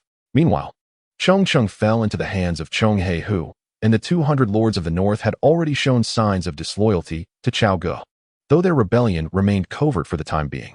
When the report reached Chao Ge, Wei Zi received the missive. Truly, it was a mixture of joy and sorrow. The joy lay in the execution of the wicked Chong Ho-hu, justly met with his fate. The sorrow arose from the fact that Chong He, who now monopolized Chongcheng, raising concerns about the potential for instability. As for Ji Chong, the implications were even more concerning. He could mobilize forces against the northern Boho, who could say what day might not see conflict arise against Chao Ge. In silence, Wei Zi pondered for a long while. The uncertainties of the world today were beyond anyone's capacity to redeem. He could only present the memorial to King Zhou. After reading the document, the king, filled with rage, overturned the table. Although Chong Ho-hu had achieved numerous victories, he was ultimately betrayed and slain by treacherous ministers. An act truly deserving of contempt. The king commanded his generals to first attack Shi-Chi, and then capture Chong He-hu. As his words hung in the air, Minister Li Run intervened, urging, "Your Majesty, please quell your anger. Though Chong Ho-hu has served you well, he has brought suffering to the people and earned the enmity of the feudal lords, who despise him vehemently. Today, the common folk rejoice at the fall of the Western Duke. How many will accuse you of favoring treacherous ministers? Should further troubles arise from Chong Ho-hu, the consequences could be dire. I implore you to deliberate carefully. The Northern Duke is already deceased, and the Southeast is in turmoil. Let us not allow the Northwest to descend into chaos as well. Ponder this, Your Majesty." Upon hearing these words, the king's initial fury gradually subsided, leaving him in contemplative silence within the hall. Time slipped away like a fleeting shadow, and the gravity of King Wen's impending demise weighed heavily upon all in Shi-Chi, causing unease among the civil and military leaders. Ji Chong lay upon his bed. Acutely aware that his days were numbered, he instructed his attendants, summon the chancellor. Jiang Zia, engaged in affairs in the outer hall, was not far and soon arrived in the inner chamber, kneeling before the bed and inquiring, "My lord, Jiang Shang has come. How fares your health?" Wen Wang, trembling, grasped his hand and replied softly, "Zia, I hold the crucial Northwest territory, commanding 200 feudal lords, and I remain ever grateful for the royal grace. Though the world is in disarray, the bond between sovereign and subject remains intact, and Chao Ge still stands as the legitimate authority. My campaign against Chong Ho-hu, while garnering the people's favor through the execution of a traitor, leaves me with an ache in my heart. While the king still lives, I cannot take it upon myself to act independently against Chao Ge. That would be tyranny." Jiang Zia listened in silence, understanding that Ji Chong had been unable to let go of this matter, yet the larger strategy must prevail.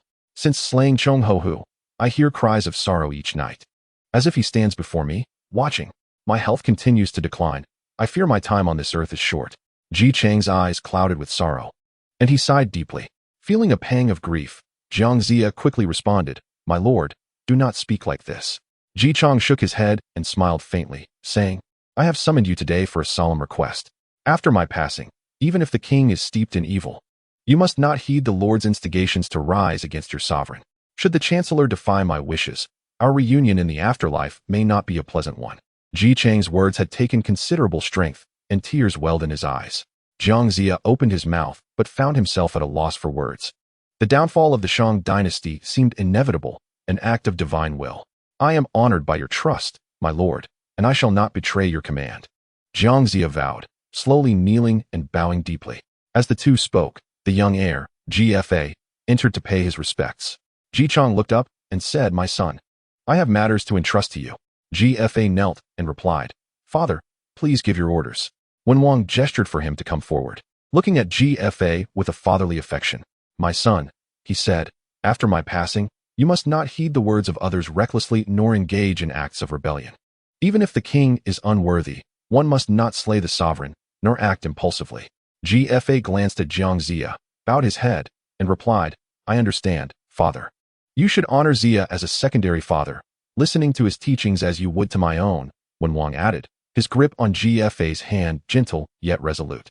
Jiang Zia was momentarily taken aback. "My lord, this exceeds the bounds," he expressed. Wenwang Ji Chang shook his head, signaling GFA to proceed with the formal respect. GFA stood and invited Jiang Zia to take the esteemed seat, which Jiang Zia reluctantly accepted. GFA solemnly lifted his robe, kneeling on the ground, performing 3 bows and 9 kowtows, addressing Jiang Zia as a secondary father. Tears streamed down Jiang Zia's face as he slowly helped GFA rise, their eyes meeting, reflecting mutual trust and determination. "Your grace is immense, my lord. This old servant's life and bones are insufficient to repay even a fraction. Please take care of yourself and do not burden your mind with other matters," Jiang Zia implored, bowing before Wenwang with tears. Wenwang struggled to sit upright. His complexion flushed, gazing at the two before him, and reiterated solemnly, "Though the court is unjust, we, as vassals of Western Qi, must fulfill our duties faithfully, without transgressing, to avoid leaving a legacy of shame for future generations. Fa, you must maintain harmony with your brothers and care for the people.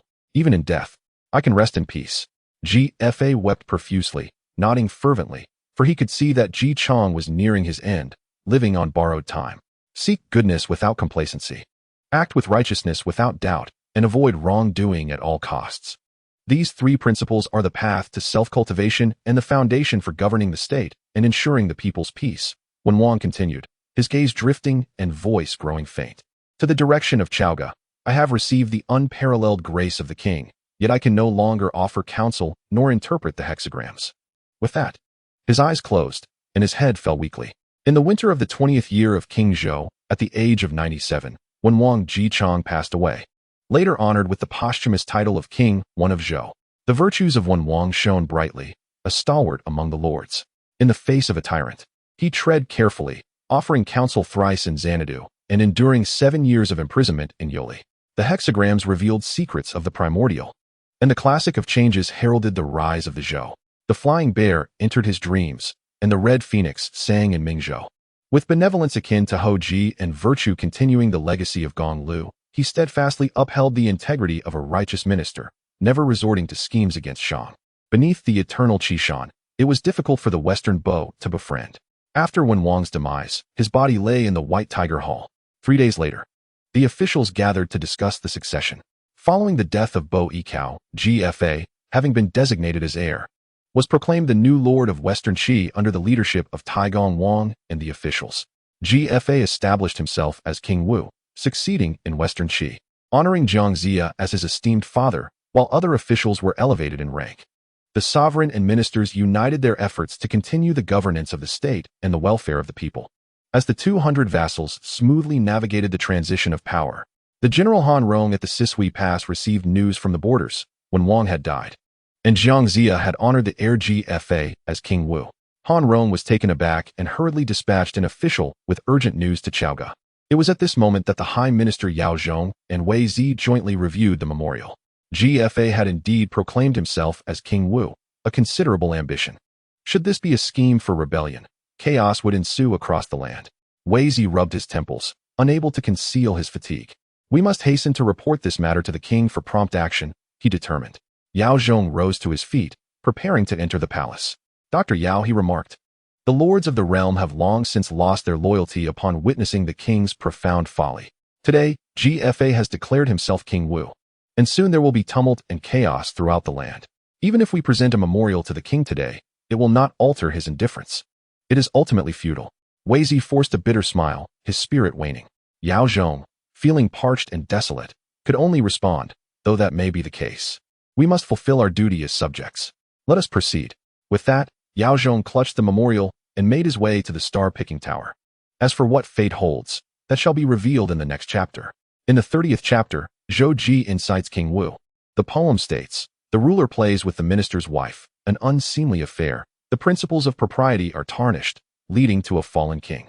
Only aware of Su Ho's sinister words, unheeding of Huang Fei's earnest counsel, a virtuous woman remains steadfast, while a foolish monarch brings calamity. Today, we must rise against the pillar of heaven to ensure the prosperity of the Zhou family for generations. Yao Zhong hastened to the star-picking tower, his pace quickening.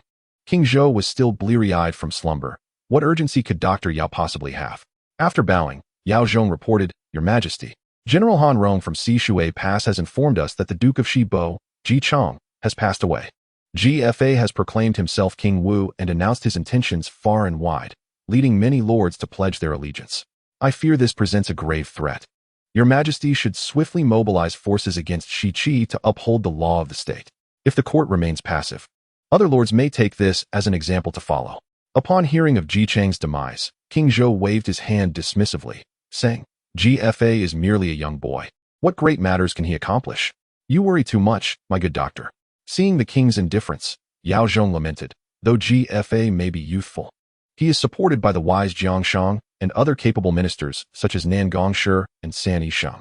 They possess both strategy and valor, and Shi Qi has amassed considerable strength over the years. Your Majesty must not be complacent. Yao Zhong nearly mentioned the shifting sentiments of the populace, as many fleeing commoners had relocated to Shi Qi. Yet, King Zhou remained unfazed, scoffing, Jiang Shang, merely a sorcerer who escaped from Chao Go. What can he achieve? There is no need for concern, and if there is nothing further, you may withdraw. Yao Zhong could only silently retreat, standing at the side palace for a long while. Murmuring to himself, the destroyer of Shang shall surely be GFA of Shi Qi. Time passed swiftly, and before long, it was year-end.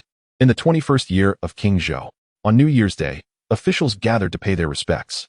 On this day, in addition to the officials, royal relatives and the wives of ministers would also enter the palace to greet Queen Su. A calamity arose from this occasion when Jia, the primary wife of King Wu Cheng, entered the palace to pay her respects. Huang Feihu's sister, Huang Fei, was also in the West Palace, and every year, as sisters-in-law, they would spend half a day together talking. Despite her reluctance, Jia had to first pay her respects to the main palace.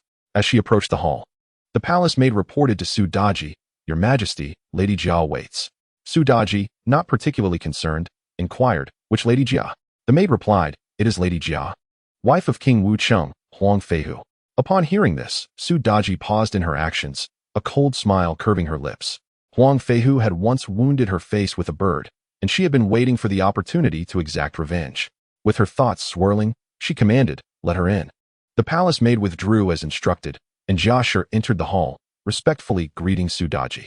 Su Daji, however, did not impose any formalities upon her and graciously permitted her to take a seat. With her enchanting eyes glistening, Su Daji inquired, May I ask, how many years have you graced this world, my lady? Jia Shi was puzzled by the question but replied respectfully, Your Highness, I have lived for 4 decades. Su Daji smiled warmly, You are 8 years my senior. Thus, it seems I have gained an elder sister in you. Shall we be sworn sisters? This overture left Jia Shi somewhat perplexed. Your Highness is of noble birth, while I am merely a humble woman. It hardly seems fitting for a phoenix to be paired with a common hen, she gently declined. Su Daji, with an air of authority, insisted, You are too modest. Though I hold a position of esteem, you are the wife of the martial king and a member of the royal family. What is there to feel inferior about? Let the banquet be prepared. I wish to drink with my sister Jia. Soon, the feast was laid out, with Su Daji seated at the head and Jia Shi at the lower end, and they toasted each other in camaraderie. As wine circulated for a few rounds, a palace maid approached Su Daji to inform her, "Your Highness, the king has arrived." Jia Shi felt a twinge of anxiety. It was indeed improper for an outsider to meet the king within the inner palace. She rose to speak, "Your Highness, it is not appropriate for me to be here." Su Daji replied unhurriedly, "Sister, it is of no concern. You may retreat to my inner chamber for a while." Without further thought, Jia Shi followed the maid into the inner hall. As she departed, Su Daji let out a cold laugh, then turned to greet King Zhou, donning a mask of tender affection. When King Zhou entered the hall and beheld the banquet, he raised an eyebrow in curiosity. "Oh, my beloved wife, with whom do you share this wine?" Leaning against him, Su Daji softly responded, "My king, I am drinking with Lady Jia, the wife of the martial king. We have even sworn sisterhood. My beloved wife is indeed virtuous." King Zhou praised with a smile, "Bring forth another table. I wish to drink with the queen." Holding up a wine cup, Su Daji, with an air of mystery, asked, "My king, have you ever beheld Lady Jia's beauty?" King Zhou responded with a puzzled glance. "Is it not customary to see one's own wife?"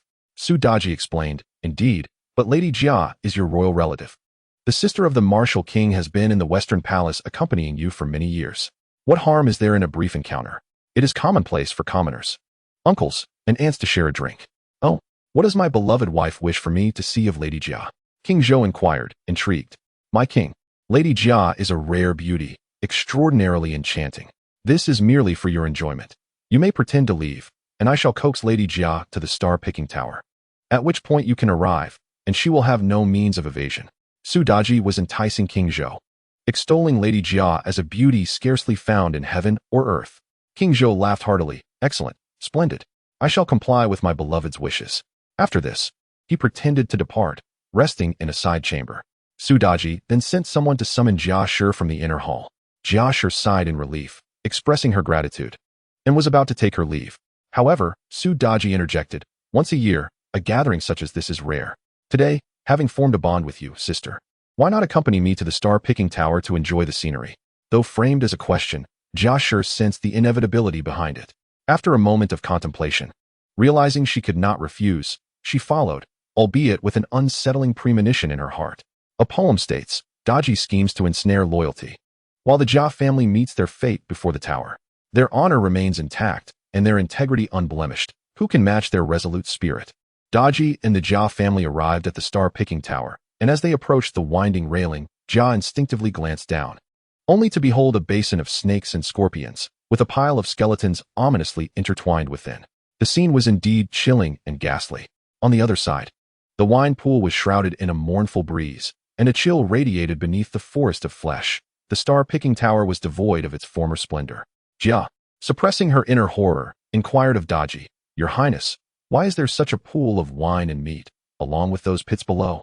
With a graceful sway, Daji glanced disdainfully at the base of the tower and replied, "The palace is riddled with grave offenses. There are always those who breach the rules. Thus this form of punishment was devised, the basin for the guilty. Any palace maid found in violation is stripped of her garments and cast into this pit to feed the snakes and scorpions." Upon hearing this, Jia was enveloped by a sense of dread, tinged with a hint of anger, yet she dared not voice her feelings. As they ascended the star-picking tower, they beheld a distinct winter landscape in the distance, sending a shiver through Jia's entire being. "Bring forth the wine," Daji commanded, casting a glance at Jia. "Your Highness, I cannot drink any more. I thank you for your kindness," Jia responded, having already indulged in several cups. Daji, gently grasping Jia's hand in reassurance, said, "I understand you must visit the Western Palace. Fret not, it is merely for warmth, just a couple of cups." Jia had no choice but to comply, sitting atop the tower as if on needles. Meanwhile, the Empress Huang awaited Jia's arrival to reminisce about old times, yet the hours passed with no sign of her. Growing increasingly perplexed, Huang dispatched someone to inquire. When the palace attendant returned, they reported, "Your Highness, Madame Jia has gone to the star-picking tower with the queen." What? Huang could no longer remain seated, sensing that Daji harbored ill intentions. "Sister-in-law, find out what is happening and report back to me at once." The attendant hurried off to the star-picking tower. At that moment, as Daji and Jia were savoring their second cup of wine, King Zhou arrived. Jia's eyelids flickered with alarm. "Your Highness." Daji cast a sidelong glance at her, chuckling lightly, "Sister, do not panic, since the king has arrived. Simply wait by the railing until he departs, and then you may descend." Jia understood there was no escaping this, and thus composed herself, anxiously positioning herself by the railing. The king swiftly ascended the tower, embracing Daji as he entered and seated himself, exchanging flirtatious glances with her. Clearing his throat, the king feigned curiosity. Who stands by the railing? Your Majesty, that is Madame Jia, the wife of Lord Wucheng. Jia, do not hesitate to greet His Majesty, Daji called out. Taking a deep breath, Jia obeyed and stepped forward, respectfully bowing. I am Jia, paying my respects to Your Majesty and the Queen. No need for formalities. The king replied in a deep voice, as Jia rose to stand beside him, her eyes cast downward. Meanwhile, the king covertly appraised Jia's beauty.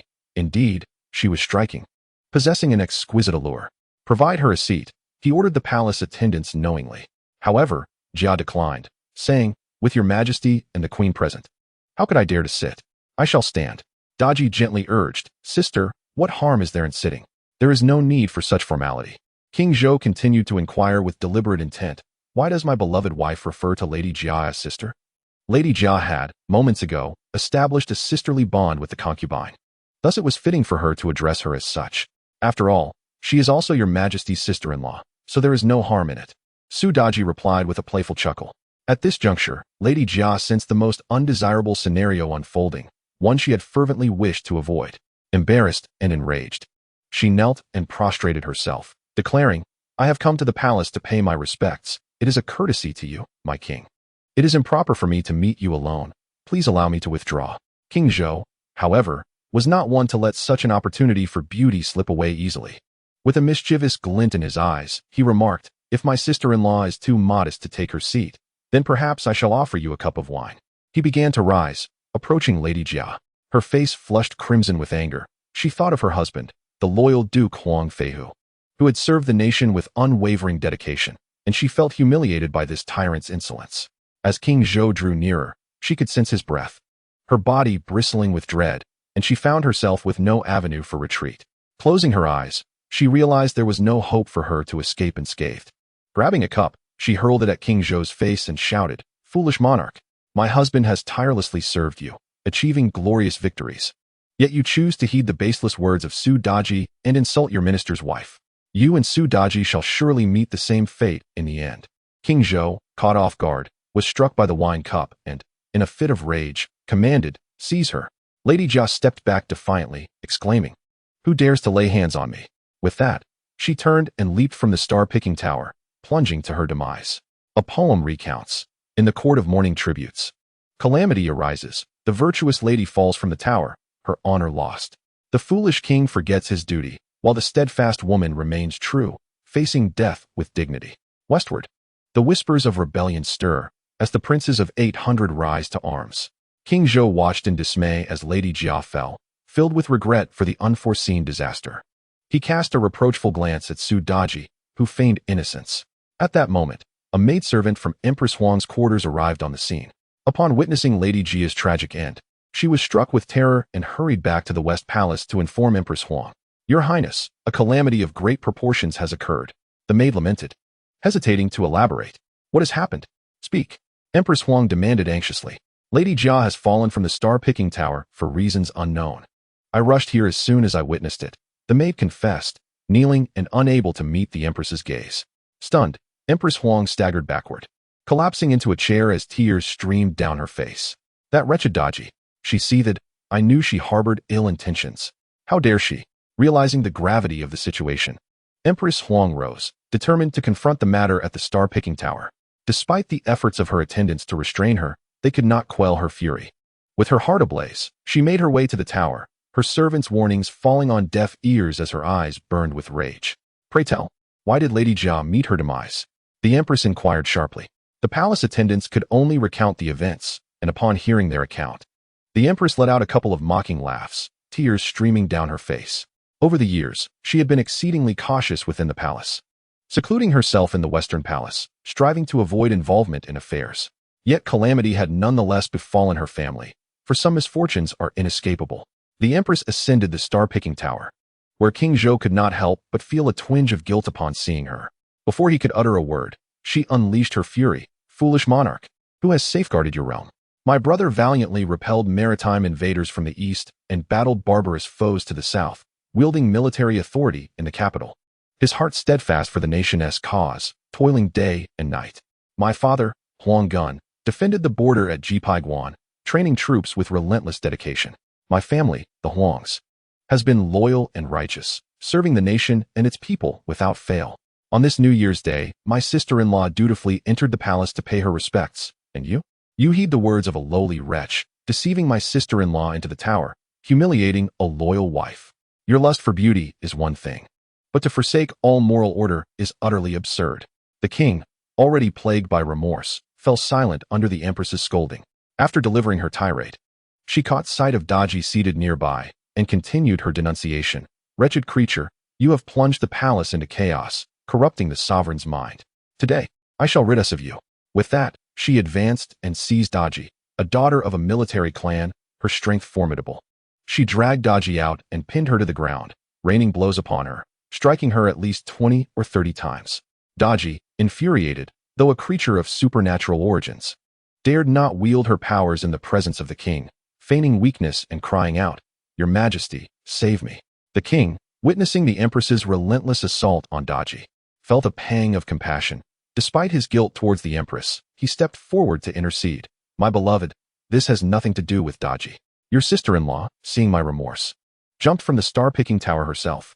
As the empress continued her assault, in a moment of frustration, she turned and struck the king squarely in the face.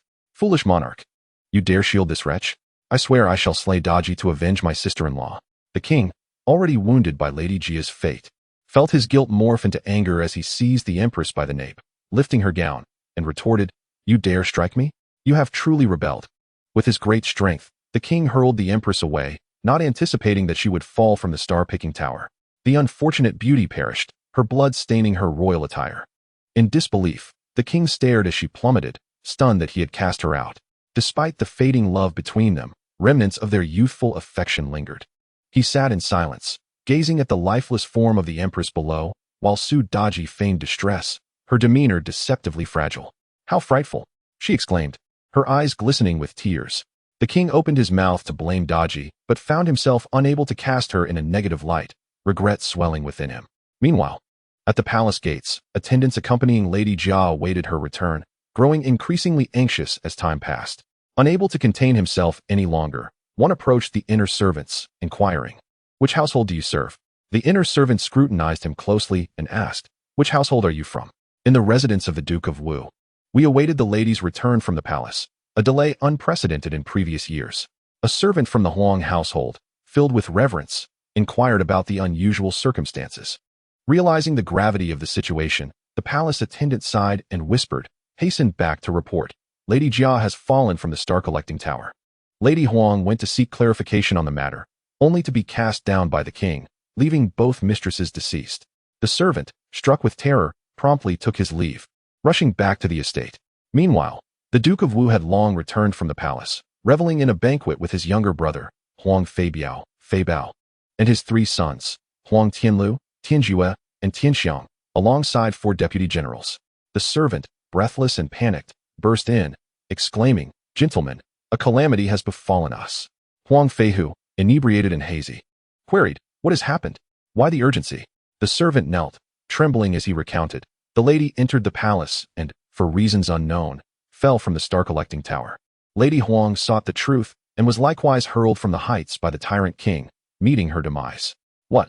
The shocking news jolted everyone awake, dispelling the haze of intoxication, and their expressions turned grim. The 3 sons, aged 14, 12, and 7, upon learning of their mother's and aunt's tragic fate, wept inconsolably. A poem captures the sorrow. Sudden news of misfortune fills the home with dread. Children wail, tears cascade like a river. Though the fierce lady bore no ill will, a loyal subject must remain true to the crown. To the left, friends are consumed by rage. To the right, 3 sons bear profound heartache. Looking back, the sorrow is unbearable. Only the night's cries of the ape echo in the stillness. Huang Feihu's visage turned ashen, speech eluding him for a time. He had never anticipated such a tragedy would strike his household, recalling the earlier injury inflicted by the divine songbird upon Daji, who had harbored resentment ever since. The 3 sons wept bitterly, while the deputy generals seethed with indignation. Huang Ming stepped forward, asserting, Brother, there is no need for hesitation. The king has failed in governance. devoid of any sense of humanity. Surely, it was when our sister-in-law entered the palace that the lecherous monarch, captivated by her beauty, entertained vile thoughts. What a madness it is to dishonor a subject's wife. Our sister-in-law was a paragon of virtue, upholding fidelity for her husband's honor and her children's principles. Hence her tragic fall. Upon witnessing her demise, Lady Huang must have sought justice, only to face the tyrant's wrath and meet the same fate. It must be said, Huang Ming had articulated the truth. He continued, when the sovereign is unjust, the subject must seek refuge elsewhere. We, who have battled from south to north, east to west, never parting from our steeds nor shedding our armor, have fought for our nation and people, yet we cannot safeguard our own wives and children. How laughable it now seems. We should rise against this tyranny. The 4 deputy generals, stirred by his words, grasped their weapons, ready to storm out of the estate. Huang Feihu, sensing the urgency, exclaimed, "Do not let our women bear the burden of national betrayal. Once the word spreads, there shall be no turning back. Fourth brother, do not act impulsively. Even if we are to rebel, we must deliberate on our destination and whom we shall serve, not to mention the logistics of our escape and the preparations that lie ahead." Huang Feihu urged, hastening to follow them. The 4 generals exchanged glances, acknowledging the wisdom in his words, and reluctantly sheathed their blades, returning to the chamber. Huang Feihu closed the door and drew his treasured sword, declaring, "Huang Ming, you 4 are audacious beyond measure. How can you jeopardize the safety of our household? My wife and sister perished at the star-picking tower. Before I could utter a word, you all spoke in defiance. The Huang family has been loyal for 7 generations, enjoying the grace of the state for over 2 centuries. Would we truly rebel for the sake of a woman? You hold esteemed positions, yet seize this opportunity to conspire against Chaoga, revealing your wolfish ambitions. Where is the true spirit of the green forest?" My words left the 4 of you with faces alternating between green and red. Huang Ming, initially incredulous, had a complex array of emotions flit across his features, ultimately breaking into laughter. "Brother, you make a valid point. They are neither our wives nor sisters. What concern is it of ours?" With that, the 4 of them shared a tacit understanding, sitting down to resume their revelry, engaging in animated conversation. Huang Feihu, already distressed, was further troubled by the relentless cries of his 3rd son. The laughter of these 4 men ignited a nameless fury within him. What joy is there to be had? Huang Ming raised his cup, saying, "Brother, are you not to partake in laughter? It is you who bears the burden of family troubles.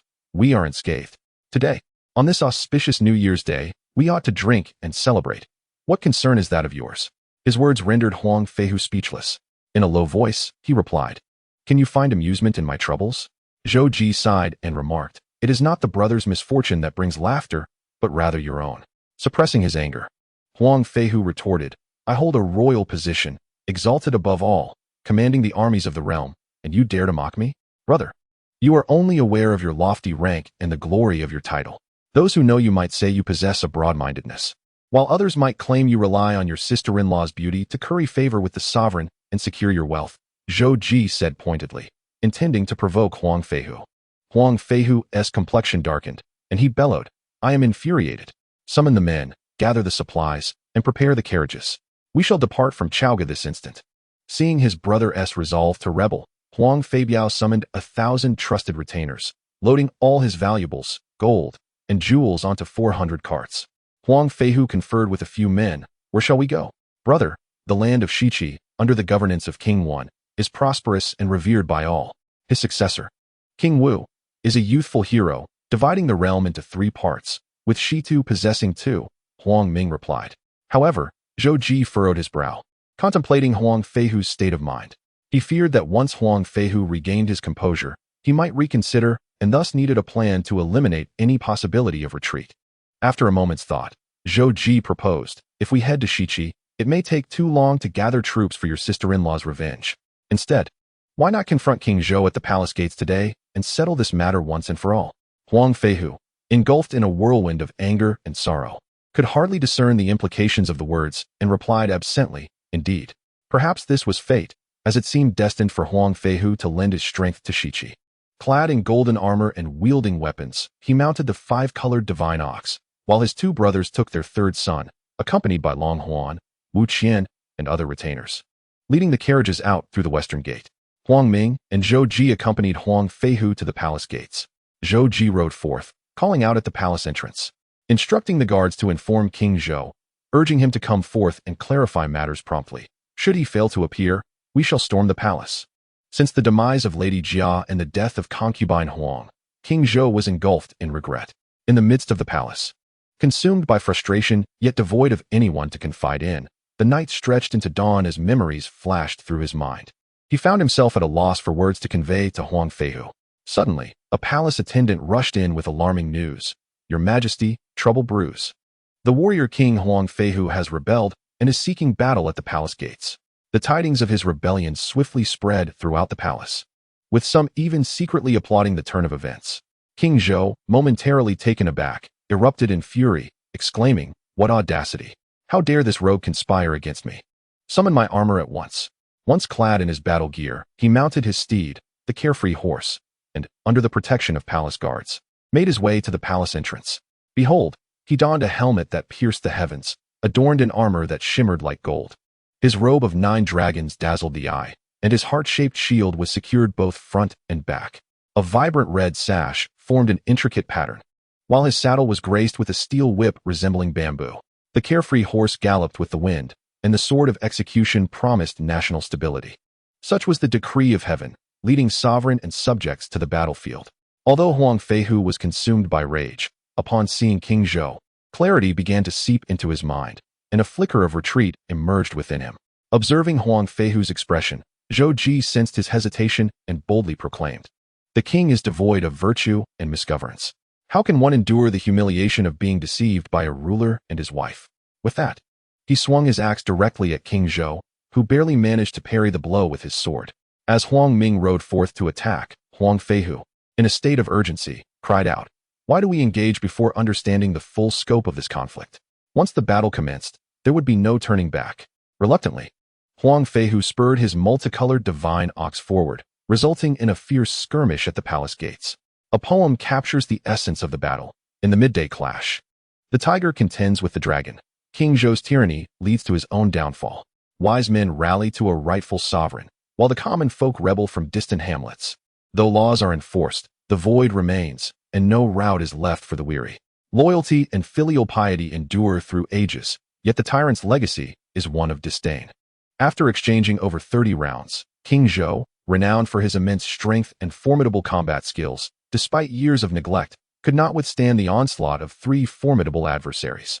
Gradually, he found himself retreating under the protection of his guards back to the palace gates. Huang Ming sought to pursue, but was halted by Huang Feihu's blade, who declared, "No, let us depart." The trio retreated as instructed, exiting through the western gate to join others, journeying past Mengjin. Meanwhile, King Zhou returned to the Grand Hall, his countenance darkening with frustration and ire. The citizens of Chaoga were well aware of the warrior king's rebellion. Doors were shut tight, and few dared to tread the streets for fear of misfortune. By the time the officials gathered their wits and entered the palace, the clash between King Zhou and Huang Feihu had long concluded. What prompted Huang Feihu's rebellion? The ministers inquired, gazing upon the weary monarch. King Zhou, unwilling to admit fault, retorted, "It was the wife of Huang Feihu, Lady Jia, who entered the palace to pay her respects and defied the queen, ultimately falling to her death from the balcony." Huang Feihu, emboldened by his sister's actions, assaulted the main palace and even caused me injury, leading to her accidental demise. Such insubordination is intolerable. He then asked the gathered ministers, "Do any of you possess a clever strategy?" When the officials arrived, many had already caught wind of the situation. Upon hearing the words of King Zhou, they could only remain silent. This was indeed the fault of King Zhou, for who would not be enraged by the execution of one's wife and sister? Moreover, Huang Feihu had fought valiantly for many years, commanding troops that had been dispatched under his authority. Who among the generals could rival him? As he pondered, a palace guard approached with a report, "Your Majesty, Taishan has conquered the Eastern Sea and is returning victorious. He is nearing the city gates." King Zhou was genuinely elated this time. The officials intended to go out and welcome him, but the scouts arrived early with the message that Taishan requested no formal reception, preferring to meet within the palace. The officials murmured among themselves, discussing the event as they awaited Taishan in the hall. After a short while, the sounds of soldiers entering the palace echoed through the grand hall, accompanied by the roar of the Ink Qilin. Soon, the figure of Taishan appeared before the assembly. "I, Wen Zhong, have returned from the campaign against the Eastern Sea, fortunate not to have failed my mission." He knelt and presented the victory report. "Your efforts are commendable, and I shall host a banquet in your honor to wash away the dust of your journey, King Zhou replied, glancing at the report before descending from the vermilion steps to assist Wen Zhong in rising. The officials congratulated Taishi on his new achievements, and he graciously acknowledged each one. Yet, amidst the crowd, he noticed the absence of King Wu, Huang Feihu, and hesitantly inquired, "Where is King Wu?" King Zhou, standing with his hands clasped behind him, replied with anger, "Huang Feihu has rebelled." What? How could this be? What has prompted such a betrayal? Taishi was taken aback by the revelation. Under the scrutiny of Wen Zhong's gaze, King Zhou reiterated, "On New Year's Day, Huang Feihu's wife, Lady Jia, entered the palace to pay her respects and inadvertently offended the queen. Aware of her transgressions, she fell from the heights, a fate she brought upon herself." Upon hearing of Lady Jia's death, the Western Palace's Empress Huang ascended in fury to confront the queen, insulting me in the process.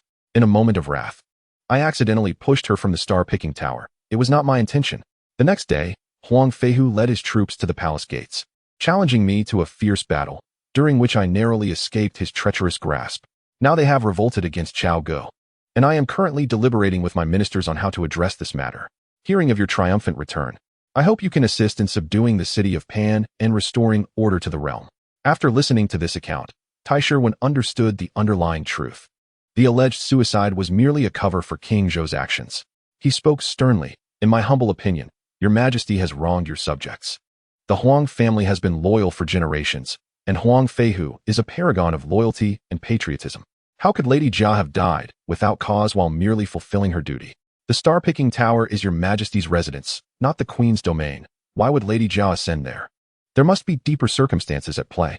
If someone has deliberately enticed her to her doom, it would surely implicate your majesty in wrongdoing." When Lady Huang learned of her sister-in-law's tragic demise, she would have ascended to offer her counsel. If your majesty could not tolerate this, leading to her being cast down, then it is truly a miscarriage of justice that has resulted in the wrongful deaths of both Lady Jia and Lady Huang. This reflects poorly upon your majesty. Upon hearing these words, an oppressive silence filled the room. King Zhou, though angered, found himself unable to refute them, for Wen Zhong had spoken the truth. Taishi continued, "Huang Feihu has rendered great service to the state, yet he cannot bestow honors upon his wife nor enjoy lasting wealth and prosperity, only to have his family suffer a tragic fate. How can one not feel sorrow in such circumstances?"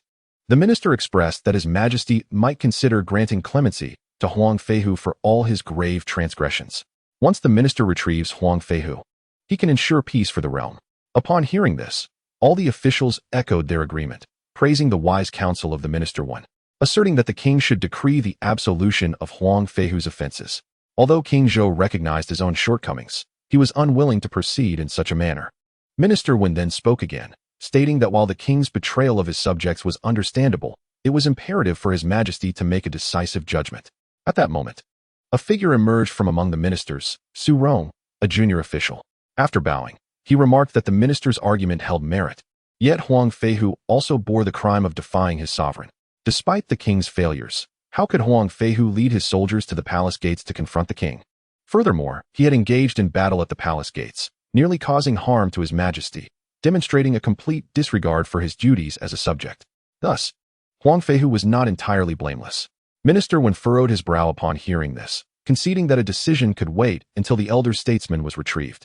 He then commanded Ji Li and Su Qing to swiftly relay orders to the three generals at Tongguan, Jiamengwen, and King Longwen, ensuring that Huang Feihu must not be allowed to escape.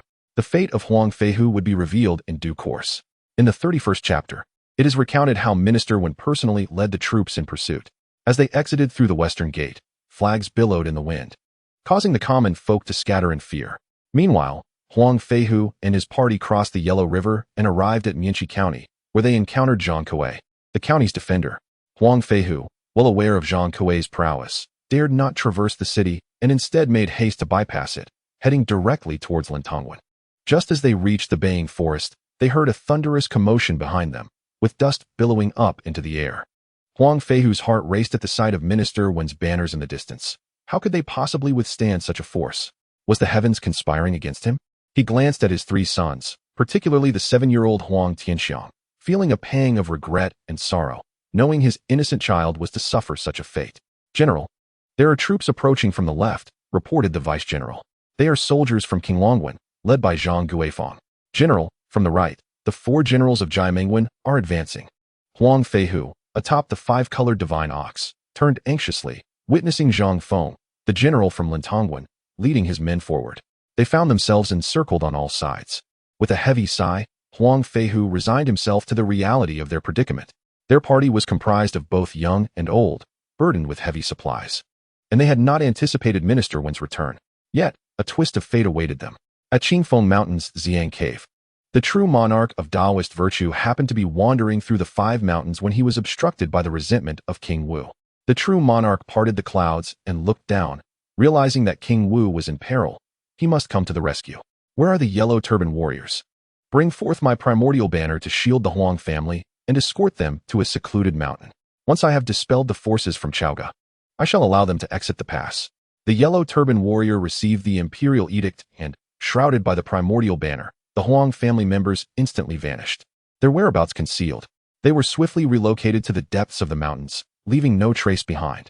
When the grand army of the Grand Master arrived, the forces of Zhang Guifang at Qinglong Pass, the 4 generals of the Mo family at Jiaming Pass, and Zhang Feng at Lintong Pass convened. The group collectively bowed to the Grand Master, stating, "Esteemed Grand Master, we are clad in armor and cannot fully prostrate ourselves." The Grand Master nodded and inquired, "Huang Feihu has rebelled and must pass this pass. Have any of you seen him?" All 3 factions shook their heads in denial, asserting that they had seen no one. "Strange indeed. You must return to your respective passes and maintain a vigilant guard. Should you spot him, apprehend the traitor without error," commanded the Grand Master. And the various troops dispersed. Seated atop the Black Qilin, the Grand Master pondered, how peculiar. Since Huang Feihu has crossed Mengjin, he is bound to arrive here. With 4 factions stationed to intercept him, how could he possibly remain unseen? He ordered, "Set up camp here and remain alert to any disturbances."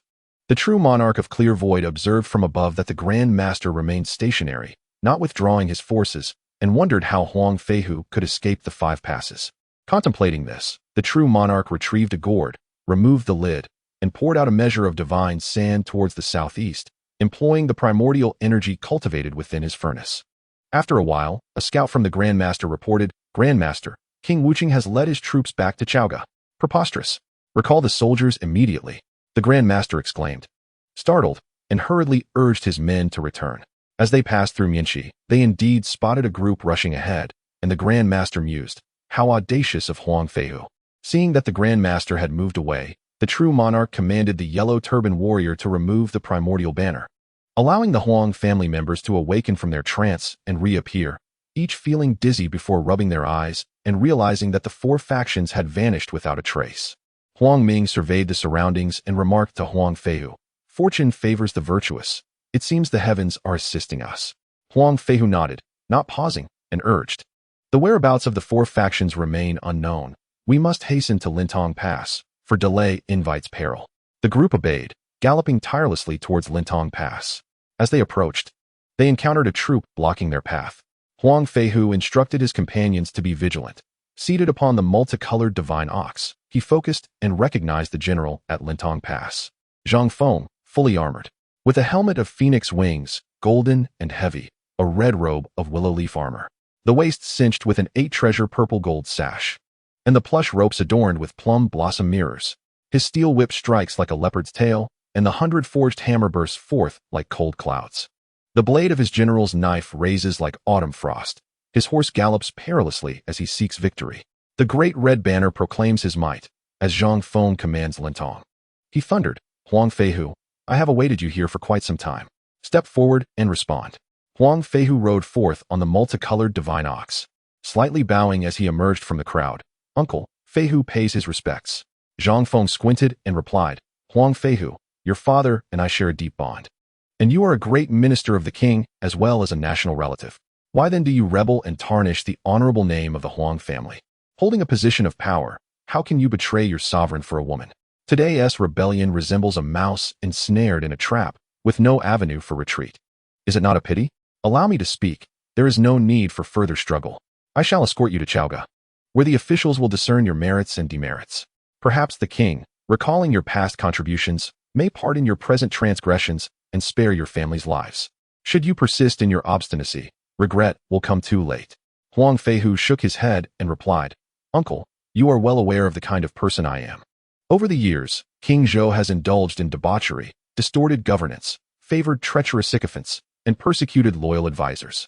For the sake of the Tang dynasty, I have diligently served for many years, never once contemplating this current predicament. The ruler oppresses the minister and his wife, defying all moral principles. My sister, who followed him for many years, was still met with death despite the deep bond of their marriage. I have fought valiantly in battles across the lands, achieving merit over 200 times to stabilize the realm and secure the state. I have been utterly devoted. I have balanced the feudal lords and trained the soldiers. Where have I erred? Yet how has the king treated me? My heart has been deeply wounded over these years. I implore you, uncle, to show compassion and allow me to depart and serve a righteous sovereign. In the future, I shall repay your great kindness. These words stirred profound sorrow among the Huang family, who had accompanied Huang Feihu through numerous campaigns and were acutely aware of his hardships. Zhang Feng, however, retorted in anger. You treacherous rebel, do not attempt to justify your insurrection. I have offered you counsel, yet you refuse to heed it. Do not blame me for the consequences. With that, he spurred his horse and charged at Huang Feihu with his sword drawn. Huang Feihu raised his spear to parry the attack and continued, Uncle, please quell your anger. We are both subjects. Should you one day find yourself wronged, you would surely seek refuge elsewhere. When the ruler is unjust, is it not permissible for the minister to seek service under a foreign power? Do not speak such nonsense. I am not like you, a traitor. Zhang Feng struck again with his sword. Huang Feihu, now incensed, engaged earnestly in combat. The clash of steel resonated as they fought fiercely. After 30 exchanges, Zhang Feng, being of advanced age, found himself unable to continue and retreated. Huang Feihu seized the opportunity to pursue, but Zhang Feng, glancing back, hung his sword at his side, removed his battle robe, and unveiled the hidden 100-link hammer, a formidable weapon, round and vast like an ice disc, yet small at the bull's mouth. It instilled dread in spirits and terror in ghosts. It could harm the heart and shatter skulls, severing bones with remarkable rarity. He wielded the 100-forged hammer with ease, unbeknownst to those around him. As Zhang Feng turned back and swung the hammer, Huang Feihu, seeing the weapon approach, sneered and thrust his spear upward, severing the rope in the center, rendering the 100-link hammer ineffective. Zhang Feng hastily retreated to the command post within the city, while Huang Feihu refrained from pursuit. The household guards formed a protective circle around the supplies, and everyone sat down to discuss strategies for exiting the stronghold. Meanwhile, Zhang Feng, having retreated, pondered the undeniable prowess of Huang Feihu, realizing he was an opponent he could not defeat. Yet, if Huang Feihu were allowed to leave, how would the court respond? Where is Xiaoyin? Suddenly, Zhang Feng recalled his capable deputy and promptly instructed them to summon Xiaoyin. Soon, Xiaoyin arrived at the residence, clasped his hands in greeting, and said, I am Xiaoyin, here to pay my respects to the general. Zhang Feng offered a slight support and remarked, Huang Feihu has reached Chentang Pass. His prowess in battle is beyond ordinary measure. My 100-link hammer has been taken by him.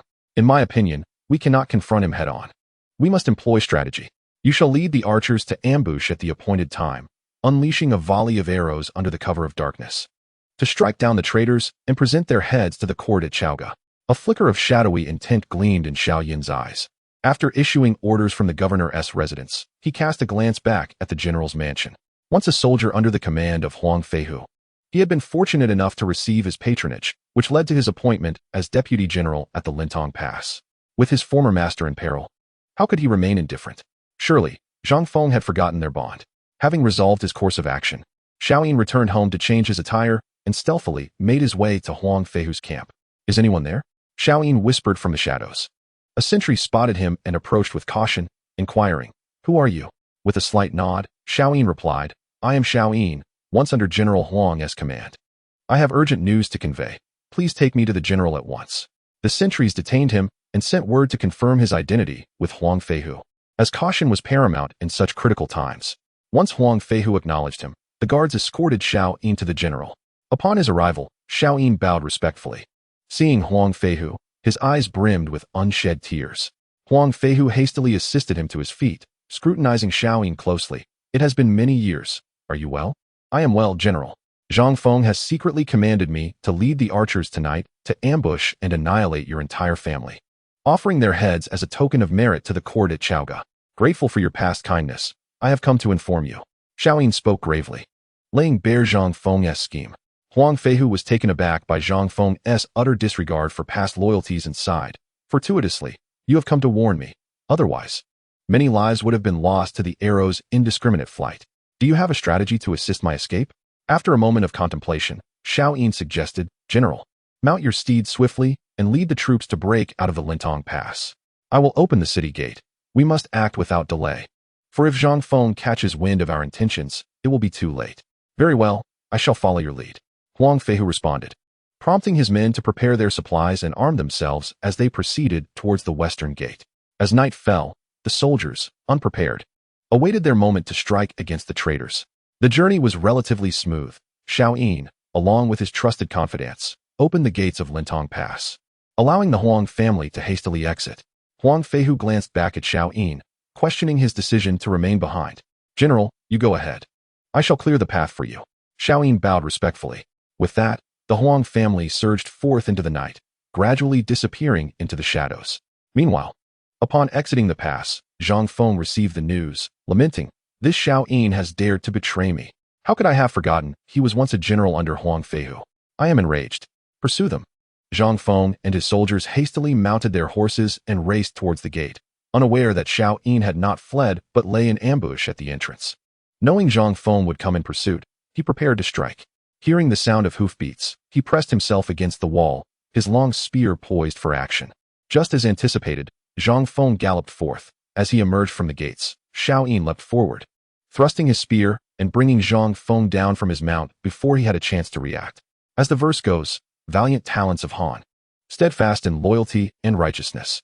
Only because of Feihu's actions, 1,000 bows were drawn in command. Knowing gratitude and acting with great righteousness, he released the locks and set the falcon free. The spear pierced Zhang Feng, aiding in the conquest of Chentang. Upon Zhang Feng's demise at the hands of Xiao Yin, the remaining soldiers fell into disarray, uncertain of their next course of action.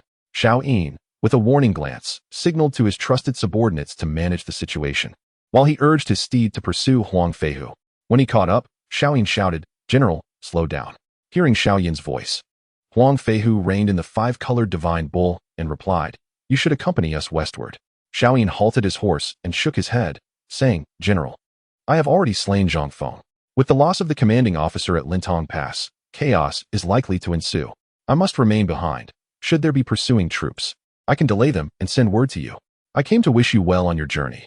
This parting leaves me uncertain when we shall meet again. Huang Feihu's expression darkened as he patted Xiao Yin's shoulder, saying, your kindness today shall not be forgotten. Let us each take care. After their farewell, they parted ways, each heading in a different direction. When they meet again, it shall be within the 10 absolute formation, but that is a tale for another time. Returning to Huang Feihu. After departing Chentang Pass and traveling over 80 miles, they reached Tongguan. The guard at Tongguan was Chentang, who had a history with Huang Feihu, though it was not a favorable one. When scouts reported the movements of Huang Feihu and his men to Chentang, he sneered, Huang Feihu, you have occupied your position for many years. Have you ever considered this day would come? Position the troops and block the throat with deer antlers. Let them not escape. Clad in armor, Chentang mounted his horse, resolute in capturing Huang Feihu. As Huang Feihu set up camp upon sighting the characters for Tongguan, he inquired of his deputy, who was the guard at Tongguan? Zhou hesitated, replying, it is Chentang. For a long moment, Huang Feihu remained silent, then sighed deeply, recalling how Chentang had once served under him, having violated military orders and deserved execution, but was spared through intercession from others. He had later been permitted to redeem himself through merit and was subsequently assigned to this post. Little did he expect their reunion would be under such treacherous circumstances. While silence enveloped the tent, shouts from outside broke the stillness, as scouts reported that Chentang had arrived. Huang Feihu mounted the 5-colored divine bull and took his spear to the front of the camp, where he beheld Chentang posturing arrogantly.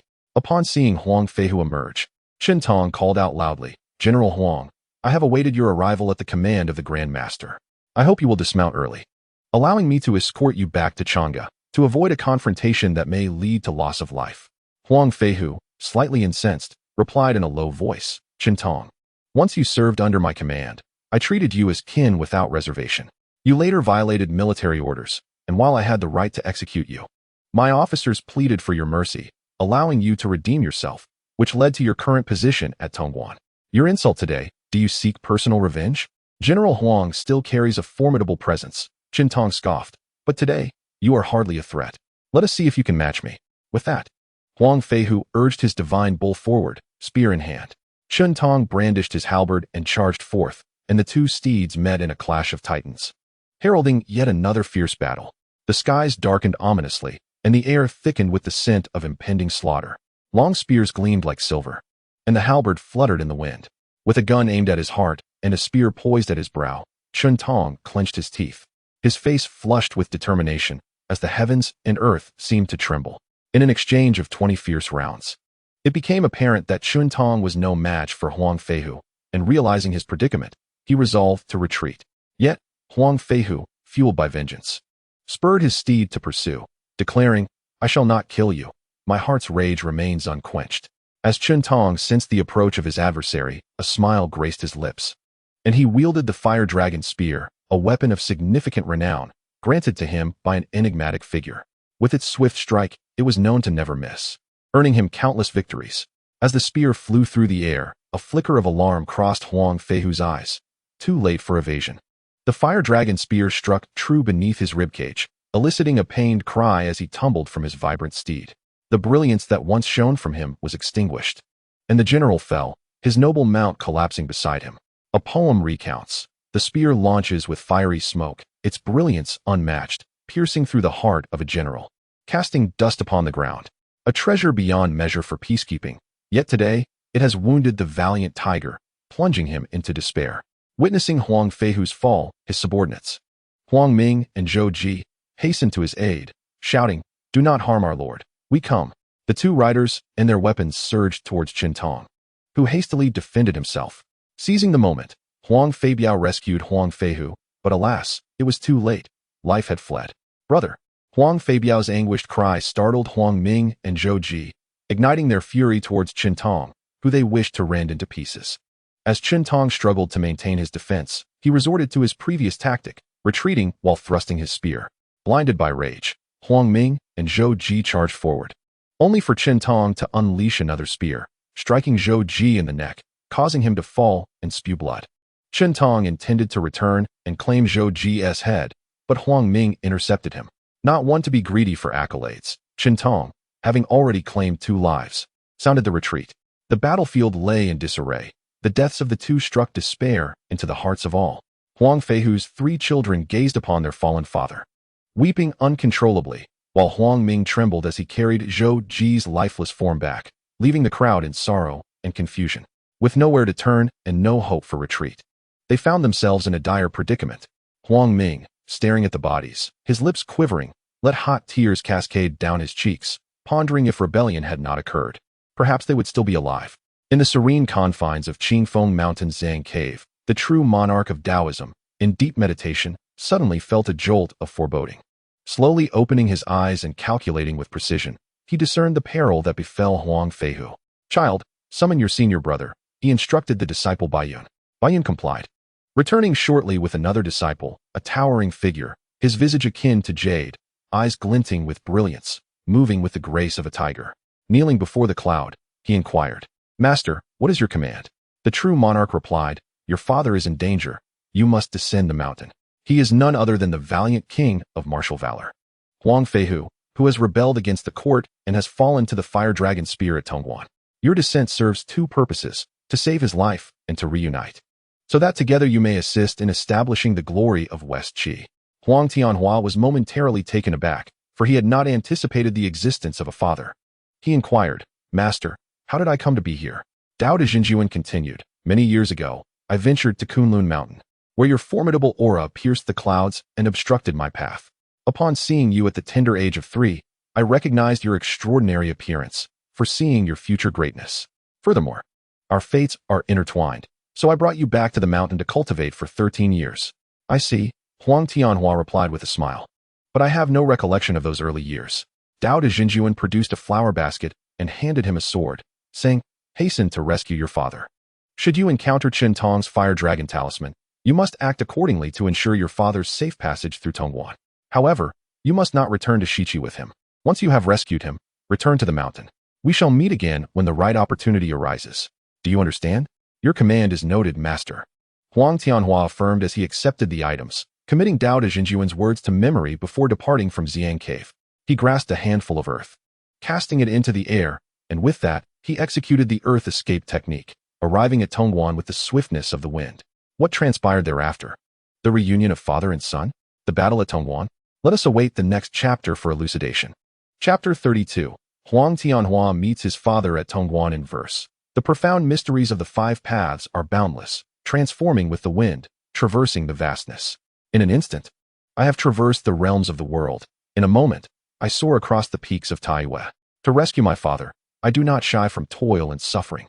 To vanquish slander, I fear not the courage of wolves. On the day of their reunion at Tongguan, all are pillars of virtue and beauty from Qi and Zhou. Huang Tianhua arrived at Tongguan just as dawn broke, finding himself amidst a throng of soldiers encircling a camp. The flickering lights cast a somber glow on the faces of those present, their mournful cries resonating with palpable despair. Who are you? Have you come to gather intelligence on the military? The vigilant guards tightened their grips on their spears, on high alert, prepared for confrontation. Huang Tianhua, with a slight nod, responded, I am a Qi practitioner from Xiang Cave on Qingfeng Mountain. I can save your general. Please inform him at once. Upon hearing this, the soldiers perked up, leaving a few to keep watch over Huang Tianhua, while the leader hurried to report to Huang Feibiao. Huang Tianhua stood patiently, his flowing robes exuding an air of ethereal grace. Before long, Huang Feibiao rushed over in haste. Under the flickering firelight, he spotted the young Taoist standing there, his hair neatly tied, robes billowing in the wind, with a mysterious flower basket and a formidable sword at his side, embodying the essence of a true celestial being. General Huang, I bow to you, Huang Tianhua greeted respectfully. As Huang Feibiao observed the young Taoist, he noted the striking resemblance to his brother Huang Feihu. Overcome with emotion, he asked, Young Taoist, do you have a way to save my brother? Huang Tianhua nodded, urging, Please take me to him swiftly. Excellent. If you can save my brother, it will be as if you have given me back my parents, Huang Feibiao exclaimed, leading Huang Tianhua into the camp. Navigating through the crowd, they found Huang Feihu lying on a felt blanket, face up, pallid as paper, his eyes tightly shut. Huang Tianhua sighed inwardly, reflecting on the irony of someone so exalted now reduced to such a pitiable state. Noticing another figure lying nearby, he inquired, Why is there another here? Huang Feibiao's expression was one of despair as he explained, This was our sworn brother, who met his demise at the hands of Chentang's flying darts. Huang Tianhua, showing no inclination for further inquiries, commanded, Lay them flat and fetch some water. Shortly thereafter, water was brought forth, and Huang Tianhua extracted an elixir from a floral basket. Dissolving it in the water, he pried open the jaws of the two men and administered the potion within. As it coursed through their bodies, traversing 3 barriers and permeating 4 limbs, it swiftly activated 84,000 channels. Huang Tianhua then applied the remedy to their eyes, ceasing his actions. Huang Feibiao, anxious, inquired, Is that sufficient? Indeed, just wait a moment, Huang Tianhua replied. The onlookers held their breath, refraining from speaking until, after an hour had passed, doubts began to creep in regarding the authenticity of the events. Suddenly, Huang Feihu jolted upright, exclaiming, Oh, the pain is unbearable. Upon opening his eyes, he was greeted first by the sight of a young Taoist standing beside his bed. Stunned, he instinctively touched himself, wondering if he had entered the underworld. Marveling at the presence of such a celestial boy, Huang Feibiao, overwhelmed with emotion, approached to support his elder brother, exclaiming, Brother, you have awakened. It is thanks to this Taoist that you have returned to us. The gathered crowd was astounded. A miracle had indeed transpired, and the prowess of the immortal was undeniable. Their gazes toward Huang Tianhua, filled with reverence and awe. Only then did Huang Feihu fully grasp the situation, regaining his awareness and understanding that he had been revived. He hastily rose from the bed, kneeling on the ground before Huang Tianhua, and proclaimed, Feihu is immensely fortunate to receive the Taoist grace in returning from the brink of death. How may I repay such a profound kindness? Huang Tianhua, feeling unworthy of such reverence from his father, also knelt, his eyes glistening with emotion, and replied, Father, there is no need for such formality. I am no stranger. I am Huang Tianhua, who vanished from the garden at the age of 3. This revelation left the onlookers in utter astonishment. It was indeed the young master, Huang Tianhua. Trembling, Huang Feihu approached to embrace his son, examining him closely, tears streaming down his face as he lamented, So it was my son who saved me. 13 years have passed, and I finally see my child again. Father, Huang Tianhua responded, equally moved, unable to contain his tears. Suddenly recalling something, Huang Feihu asked, "My son, are you now practicing the Tao? Under which immortal's guidance do you study?" Huang Tianhua composed himself and softly replied, "Father, I am cultivating in the Xiang cave on Qingfeng Mountain. My master is the revered Qingshu Dao Jinjuan. Recognizing my potential and our fateful connection, he took me to the high mountains for training. Now, I can finally reunite with you, my uncles, and my brothers." Huang Feihu expressed his joy with repeated affirmations, feeling a deep sense of pride in his son's accomplishments. The others shared in his happiness, reassured that with such a gifted young master, they would surely overcome any challenges ahead. Meanwhile, Zhou Ji gradually awoke, astonished by the unfolding scene. After lengthy explanations from others, he regained his senses. Following heartfelt reunions with his brothers and uncles, Huang Tianhua noticed the absence of his mother, Jia, in the gathering. He still retained some memories of her and presumed that Huang Feihu had not brought her out of Chaoga. Huang Tianhua's temperament burned like a fierce fire.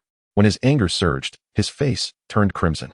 He approached Huang Feihu and said, "Father, how cruel you are." Huang Feihu was momentarily taken aback, perplexed as he replied, "My son, today is a day of joyous reunion. Why do you speak thus?" Huang Tianhua lamented, "Since you have rebelled against Chao Gu and brought forth our brothers, why is it that my mother remains absent? She is but a woman. Should the court capture her, what fate awaits her?" At Huang Tianhua's words, the crowd around them fell into sorrowful silence. Huang Feihu, pounding his chest and stamping his feet, felt his earlier joy dissipate. "My son, you do not understand why I rebelled. It is because your mother, during the New Year-esque greetings to the queen, was humiliated by the king. She vowed to preserve her chastity and tragically took her own life by plunging from the Zhaixing Tower. Your aunt, Huang Yangyang, in her earnest admonition to the king, was cast down and met a brutal end." "What?" Huang Tianhua cried out, collapsing to the ground, startling everyone into a flurry of concern. After a moment of disarray, he gradually regained consciousness, his eyes brimming with tears as he wept uncontrollably. After a while, gritting his teeth, he declared, "Father, I shall no longer pursue the path of enlightenment at Qingfeng Mountain. I will march to Chao Gu to avenge my mother." "Ah, the tyrant is heedless. And far too many have perished," Huang Feihu replied, his expression darkened by the weight of many burdens.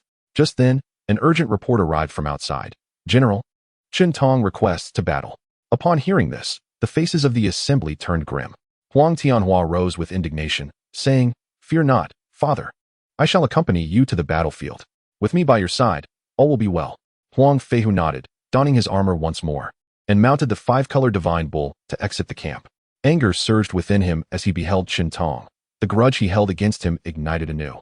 Upon seeing Huang Feihu unscathed, Chentang was taken aback, but he dared not show it. How could anyone survive beneath his fire dragon spear? In the midst of his shock, Huang Feihu thrust forward with his spear, and Chentang shouted, "Rebel, do not be so audacious. You, a mere mortal, dare to challenge me? Surely the heavens will not let you escape unscathed." With a cold laugh, Huang Feihu struck down fiercely. Chentang blocked with his long halberd, and the two engaged in a fierce clash for 15 rounds. Chentang, employing his earlier tactics, retreated, but Huang Feihu, still wary, refrained from pursuing. Huang Tianhua, concealing his presence, urged, "Father, pursue him without fear. I am here and unafraid of his spear." With newfound confidence, Huang Feihu urged the divine bull to pursue. But Chentang, hearing the commotion, turned to launch a spear. In the shadows, Huang Tianhua deftly diverted the fire dragon spear with a flower basket, rendering it harmless. Startled and furious at the disappearance of his fire dragon spear, Chentang reined in his horse and turned to confront Huang Feihu. "Huang, I am coming for you." Huang Tianhua revealed himself, calling out. Chentang, upon discerning the figure before him was a young acolyte, seethed. "So it is you who has thwarted my divine spear and disrupted my techniques. Prepare to face my wrath." He spurred his horse, brandishing his long halberd to strike at Huang Tianhua. Unfazed, Huang Tianhua unsheathed his treasured sword, pointing it at Chentang. A beam of starlight, the size of a candle-less flame, swiftly shot forth towards Chentang. Realizing too late the impending danger, Chentang could not evade in time, and with a heartbeat, his head fell, leaving only his horse to neigh in the silence that followed. The merits of this sword are well captured in verse. Neither copper, nor iron, nor gold, but the essence of Qianyuan refined 100 times. The ever-changing and elusive nature of things holds profound significance. One must understand that it possesses the power to both slay and to give life. The sword wielded by Huang Tianhua is the treasured artifact of the celestial virtue Taoist, known as the Mo-Yi sword, its brilliance shining forth as heads roll. How could Chentang survive upon encountering such a blade? It was indeed his fate to perish here. With the death of the commanding general, the defense of Tongguan crumbled. The Huang family surged forth to the gates, severing the locking mechanism and swinging open the doors to exit. While the others rejoiced, Huang Tianhua remained somber. "What troubles my son?" Huang Feihu inquired, noticing his son's demeanor. "Father, I can accompany you no further. Proceed with care on your journey ahead," Huang Tianhua replied, gritting his teeth. Though reluctant, he could not defy his master's orders. "Why do you not travel with us?" Huang Feihu asked, astonished. With a sigh, Huang Tianhua bowed once more, stating, "I must heed my master's command and return to the mountains." Huang Feihu fell silent for a moment, understanding that he could not persuade him otherwise, and lamented, "It has been 13 years since we last met. I know not when we shall reunite. Father, do not fret. We shall meet again in Shichi. Wishing you a safe journey." The father and son bid a heartfelt farewell. After parting ways with the others, Huang Tianhua demonstrated his prowess and ascended back to the mountains. The Huang family continued on their journey, with the Chuanyun Pass now within sight. The pass was guarded by Chentang's brother, Chen Wu. The news of Tongguan's defeat had reached Chuanyun, and upon hearing of his brother's demise, Chen Wu was consumed with rage, eager to mobilize forces for vengeance. General Huang Feihu is a formidable warrior, and we are well aware of the prowess of the second master. Even he fell in battle. In my opinion, we must act with cunning rather than brute force, advised He Shun, a subordinate of Chen Wu. Gradually regaining his composure, Chen Wu reflected on He Shun's words. "You speak wisely, but what stratagem do you propose?" He Shun leaned closer and whispered, "We can capture the traitors without losing a single soldier." "Excellent. I shall heed your counsel. Arrange accordingly," Chen Wu commanded, elated, instructing the sentries to remain vigilant and to report immediately upon Huang Feihu's arrival. Before long, scouts arrived to inform that the Huang forces had indeed reached their vicinity. He Shin nodded at Chen Wu, who understood and issued the orders. "Sound the drums. Mount your horses to welcome the martial king into the pass." A grand procession made its way to the city gates, unarmored and appearing unlike an army preparing for battle. Upon seeing them, Huang Feihu felt a pang of confusion, uncertain of their intentions. The guards of Chuanyun Pass bowed before the martial king, but Chen Wu, smiling, welcomed him with open arms, much to the bewilderment of the wary Huang family. "General Chen, there is no need for such formalities. I am a disgraced minister. Having rebelled against the court, I am deeply grateful for your courteous treatment," Huang Feihu responded.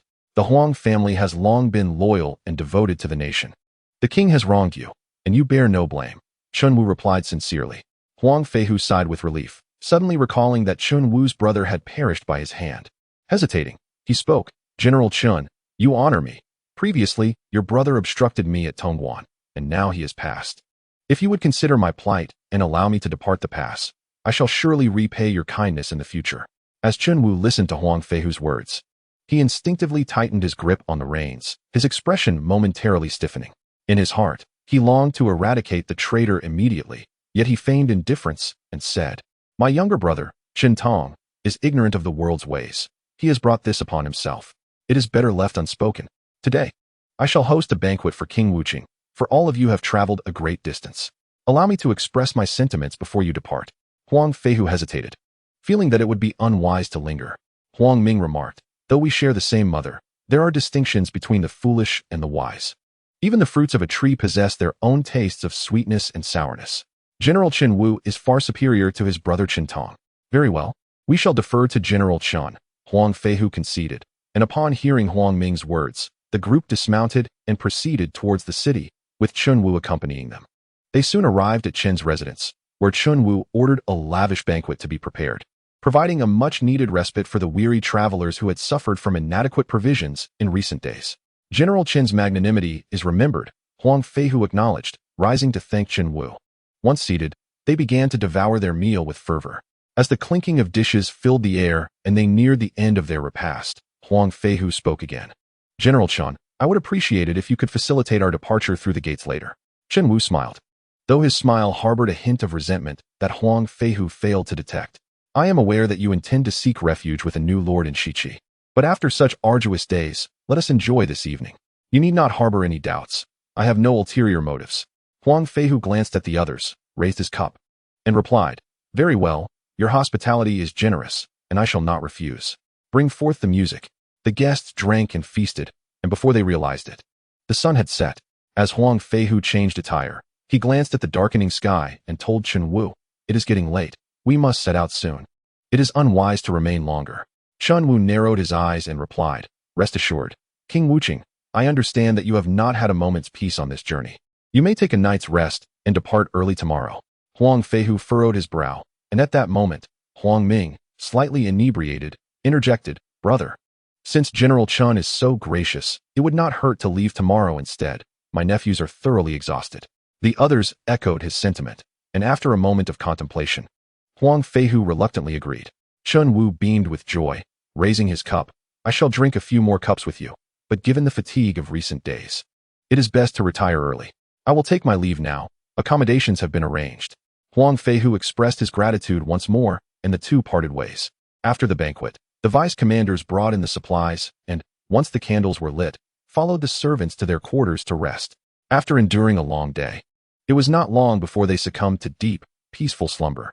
Huang Feihu, seated beneath the eaves, gazed at the luminous moon in the sky.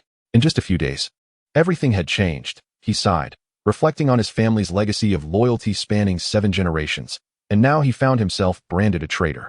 Yet, his wife had stood by him for many years, and his sister had served him faithfully. The pain ran deep. "Heaven," he lamented, "if only King Wu could grant me troops, I would surely rise against the tyrannical and foolish ruler." The more he pondered, the more his resentment festered, prompting Huang Feihu to compose a poem. 7 generations of loyalty, now but a phantom, who would know I venture to Shichi today? 5 passes lie ahead, truly perilous. In 3 battles, without a lord, what folly it is to dream. The birds have lost their woods, and my family is in ruins. I have relied on others, and my aspirations have been met with doubt. If heaven were to fulfill my lifelong ambitions, it would cleanse away the myriad wonders of my past. Huang Feihu, having completed his poem, was lost in contemplation of matters beyond the gate as the sound of drums echoed from the watchtower. The night passed swiftly, and before he realized it, the 3rd watch had struck. What was amiss today? Sleep eluded him. Huang Feihu felt no fatigue. Instead, an uncontrollable restlessness gripped him, causing beads of sweat to form upon his brow. Suddenly, a gust of wind rushed beneath the red terrace, prompting a verse to surface. Formless, shadowless, it chills with fright. Extinguishing candles, passing through curtains with no regard, sending forth white clouds to the void, snipping the withered yellow leaves that fall lightly, urging the swift rain to aid the voyage, awakening sorrowful thoughts, grievances hard to quell. An endless stream of tears flows, dripping upon the steps, mimicking the sound of rain. The wind carried an eerie quality, swirling into the room, sending chills down Huang Feihu's spine. As he focused, he beheld a hand emerging from the whirlwind, extinguishing the candlelight. Huang Feihu's heart leapt as a voice echoed, "Do not fear, General. I am no demon, but your wife, Jia. I have come to warn you of impending doom. As I have no choice but to reveal myself, flames will soon engulf us. Hasten and rouse everyone. Please take care of our 3 children, who lack maternal guidance. I must depart." The spirit of Jia appeared swiftly and vanished just as quickly, leaving Huang Feihu momentarily stunned. He sprang to his feet, shouting, "Awaken, everyone, quickly!" Huang Ming, Zhou Ji, and the others, deep in slumber, groggily rose to inquire, "What troubles you, brother?" Huang Feihu recounted his astonishment and Jia's message. Huang Biao furrowed his brow, saying, "Better to believe it than to dismiss it. I cannot shake the feeling that Chen Wu is not so benevolent. Can he truly treat us thus after our brother's demise?" Dressing hastily, Huang Ming rushed to the front door, only to find it locked. A chill of dread washed over him as he hurried back, exclaiming, "This is dire. The door is barred. We must rouse everyone at once. We must leave immediately." In the ensuing chaos, Long Huan and Wu Qian wielded axes to break open the door, revealing a pile of firewood stacked against the outer wall. Without a second thought, they pushed the supplies outside and mounted their horses to escape the estate. Just then, they encountered Chen Wu and his soldiers, brandishing torches, rushing towards them. Yet, they were too late. Destiny intervened, and human effort could not alter the course. Too late. They have awakened. Stop them. Chen Wu bellowed upon seeing the Huang family emerge. His soldiers quickly advanced to encircle them. Huang Feihu, mounted on his multicolored divine ox, shouted, "Chen Wu, your feigned kindness yesterday was but a facade. What grievance do I hold against you that you would commit such an ungrateful act?" Realizing his scheme had been uncovered, Chun Wu cursed, "Rebel, I had hoped to eliminate you completely, yet you have thwarted me. You have betrayed the court and slain my brother. This enmity is irreconcilable. So be it. You shall not escape this net of fate." The two factions clashed amidst the darkness, engaging in a fierce brawl upon the streets. Huang Feihu charged directly at Chun Wu, who parried several blows but ultimately found himself overwhelmed, retreating in despair. Yet Huang Feihu, with his formidable bravery, let out a fierce roar and unseated Chun Wu, who subsequently met his demise. The Huang family, composed of valiant warriors, inflicted such suffering upon the garrison troops within the pass that their lamentations echoed through the air, with casualties mounting in staggering numbers. After an hour had passed, they finally breached the gates and emerged from Chuanyun Pass, narrowly escaping their perilous predicament. The deputy commanders assessed their supplies and personnel, while Huang Feihu wore a stoic expression, remaining silent until dawn began to break. As they faced the early morning light, they proceeded towards Jiepai Pass. Huang Ming, upon horseback, sighed, remarking that Jiepai Pass was guarded by their own kin, thus sparing them from further bloodshed. The commander at Jiepai Pass, Huang Gun, was Huang Feihu's father, who had been unable to sleep since learning of his eldest son's rebellion against the dynasty. The slaughter of the gate's defenders only intensified Huang Gun's fury. How could the loyal legacy of the Huang family be so easily tarnished? "My lord, several gentlemen have arrived at the gate," reported Huang Gun's trusted aide, his expression a mix of concern and conflict. Being family, he wished to avoid a confrontation between them. However, Huang Gun's resolve was unwavering. With a cold scoff, he commanded, "Mobilize 3,000 troops, establish a formidable formation, and prepare over 10 prison carts.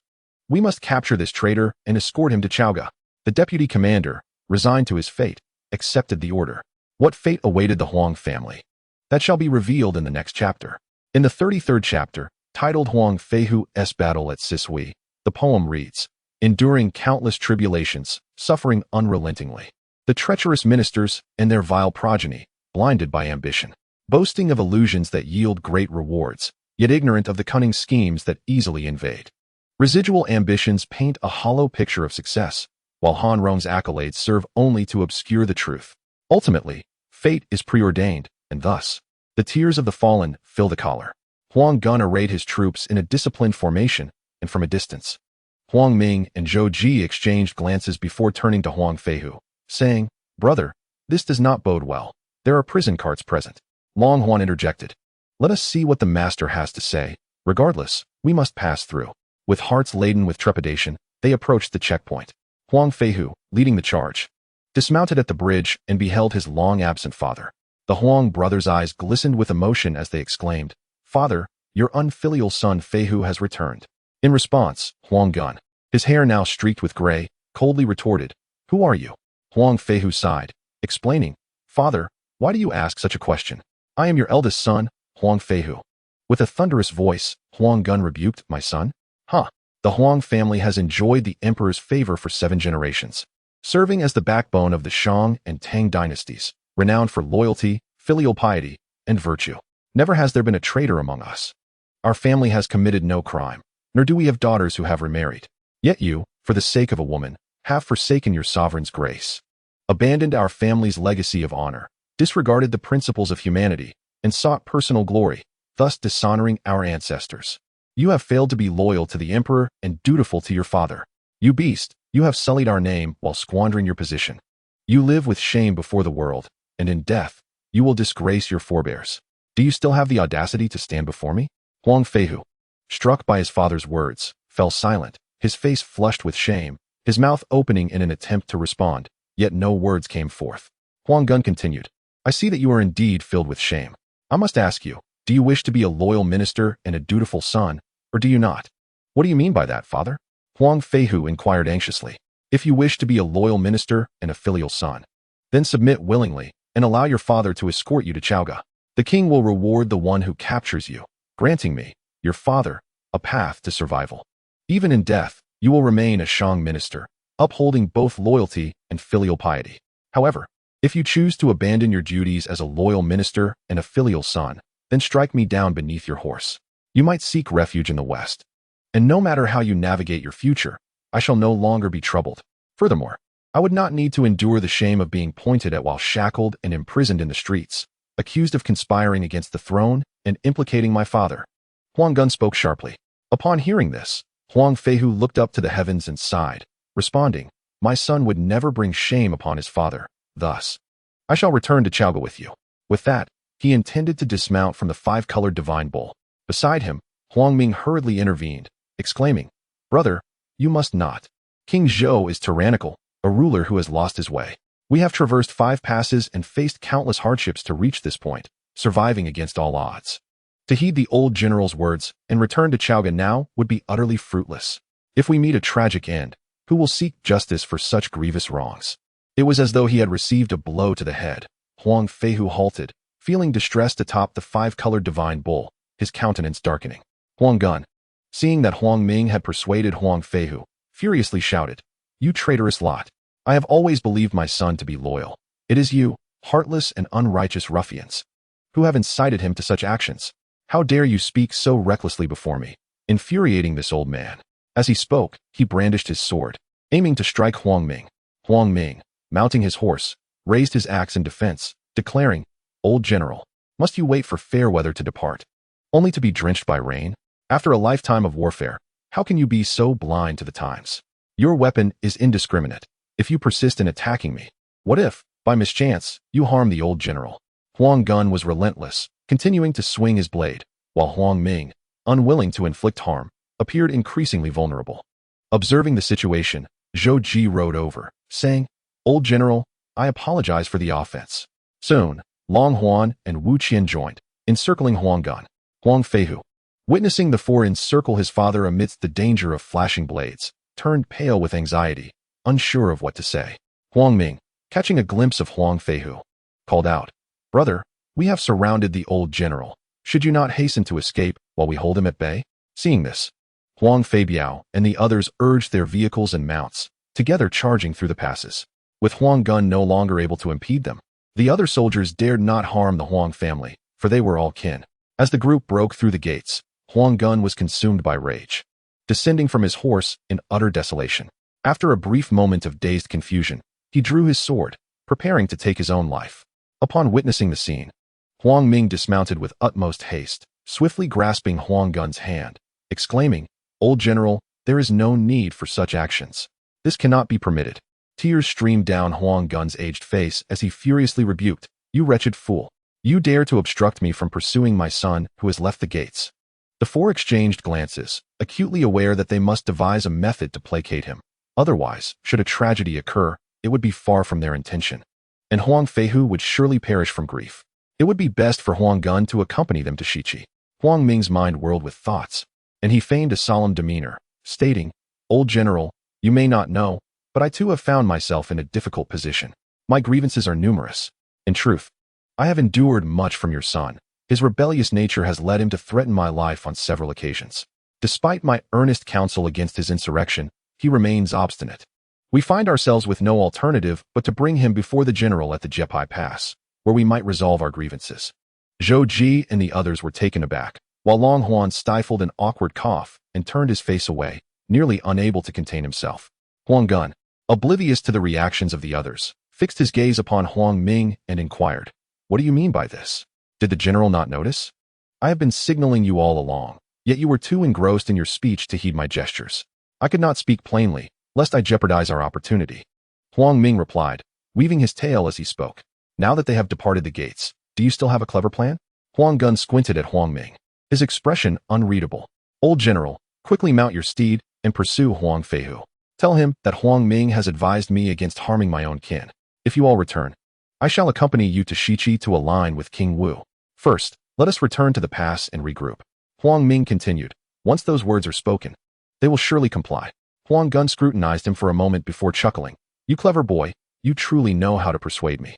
Huang Ming responded with a smile, "Is it not true, old general? Once all have returned, we shall host a banquet in your honor at the residence. My companions and I will prepare ropes and hooks. And when you sound the bell as a signal, we shall together seize your 3 sons and 3 grandsons, escorting them to Chaoga. We hope that the general will recognize our efforts and advocate for us." After a moment of contemplation, Huang Gun conceded, "Very well, I shall heed your counsel." With that, he mounted his horse and, accompanied by the others, galloped out of the gates, leaving Zhou Ji and the others to give Huang Ming a thumbs up. Your talent for creative storytelling is unparalleled, Zhou Ji marveled, awaiting Huang Gun's return with the others. Indeed, taking such a risk was fraught with peril. They had only just exited the gates, yet how could the elder brother feel assured with the old general left behind? We must ensure that the general accompanies us. Huang Ming sighed. Meanwhile, Huang Gun raced swiftly past the checkpoint, catching sight of the group in the distance. He called out as he chased after them, "My son, halt for a moment. Huang Ming has spoken wisely. I am inclined to accompany you to Shiqi." Huang Feihu was momentarily taken aback, astonished by his father's unexpected sentiment. Huang Feibao reined in his horse, pondering, this must be Huang Ming's scheme, ingeniously persuading our father to join us in Shiqi, thus alleviating our concerns. Shall we return and observe how this unfolds?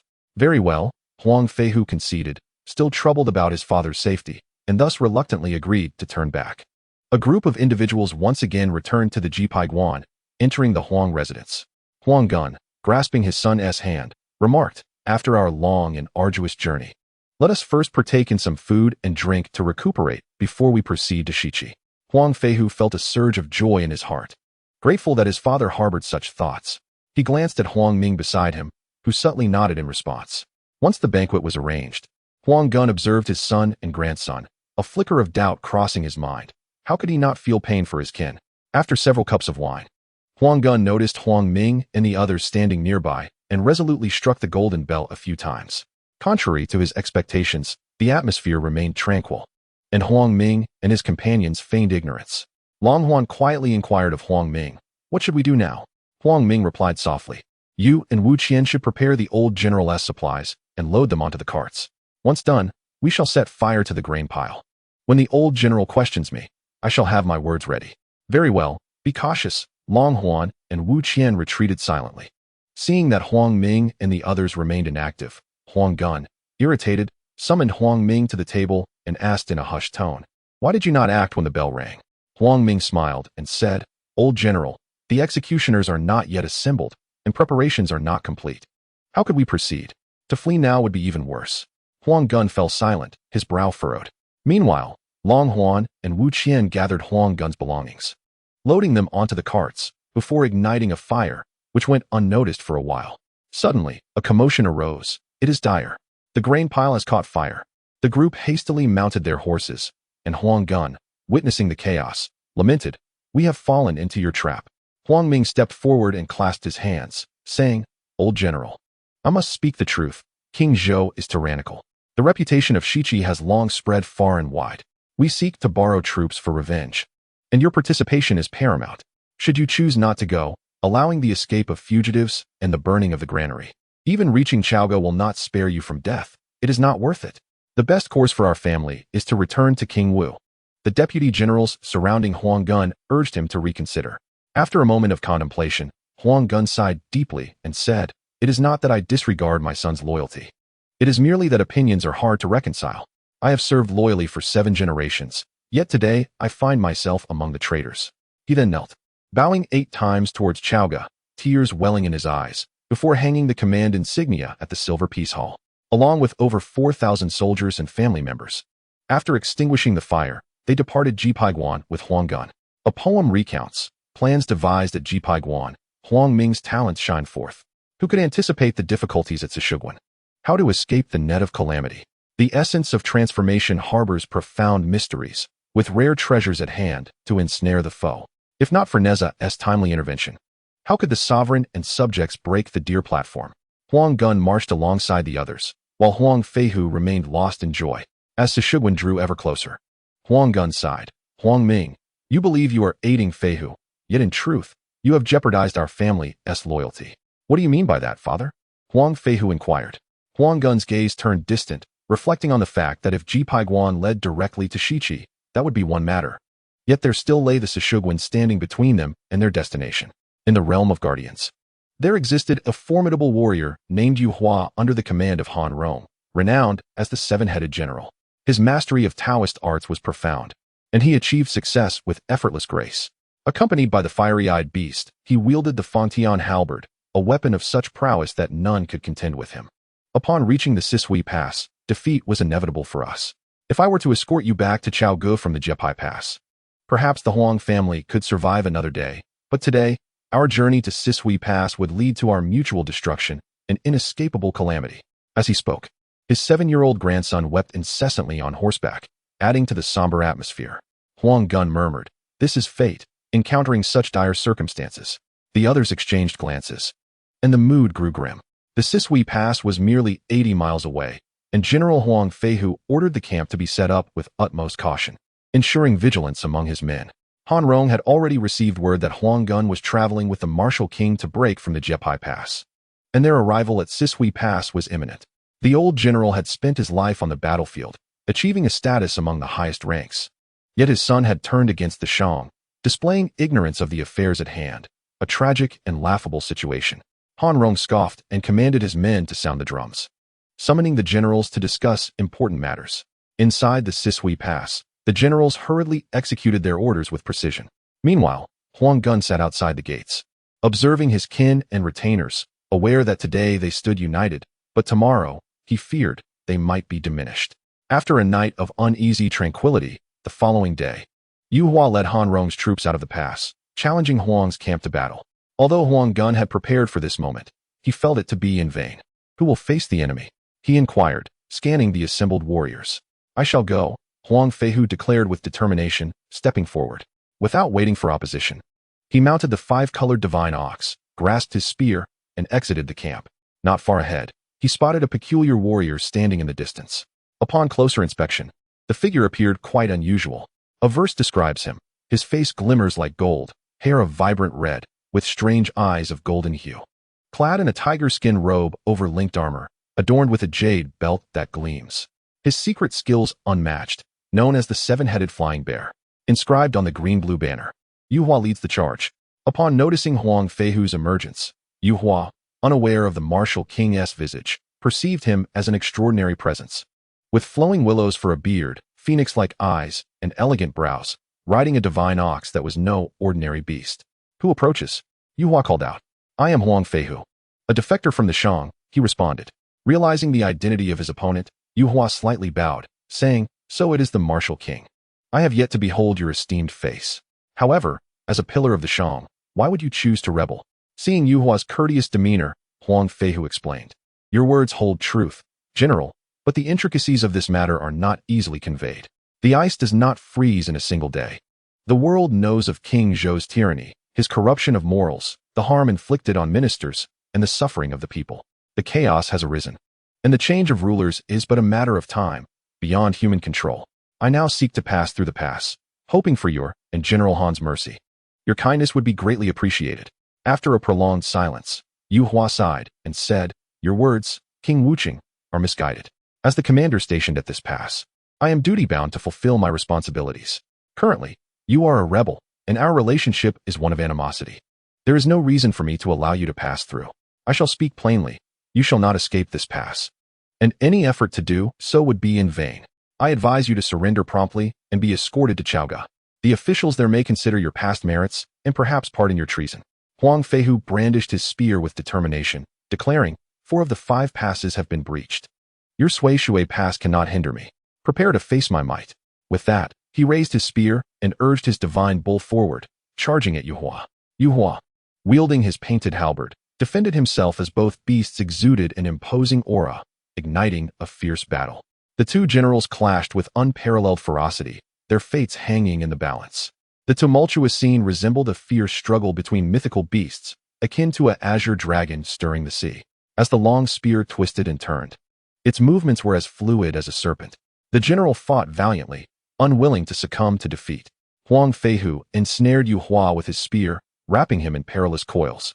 And Yu Hua, despite his resistance, found it increasingly challenging to withstand Huang's might, inwardly acknowledging the latter's formidable prowess. As Yu Hua urged his fiery-eyed beast to retreat, Huang Feihu pursued relentlessly. Unbeknownst to Huang, Yu Hua had retrieved a banner from his satchel, the soul-severing banner, a mystical artifact imparted by an immortal from Penglai Island, belonging to the realm of arcane arts. Raising the banner into the air, Yu Hua summoned dark energies that enveloped Huang Feihu before he could react, swiftly capturing him. Victorious, Yu Hua returned to the pass, and his soldiers hurried to inform Han Rong. "General, you has apprehended the rebel Huang Feihu." Han Rong rejoiced. Astonished by the ease with which Yu Hua had subdued Huang Feihu, commanding, "Bring forth the traitor." Before long, Huang Feihu was pushed before Han Rong, standing defiantly without kneeling.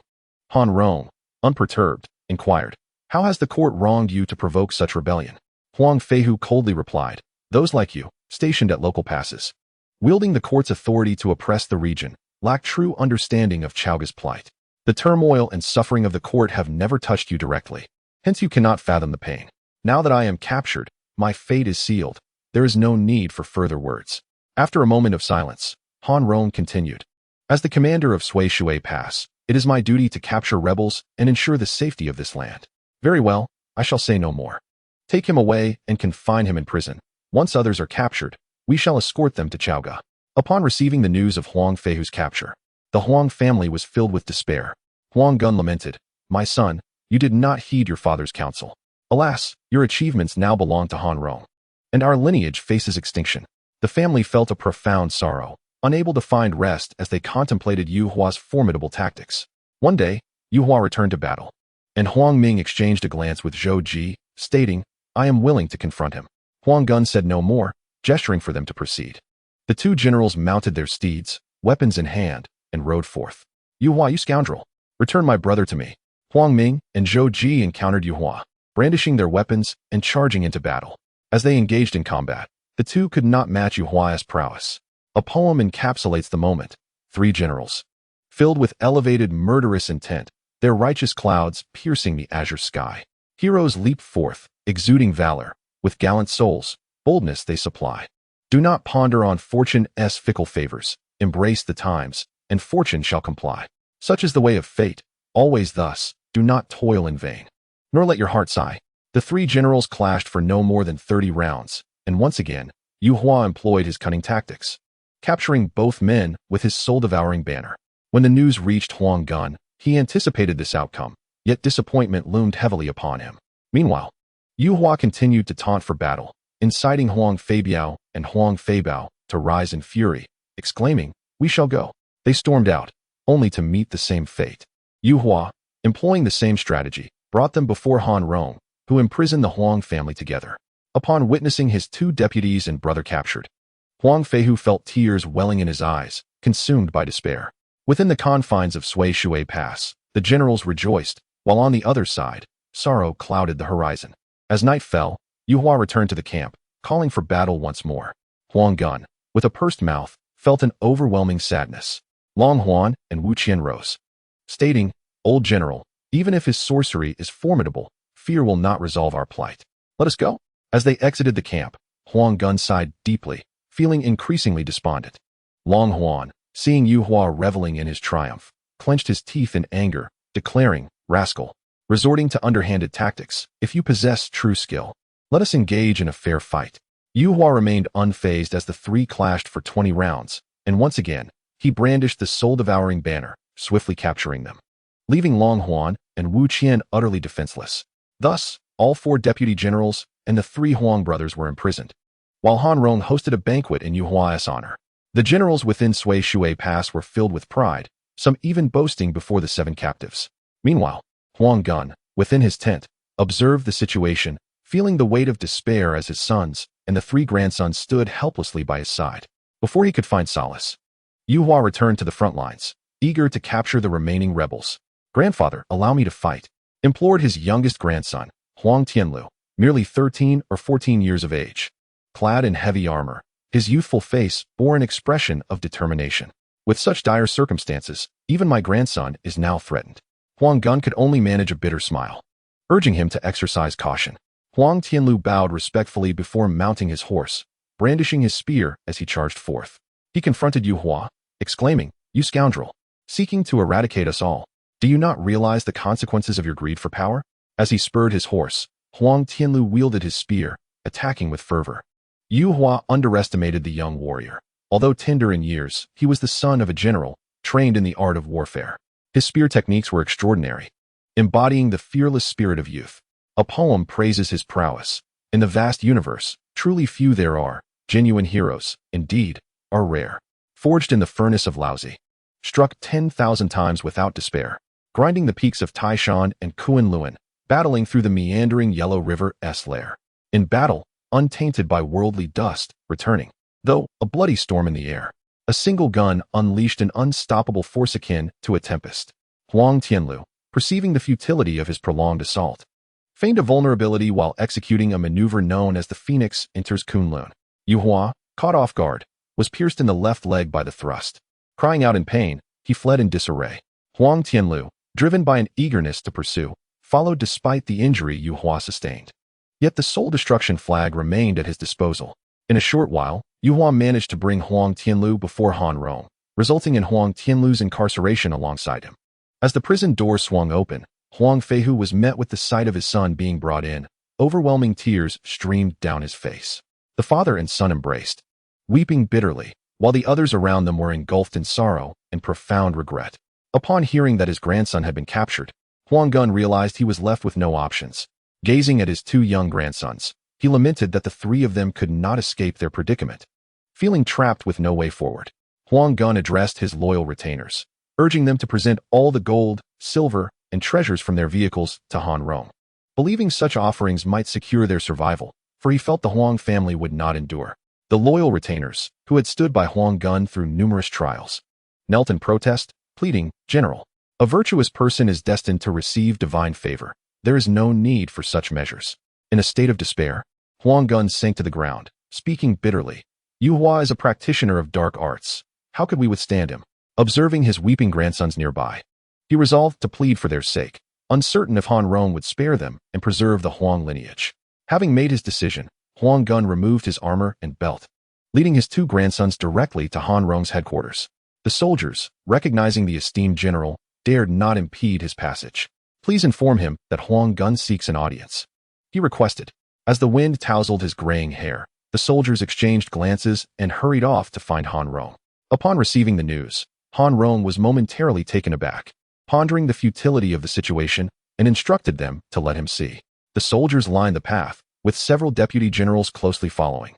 As Han Rong approached the entrance to find Huang Gun, clad in simple attire, kneeling on the steps with his two grandsons. What fate awaits the Huang family? To be continued in the next chapter. In the 34th chapter, Flying Tiger returns to Zhou to meet Xia. The poem reads, "The dark arts and treachery weave a tangled web. A foolish ruler stirs the waters of inquiry. Greed and debauchery disregard the moral order. Who comprehends the nation's plight amidst chaos? The ministers and generals must return to the righteous sovereign. Why does Han Rong obstruct the chariot's path?" Along the way, he encounters Ling Zhuzi. A brick strikes, leaving a lament of injury. Upon seeing Han Rong emerge, Huang Gun knelt, stating, "I, the offending official Huang Gun, come to pay my respects to General Han." Han Rong, sensing the weight of the moment, sighed in resignation. "There is no need for such formality, General. This matter is of great importance to the court, and it is not within my power to decide unilaterally. Your actions place me in a difficult position." Huang Gun shook his head, replying, "The Huang family has rebelled. We must bear the consequences. However, there is still a matter for consideration. I implore you, General Han, to grant us a sliver of mercy. Even if my son and I must perish, we shall remain grateful for your kindness." "Oh, what is this matter? Please, General, share." Han Rong inquired, perplexed. "The son bears the burden of his father's demise. I dare not voice any grievances. Yet, as a loyal servant of the Huang family for 7 generations, it is truly lamentable that we face such calamity today, resulting in the slaughter of the Huang lineage. Reluctantly, I kneel before the general, beseeching him to show mercy, considering the innocence of my 7-year-old grandson, and to grant him safe passage, preserving a trace of the Huang bloodline." In Huang Gun's murky eyes lay a plea. Han Rong hesitated for a moment and replied, "Having guarded the Sisui Pass for many years, how could I act out of personal favor? The Huang family enjoys wealth and power, standing at the pinnacle of authority, having received the nation's bounties. However, the Wuqing king has betrayed the court, and such a transgression is unforgivable. When the time comes to escort him to the capital, the court will render its judgment. Those guilty will face their due consequences, while the innocent will find their rightful path. At that moment, who would dare to contest the verdict? If I were to release Huang Tianxiang, it would be akin to colluding in deceit and undermining the court's integrity. Such a request is beyond my capability to grant." "General Han." Huang Gun stepped forward, filled with sorrow, and continued, "What harm is there in releasing a mere child? He poses no threat to anyone. I implore you to consider the kindness of preserving a glimmer of hope for our family. The Huang family's achievements are well known, and we are not traitors acting out of malice. We bear an unjust burden, recognized by all. Moreover, if those in power do not act with compassion, it is as if one enters a treasure trove empty-handed. I hope you will show some mercy. Yet Han Rong remained resolute, stating firmly, Old General, unless I too turn against the court, there is no possibility of allowing Tianxiang to pass. Despite Huang Gun's repeated, hushed pleas, Han Rong remained unmoved. Enraged, Huang Gun turned to his two grandsons and declared, I have humbly sought your mercy to preserve the Huang lineage. If you refuse to show compassion, then so be it. Death holds no fear for me. Han Rong gestured to his aides, who swiftly encircled the 3 members of the Huang family. Since the old general had come, there was no need for him to leave. Please make yourselves comfortable. Huang Gun sneered coldly as he took his grandson's hands, and soon they found themselves in a prison cell. Upon seeing his father and 2 sons brought in, Huang Feihu burst into tears, crying out, Father! The 2 young boys rushed into Huang Feihu's embrace, their eyes reddening as they quietly wept. The abruptness of their misfortune left them no time to react. It seemed, as their father had foretold, they could not pass through the Sisui Pass. Indeed, he felt like a sinner in the Huang family. Huang Gun surveyed the room, finding a place to sit, and spoke solemnly, Now that matters have reached this point, it is too late for regret. I had hoped you might spare my life at the Jipaiguan, but you refused. Why should I harbor resentment? Enough. While sorrow filled the prison, Han Rong reveled in his triumph. Not only had he captured the Huang family, but he had also acquired their wealth and treasures, leaving him dazzled by the riches. A banquet was laid out, celebrating with Han Rong, filled with music and dance. The officials laughing and enjoying themselves. As Han Rong drank, he inquired, who should escort the Huang family to the capital? At that moment, Yu Hua stepped forward and replied, The Huang father and sons are skilled in battle. I shall go to ensure their safe arrival. Han Rong nodded. Then depart early, so I may rest easy. I understand. I shall set forth for the capital on the morrow. After discussing the details, Yu Hua raised his cup once more and drank deeply. The next day, he assembled 3,000 troops and prepared to transport a total of 11 prisoners by cart to Chaoga. Han Rong personally escorted Yu Hua out of the city gates, while the Huang family members wore ashen faces, remaining silent. The scenes along the way were reminiscent of their swift journey to this place, and returning now evoked a complex array of emotions. After traveling 80 miles, they arrived at the Jipaiguan Pass. Huang Gun gazed at the familiar encampment. The commander's hall remained unchanged, and many acquaintances were present within the gates. Little did he expect to return as a prisoner. He struggled to hold back tears, but upon witnessing the size of the soldiers and citizens by the roadside, he could no longer contain himself and wept aloud from the confines of the prisoner cart. For the moment, we shall set aside the grim state of Jipaiguan. In the golden light cave of Qianyuan Mountain, the celestial master Taiyi sat meditating on the Bio bed, cultivating his primordial spirit. Suddenly, he was seized by a whimsical inspiration. Even immortals are not entirely free from burdens, anger, obsession, and desires. When their hearts, once steadfast as rock, begin to waver, it is indicative of an impending event. Slowly, Taiyi opened his eyes and calculated within his sleeves, discovering that the Huang family was in peril. Jinxia, go summon your senior brother, he instructed. Jinxia complied and departed to fetch Nezha, who was currently wielding his spear, the fiery tip dancing like a dragon. Senior brother, master requests your presence. Nezha cast a glance at the boy, halted his movements, and in an instant arrived at the cave. Upon seeing Taiyi, he knelt and greeted him. Master, what instruction do you have for me? Taiyi stroked his beard and spoke. The Huang father and son are in distress. Descend the mountain and rescue them. Escort them out of the Sui Pass, and then return swiftly without delay. The Huang Feihu father and son, the martial king of Chaoga? Nezha, being the son of Li Jing, the general of Chentang Pass, was familiar with certain officials of the court. Taiyi nodded, commanding, in the future, you shall both serve in the same hall. Go now. Naturally, Nezha, who was inherently restless, felt elated at the opportunity to venture forth. He mounted the wind-fire wheels, grasped his fiery spear, and in the blink of an eye, departed from Qianyuan Mountain, traversing the clouds with remarkable speed. A poem reflects his swiftness. With feet upon the wind wheels, I rise into the air. The wondrous art of Qianyuan is boundless in its flair. Wandering the world like the wind's sound, suddenly, I catch sight of clouds in the corner of my gaze. Nezha, riding on the wind-fire wheels, soon arrived at Chuanyun Pass, landing atop a hillside. After waiting for quite some time, he finally spotted a troop of soldiers approaching, their banners billowing and weapons gleaming. What excuse should he conjure? He pondered. I cannot simply engage in conflict without cause. The excitement in his eyes was palpable as he murmured to himself. Nezha's mind raced, and he began to hum a tune. I shall thrive and forget the years, fearing not my master, nor the heaven sneers. Yesterday, the old lord passed this way. He must grant me a golden brick today. A scout horseman observed someone standing in the path ahead and hurriedly reported to Yu Hua, General, there is a person standing ahead, singing a song, and he does not appear friendly. Oh, set up camp here. I shall go investigate, Yu Hua commanded, urging his fiery-eyed beast to scout ahead. After walking for a while, he finally caught sight of Nezha standing atop the wind-fire wheels, and a poem emerges. An extraordinary jewel falls into the dust in Chentang Pass. The true god is unbound. In the depths of the Ninebei River, Li Jin met his demise, while the fury of the heavens ignited the essence of the young dragon. Before the Baoda Gate, Ao Guang succumbed, revealing his transformation for the second time at Qinyuan. The third pursuit of Li Jing led to the recognition of his father, as he was secretly bestowed with a singular fire-sharp spear, adorned with a resplendent cap. His robes cinched with a tapestry of tiger and dragon, he bore the golden bricks, unobstructed, as the Qianquan ring accompanied the mysterious sky silk. Time and again, the forces of Shiqi triumphed, securing the legacy of the Zhou dynasty for 8 centuries. Advancing eastward through the 5 passes, the banners unfurled in unparalleled splendor. The lotus incarnate, free from corruption, roamed widely, while the 8-armed Nezha garnered renown. Yu Hua inquired loudly, who rides upon the wind and fire wheels? Nezha, with his eyes darting playfully, chuckled, I have resided here for a considerable time. All who pass, be they kings or officials, must pay a toll for their journey. Where do you intend to go? Quickly present your silver, that you may proceed. Upon hearing this, Yu Hua, feeling a slight relief, declared, I am General Yu Hua, the vanguard commander of the Zhishui Pass, escorting the treasonous Huang Feihu and other criminals to Chaoga.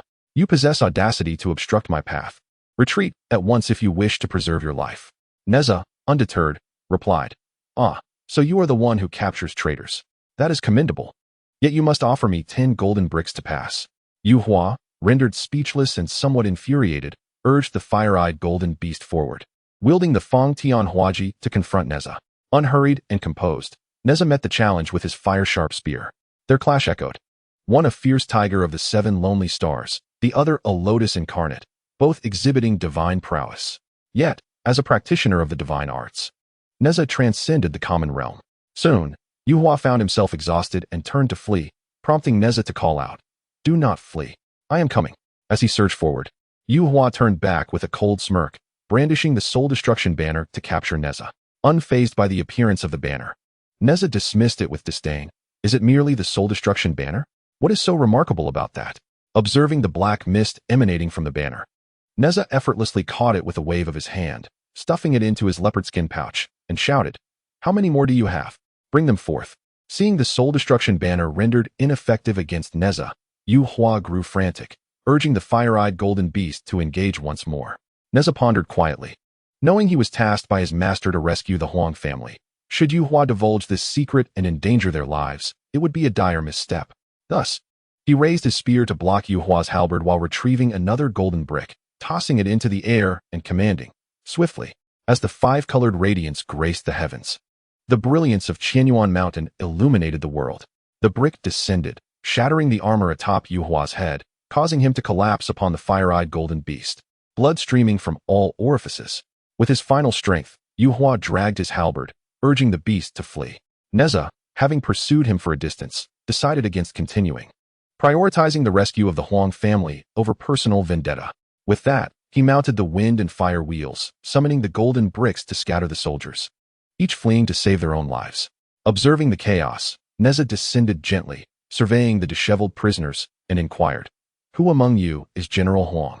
At that moment, Huang Feihu was observing closely, now able to discern Nezha's visage. Hesitantly, he inquired, I am Huang Feihu. May I ask who you are?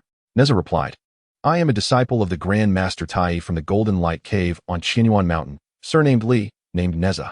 Knowing that the general is in peril today, my master has specifically sent me to offer assistance. The Huang family members were visibly elated, and Huang Feihu quickly expressed his gratitude, saying, Then I must sincerely thank you. Young brother. Nezha nodded, splitting open the prison cart and releasing each individual one by one. After Huang Feihu tidied his attire, he bowed in thanks. Nezha helped the people to their feet and said, Esteemed generals, please proceed with caution. I shall first assist you in capturing the Shui Pass, allowing you to exit safely." The Huang family, filled with gratitude, exclaimed, "Such immense kindness. We are truly at a loss for how to repay." After gathering their scattered weapons, each member prepared to depart. "I shall take my leave now." Upon confirming their safety, Nezha mounted his wind-fire wheels, vanishing into the sky in an instant. Meanwhile, on Yuhua's side, he moved swiftly. With the fiery eyes of a beast, he could traverse 1,000 miles in a day. And the distance from Chuanyun Pass to Shui Pass was merely 160 miles. Han Rong was at his residence, reveling with his soldiers, discussing the contributions of the Huang family. Suddenly, a messenger arrived to report, "General, Yuhua has returned." Han Rong furrowed his brow in surprise, pondering the situation. If he has returned so soon, there must be an issue. Let him in at once.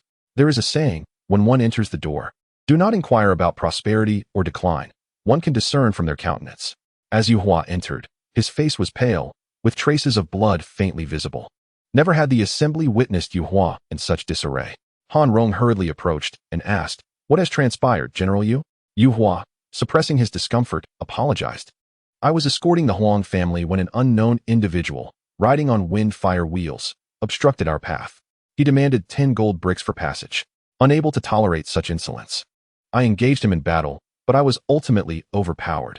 Even my soul-devouring banner could not prevail against him. I was injured by an unknown object, which led to my defeat." Han Rong, alarmed, inquired, "What of the Huang family?" Yuhua paused, shaking his head. The others scattered in flight. "I am unsure of the Huang family's fate." Han Rong, in frustration, exclaimed, "After all our toil, we have lost a traitor. If the king were to learn of this, he would surely demand accountability." Yuhua remained silent, while the other soldiers consoled him. "General, do not despair. I believe Huang Feihu will return, as he must exit the pass. He cannot retreat to Chaogu. We should simply dispatch personnel to guard the passes diligently. We will surely capture the traitor once more." As they deliberated, the guards at the forefront reported, "General, trouble is at hand. An individual outside, brandishing a wheel-like object and a spear, is calling for battle." Upon hearing this, Yuhua immediately recognized that the pursuer had arrived, exclaiming, "That is the very one who injured me." Han Rong, incensed, slammed the table and declared, "Let us go and apprehend this individual." Upon receiving orders, the soldiers donned their armor, armed themselves, and mounted their steeds, gradually surrounding Nezha. Observing this motley crew, Nezha regarded them as mere rabble and called out, "Summon Yuhua to meet me, and where is your commanding officer?" As soon as the words left his lips, Han Rong appeared before Nezha, clad in armor, with a steel spear and a silver steed, exuding an imposing aura. "Who are you? Why do you obstruct the path of my general?" Nezha scrutinized him and replied, "I am Nezha, disciple of the Taiji Jinren from the Golden Light Cave of Qinyuan Mountain. I have been sent by my master to rescue the Huang family. I encountered Yuhua, who had been injured, and I have come to prevent you from hindering their escape." In a fit of rage, Han Rong laughed scornfully. "You dare to intercept a court official and yet come here with such audacity. Truly despicable." Nezha responded earnestly, "The fate of the Shang dynasty has reached its end. The Holy Lord of Shiqi has arisen. The Huang family is destined to be the pillar of Shiqi, as decreed by heaven itself. Why do you defy the divine will? To go against heaven invites calamity." These words ignited Han Rong's fury. He ceased to exchange pleasantries and charged forward on his steed, spear in hand, intent on slaying Nezha. The clash of battle commenced. The drums thundered, and colorful banners waved as the armies shouted in unison, their commanders wielding swords and spears. Nezha's fire-tipped spear blazed with fury, while Han Rong showcased his valor from atop his steed. The soldiers roared like tigers, and Nezha shook his head like a lion. The warriors moved with the ferocity of mythical beasts, while Nezha stirred the chaos like a giant sea creature. The fire-tipped spear slithered like a monstrous serpent, and the soldiers were engulfed in an overwhelming aura of battle. Nezha displayed his might, while Han Rong stood firm, embodying heroic spirit. Thus, the strife of armies began, marking the first conflict at the Shui Pass. Nezha's fire-tipped spear, imparted from the Golden Light Cave, struck with the swiftness of a silver dragon's claw, effortlessly dispatching the multitude. One by one, the soldiers fell, fleeing in disarray. Yet Han Rong continued to fight valiantly. Soon after, reinforcements from the Huang family, Huang Ming, Zhou Ji, Long Huan, Wu Qian, Huang Feibiao, and Huang Feibao, arrived, shouting their intent to avenge Han Rong. Yuhua, already gravely injured, could barely muster his strength and urged the golden-eyed beast to charge forward, leading to a chaotic melee. Nezha, unwilling to prolong the battle, brandished a gold brick and hurled it at Han Rong, shattering his protective mirror. Han Rong fled in panic, while Yu Hua cried out, "You scoundrel! Do not harm our commander." Yu Hua exchanged blows with Nezha for several rounds, yet Nezha, wielding the Qinquan circle, delivered a blow that fractured Yu Hua's arm, causing him to scream in agony, nearly falling from the golden-eyed beast. The creature hastily retreated northeast with Yu Hua in tow. Nezha and the Huang family swiftly decimated the soldiers within Sisui Pass, scattering them in disarray. The next day, Huang Gun and Huang Feihu arrived, reclaiming the supplies previously taken by Han Rong and loading the remnants of their provisions onto vehicles. "He steals our possessions and holds us captive," the vice-commanders exclaimed, their tempers flaring as they loaded the supplies, but their spirits lifted once the task was complete. Nezha escorted them out of Sisui Pass. Upon reaching the Golden Rooster Ridge, marking the boundary of Shichi, Nezha spoke, "This is as far as I go. You are now in Shichi. The rest of the journey lies ahead of you." Huang Feihu stepped forward, expressing heartfelt gratitude. "Nezha, we are immensely thankful. Without your intervention, we would surely have fallen prey to the blades of Chaoga. Will you not accompany us to Shichi?" Nezha shook his head, replying, "You are destined to serve the enlightened Lord. This is the will of heaven. Obeying the decree of fate, I must return, for in the future, there shall be those we meet again, and so we shall part with a promise of reunion." As the crowd bid farewell, Nezha ascended upon the wind and fire wheels. Heading towards Mount Qianyuan, Wang Wuqing gazed longingly towards the direction of Sishuguan, his heart heavy with sentiment. Standing upon the soil of Shichi, he felt an unsettling disconnection. To prevent the night from prolonging his dreams, he hastened, leading 3,000 troops and his loyal retainers towards Shichi under the cloak of night. A poem bears witness. Parting from Chaoga to return to the Holy Lord, the trials of 5 passes weigh heavily upon us. Since then, weapons have clashed. Preparations are underway to attack Shichi. The Huang family traversed Shouyang Mountain, crossed Taowaping, and soon passed through Yinshan, arriving at Shichi Mountain within a few days. With Shichi City just 70 miles ahead. Along the journey, the prosperity and tranquility of Shichi were evident, standing in stark contrast to the chaotic state of Chaoga. Huang Feihu, upon reaching Shichi, settled his companions and spoke to Huang Gun. "Father, I shall first visit King Wu and Chancellor Jiang in Shichi City. Should they accept us, it would bring joy to all. If not, we shall seek another refuge." Huang Gun nodded, encouraging his son, "Go forth without worry." Mounting the multicolored divine ox, Huang Feihu rode the 70 miles to Shichi. As he approached the city, the landscape grew increasingly enchanting, with rich mountains and fertile lands, where travelers yielded to one another with courtesy in a thriving community. Renowned as sacred land, Shichi displayed its bountiful nature, reminiscent of the golden age of Shun and Yao. Yet, thoughts of Chaoga cast a shadow over Huang Feihu's spirit. Upon entering the city, he inquired of a guard, "Where is the residence of Chancellor Jiang?" The guard appraised him and replied, "The Chancellor's residence is just beyond the Little Golden Bridge." "Thank you, young brother," Huang Feihu said with a respectful bow, leading his divine ox towards the bridge, which was easily recognizable. When he arrived at the entrance of the Chancellor's residence, Huang Feihu hesitated for a moment before addressing the guard. "Could you kindly deliver a message?" Huang Feihu from Chaoga requests an audience with the Chancellor. The guard, upon hearing the name Chaoga, grew more cautious and replied, "Please wait a moment." Jiang Zia, who was engaged in state affairs, paused when informed of the visitor. "Huang Feihu, are you referring to Huang Feihu?" he asked, incredulous. "Indeed, Chancellor," the guard confirmed. "He is the martial king of Chaoga. Quickly let him in." Jiang Zia pondered, hastily instructing someone to invite him into the main hall. He then changed into his official robes in the courtyard to greet the visitor. As Jiang Zia reached the entrance of the main hall, Huang Feihu arrived at the steps, bowing deeply upon seeing him. Recognizing him as the martial king, Jiang Zia returned the gesture reverently, saying, "It is an honor to meet you, martial king. I was unaware of your arrival. I beg your pardon for not welcoming you sooner." With a sigh, Huang Feihu replied, "Chancellor, you must know that I am no longer the martial king. I have turned my back on the merchant regime, akin to a bird that has lost its forest, and have come seeking your sanctuary." Jiang Zia was taken aback. The news of Huang Feihu's defection from the merchants had been tightly sealed under the insistence of Grand Tutor One, and even the slightest details had not yet reached Shichi. "Is what you say true, General Huang? What prompted your defection?" he urged. "Come inside, and let us discuss this matter in detail." Jiang Zia gestured for his guest to enter, and the two proceeded into the main hall, one following the other. Once they had taken their seats, after some polite exchanges, Huang Feihu slowly recounted the details of his rebellion against the Shang dynasty. You are aware of the tyrannical deeds of King Zhou, and my family, the Huang clan, has served the Shang faithfully for 7 generations, diligently contributing to the realm. However, on New Year's Day, under the scheming of Daji, my lady was humiliated and fell to her death from a height. My sister, who had accompanied the king in the West Palace for many years, also met a tragic fate when she sought justice and was thrown from the building. Therefore, I rose against Chaoga, and with great effort, I broke through 5 barriers. I have come to seek refuge with the Western Qi, where the people have always lived in peace and prosperity under the rule of the sage. If the Western Qi would accept my family, we would gladly serve with utmost loyalty. Upon hearing his story, Jiang Zia felt a surge of joy and exclaimed, General Huang's arrival in Western Qi is indeed a blessing for King Wu and all its people. There is no reason for us to refuse you. He added, Please rest at the inn for a while. I shall go to the palace and convey this matter to King Wu. After exchanging further pleasantries, they parted ways. Jiang Zia, hastening to the inner court.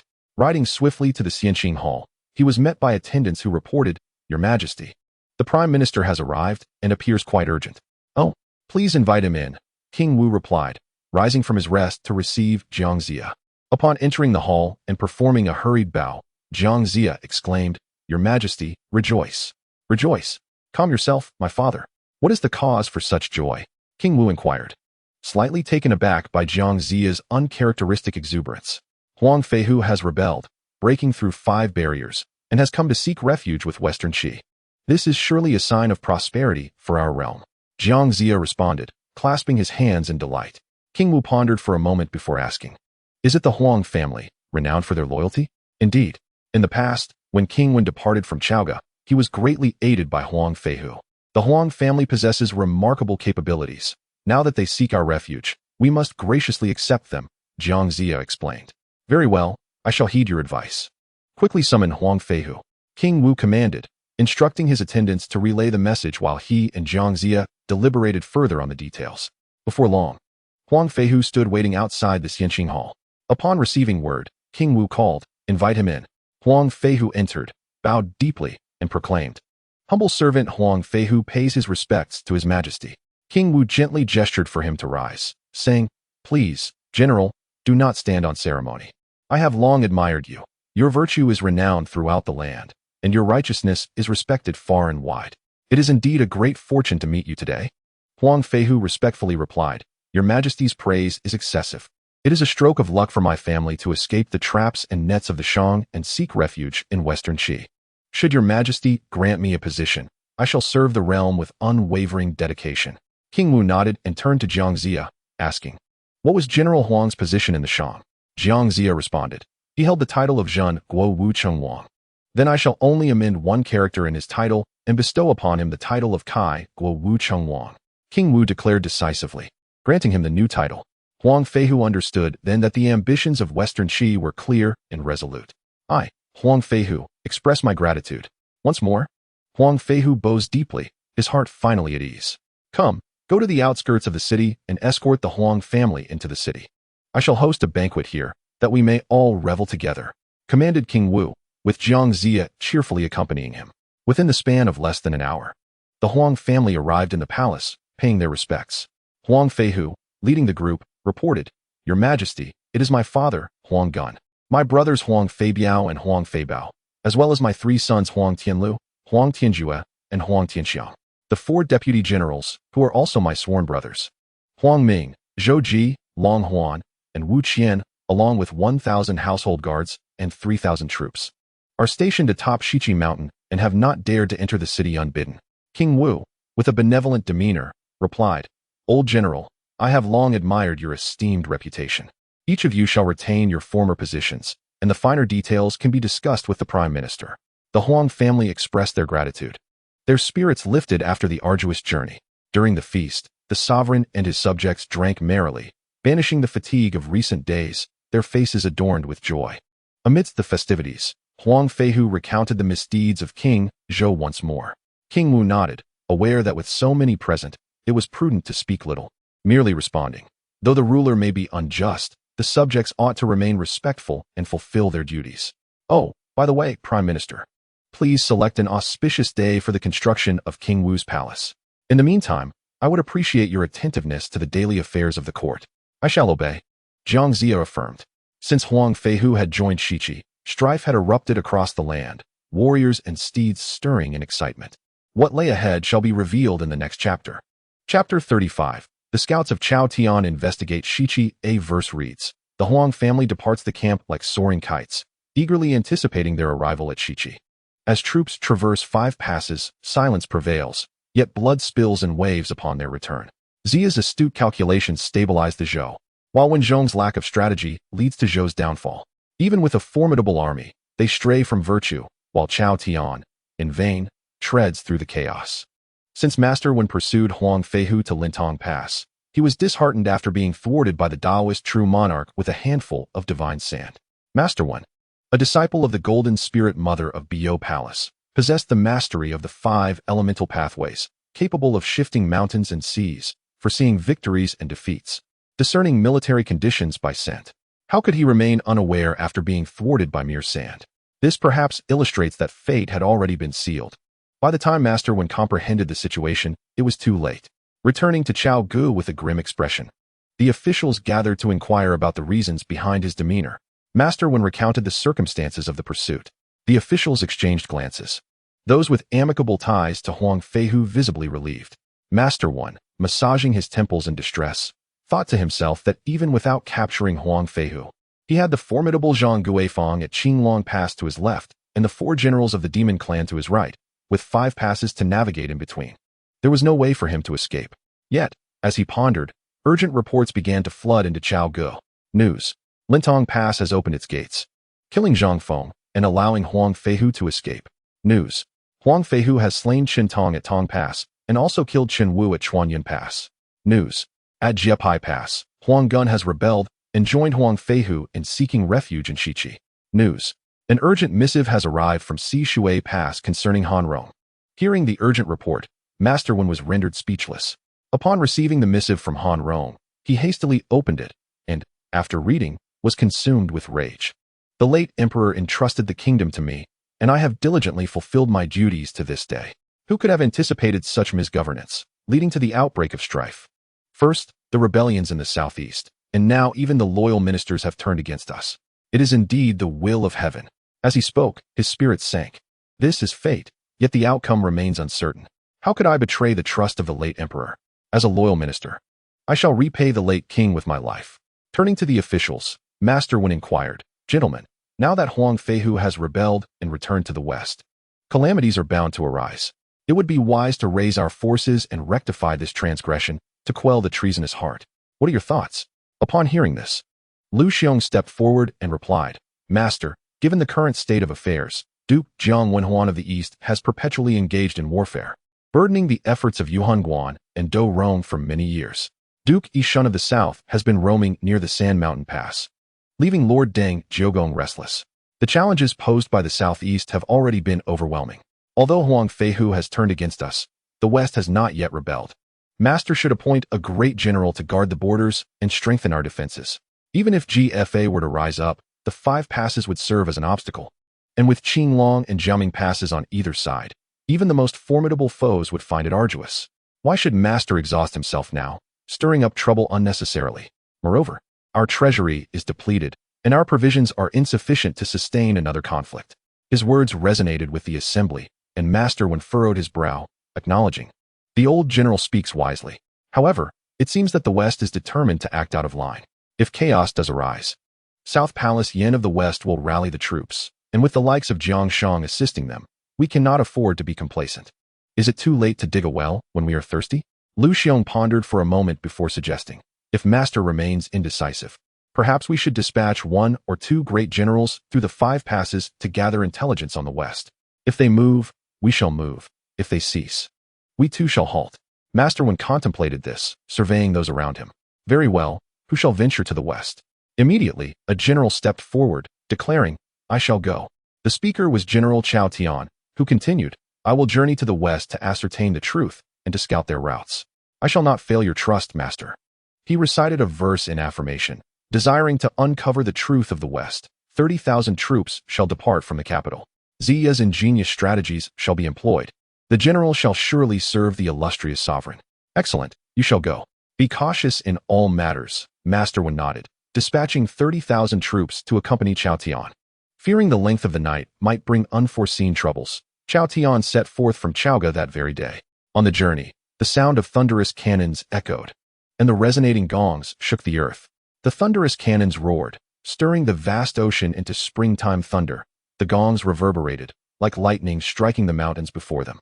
The soldiers charged forth like fierce tigers leaving the mountains, and the horses resembled dragons emerging from the waters. Banners fluttered, resembling multicolored clouds.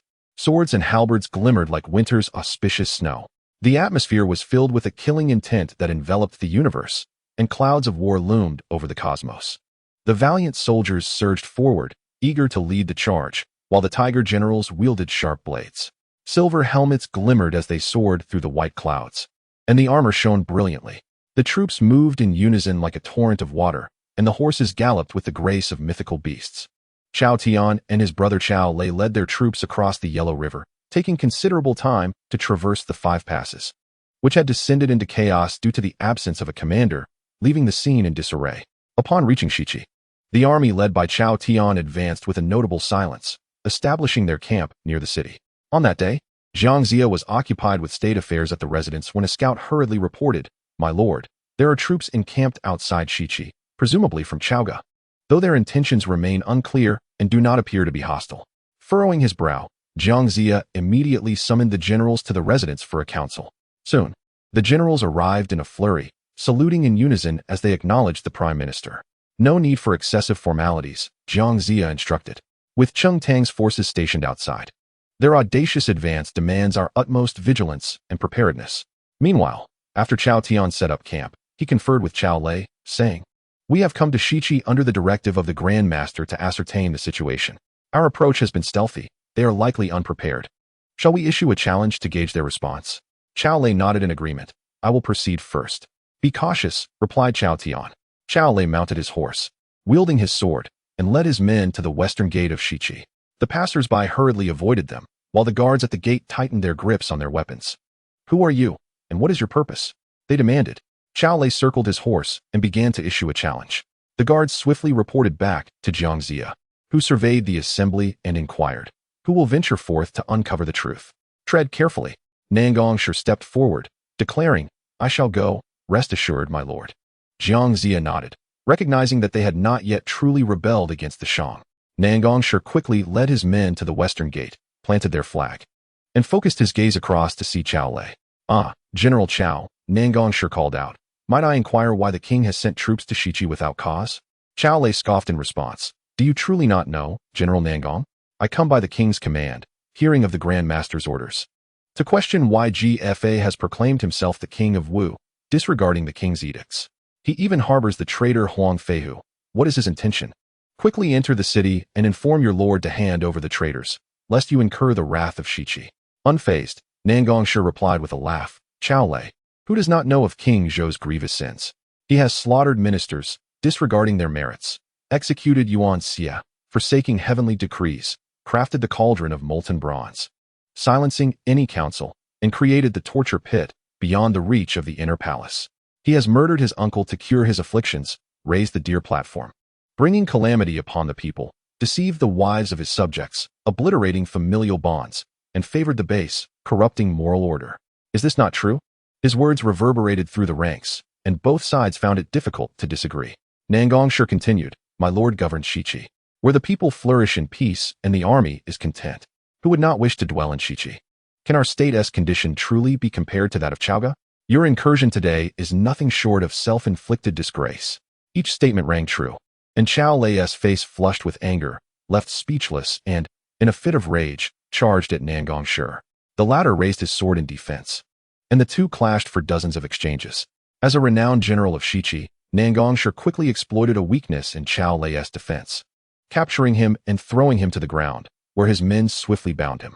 Upon encountering the commander, they dared not act rashly and hurried back to report to Chao Tian. Meanwhile, Nangongsher sounded the retreat and escorted Chao Lei to meet Jiang Zia. Upon seeing Nangongsher return so promptly, Jiang Zia inquired, "What of the battle? What was the outcome?" "I have fulfilled my duty and captured Chao Lei alive," Nangongsher replied with a bow. Jiang Zia commanded his men to bring Chao Lei in.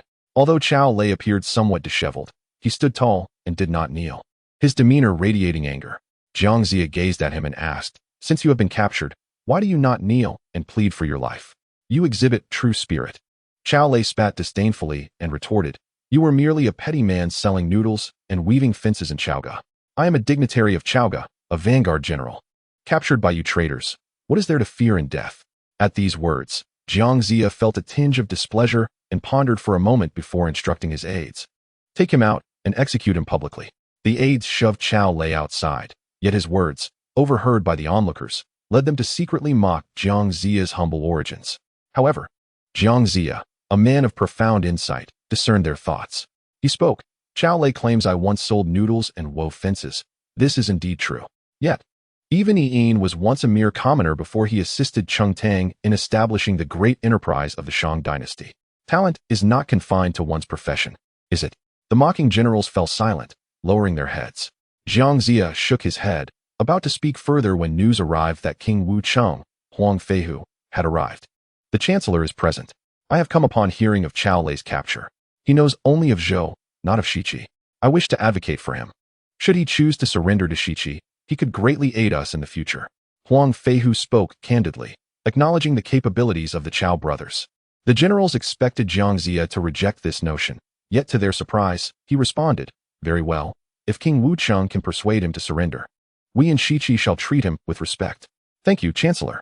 I shall go and persuade him," Huang Feihu said, joy illuminating his face as he took his leave. Just then, he witnessed Chao Lei being restrained outside the palace, awaiting execution. Huang Feihu approached, saying, "General Chao Lei, I see you are unharmed." Chao Lei recognized King Wu Cheng, having once served under him, and found himself at a loss for words upon meeting his former lord, now turned rebel. Huang Feihu continued, "You fail to recognize the signs of the times, the advantageous terrain, and the harmony among men. The current state of the world does not require me to elaborate further, does it? The lands of the southeast and southwest no longer belong to the Shang. Even if King Zhou was once powerful, he is now on the path to ruin. His sins weigh heavily upon the common people. As for King Wu, his literary and martial prowess is unmatched, and, most importantly, he has won the hearts of the people. I once held the title of the Zhenguo Wu Cheng Wang in Chaoga, and now, under King Wu's great favor, I am the founding Wu Cheng Wang. I have deeply felt the virtue of King Wu. To call it akin to that of Yao and Shun would not be an exaggeration." Huang Feihu spoke earnestly. Raising Chao Lei, "I know you are valiant in battle. Today, I urge Chancellor Jiang to spare your life. If you are willing to surrender, you will not be treated poorly. However, should you remain obstinate, once the order for execution is given, it will be too late for regret." Chao Lei's expression fluctuated between shades of blue and white as he listened to Huang Feihu's lengthy discourse. After a moment of contemplation, he seemed to have made a decision and spoke. "Wu Cheng Wang, I have inadvertently offended the Prime Minister. He is unlikely to grant me pardon." Huang Feihu, sensing Chao Lei's wavering resolve, could not suppress his joy. "If you are inclined to surrender, I shall certainly ensure your protection." Chao Lei bowed his head in deep thought for a moment, then raised it again, his demeanor transformed. "Since the general has spoken so, I cannot but heed your command." "Very well, I shall persuade the Prime Minister at once." Huang Feihu, greatly pleased, re-entered to see Jiang Ziya, conveying Chao Lei's willingness to submit and offering his assurance. Jiang Ziya raised an eyebrow, stating, "If he is willing to surrender, it would be unjust to slay a captive. Let him enter and speak." Chao Lei re-entered the residence, kneeling at the steps and humbly declaring, "I was rash and offended the Prime Minister. Grateful for your mercy, I am willing to serve Shiqi with all my strength." Jiang Ziya nodded, saying, "Since the general is willing to submit, you shall henceforth be regarded as a member of our court. What offense is there?" He then inquired about the troops outside the city. Chao Lei responded with a respectful bow. "In the camp outside, my brother Chao Tian awaits. I shall persuade him to join me in surrendering to the Prime Minister." Jiang Ziya remained silent for a while Chao Lei began to perspire slightly. Eventually, Jiang Ziya smiled and said, "That is splendid. I appreciate your efforts, General Chao." Meanwhile, upon hearing of Chao Lei's capture, Chao Tian was in a state of turmoil, contemplating strategies, when news arrived that Chao Lei had returned unharmed. Chao Tian rushed out of the camp and, upon seeing his brother safe, urgently inquired, "What transpired? Were you not captured?" "My brother was taken by Nangong Shi to meet Jiang Ziya, where he was publicly humiliated and threatened with execution. However, Wu Cheng Wang interceded on my behalf, earnestly urging me to surrender. After some reflection, I acquiesced. Chao Lei sighed, recounting the events. Upon learning of Chao Lei's capitulation, Chao Tian erupted in anger. You ignorant fool! You have placed your trust in the words of traitors and betrayed the Western lands. How can you face our ancestors? Chao Lei fell silent, his voice hoarse. Brother, do we not understand the situation in Chaoga after so many years? Chao Tian, exasperated, inhaled deeply and replied, Chao Lei, I know well that Shichi is a prosperous place, favored by the people. You think only of our surrender. Yet have you considered the families of our 3 armies left behind in Chaoga? Today, we may be safe, but what of our relatives? Chao Lei appeared taken aback, clearly not having considered the fate of their kin in Chaoga. He exclaimed, then what is to be done? Chao Tian paced back and forth, then fixed his gaze on Chao Lei, beckoning him closer. Come here, let us devise a plan. It must be such, so we may return and report to Taisher. Chao Lei hesitated, expressing concern. Brother, is this truly advisable? Chao Tian retorted angrily. If I command you to go, then go. Chao Lei awkwardly scratched his head, mounted his horse, and returned to Shichi City to meet Jiang Zia. The Prime Minister, I shall proceed to persuade my elder brother to surrender. He is willing, but with one condition, someone must formally invite him. After all, both my brother and I came here under the edict of King Zhou. If he simply submits, it would be a grave injustice. I beseech the Prime Minister to send an envoy to extend this invitation, preserving some dignity. Jiang Zia, with a knowing smile, reiterated. So your elder brother requires an invitation to come. With a chuckle, he added, but who might be willing to undertake such a journey? At that moment, Huang Feihu stepped forward, expressing his willingness to go. Very well, then it falls upon you, King Wuqing, to make this trip. Jiang Zia acquiesced, while Chao Lei, momentarily taken aback, had not anticipated such ease. He was momentarily speechless. It was only when Huang Feihu urged Chao Lei to exit that they left the Prime Minister's residence in silence. Jiang Zia observed their departing figures, calculated a few things, and instructed Xian Jia to immediately take a letter out of the city, then directed Nangong Shi to secretly leave the city as well. Huang Feihu accompanied Chao Lei to the camp outside the city, where they found Chao Tian standing at the gate, bowing to King Wuqing. Huang Feihu returned the gesture with a smile, having come without any troops. They exchanged pleasantries as they entered, but suddenly, with a command from Chao Tian, the soldiers who had been lying in ambush swiftly surrounded Huang Feihu. What is the meaning of this? Have you reneged? Are you repaying kindness with enmity? Huang Feihu exclaimed in astonishment, turning his gaze to Chao Lei, who averted his eyes. Chao Tian clasped his fists and said, Forgive me. My life is at stake. I have no choice. It seemed the endeavor had come without effort. He ordered the troops to depart swiftly, advancing towards the 5 passes. Fearing that the forces of Shichi might react, capturing Huang Feihu would suffice for them. The Chao brothers hastily withdrew their camp. As evidenced by the verse, Chao Tian's scheme captured the Zhou general. How clever is this plan compared to that of our father? The tiger drawn is but a dog. The brothers are bound and brought into the capital. The withdrawal of the troops was rapid and remarkably silent, racing through 35 li to arrive at Longshan Pass. The terrain at Longshan Pass is elevated, where 2 banners had already been planted, and the troops were arrayed, led by Xian Jia and Xian Mian, who had previously taken the letter out of the city. Jiang Zia had already foreseen that the Chao brothers were not truly loyal, but wished to grant Huang Feihu this courtesy. Chao Tian, you have long been expected here by order of Prime Minister Jiang. Xian Jia bellowed with vigor, brandishing his axe. Upon realizing he was blocked, Chao Tian, recognizing that his plan had been thwarted, angrily retorted, I mean no harm to the soldiers of Shichi. Do you dare to intercept the Court rebels? With that, he brandished his sword towards Xian Jia. The two clashed fiercely for over 20 exchanges. Seeing that Xian Jia was holding his own against Chao Tian, Xian Mian sought to locate Huang Feihu. Amidst the throng, Xian Mian devised a plan to flank Chao Tian from behind, coincidentally encountering Chao Lei.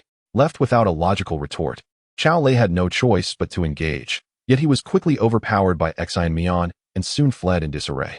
Xian Mian and the soldiers of Shichi found Huang Feihu and rescued him. Upon understanding the situation, Huang Feihu could not help but sigh and remarked, Thank you, General Xian. It seems the Prime Minister is indeed a man of great wisdom. The two rode forth together, finding Xian Jia still engaged in a fierce battle with Chao Tian. Huang Feihu, with a cold smile, remarked, I hold talent in high regard and wish to save them, yet they have betrayed me, a truly detestable act. With that, he spurred his horse into the fray. Though he wielded not his favored weapon nor rode the 5-color divine ox, Chao Tian, already exhausted, stood no chance against Huang Feihu and was captured after just a few exchanges. You devised a scheme to ensnare me, yet did you not consider the Chancellor's remarkable foresight? What chance do you have now? Huang Feihu, filled with ire, refrained from striking with lethal intent and chose instead to escort him back to the West Qi. Meanwhile, Chao Lei fled from behind, yet he was lost in unfamiliar terrain, darting left and right, ultimately becoming disoriented within the mountains of West Qi. It was not until the second watch of the night that he stumbled onto a main road. Just as fatigue weighed heavily upon him, he heard a shout ahead. A lantern was raised, illuminating the figure of Nangong Shi in pursuit. Upon recognizing him, Chao Lei pleaded, "General Nangong, grant me a chance for survival." Nangong Shi shook his head and replied, "Since I have pursued you this far, there is no need for your pleas. Surrender early to spare yourself further suffering." Chao Lei gritted his teeth, fearing that if he were to feign surrender only to be captured again, his life would surely be forfeit. Thus, he resolved to fight with all his might. Yet, he was no match for Nangong Shi and was soon apprehended, subsequently escorted back to West Qi. As dawn broke, a crowd gathered at the gate of the Chancellor's residence, where Xian Jia and Xian Mian brought Chao Tian, and Nangong Shi held Chao Lei, all awaiting Jiang Zia. Huang Feihu observed the two captives with a complex expression, sighing, and chose not to speak further. When summoned by the Chancellor, the throng entered en masse. Huang Feihu bowed to Jiang Zia, expressing gratitude. "Thank you, Chancellor, for your brilliant strategy that rescued me. I nearly fell victim to their designs." Jiang Zia personally assisted Huang Feihu to his feet and waved his hand, saying, "I was aware of their dubious intentions. However, I granted them the opportunity partly out of respect for you, and partly to see if they could seize it. Alas, they failed." Both Nangong Shi and Xian Jia received orders to present the Chao brothers, who appeared quite disheveled. Jiang Zia looked down upon them, stating, "I offered you a chance, yet you have disappointed me. Such deceit cannot escape my notice. Enough. Since your hearts lie not with West Qi, take them out and execute them." The order was given, and the two were surrounded and led away for execution. Huang Feihu felt a pang of compassion but could not voice his dissent. At that moment, Chao Lei could no longer contain himself and cried out, "Chancellor, this is unjust." Jiang Zia regarded him and asked, "What do you mean? You plotted against others, betraying the earnest efforts of King Wucheng. How is this unjust?"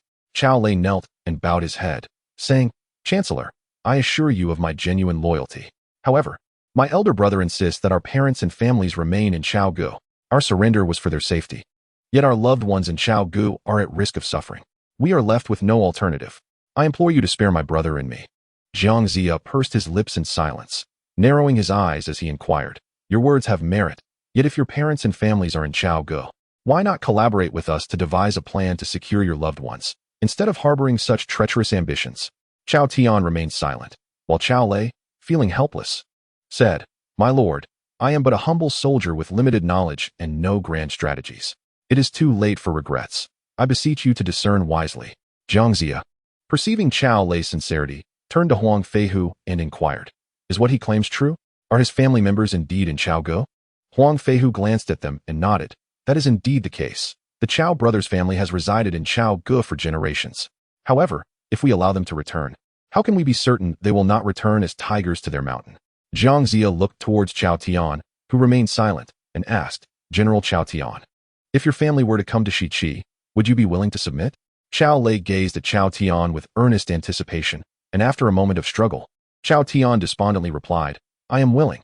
Jiang Zia nodded and said, "Very well, then Chao Tian shall remain here. Chao Lei, you are to return to Chaogu and discreetly bring your family back. Exercise caution, and success shall surely follow." Chao Lei duly noted the instructions, and Jiang Zia ordered for his bindings to be loosened. He knelt and bowed 3 times, expressing his gratitude to the Prime Minister for his grace, promising to return without fail. After making the necessary preparations, he set off back to Chaogu. As for what transpired thereafter, we shall await the next chapter for elucidation. Chapter 36. Zhang Guifang receives orders for the Western Expedition poem. Receiving orders for the Western Expedition, the jade symbol is unveiled, banners fluttering, reflecting the long journey ahead. Startled, I behold the painted halberd flipping like a money leopard, envying the ice flowers brushing against the sword's duck. Zhang Gui captures the army, his title distinct. Wind and forest strike, wielding the precious lance. Even if wisdom and cunning lead to defeat, alas, the will of heaven is ruthless towards the unworthy. Chao Lei departed from Shiqi, hastening day and night towards Chaoge. After several days, he finally arrived at the capital, and without delay, he proceeded to the residence of Master One.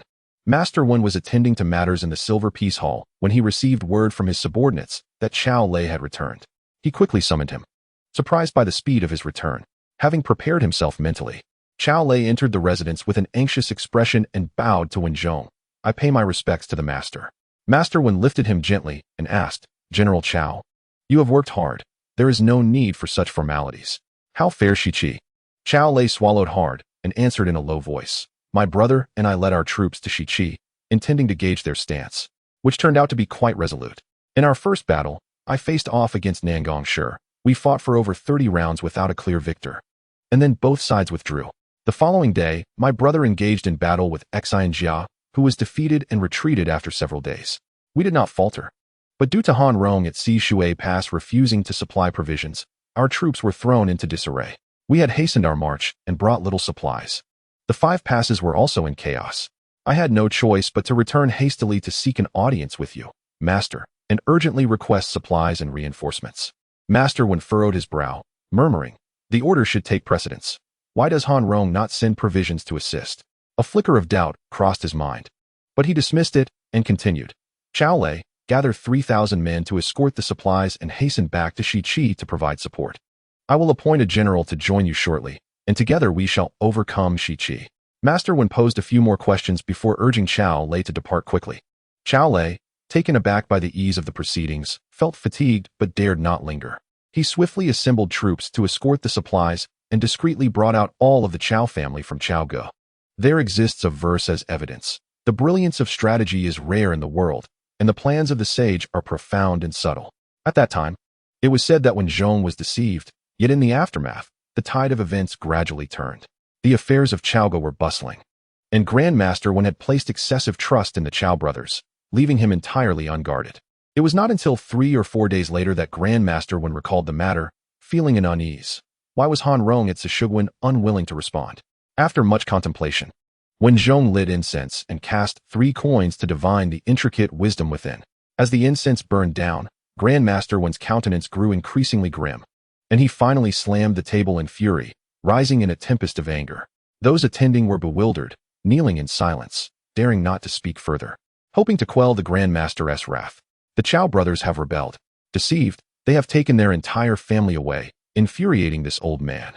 Grandmaster Wen was filled with rage and urgency, yet even more so, he felt a sense of helplessness. A cautious attendant inquired, "Might the Grandmaster command someone to pursue them? What is there to pursue? So many days have passed, by now. They are likely already within the territory of Shiqi." Wen Zhong coldly replied, "Who shall we send to attack Shiqi now?" The individuals questioned were none other than Wen Zhong's disciples, Ji Li and Yu Qing, who exchanged glances and responded, "If the master wishes to campaign against Shiqi, the most suitable commander at present would be Zhang Guifang of Qinglong Pass." Zhang Guifang. Grandmaster Wen pondered for a moment, then issued an order with the command arrow and fire token, sending someone with a decree to Qinglong Pass, instructing Zhang Guifang to march against Shiqi. Meanwhile, Chao Lei feared that Wen Zhong might catch on, and even though his family moved slowly, they traveled day and night without rest. Fortunately, they successfully passed 5 barriers and arrived at Shiqi, where they once again paid their respects to Jiang Zia, feeling a sense of reassurance in their hearts. Chao Lei expressed his gratitude. "I pay my respects to the Prime Minister. Your brilliant strategy has saved my entire family. Now, my brother's parents and wife and children are all in Shiqi City. This kindness I shall repay with utmost loyalty." Jiang Zia nodded, inquiring in detail about Wen Zhong's reactions, and then stated, "General Chao, you have worked hard. I believe it will not be long before Wen Zhong realizes the truth and will surely muster troops to attack Shiqi again. Summon the 3 armies, intensify training, and maintain strict vigilance." The advance officer dispatched by Grandmaster Wen soon arrived at Qinglong Pass. Zhang Guifang was not surprised by the order to attack Shiqi. He accepted the Grandmaster's command arrow and fire token and mobilized an army of 100,000. "I shall march against Shiqi. Does the Grandmaster have arrangements for guarding Qinglong Pass? Once our 100,000-strong army departs, Qinglong Pass will be left vulnerable, and it would be unwise to allow an enemy to take advantage of that." The advance officer, surnamed Feng and named Lin, a descendant of Feng Ho, replied, "Rest assured, Commander, the formidable General Chiu Yin is already on his way, and will temporarily oversee the defense of Qinglong Pass. 3 days later, General Qiu Yin arrived at Qinglong Pass to guard the frontier. Following the transfer of command, Zhang Guifang sounded the drums and set forth. 10,000 valiant lions marching proudly toward Shiqi. There exists a verse as evidence. The banners billow like waves, the embroidered ribbons flutter gracefully. The spear tips are red like flames, the blades gleam white as shackles. Axes arrayed like flowers, flags waving like leopard tails, whips and cudgels in hand. The clouds of war pierce the heavens. The three armies are like fierce tigers, the war horses dance like dragons. The drums roar like spring thunder, the gongs resound from afar. Guifang leads as the general, and the affairs of Shiqi grow ever clearer. A few days later, Zhang Guifang's troops arrived outside the city of Shiqi. A sentinel approached to report, "General, we have reached Shiqi. Shall we set up camp?" Zhang Guifang rode forth to survey the surroundings. And several miles away lay the picturesque Shiqi city. He commanded, "Establish the camp here." Jiang Zia had already instructed Shiqi to maintain strict vigilance. And upon the arrival of the 100,000 troops, the news swiftly reached him. He convened the generals in the hall to discuss strategies for retreat. "General Huang, how proficient is Zhang Guifang in warfare?" Jiang Zia inquired of Huang Feihu. The reputation of Qinglong Pass was well known, yet specifics remained unclear. Huang Feihu furrowed his brow and replied, "Since the Prime Minister has asked, I must speak candidly. Zhang Guifang is a practitioner of esoteric arts, capable of employing illusions to harm." "Oh, what manner of illusions?" Jiang Zia's eyes narrowed upon hearing this. "This technique is peculiar. Whenever Zhang Guifang engages in battle, he invariably declares his name. For instance, should we face off, he would call out, 'Huang Feihu, do not dismount. What are you waiting for?' Upon uttering this, I would find myself compelled to dismount uncontrollably." Huang Feihu reflected on the affairs pertaining to Zhang Guifang. Upon hearing this, the gathered warriors exchanged glances, astonished by such enchantment. Huang Feihu sighed and continued, "The Prime Minister must decree that all generals must refrain from revealing their names when confronting Zhang Guifang. Should he learn one's name, the technique will immediately ensnare them."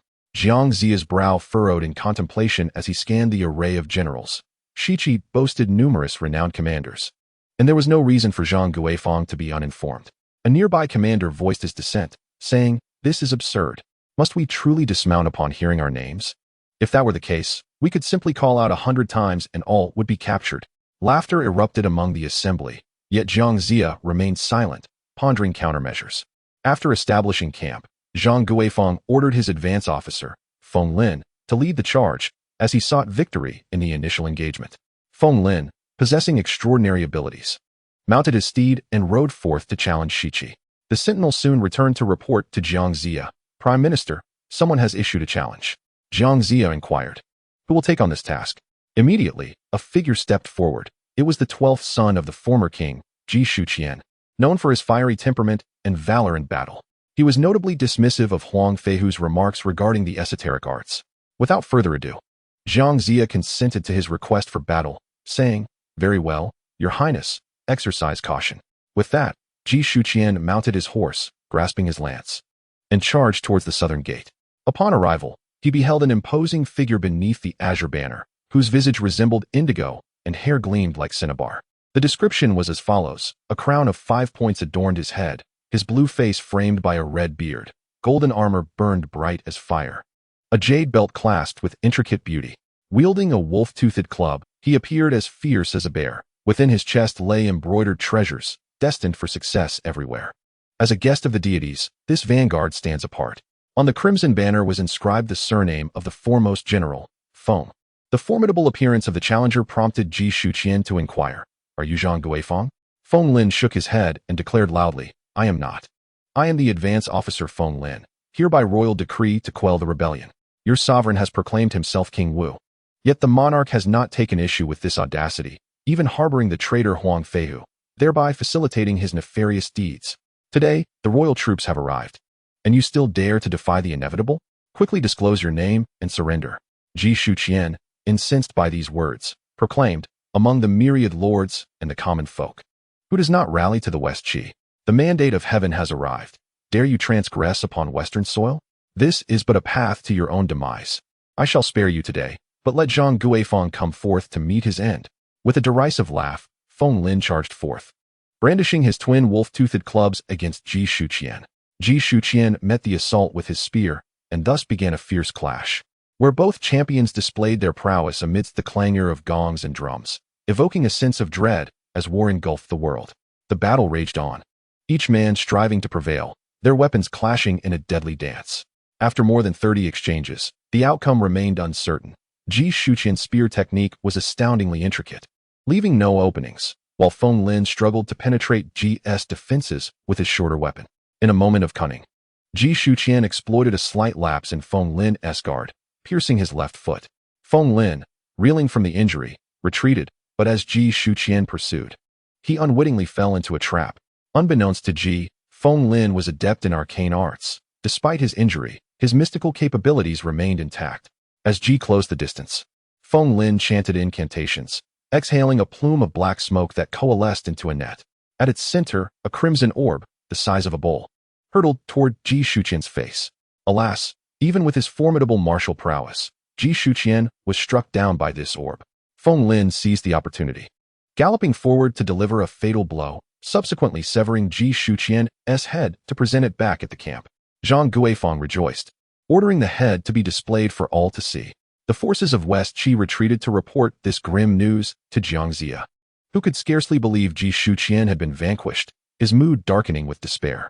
Meanwhile, King Wu mourned the loss of his brother, his heart heavy with sorrow, as the warriors seethed with rage. The following dawn, Zhang Guifang commanded a full deployment of troops, calling for Jiang Ziya to respond directly.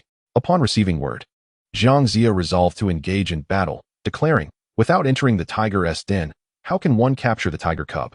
Orders were issued to form the 5 Directions formation and march forth from the city. The forces of West Qi prepared for combat, positioning the dragon whip and tiger subduing general at the city gates, arraying their valiant heroes. Opposing them under the banners stood a warrior clad in silver helmet and white armor, atop a white steed, brandishing a long spear, exuding an aura as chilling as ice. His silver helmet bore phoenix wings, and his gleaming armor shimmered like autumn frost. His white robe subtly displayed a coiling dragon, cinched with a belt of precious treasures. The reflective shield upon his chest gleamed brightly, while his martial prowess was formidable, showcasing a mastery that was truly extraordinary. Renowned was his reputation at Chentang Pass, serving under the tyrant Zhou Wang. The white flag he bore was emblazoned with the words, "In service of the West, we march against Zhang Guifang." Zhang Guifang, mounted and surveying Jiang Ziya's disciplined ranks, noted their orderly advance and imposing presence, a clear testament to the rigor of their training and the strictness of their command. As Jiang Ziya sat astride his steed, the Qing Tsong, he donned no armor but rather a robe of Taoist origin, his flowing silver beard lending him an ethereal air. In his hand, he wielded the dual swords of Yin and Yang. A poem attests to his presence, with a golden crown and crane cloak, silk tassels intertwined. The swords of duality in hand, clad in celestial garments, capable of moving mountains and parting seas, adept at transforming beings into soldiers, his divine demeanor radiated clarity, as if a deity of bliss graced the battlefield. Turning his gaze, he beheld the martial king Huang Feihu, who rode alongside on a divine ox. Zhang Guifang, feeling a surge of discontent, galloped forth to the front lines, addressing Jiang Ziya. "Jiang Shang, you were once a minister to Zhou, having received the king's grace. Why do you forsake the court to assist GFA in his misdeeds? Now you harbor the traitor Huang Feihu, inciting the Chao brothers. This is nothing short of treachery. Today, I carry the royal edict to engage in battle. Dismount and surrender at once, to rectify the crime of deceiving your sovereign and betraying your nation. Should you dare resist, when the city of Shiqi falls, it shall be too late for regret." Jiang Ziya smiled lightly, responding, "Your words are misguided. For a wise minister chooses his lord wisely, and noble birds nest where they belong. The hearts of the people are firmly with Shiqi. General Zhang is loyal and cannot support a ruler as tyrannical as Zhou. Furthermore, we in Shiqi abide by the law and serve the public good. We have not rebelled against Chaoga. It is you who openly invade our territory. If you fail, you will become a laughingstock. Would that not be a pity? I urge you to heed my counsel and have General Zhang lead his forces back to avoid calamity." Zhang Guifang's countenance turned cold as he mocked. "I have heard of your many years of study in Kunlun, yet you seem oblivious to the boundless changes of heaven and earth. Your words resemble the babble of an infant, ignorant of the vastness of existence, certainly not the musings of a sage. Wind Forest, come, let us seize Jiang Shang." No sooner had he spoken than Wind Forest charged forth. engaging Jiang Zia in battle. To counter, a general emerged, resplendent as the blazing sun, riding forth with his blade drawn, none other than General Nangong Shi. One wielded a steel blade as cold as ice, while the other brandished a staff that crackled like lightning. Their clash was fierce and unyielding. Zhang Guifang then turned his attention to Huang Feihu, who, beneath Jiang Zia's banner, was particularly irksome. He pointed at Huang Feihu, exclaiming, "Rebel, come forth for a duel." With that, he charged forward. Huang Feihu, spurring the multicolored divine ox, retorted, "Such bold words. Prepare yourself." The two engaged in a fierce skirmish, their dual weapons flashing as they battled. Zhang Guifang, relying on his esoteric arts, was determined to capture Huang Feihu, attempting to draw him closer. After approximately 15 exchanges, Zhang Guifang shouted, "Huang Feihu, what more do you wait for to dismount?" At that moment, Huang Feihu felt himself compelled, tumbling from the multicolored divine ox. Observing this, Zhang Guifang's soldiers rushed forward to seize him, but Zhou Ji, ever vigilant, charged in on horseback, swinging his axe directly at Zhang Guifang. Huang Feibiao and Huang Feibao. The two brothers swiftly galloped over, deftly reclaiming Huang Feihu. Now only Zhou Ji battled Zhang Guifang, yet the latter, recognizing Zhou Ji, cried out while retreating, "Zhou Ji, what do you wait for to dismount?" In a manner akin to Huang Feihu, Zhou Ji too fell from his mount, just as Huang Feihu was rescued. Zhou Ji was on the verge of capture. As Huang Feibiao and his companions sought to rescue, Zhang Guifang's elite troops acted with greater swiftness, capturing Zhou Ji and bringing him back, much to the dismay of the onlookers. In the midst of battle, Feng Lin, finding himself at a disadvantage against Nangong Shi, turned his horse to flee, only to be pursued by Nangong Shi. However, Feng Lin unleashed a plume of black smoke, launching a bead the size of a bowl that knocked Nangong Shi from his steed, who was promptly captured by the soldiers. Zhang Guifang achieved a resounding victory, signaling the end of the engagement, while Jiang Zia, feeling somewhat dejected after the loss of two generals, was compelled to call off his troops. Zhou Ji and Nangong Shi were brought back to the command tent, where they were ordered to kneel, yet they remained steadfast and unmoving. Zhang Guifang cast a sidelong glance and inquired, "Why do you stand rather than kneel?" Nangong Shi disdainfully retorted, "You treacherous scoundrel, relying on deceitful sorcery. We are not afraid of death, willing to face whatever fate befalls us." Zhang Guifang chose not to engage with his provocations and commanded, "Take these two and confine them in a prisoner cart, ensuring they are closely guarded. Once we have breached the city of Shiqi, we shall escort them back to Chaogu together." The following day, Zhang Guifang again called for battle, while Jiang Zia pondered how to counter Zhang Guifang's sorcery. After a moment of contemplation, he declared, "Let us raise the banner of truce. There are principles even in warfare, and once the banner is hoisted, conflict must cease." Zhang Guifang mocked, "Jiangshang knows he cannot withstand my sorcery. Raising the banner changes nothing. The city will eventually fall." Meanwhile, in the golden light cave of Qinyuan Mountain, Taiyi Jinren was engaged in meditation when a sudden impulse seized him. Calculating the situation with a flick of his fingers, he discerned the underlying reason and summoned Jin Xiaotonger to fetch Nezha. Upon receiving the command, Jin Xiaotonger departed to the peach garden in search of Nezha. "Senior brother, the master requests your presence." Nezha, having been idle and contemplating where to venture next, perked up at the mention of his master and hastily made his way to Taiyi Jinren. "Master, what do you require of me?" Since his transformation from the lotus flower, Taiyi Jinren had nurtured Nezha for many years, their bond transcending that of father and son. With a loving gaze, he said, "It is time for you to descend the mountain. This place is not meant for prolonged residence. You must hasten to Shiqi to assist your uncle Jiang Zia and achieve great endeavors." "Disciple may descend the mountain," Nezha exclaimed with joy, having found the days spent in the cave rather monotonous. "There are armies mobilizing against Shiqi. You may go and alleviate their crisis, aligning with the will of heaven to support a virtuous ruler, and your fate will unfold in due course." Taiyi Jinren stroked his beard, speaking softly. "Disciple understands and will exert every effort." Nezha knelt and bowed, uttering a few parting words to the inhabitants of the Golden Light Cave before preparing his belongings and embarking on the Windfire Wheel toward Shiqi. His speed was such that it inspired poetry. The sound of wind and fire rises in the sky, roaming the world from west to east. In the blink of an eye, the universe is traversed. The profound principles of mystical arts are truly unique. In an instant, Nezha arrived above Shiqi, locating the residence of the Prime Minister and instructing someone to announce his arrival, claiming to be the nephew of Jiang Zia. The guards, not daring to delay, hurried to report to Jiang Zia, "Prime Minister, There is a Taoist boy at the gate seeking an audience, claiming to be your nephew. Upon hearing this, Jiang Zia rejoiced. Quickly let him in. Nezha, having acquired the wind-fire wheels, hastened into the hall under the guidance of his attendant, where Jiang Zia awaited him. Upon meeting Jiang Zia, Nezha respectfully bowed and said, "Uncle Master, I pay my respects."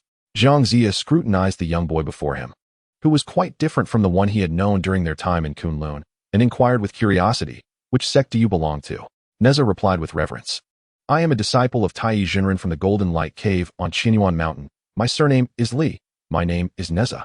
Today, I descend the mountain under my master's orders to assist Shichi and am at your command." Before Jiang Zia could express further inquiries, the valiant General Huang Feihu, recognizing Nezha, joyfully emerged to express his gratitude, saying, "Ah, it is the young Taoist. I have yet to properly thank you for the life-saving grace you bestowed upon me that day. But I trust there will be ample opportunities in the future."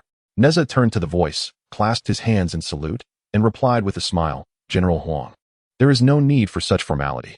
I have heard from my master that Shichi is under siege and facing difficulties. Who is responsible for this?" A hint of sorrow flickered in Huang Feihu's eyes as he responded, "It is General Zhang Guifang of Chentang Pass. He possesses formidable magic and has already captured our two great generals. Currently, the Prime Minister has raised the banner of truce, but it cannot be held for long." Jiang Zia nodded in agreement. Indeed, Zhang Guifang has the ability to call names, causing those named to lose control and fall. "Tell me, Nezha, do you have a strategy?" Nezha assured Jiang Zia, "Rest assured, Uncle Master, I have come down the mountain precisely to resolve this issue. I am willing to take on the challenge and capture Zhang Guifang." Jiang Zia was overjoyed and said with relief, "Excellent. Proceed with utmost caution." He promptly dispatched someone to remove the banner of truce.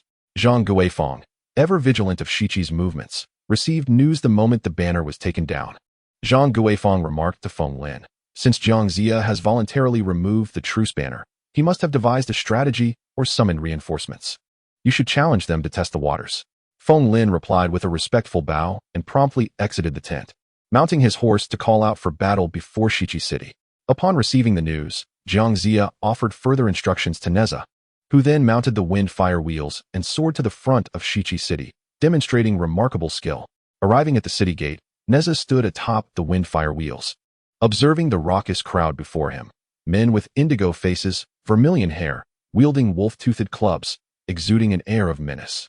Feng Lin, seeing an unfamiliar face that belonged to a practitioner, cautiously inquired, "Who are you?" Unfazed by the challenge, Nezha responded, "I am Li Nezha, the disciple of Prime Minister Jiang. Are you Zhang Guifang, the one who calls names to make his opponents fall?"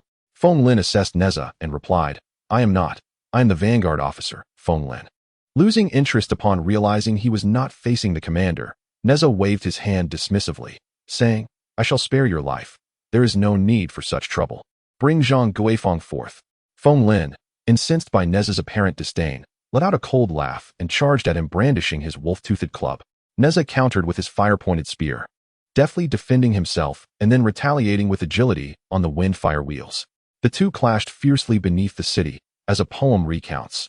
First battle upon descending the mountain. Facing Feng Lin, striking with success is indeed rare to find. Were it not for the great fortune of King Wu, matters beneath Shichi's gates would be hard to contain. After 20 rounds of combat, Feng Lin found himself unable to withstand any longer. He pondered silently. This Nezha possesses an extraordinary essence. If I do not make a preemptive strike, the situation may turn dire. With this thought, he feigned a vulnerability and turned to flee. Nezha, undaunted, pursued him closely, resembling a fierce wind scattering leaves, while Feng Lin's retreat mirrored rain battering withered flowers. As Feng Lin glanced back and saw Nezha closing in, he opened his mouth to release a cloud of black smoke. Nezha focused intently and spotted a sphere the size of a bowl emerging from the smoke, hurtling directly towards him. Nezha raised an eyebrow and chuckled. "This technique is hardly righteous. I shall extinguish it." As his words fell, the black smoke dissipated instantaneously.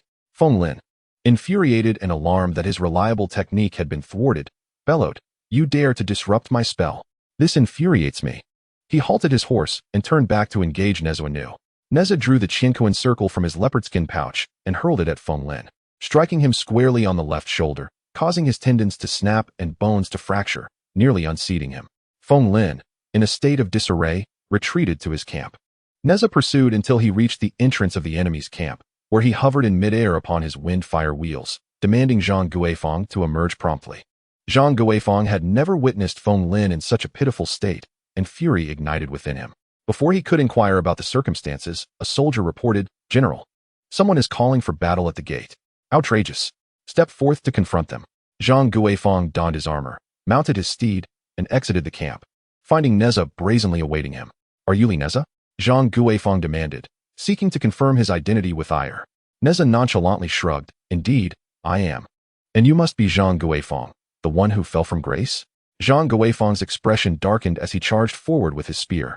Nezha slightly tilted his body, thrusting his fiery spear toward Zhang Guifeng. The two engaged in a fierce exchange, one embodying the essence of the lotus, the other a harbinger of doom from the list of deities. As the verse goes, clouds of war envelop the universe, while murderous intent circles the heavens. One brandished a steel spear, aiming to secure the realm. The other, riding dual wheels, sought to leave no trace. One sacrificed himself for the country. The other, unwilling to take it lightly, fought for dominion. The spear resembled a golden tortoise churning the sea. The other, a great python twisting in the air. When shall this conflict cease, allowing both young and old to witness tranquility? Nezha's spear, imparted by the master Taiyi, danced through the air like a bolt of lightning, echoing like the wind rustling through jade trees. Although Zhang Guifeng wielded his spear with remarkable skill, he was no match for Nezha. Zhang Guifeng attempted to employ his technique to ensnare Nezha, exclaiming, "Nezha, if you do not descend now, when will you?" Nezha, composed and unwavering upon his wind-fire wheels, remained motionless. Seeing that his calls elicited no response, Zhang Guifeng's astonishment grew. "The master bestowed this technique upon me, and I have never failed in years. How could it falter today?" After several futile attempts, he was met with silence. "Foolish wretch, even if you shout 1,000 times, I shall not descend," Nezha scoffed, tightening his grip on the fiery spear and lunging at Zhang Guifeng once more. Left with no choice, Zhang Guifeng could only defend fiercely. Yet Nezha's spearplay flowed like a silver dragon roiling the seas, and snowflakes dancing through the sky. Zhang Guifeng, exhausted and drenched in sweat, found himself at his limit. Nezha summoned the universe circle and struck Zhang Guifeng, who found himself utterly unable to evade the blow. The fate of his life remains uncertain. We shall await further developments in the next chapter. In the 37th chapter, upon his return to Kunlun, Jiang Ziya composed a verse. Upon his return to the Jade capital, Ziya beheld the fragrant mists rise from the Jade towers.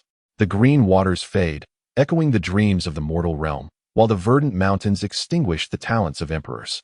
In times of strife, both soldiers and civilians are compelled to arms, and calamities befall many as strange arts are invoked. Alas, the decree of heaven has sealed their fates.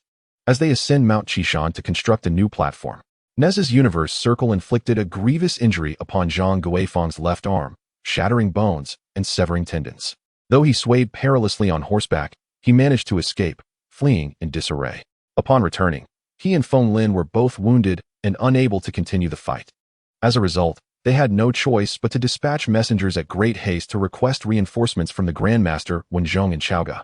Meanwhile, morale soared in the West Qi camp as Nezha returned victorious.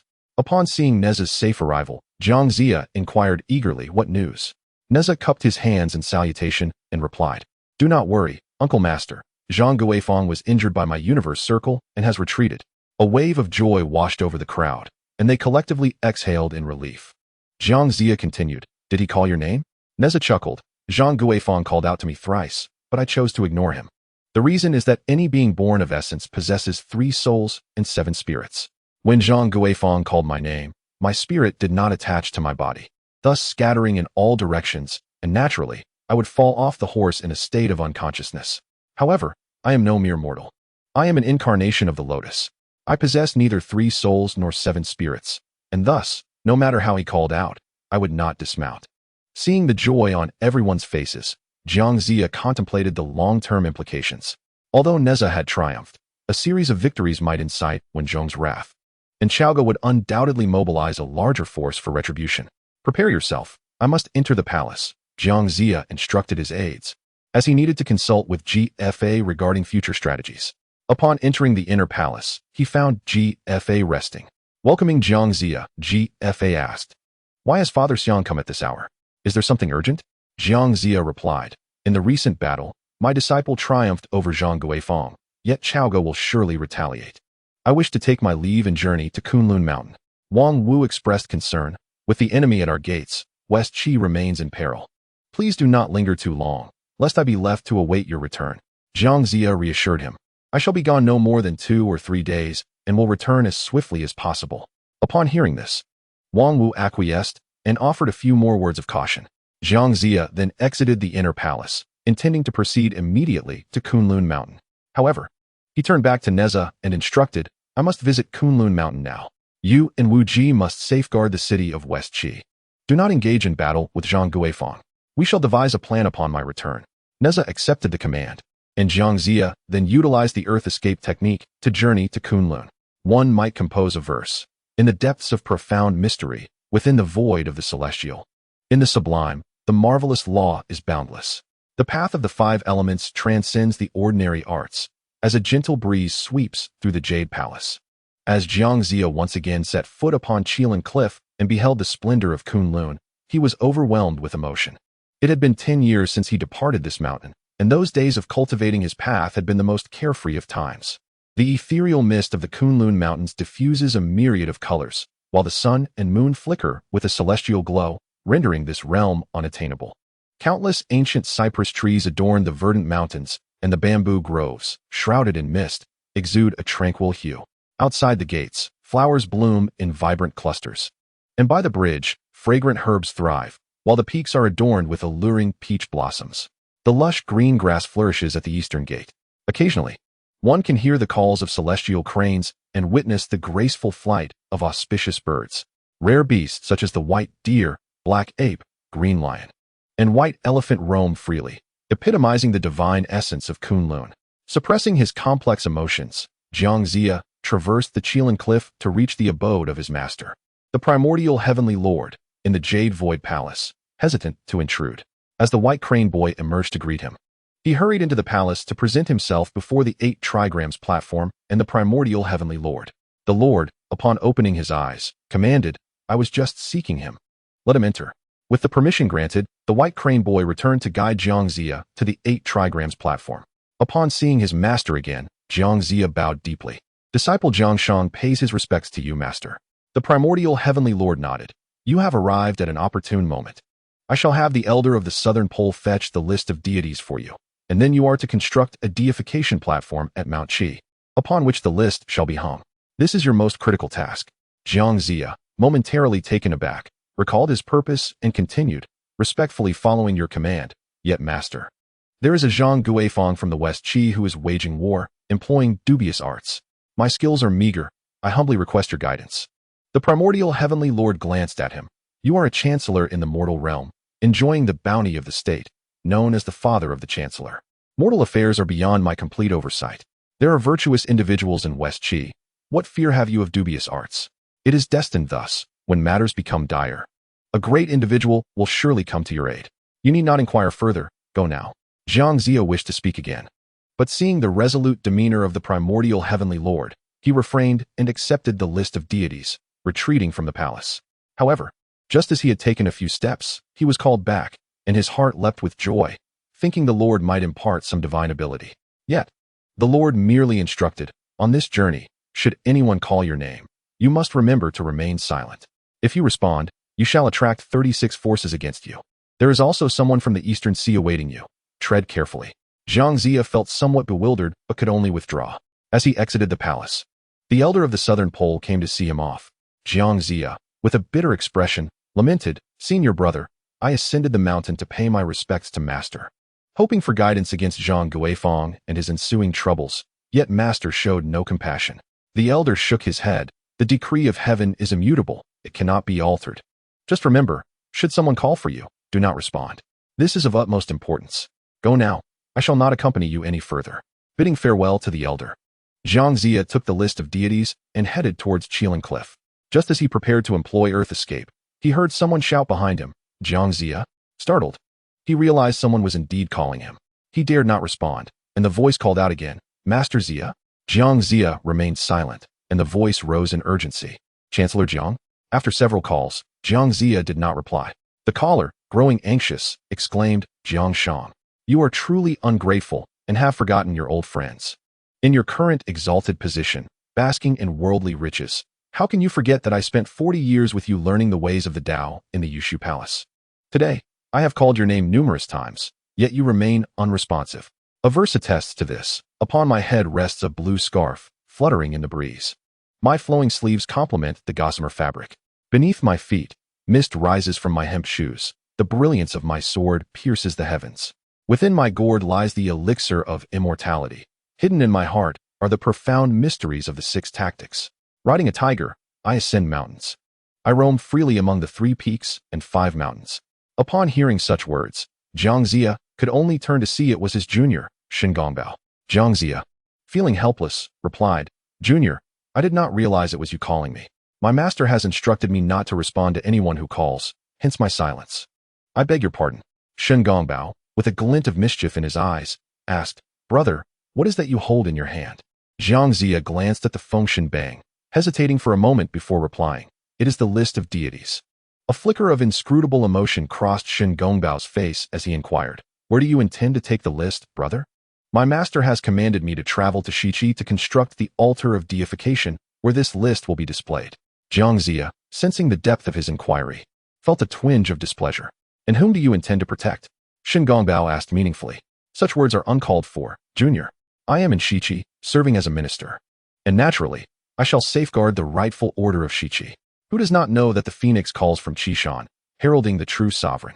Jiang Zia furrowed his brow, perplexed by Shen Gongbao's line of questioning. Even if the mortal realm is ignorant, how could we not recognize the heavenly mandate? Shen Gongbao continued, Brother, you claim that the fate of Chentang has run its course. Today, I will descend the mountain to protect Chentang and support King Zhou. Since you wish to defend Shiqi, let us compete and see who is more capable. What nonsense are you speaking? Do you dare defy the master's command? Jiang Zia exclaimed, utterly bewildered by Shen Gongbao's intentions. Shen Gongbao chuckled and said, Brother, I have a method to share with you. Why not join me in protecting Zhou and overthrowing the Shang? This way, we can unite as brothers, and we need not contend with each other. It's a win-win strategy. Jiang Zia looked at Shen Gongbao with a gaze akin to that reserved for a fool. To defy the master's orders, how many lives do you think we possess? Moreover, can the heavenly mandate be defied by mortal efforts? There is no such rationale. You should return. Seeing that Jiang Zia was impervious to persuasion, Shen Gongbao coldly remarked, Jiang Zia, you have merely 40 years of cultivation. Even if you protect Shiqi, what power do you truly possess? Allow me to explain. Mastering the true arts of the 5 elements allows one to move mountains and part seas with ease. Subduing dragons and tigers is at my command. I ride cranes and soar into the heavens. The purple aura ascends for countless miles. Within the joyous fire, I plant the golden lotus. I frolic upon the rays of dawn, living freely for millennia. Your skills are yours, mine are mine. What do years matter? Jiang Zia retorted, Your abilities are yours. Mine are mine. What does age signify? You merely possess the art of the 5 elements, moving seas and mountains. How can you compare to me? Shen Gongbao asserted, continuing. As for me, I can remove my head, toss it into the air, and traverse thousands of miles. The red clouds will catch it, and it will return to my neck unscathed, returning to its original state. Mastering such arts is the true essence of the Tao. What capabilities do you have to dare protect Shiqi and overthrow Zhou? Listen to me. Should you incinerate the investiture of the gods and accompany me to Chaoga, the position of prime minister shall still await you. Jiang Zia, seduced by Shen Gongbao, pondered within himself, reflecting that the human head is the pinnacle of the 6 yangs, capable of traversing vast distances even when severed, while such a spell that leaves one unscathed is indeed rare. Brother, if you were to remove your head, and it could truly soar through the air without harm, I shall set fire to the investiture of the gods and journey with you to Chaoga. Jiang Zia mumbled in a daze. Shen Gongbao laughed. Very well, but you must not break your promise. Jiang Zia assured. Naturally, once a word is spoken, it bears the weight of a mountain. How could there be any breach of trust? Ensnared by temptation, Jiang Zia was oblivious to the absurdity of his own words. With a sword in hand, Shen Gongbao grasped his hair with his left hand, and in one swift motion, he severed his own head while his body remained still, casting the head into the air where it spiraled upwards incessantly. Jiang Zia stood astonished, his consciousness clouded, as only the shadow of the spinning head remained. After escorting Jiang Zia outside, the northern polar immortal did not hasten to the Yushu Palace. From a distance, he observed Shen Gongbao riding a tiger in pursuit of Jiang Zia and realized the peril, promptly following suit, only to witness Shen Gongbao's remarkable decapitation technique. Seeing Jiang Ziya in a daze, the northern polar immortal sighed, nearly bewitched by this wicked being. He turned to instruct the white crane boy. Transform into a white crane and retrieve Shen Gongbao's head, then head towards the southern sea. Obeying the command, the white crane boy transformed into an immortal crane and took flight. Jiang Ziya was momentarily blinded, only to see Shen Gongbao's head being carried away southward. A poem states, "Left-hand sorcery beguiles Ziya, the immortal's cunning remains unerring." The invitation to immortality lies with Shen Gongbao, as chaos descends like a tangled mass. As Jiang Ziya focused his gaze and recognized the white crane, he exclaimed, "Why have you taken the head?" Just as he finished speaking, the northern polar immortal slapped Jiang Ziya on the back, revealing himself to be right behind him. "Master brother, why have you returned?" Jiang Ziya asked, somewhat bewildered. The northern polar immortal replied with exasperation, "You fool. Shen Gongbao is a practitioner of left-hand sorcery. How can you take such petty illusions seriously? In a mere moment, if that head does not return to its neck, he shall surely bleed to death. Did not our master explicitly instruct you not to respond? Why did you engage with him? Your words, though seemingly inconsequential, will summon 36 armies to come against you."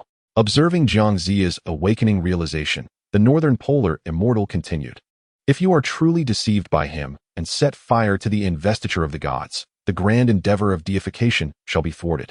Defying the will of heaven, what grave consequences would that entail? This is why I commanded the white crane boy to transform and carry his head southward. Only by eliminating this scourge can you remain untroubled."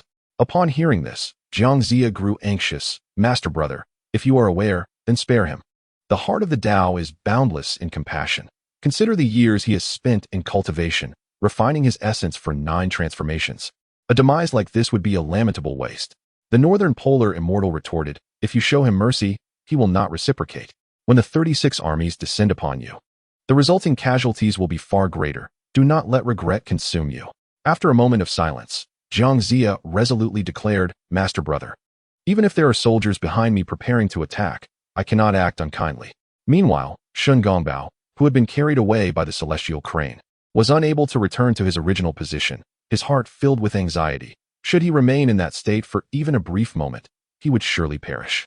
The celestial elder of the South Pole, unable to resist Jiang Ziya's fervent pleas, sighed, "Alas, one cannot escape the decree of heaven." He then instructed the white crane boy to drop Shen Gongbao's head. Sensing the return of his head, Shen Gongbao hurriedly summoned it back, only for it to fall awkwardly, facing backward against his spine. In a flurry of confusion, he adjusted his ears and finally positioned his head correctly. Upon opening his eyes, he saw the celestial elder standing beside Jiang Ziya. Overcome with guilt, he heard the elder sternly rebuke him, "You wretched being, seducing Jiang Ziya. If he truly burns the investiture of the gods, your sins will be inexhaustible. You deserve to be taken to the Jade Void Palace for punishment." Shen Gongbao, tongue-tied and unable to retort, stood sullenly to the side. The celestial elder then turned to Jiang Ziya, urging, "You must depart swiftly." Jiang Ziya exchanged glances between the two and had no choice but to leave. Shen Gongbao, seething with resentment as he watched Jiang Ziya's retreating figure, vowed to turn West Qi into a sea of blood with mountains of bones. Holding the investiture of the gods, Jiang Ziya hastened towards the eastern sea, as instructed by the primordial celestial sovereign. On his journey, he encountered a mountain. Upon landing, he observed the mountain's exquisite beauty. It was peculiar and rugged, with towering peaks that connected with clouds and mist, resembling an island in the sea. A poem attests to this. Island peaks rise, giving birth to strange clouds. Beside the cliffs, cypress and cedar shimmer in mist. Winds howl at the summit like a fierce tiger. Waves crash and weave like a broken army. Exotic grasses and fragrant flowers abound. Green pines and bamboo create a colorful scene. Lingji mushrooms grow, pure and ethereal. Indeed, this is a realm of unparalleled splendor. Jiang Ziya gazed longingly at the mountain scenery, murmuring to himself, "When shall I be able to sever ties with the mundane world and retreat here to quietly meditate, reciting the Huangting scripture, which is my true aspiration?" As soon as he finished speaking, the sea began to surge, whirlwinds arose, and the waves roared, accompanied by a deafening thunder that reverberated through the sky, shrouding the mountain in gloom and mist. Suddenly, the giant waves parted, revealing a bare figure who cried out, "Great immortal, the wandering souls have been buried for a millennium, unable to attain liberation. The other day, The true monarch of the clear void commanded that at this moment, as the master passes by, I may serve beside you. I humbly beseech you to liberate the wandering souls and guide me away from this sea of suffering. Jiangxia, taken aback, hesitated and inquired, who are you to stir up such chaos here? What grievance do you bear? The figure bowed from a distance and replied, I am Bai Jian, the chief military officer of the Yellow Emperor Xinyuan. During the battle against Qiyu, I was struck by firearms and cast into the sea, unable to emerge for 1,000 years. I implore the master for mercy to let me leave, remembering the words of the primordial celestial sovereign, who mentioned that someone awaited him in the eastern sea. Jiangxia reflected and then said, You are Bai Jian. Listen to my decree from the Jade Void. Follow me to the West Qi Mountain for your use. With a swift motion of his hand, he summoned the thunder, dispelling the illusions and swiftly transcending the divine path. As Bai Jian sensed the shackles that had bound him for a millennium dissipate, a wave of joy surged within him, prompting him to manifest and express his gratitude towards Jiangxia. Jiangxia, equally elated, then invoked the earth's concealment to journey back to Shiqi. In an instant, the winds roared as he arrived at the mountain's forefront, where a tempestuous gale could be heard. This fierce wind was poetically described. Fine particles of soil are scattered, casting shadows through the trees and brambles. The Duke observes intently, yet it resembles the 5 gods of Chaoga. It was indeed the 5 gods who had come to welcome Jiangxia, and they proclaimed in unison, It was through our esteemed master's guidance during our time in Chaoga that we could serve here at Shiqi Mountain. Today, as our master passes by, we have come to offer our warmest welcome. Jiangxia graciously accepted their homage and subsequently declared, I shall select an auspicious day to construct the function platform. On that occasion, Bai Jian will oversee its construction once more, and after its completion, the function list shall be displayed here. He then turned to Bai Jian, who had followed closely, and instructed, You shall supervise the construction here, and the 5 gods will lend you their assistance. Once the function platform is completed, I shall return to unveil the list. Bai Jian and the 5 gods responded in unison, We shall obey your command. After imparting several essential reminders, Jiangxia returned to the ministerial residence, changed his attire, and proceeded to the court to inquire of Wu Ji and Nezha whether Zhang Guifeng had come to challenge them. Wu Ji stepped forward to respond, Not at all. Nezha echoed his sentiments, and Jiangxia felt a sense of relief. Upon receiving news of tranquility beyond the city, Jiangxia approached King Wu to report. King Wu had been eagerly awaiting Jiangxia's swift return. Ever since when Wang entrusted him with the kingdom, his reliance on Jiangxia had deepened significantly, fostering a profound respect for this advisor. When King Wu received word that Jiangxia had arrived, he personally stepped out to greet him, exclaiming, My advisor has returned. Jiangxia bowed respectfully, addressing him affectionately. Yes, my lord, I have returned. Has the matter at Kunlun been resolved? King Wu inquired impatiently. Jiangxia pondered the subject of the function list, deeming it inappropriate for the king to know, and thus spoke ambiguously, merely stating that Zhang Guifeng posed no significant threat.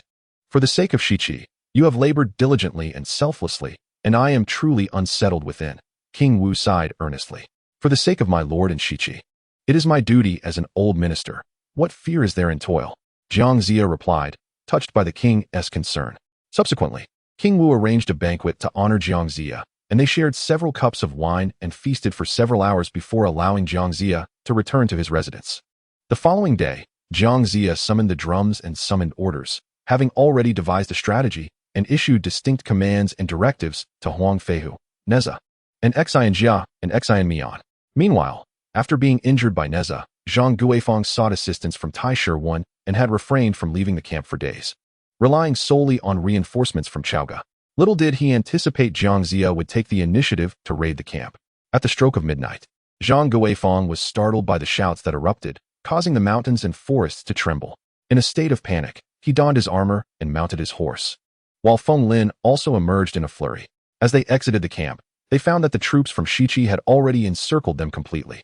Torches illuminated the dark night, and the sounds of battle filled the air, leaving destruction in their wake.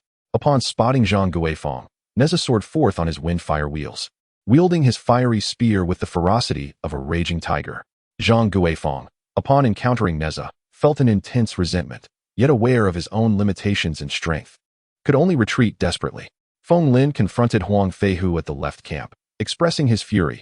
You traitorous rebel, daring to raid the camp under the cover of night. You seek your own demise. Feng Lin charged forth, wielding 2 wolf-tooth clubs to strike at Huang Feihu. Amidst a chaotic night battle, Xian Jia and Xian Mian burst into the right camp, their forces overwhelming the opposition, who were powerless to resist their onslaught. As they advanced to the rear camp, they discovered Zhou Ji and Nangong Shi imprisoned in a cage. Xian Jia and Xian Mian cleaved open the cage, liberating the two. Zhou Ji and Nangong Shi, filled with resentment from their confinement, seized any weapon within reach, unleashing their pent-up fury, causing Zhang Guifang's troops to scatter in panic. The tumult was deafening, a cacophony of despair, rendering resistance impossible. Realizing the futility of their situation, Zhang Guifang and Feng Lin could do little but retreat, wounded and desperate. Amidst the carnage of countless fallen warriors, the remnants of Zhang Guifang's forces fled through the night, covering many miles before finally pausing to catch their breath. Their eyes red with exhaustion and grief. Feng Lin sought to comfort Zhang Guifang, who lamented, "Since taking command, I have never faced such a devastating defeat. So many loyal men lost in the West Qi campaign. My heart aches." Contemplating the gravity of their situation, Feng Lin sighed. Let the general draft a letter to Chaoga, requesting the Grand Master to send reinforcements swiftly. Tears streaming down his face, Zhang Guifang could only acquiesce to this course of action. Meanwhile, on the opposing side, Jiang Ziya's forces reveled in their victory, joyfully singing in celebration. When Zhang Guifang's urgent requests for assistance reached Chaoga, the Grand Master, upon hearing of such a calamitous defeat, was enveloped in a dark mood, exclaiming in the Great Hall, Zhang Guifang's campaign against West Qi has faltered, resulting in the loss of men and morale. It seems I must take to the field myself. Yet, with unrest in the southeast, how can I leave? Alas, a minister interjected, Grand Master, you cannot depart. Chaoga needs your steady presence. The days of the Grand Master's absence were the most peaceful for the ministers, as they were spared the constant threat of violence. Ji Li, a disciple of Wenzhong, stepped forward, saying, Master, it is indeed vital for someone to oversee Chaoga. However, with so many allies among the 3 mountains and 5 peaks, why not invite them to assist Zhang Guifang in West Qi? Then, the situation may be resolved. And you need not worry. Little did they know, this single suggestion would seal the fate of 2 pairs of practitioners. Yet those marked on the Fengshan platform could not escape their destiny. As for the ensuing events, only time will reveal their outcome. Chapter 38. The 4 Saints Gather at West Qi Poem. The royal way has always begun with benevolence. Unjustified warfare leads to one's own downfall. Ambitious warriors rush forth like raging waves, pursuing divine beings as if severing their very essence. Who possesses the rare arts and peculiar treasures? In the struggle for dominance. Who is truly genuine? Better to close one's eyes and sit in the deep mountains, rejoicing in simplicity, nurturing the self. Upon listening to Jili's words, Master Wen finally remembered his fellow Taoists and chuckled with a sense of relief, saying, Indeed, I have been so preoccupied with my myriad affairs that I completely forgot about my companions. If you hadn't brought it up, who knows when I would have settled down. Master Wen promptly rose and returned to his residence, instructing Jili and Yuqing to safeguard the ministerial estate and Chaoga, and to inform all officials that they need not present themselves for 3 days. Jili and Yuqing acknowledged his command, and when Zhong mounted his ink qilin, brandishing 2 golden whips, soaring into the sky. The qilin, with its 4 legs, conjured winds and clouds, swiftly traversing the world. A poem states, with 4 legs, the winds and clouds resound, the qilin born of mist, its colors aglow, traveling the world in a fleeting moment. Thus the Taoist arts are truly renowned.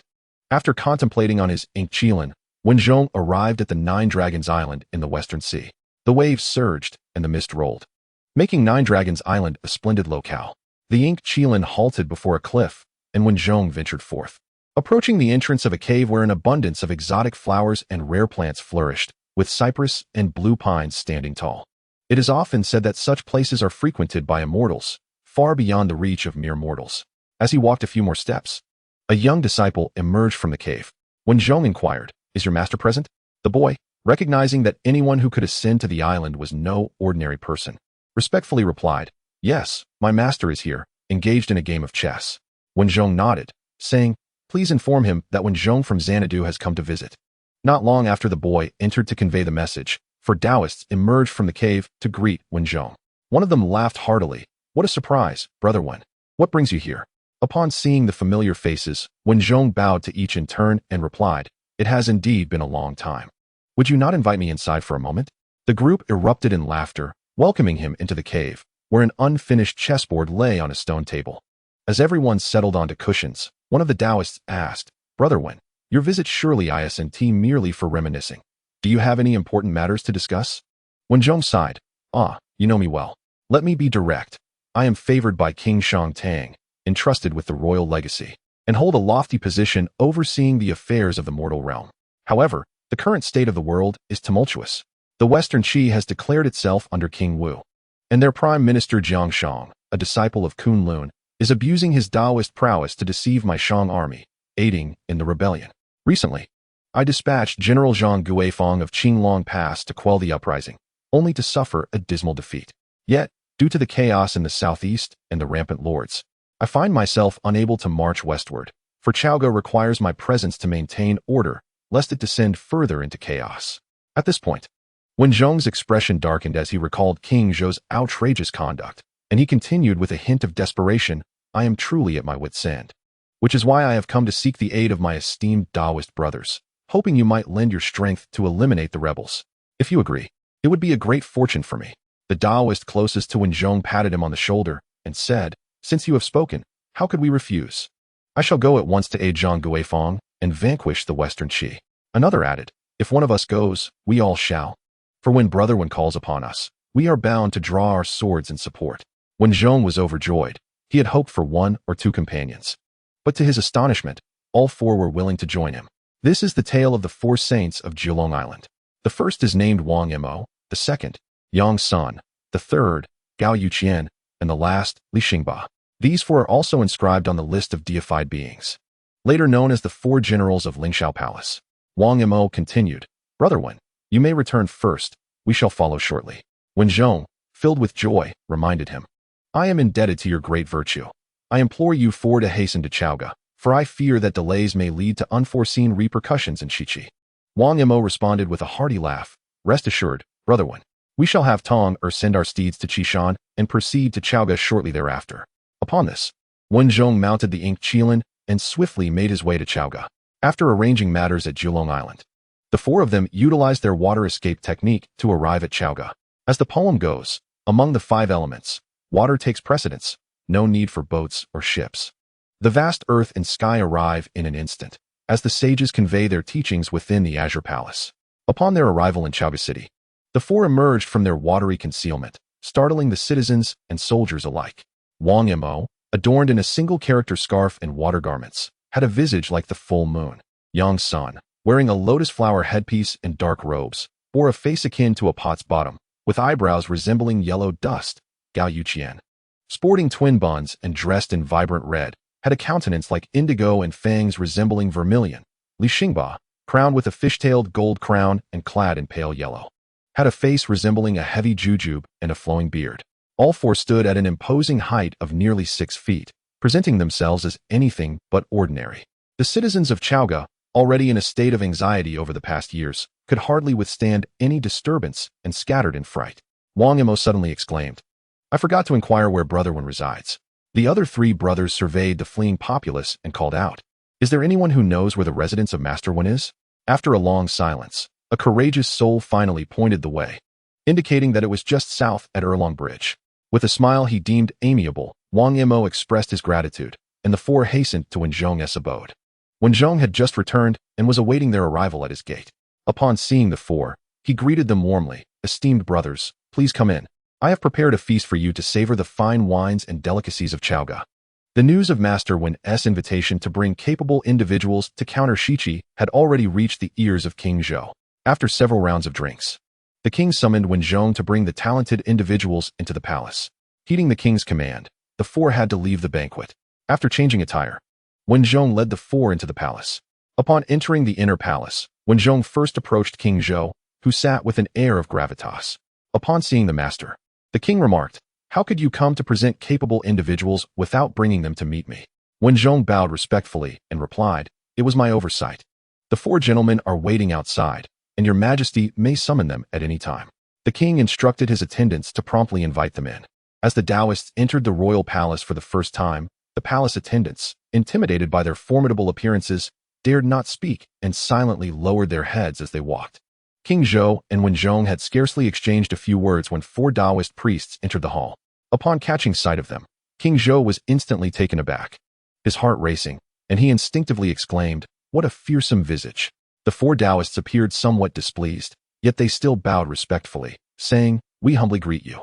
Taking a moment to steady his nerves, King Zhou donned a more composed expression and gestured, "Esteemed Taoists, please take your seats. I have prepared a banquet for you in the Hall of Manifest Celebration." After a few cordial exchanges, King Zhou, unable to endure the sight of the terrifying figures any longer, excused himself, leaving Wen Zhong to entertain the guests. Once King Zhou departed, Wen Zhong let out a sigh. Wang Mo addressed him, saying, "Brother Wen, there is no need for a meal. Let us celebrate with wine once we have successfully resolved the issues at West Qi." Deep down, Wen Zhong was indeed anxious about West Qi, and upon hearing the words of the four Taoists, he readily agreed. "I shall await your triumphant return in Chaoga. We shall express our gratitude then." The four Taoists exited the Grand Master's residence and swiftly employed their water escape technique to arrive at the West Qi mountain. In no time, the water shimmered and dissipated, revealing the four figures before the gate of General Zhang Guifang. Yang San surveyed the surroundings, remarking, "Indeed, it took some searching. It seems we have fled quite far." Wang Mo, observing the astonished and motionless guards, quickly urged, "Go and inform your General Zhang that Master Wen has sent us to assist." The guard stood in shock for a moment before scrambling into the camp. Upon receiving the news, General Zhang Guifang hurriedly sent someone to welcome them, as he was still somewhat incapacitated. The group entered the main tent, where both Zhang Guifang and Feng Lin came to pay their respects, though they were hindered by their injuries. Wang Mo, seeing their discomfort, asked, "Master Wen has sent us to aid you. Are you both injured?" Feng Lin revealed his arm, indicating the wounds inflicted by the Qianquan circle, which they had been unable to treat themselves, dragging on until now. After inspecting the injury, Wang Mo realized its origin. He then retrieved a pill from his gourd, crushed it, and applied it to the wound, visibly healing it before their eyes, much to Feng Lin's astonishment and delight. Wang Mo applied the same remedy to Zhang Guifang's injury, restoring him as well. Zhang Guifang exclaimed with joy, "I shall never forget your life-saving grace, Taoist." Wang Mo waved his hand dismissively, continuing to inquire, "This is but a trifle. How far is West Qi from here? Is Jiangxia within the city?" At the mention of West Qi, Zhang Guifang sighed and replied, "It is 70 miles from here. We have suffered defeat, and I fear we have embarrassed the Taoists. Fear not. With our arrival, there is no need for trepidation. Let us mobilize our forces to West Qi. The sooner we resolve this, the sooner we can return." Wang Mo said, cracking his knuckles in anticipation, urging Zhang Guifang to prepare his troops swiftly. Understanding that they possessed celestial arts, Zhang Guifang felt his confidence swell, and Feng Lin went out to relay the orders. The remaining soldiers regrouped and set forth once more towards West Qi. Since Jiangxia's return, he had been engaged in discussions regarding the military defenses of West Qi, and when a scout reported that Zhang Guifang was once again stationed at the eastern gate, Jiangxia furrowed his brow, advising the commanders, exercise caution in the upcoming battles. Wang Mo settled himself within the tent at the eastern gate and addressed Zhang Guifang, saying, "On the morrow, you must ensure that Jiangxia makes his appearance. We shall remain concealed beneath the banners, awaiting his emergence to present our case." Yang San then produced a talisman from his sleeve and continued, "You two should affix this talisman to the saddle, for our steeds are extraordinary beasts. Ordinary war horses shall find themselves weakened and unable to withstand their presence." Zhang Guifang and Feng Lin accepted the items and, having received their orders, retired for a restful night. On the following day, clad in full armor, Zhang Guifang rode forth to challenge Jiangxia at the city gates, demanding a response from him. Jiangxia had long anticipated this confrontation. No matter the reinforcements summoned, he was compelled to face the challenge. He commanded, "Prepare Wu Fangjin and let him emerge from the city." The drums sounded resoundingly, and the city gates swung open. Before them, the green banners billowed, while a pond of lotus leaves danced in the breeze. The white sashes were unfurled, and the pear blossoms fluttered like auspicious snowflakes. The red banners flashed, akin to blazing mountain fires. The black canopies swayed, casting shadows over the iron peaks. The apricot yellow flag stirred, safeguarding the central army's warriors. Heroes stood tall like ferocious tigers, arrayed on either side in formidable ranks. Zhang Guifang led the charge, while Jiangxia grasped his sword, vociferously demanding, "Defeated general, what face do you have to return to the West Qi?" Unfazed, Zhang Guifang replied, "Victory and defeat are but the norms of battle. How could one not return? Moreover, the circumstances have changed." As his words faded, for figures concealed beneath the banners revealed themselves, each mounted on extraordinary beasts. Wang Mo rode a lion, Yang's son on a swanee, Gao Yuqian on a spotted leopard, and Li Xingba on a fearsome creature. The moment these wondrous beasts charged forth, the steeds of Jiang Ziya's soldiers quaked in fear, causing many to tumble from their mounts. The ferocity of the extraordinary beasts surged forth, overwhelming the ordinary steeds, leaving the soldiers astonished and paralyzed. Nezha, navigating on his windfire wheels, remained unshaken, and Huang Feihu on his multicolored divine ox also sustained no injuries. Even Jiang Ziya, caught unprepared, stumbled and fell, prompting laughter from the four Taoist figures, who taunted, "Do not panic, rise at your leisure, ha ha." With the assistance of his aides, Jiang Ziya hastily regained his footing and adjusted his attire, turning to face the four Taoists, whose countenances were menacing, each bearing distinct hues of blue, white, red, and black. Their extraordinary mounts were unmistakable. "Esteemed brothers, from which famed mountain do you hail, and what business brings you here?" Jiang Ziya inquired, his heart filled with caution, bowing respectfully. Wang Mo revealed his intentions without reservation, stating, "Jiang Ziya, I am Wang Mo, a chi refiner from Nine Dragon Island. These are my brothers, Yang's son, Gao Yuqian, and Li Xingba. We have come at the behest of Grand Tutor Wen to resolve the issues concerning West Qi. Since we are both practitioners of the way, I wonder if Brother Ziya might acquiesce to 3 requests of mine," Wang Mo continued. Jiang Ziya furrowed his brow and replied, "Pray, share your requests. If they are reasonable, I shall naturally comply." Wang Mo proceeded, "The first request is for King Wu to acknowledge his vassalage." Jiang Ziya countered, "Your words are misaligned. My lord King Wu remains a minister of the Shang and has not rebelled. It is the forces of Chao Gu that have unjustly attacked. At least for now. GFA has not revolted, and Jiang Ziya's assertion stands firm." Wang Mo nodded, pressing on. "The second request is to open the treasury to reward the 3 armies. And the third request is to send Huang Feihu out of the city, allowing Zhang Guifang to escort him back to Chao Gu, after spending an entire night together." Wang Mo and Zhang Guifang came to understand the intricacies of the situation. The commendation of the troops here naturally referred to the forces of Chao Gu. Huang Feihu's rebellion against the Shang dynasty was the catalyst for all these events. With Huang Feihu being escorted back, both sides appeared to maintain a semblance of dignity. After a moment of silence, Jiang Ziya, aware of the reputation of Jiulong Island, realized that engaging in battle today would yield no advantage. He needed to return and devise another plan. Thus he stated, "You have articulated your points clearly. Allow me to return to the city for further contemplation, and I shall return to you in 3 days." Wang Mo understood that Jiang Ziya was a disciple of Kunlun Mountain and recognized the need to grant him this favor. 3 days was a reasonable concession. The 2 sides reluctantly withdrew their troops, reflecting a fragile truce. Upon returning to the city, Wang Wuqing immediately approached and knelt, saying, "All of this turmoil is due to me.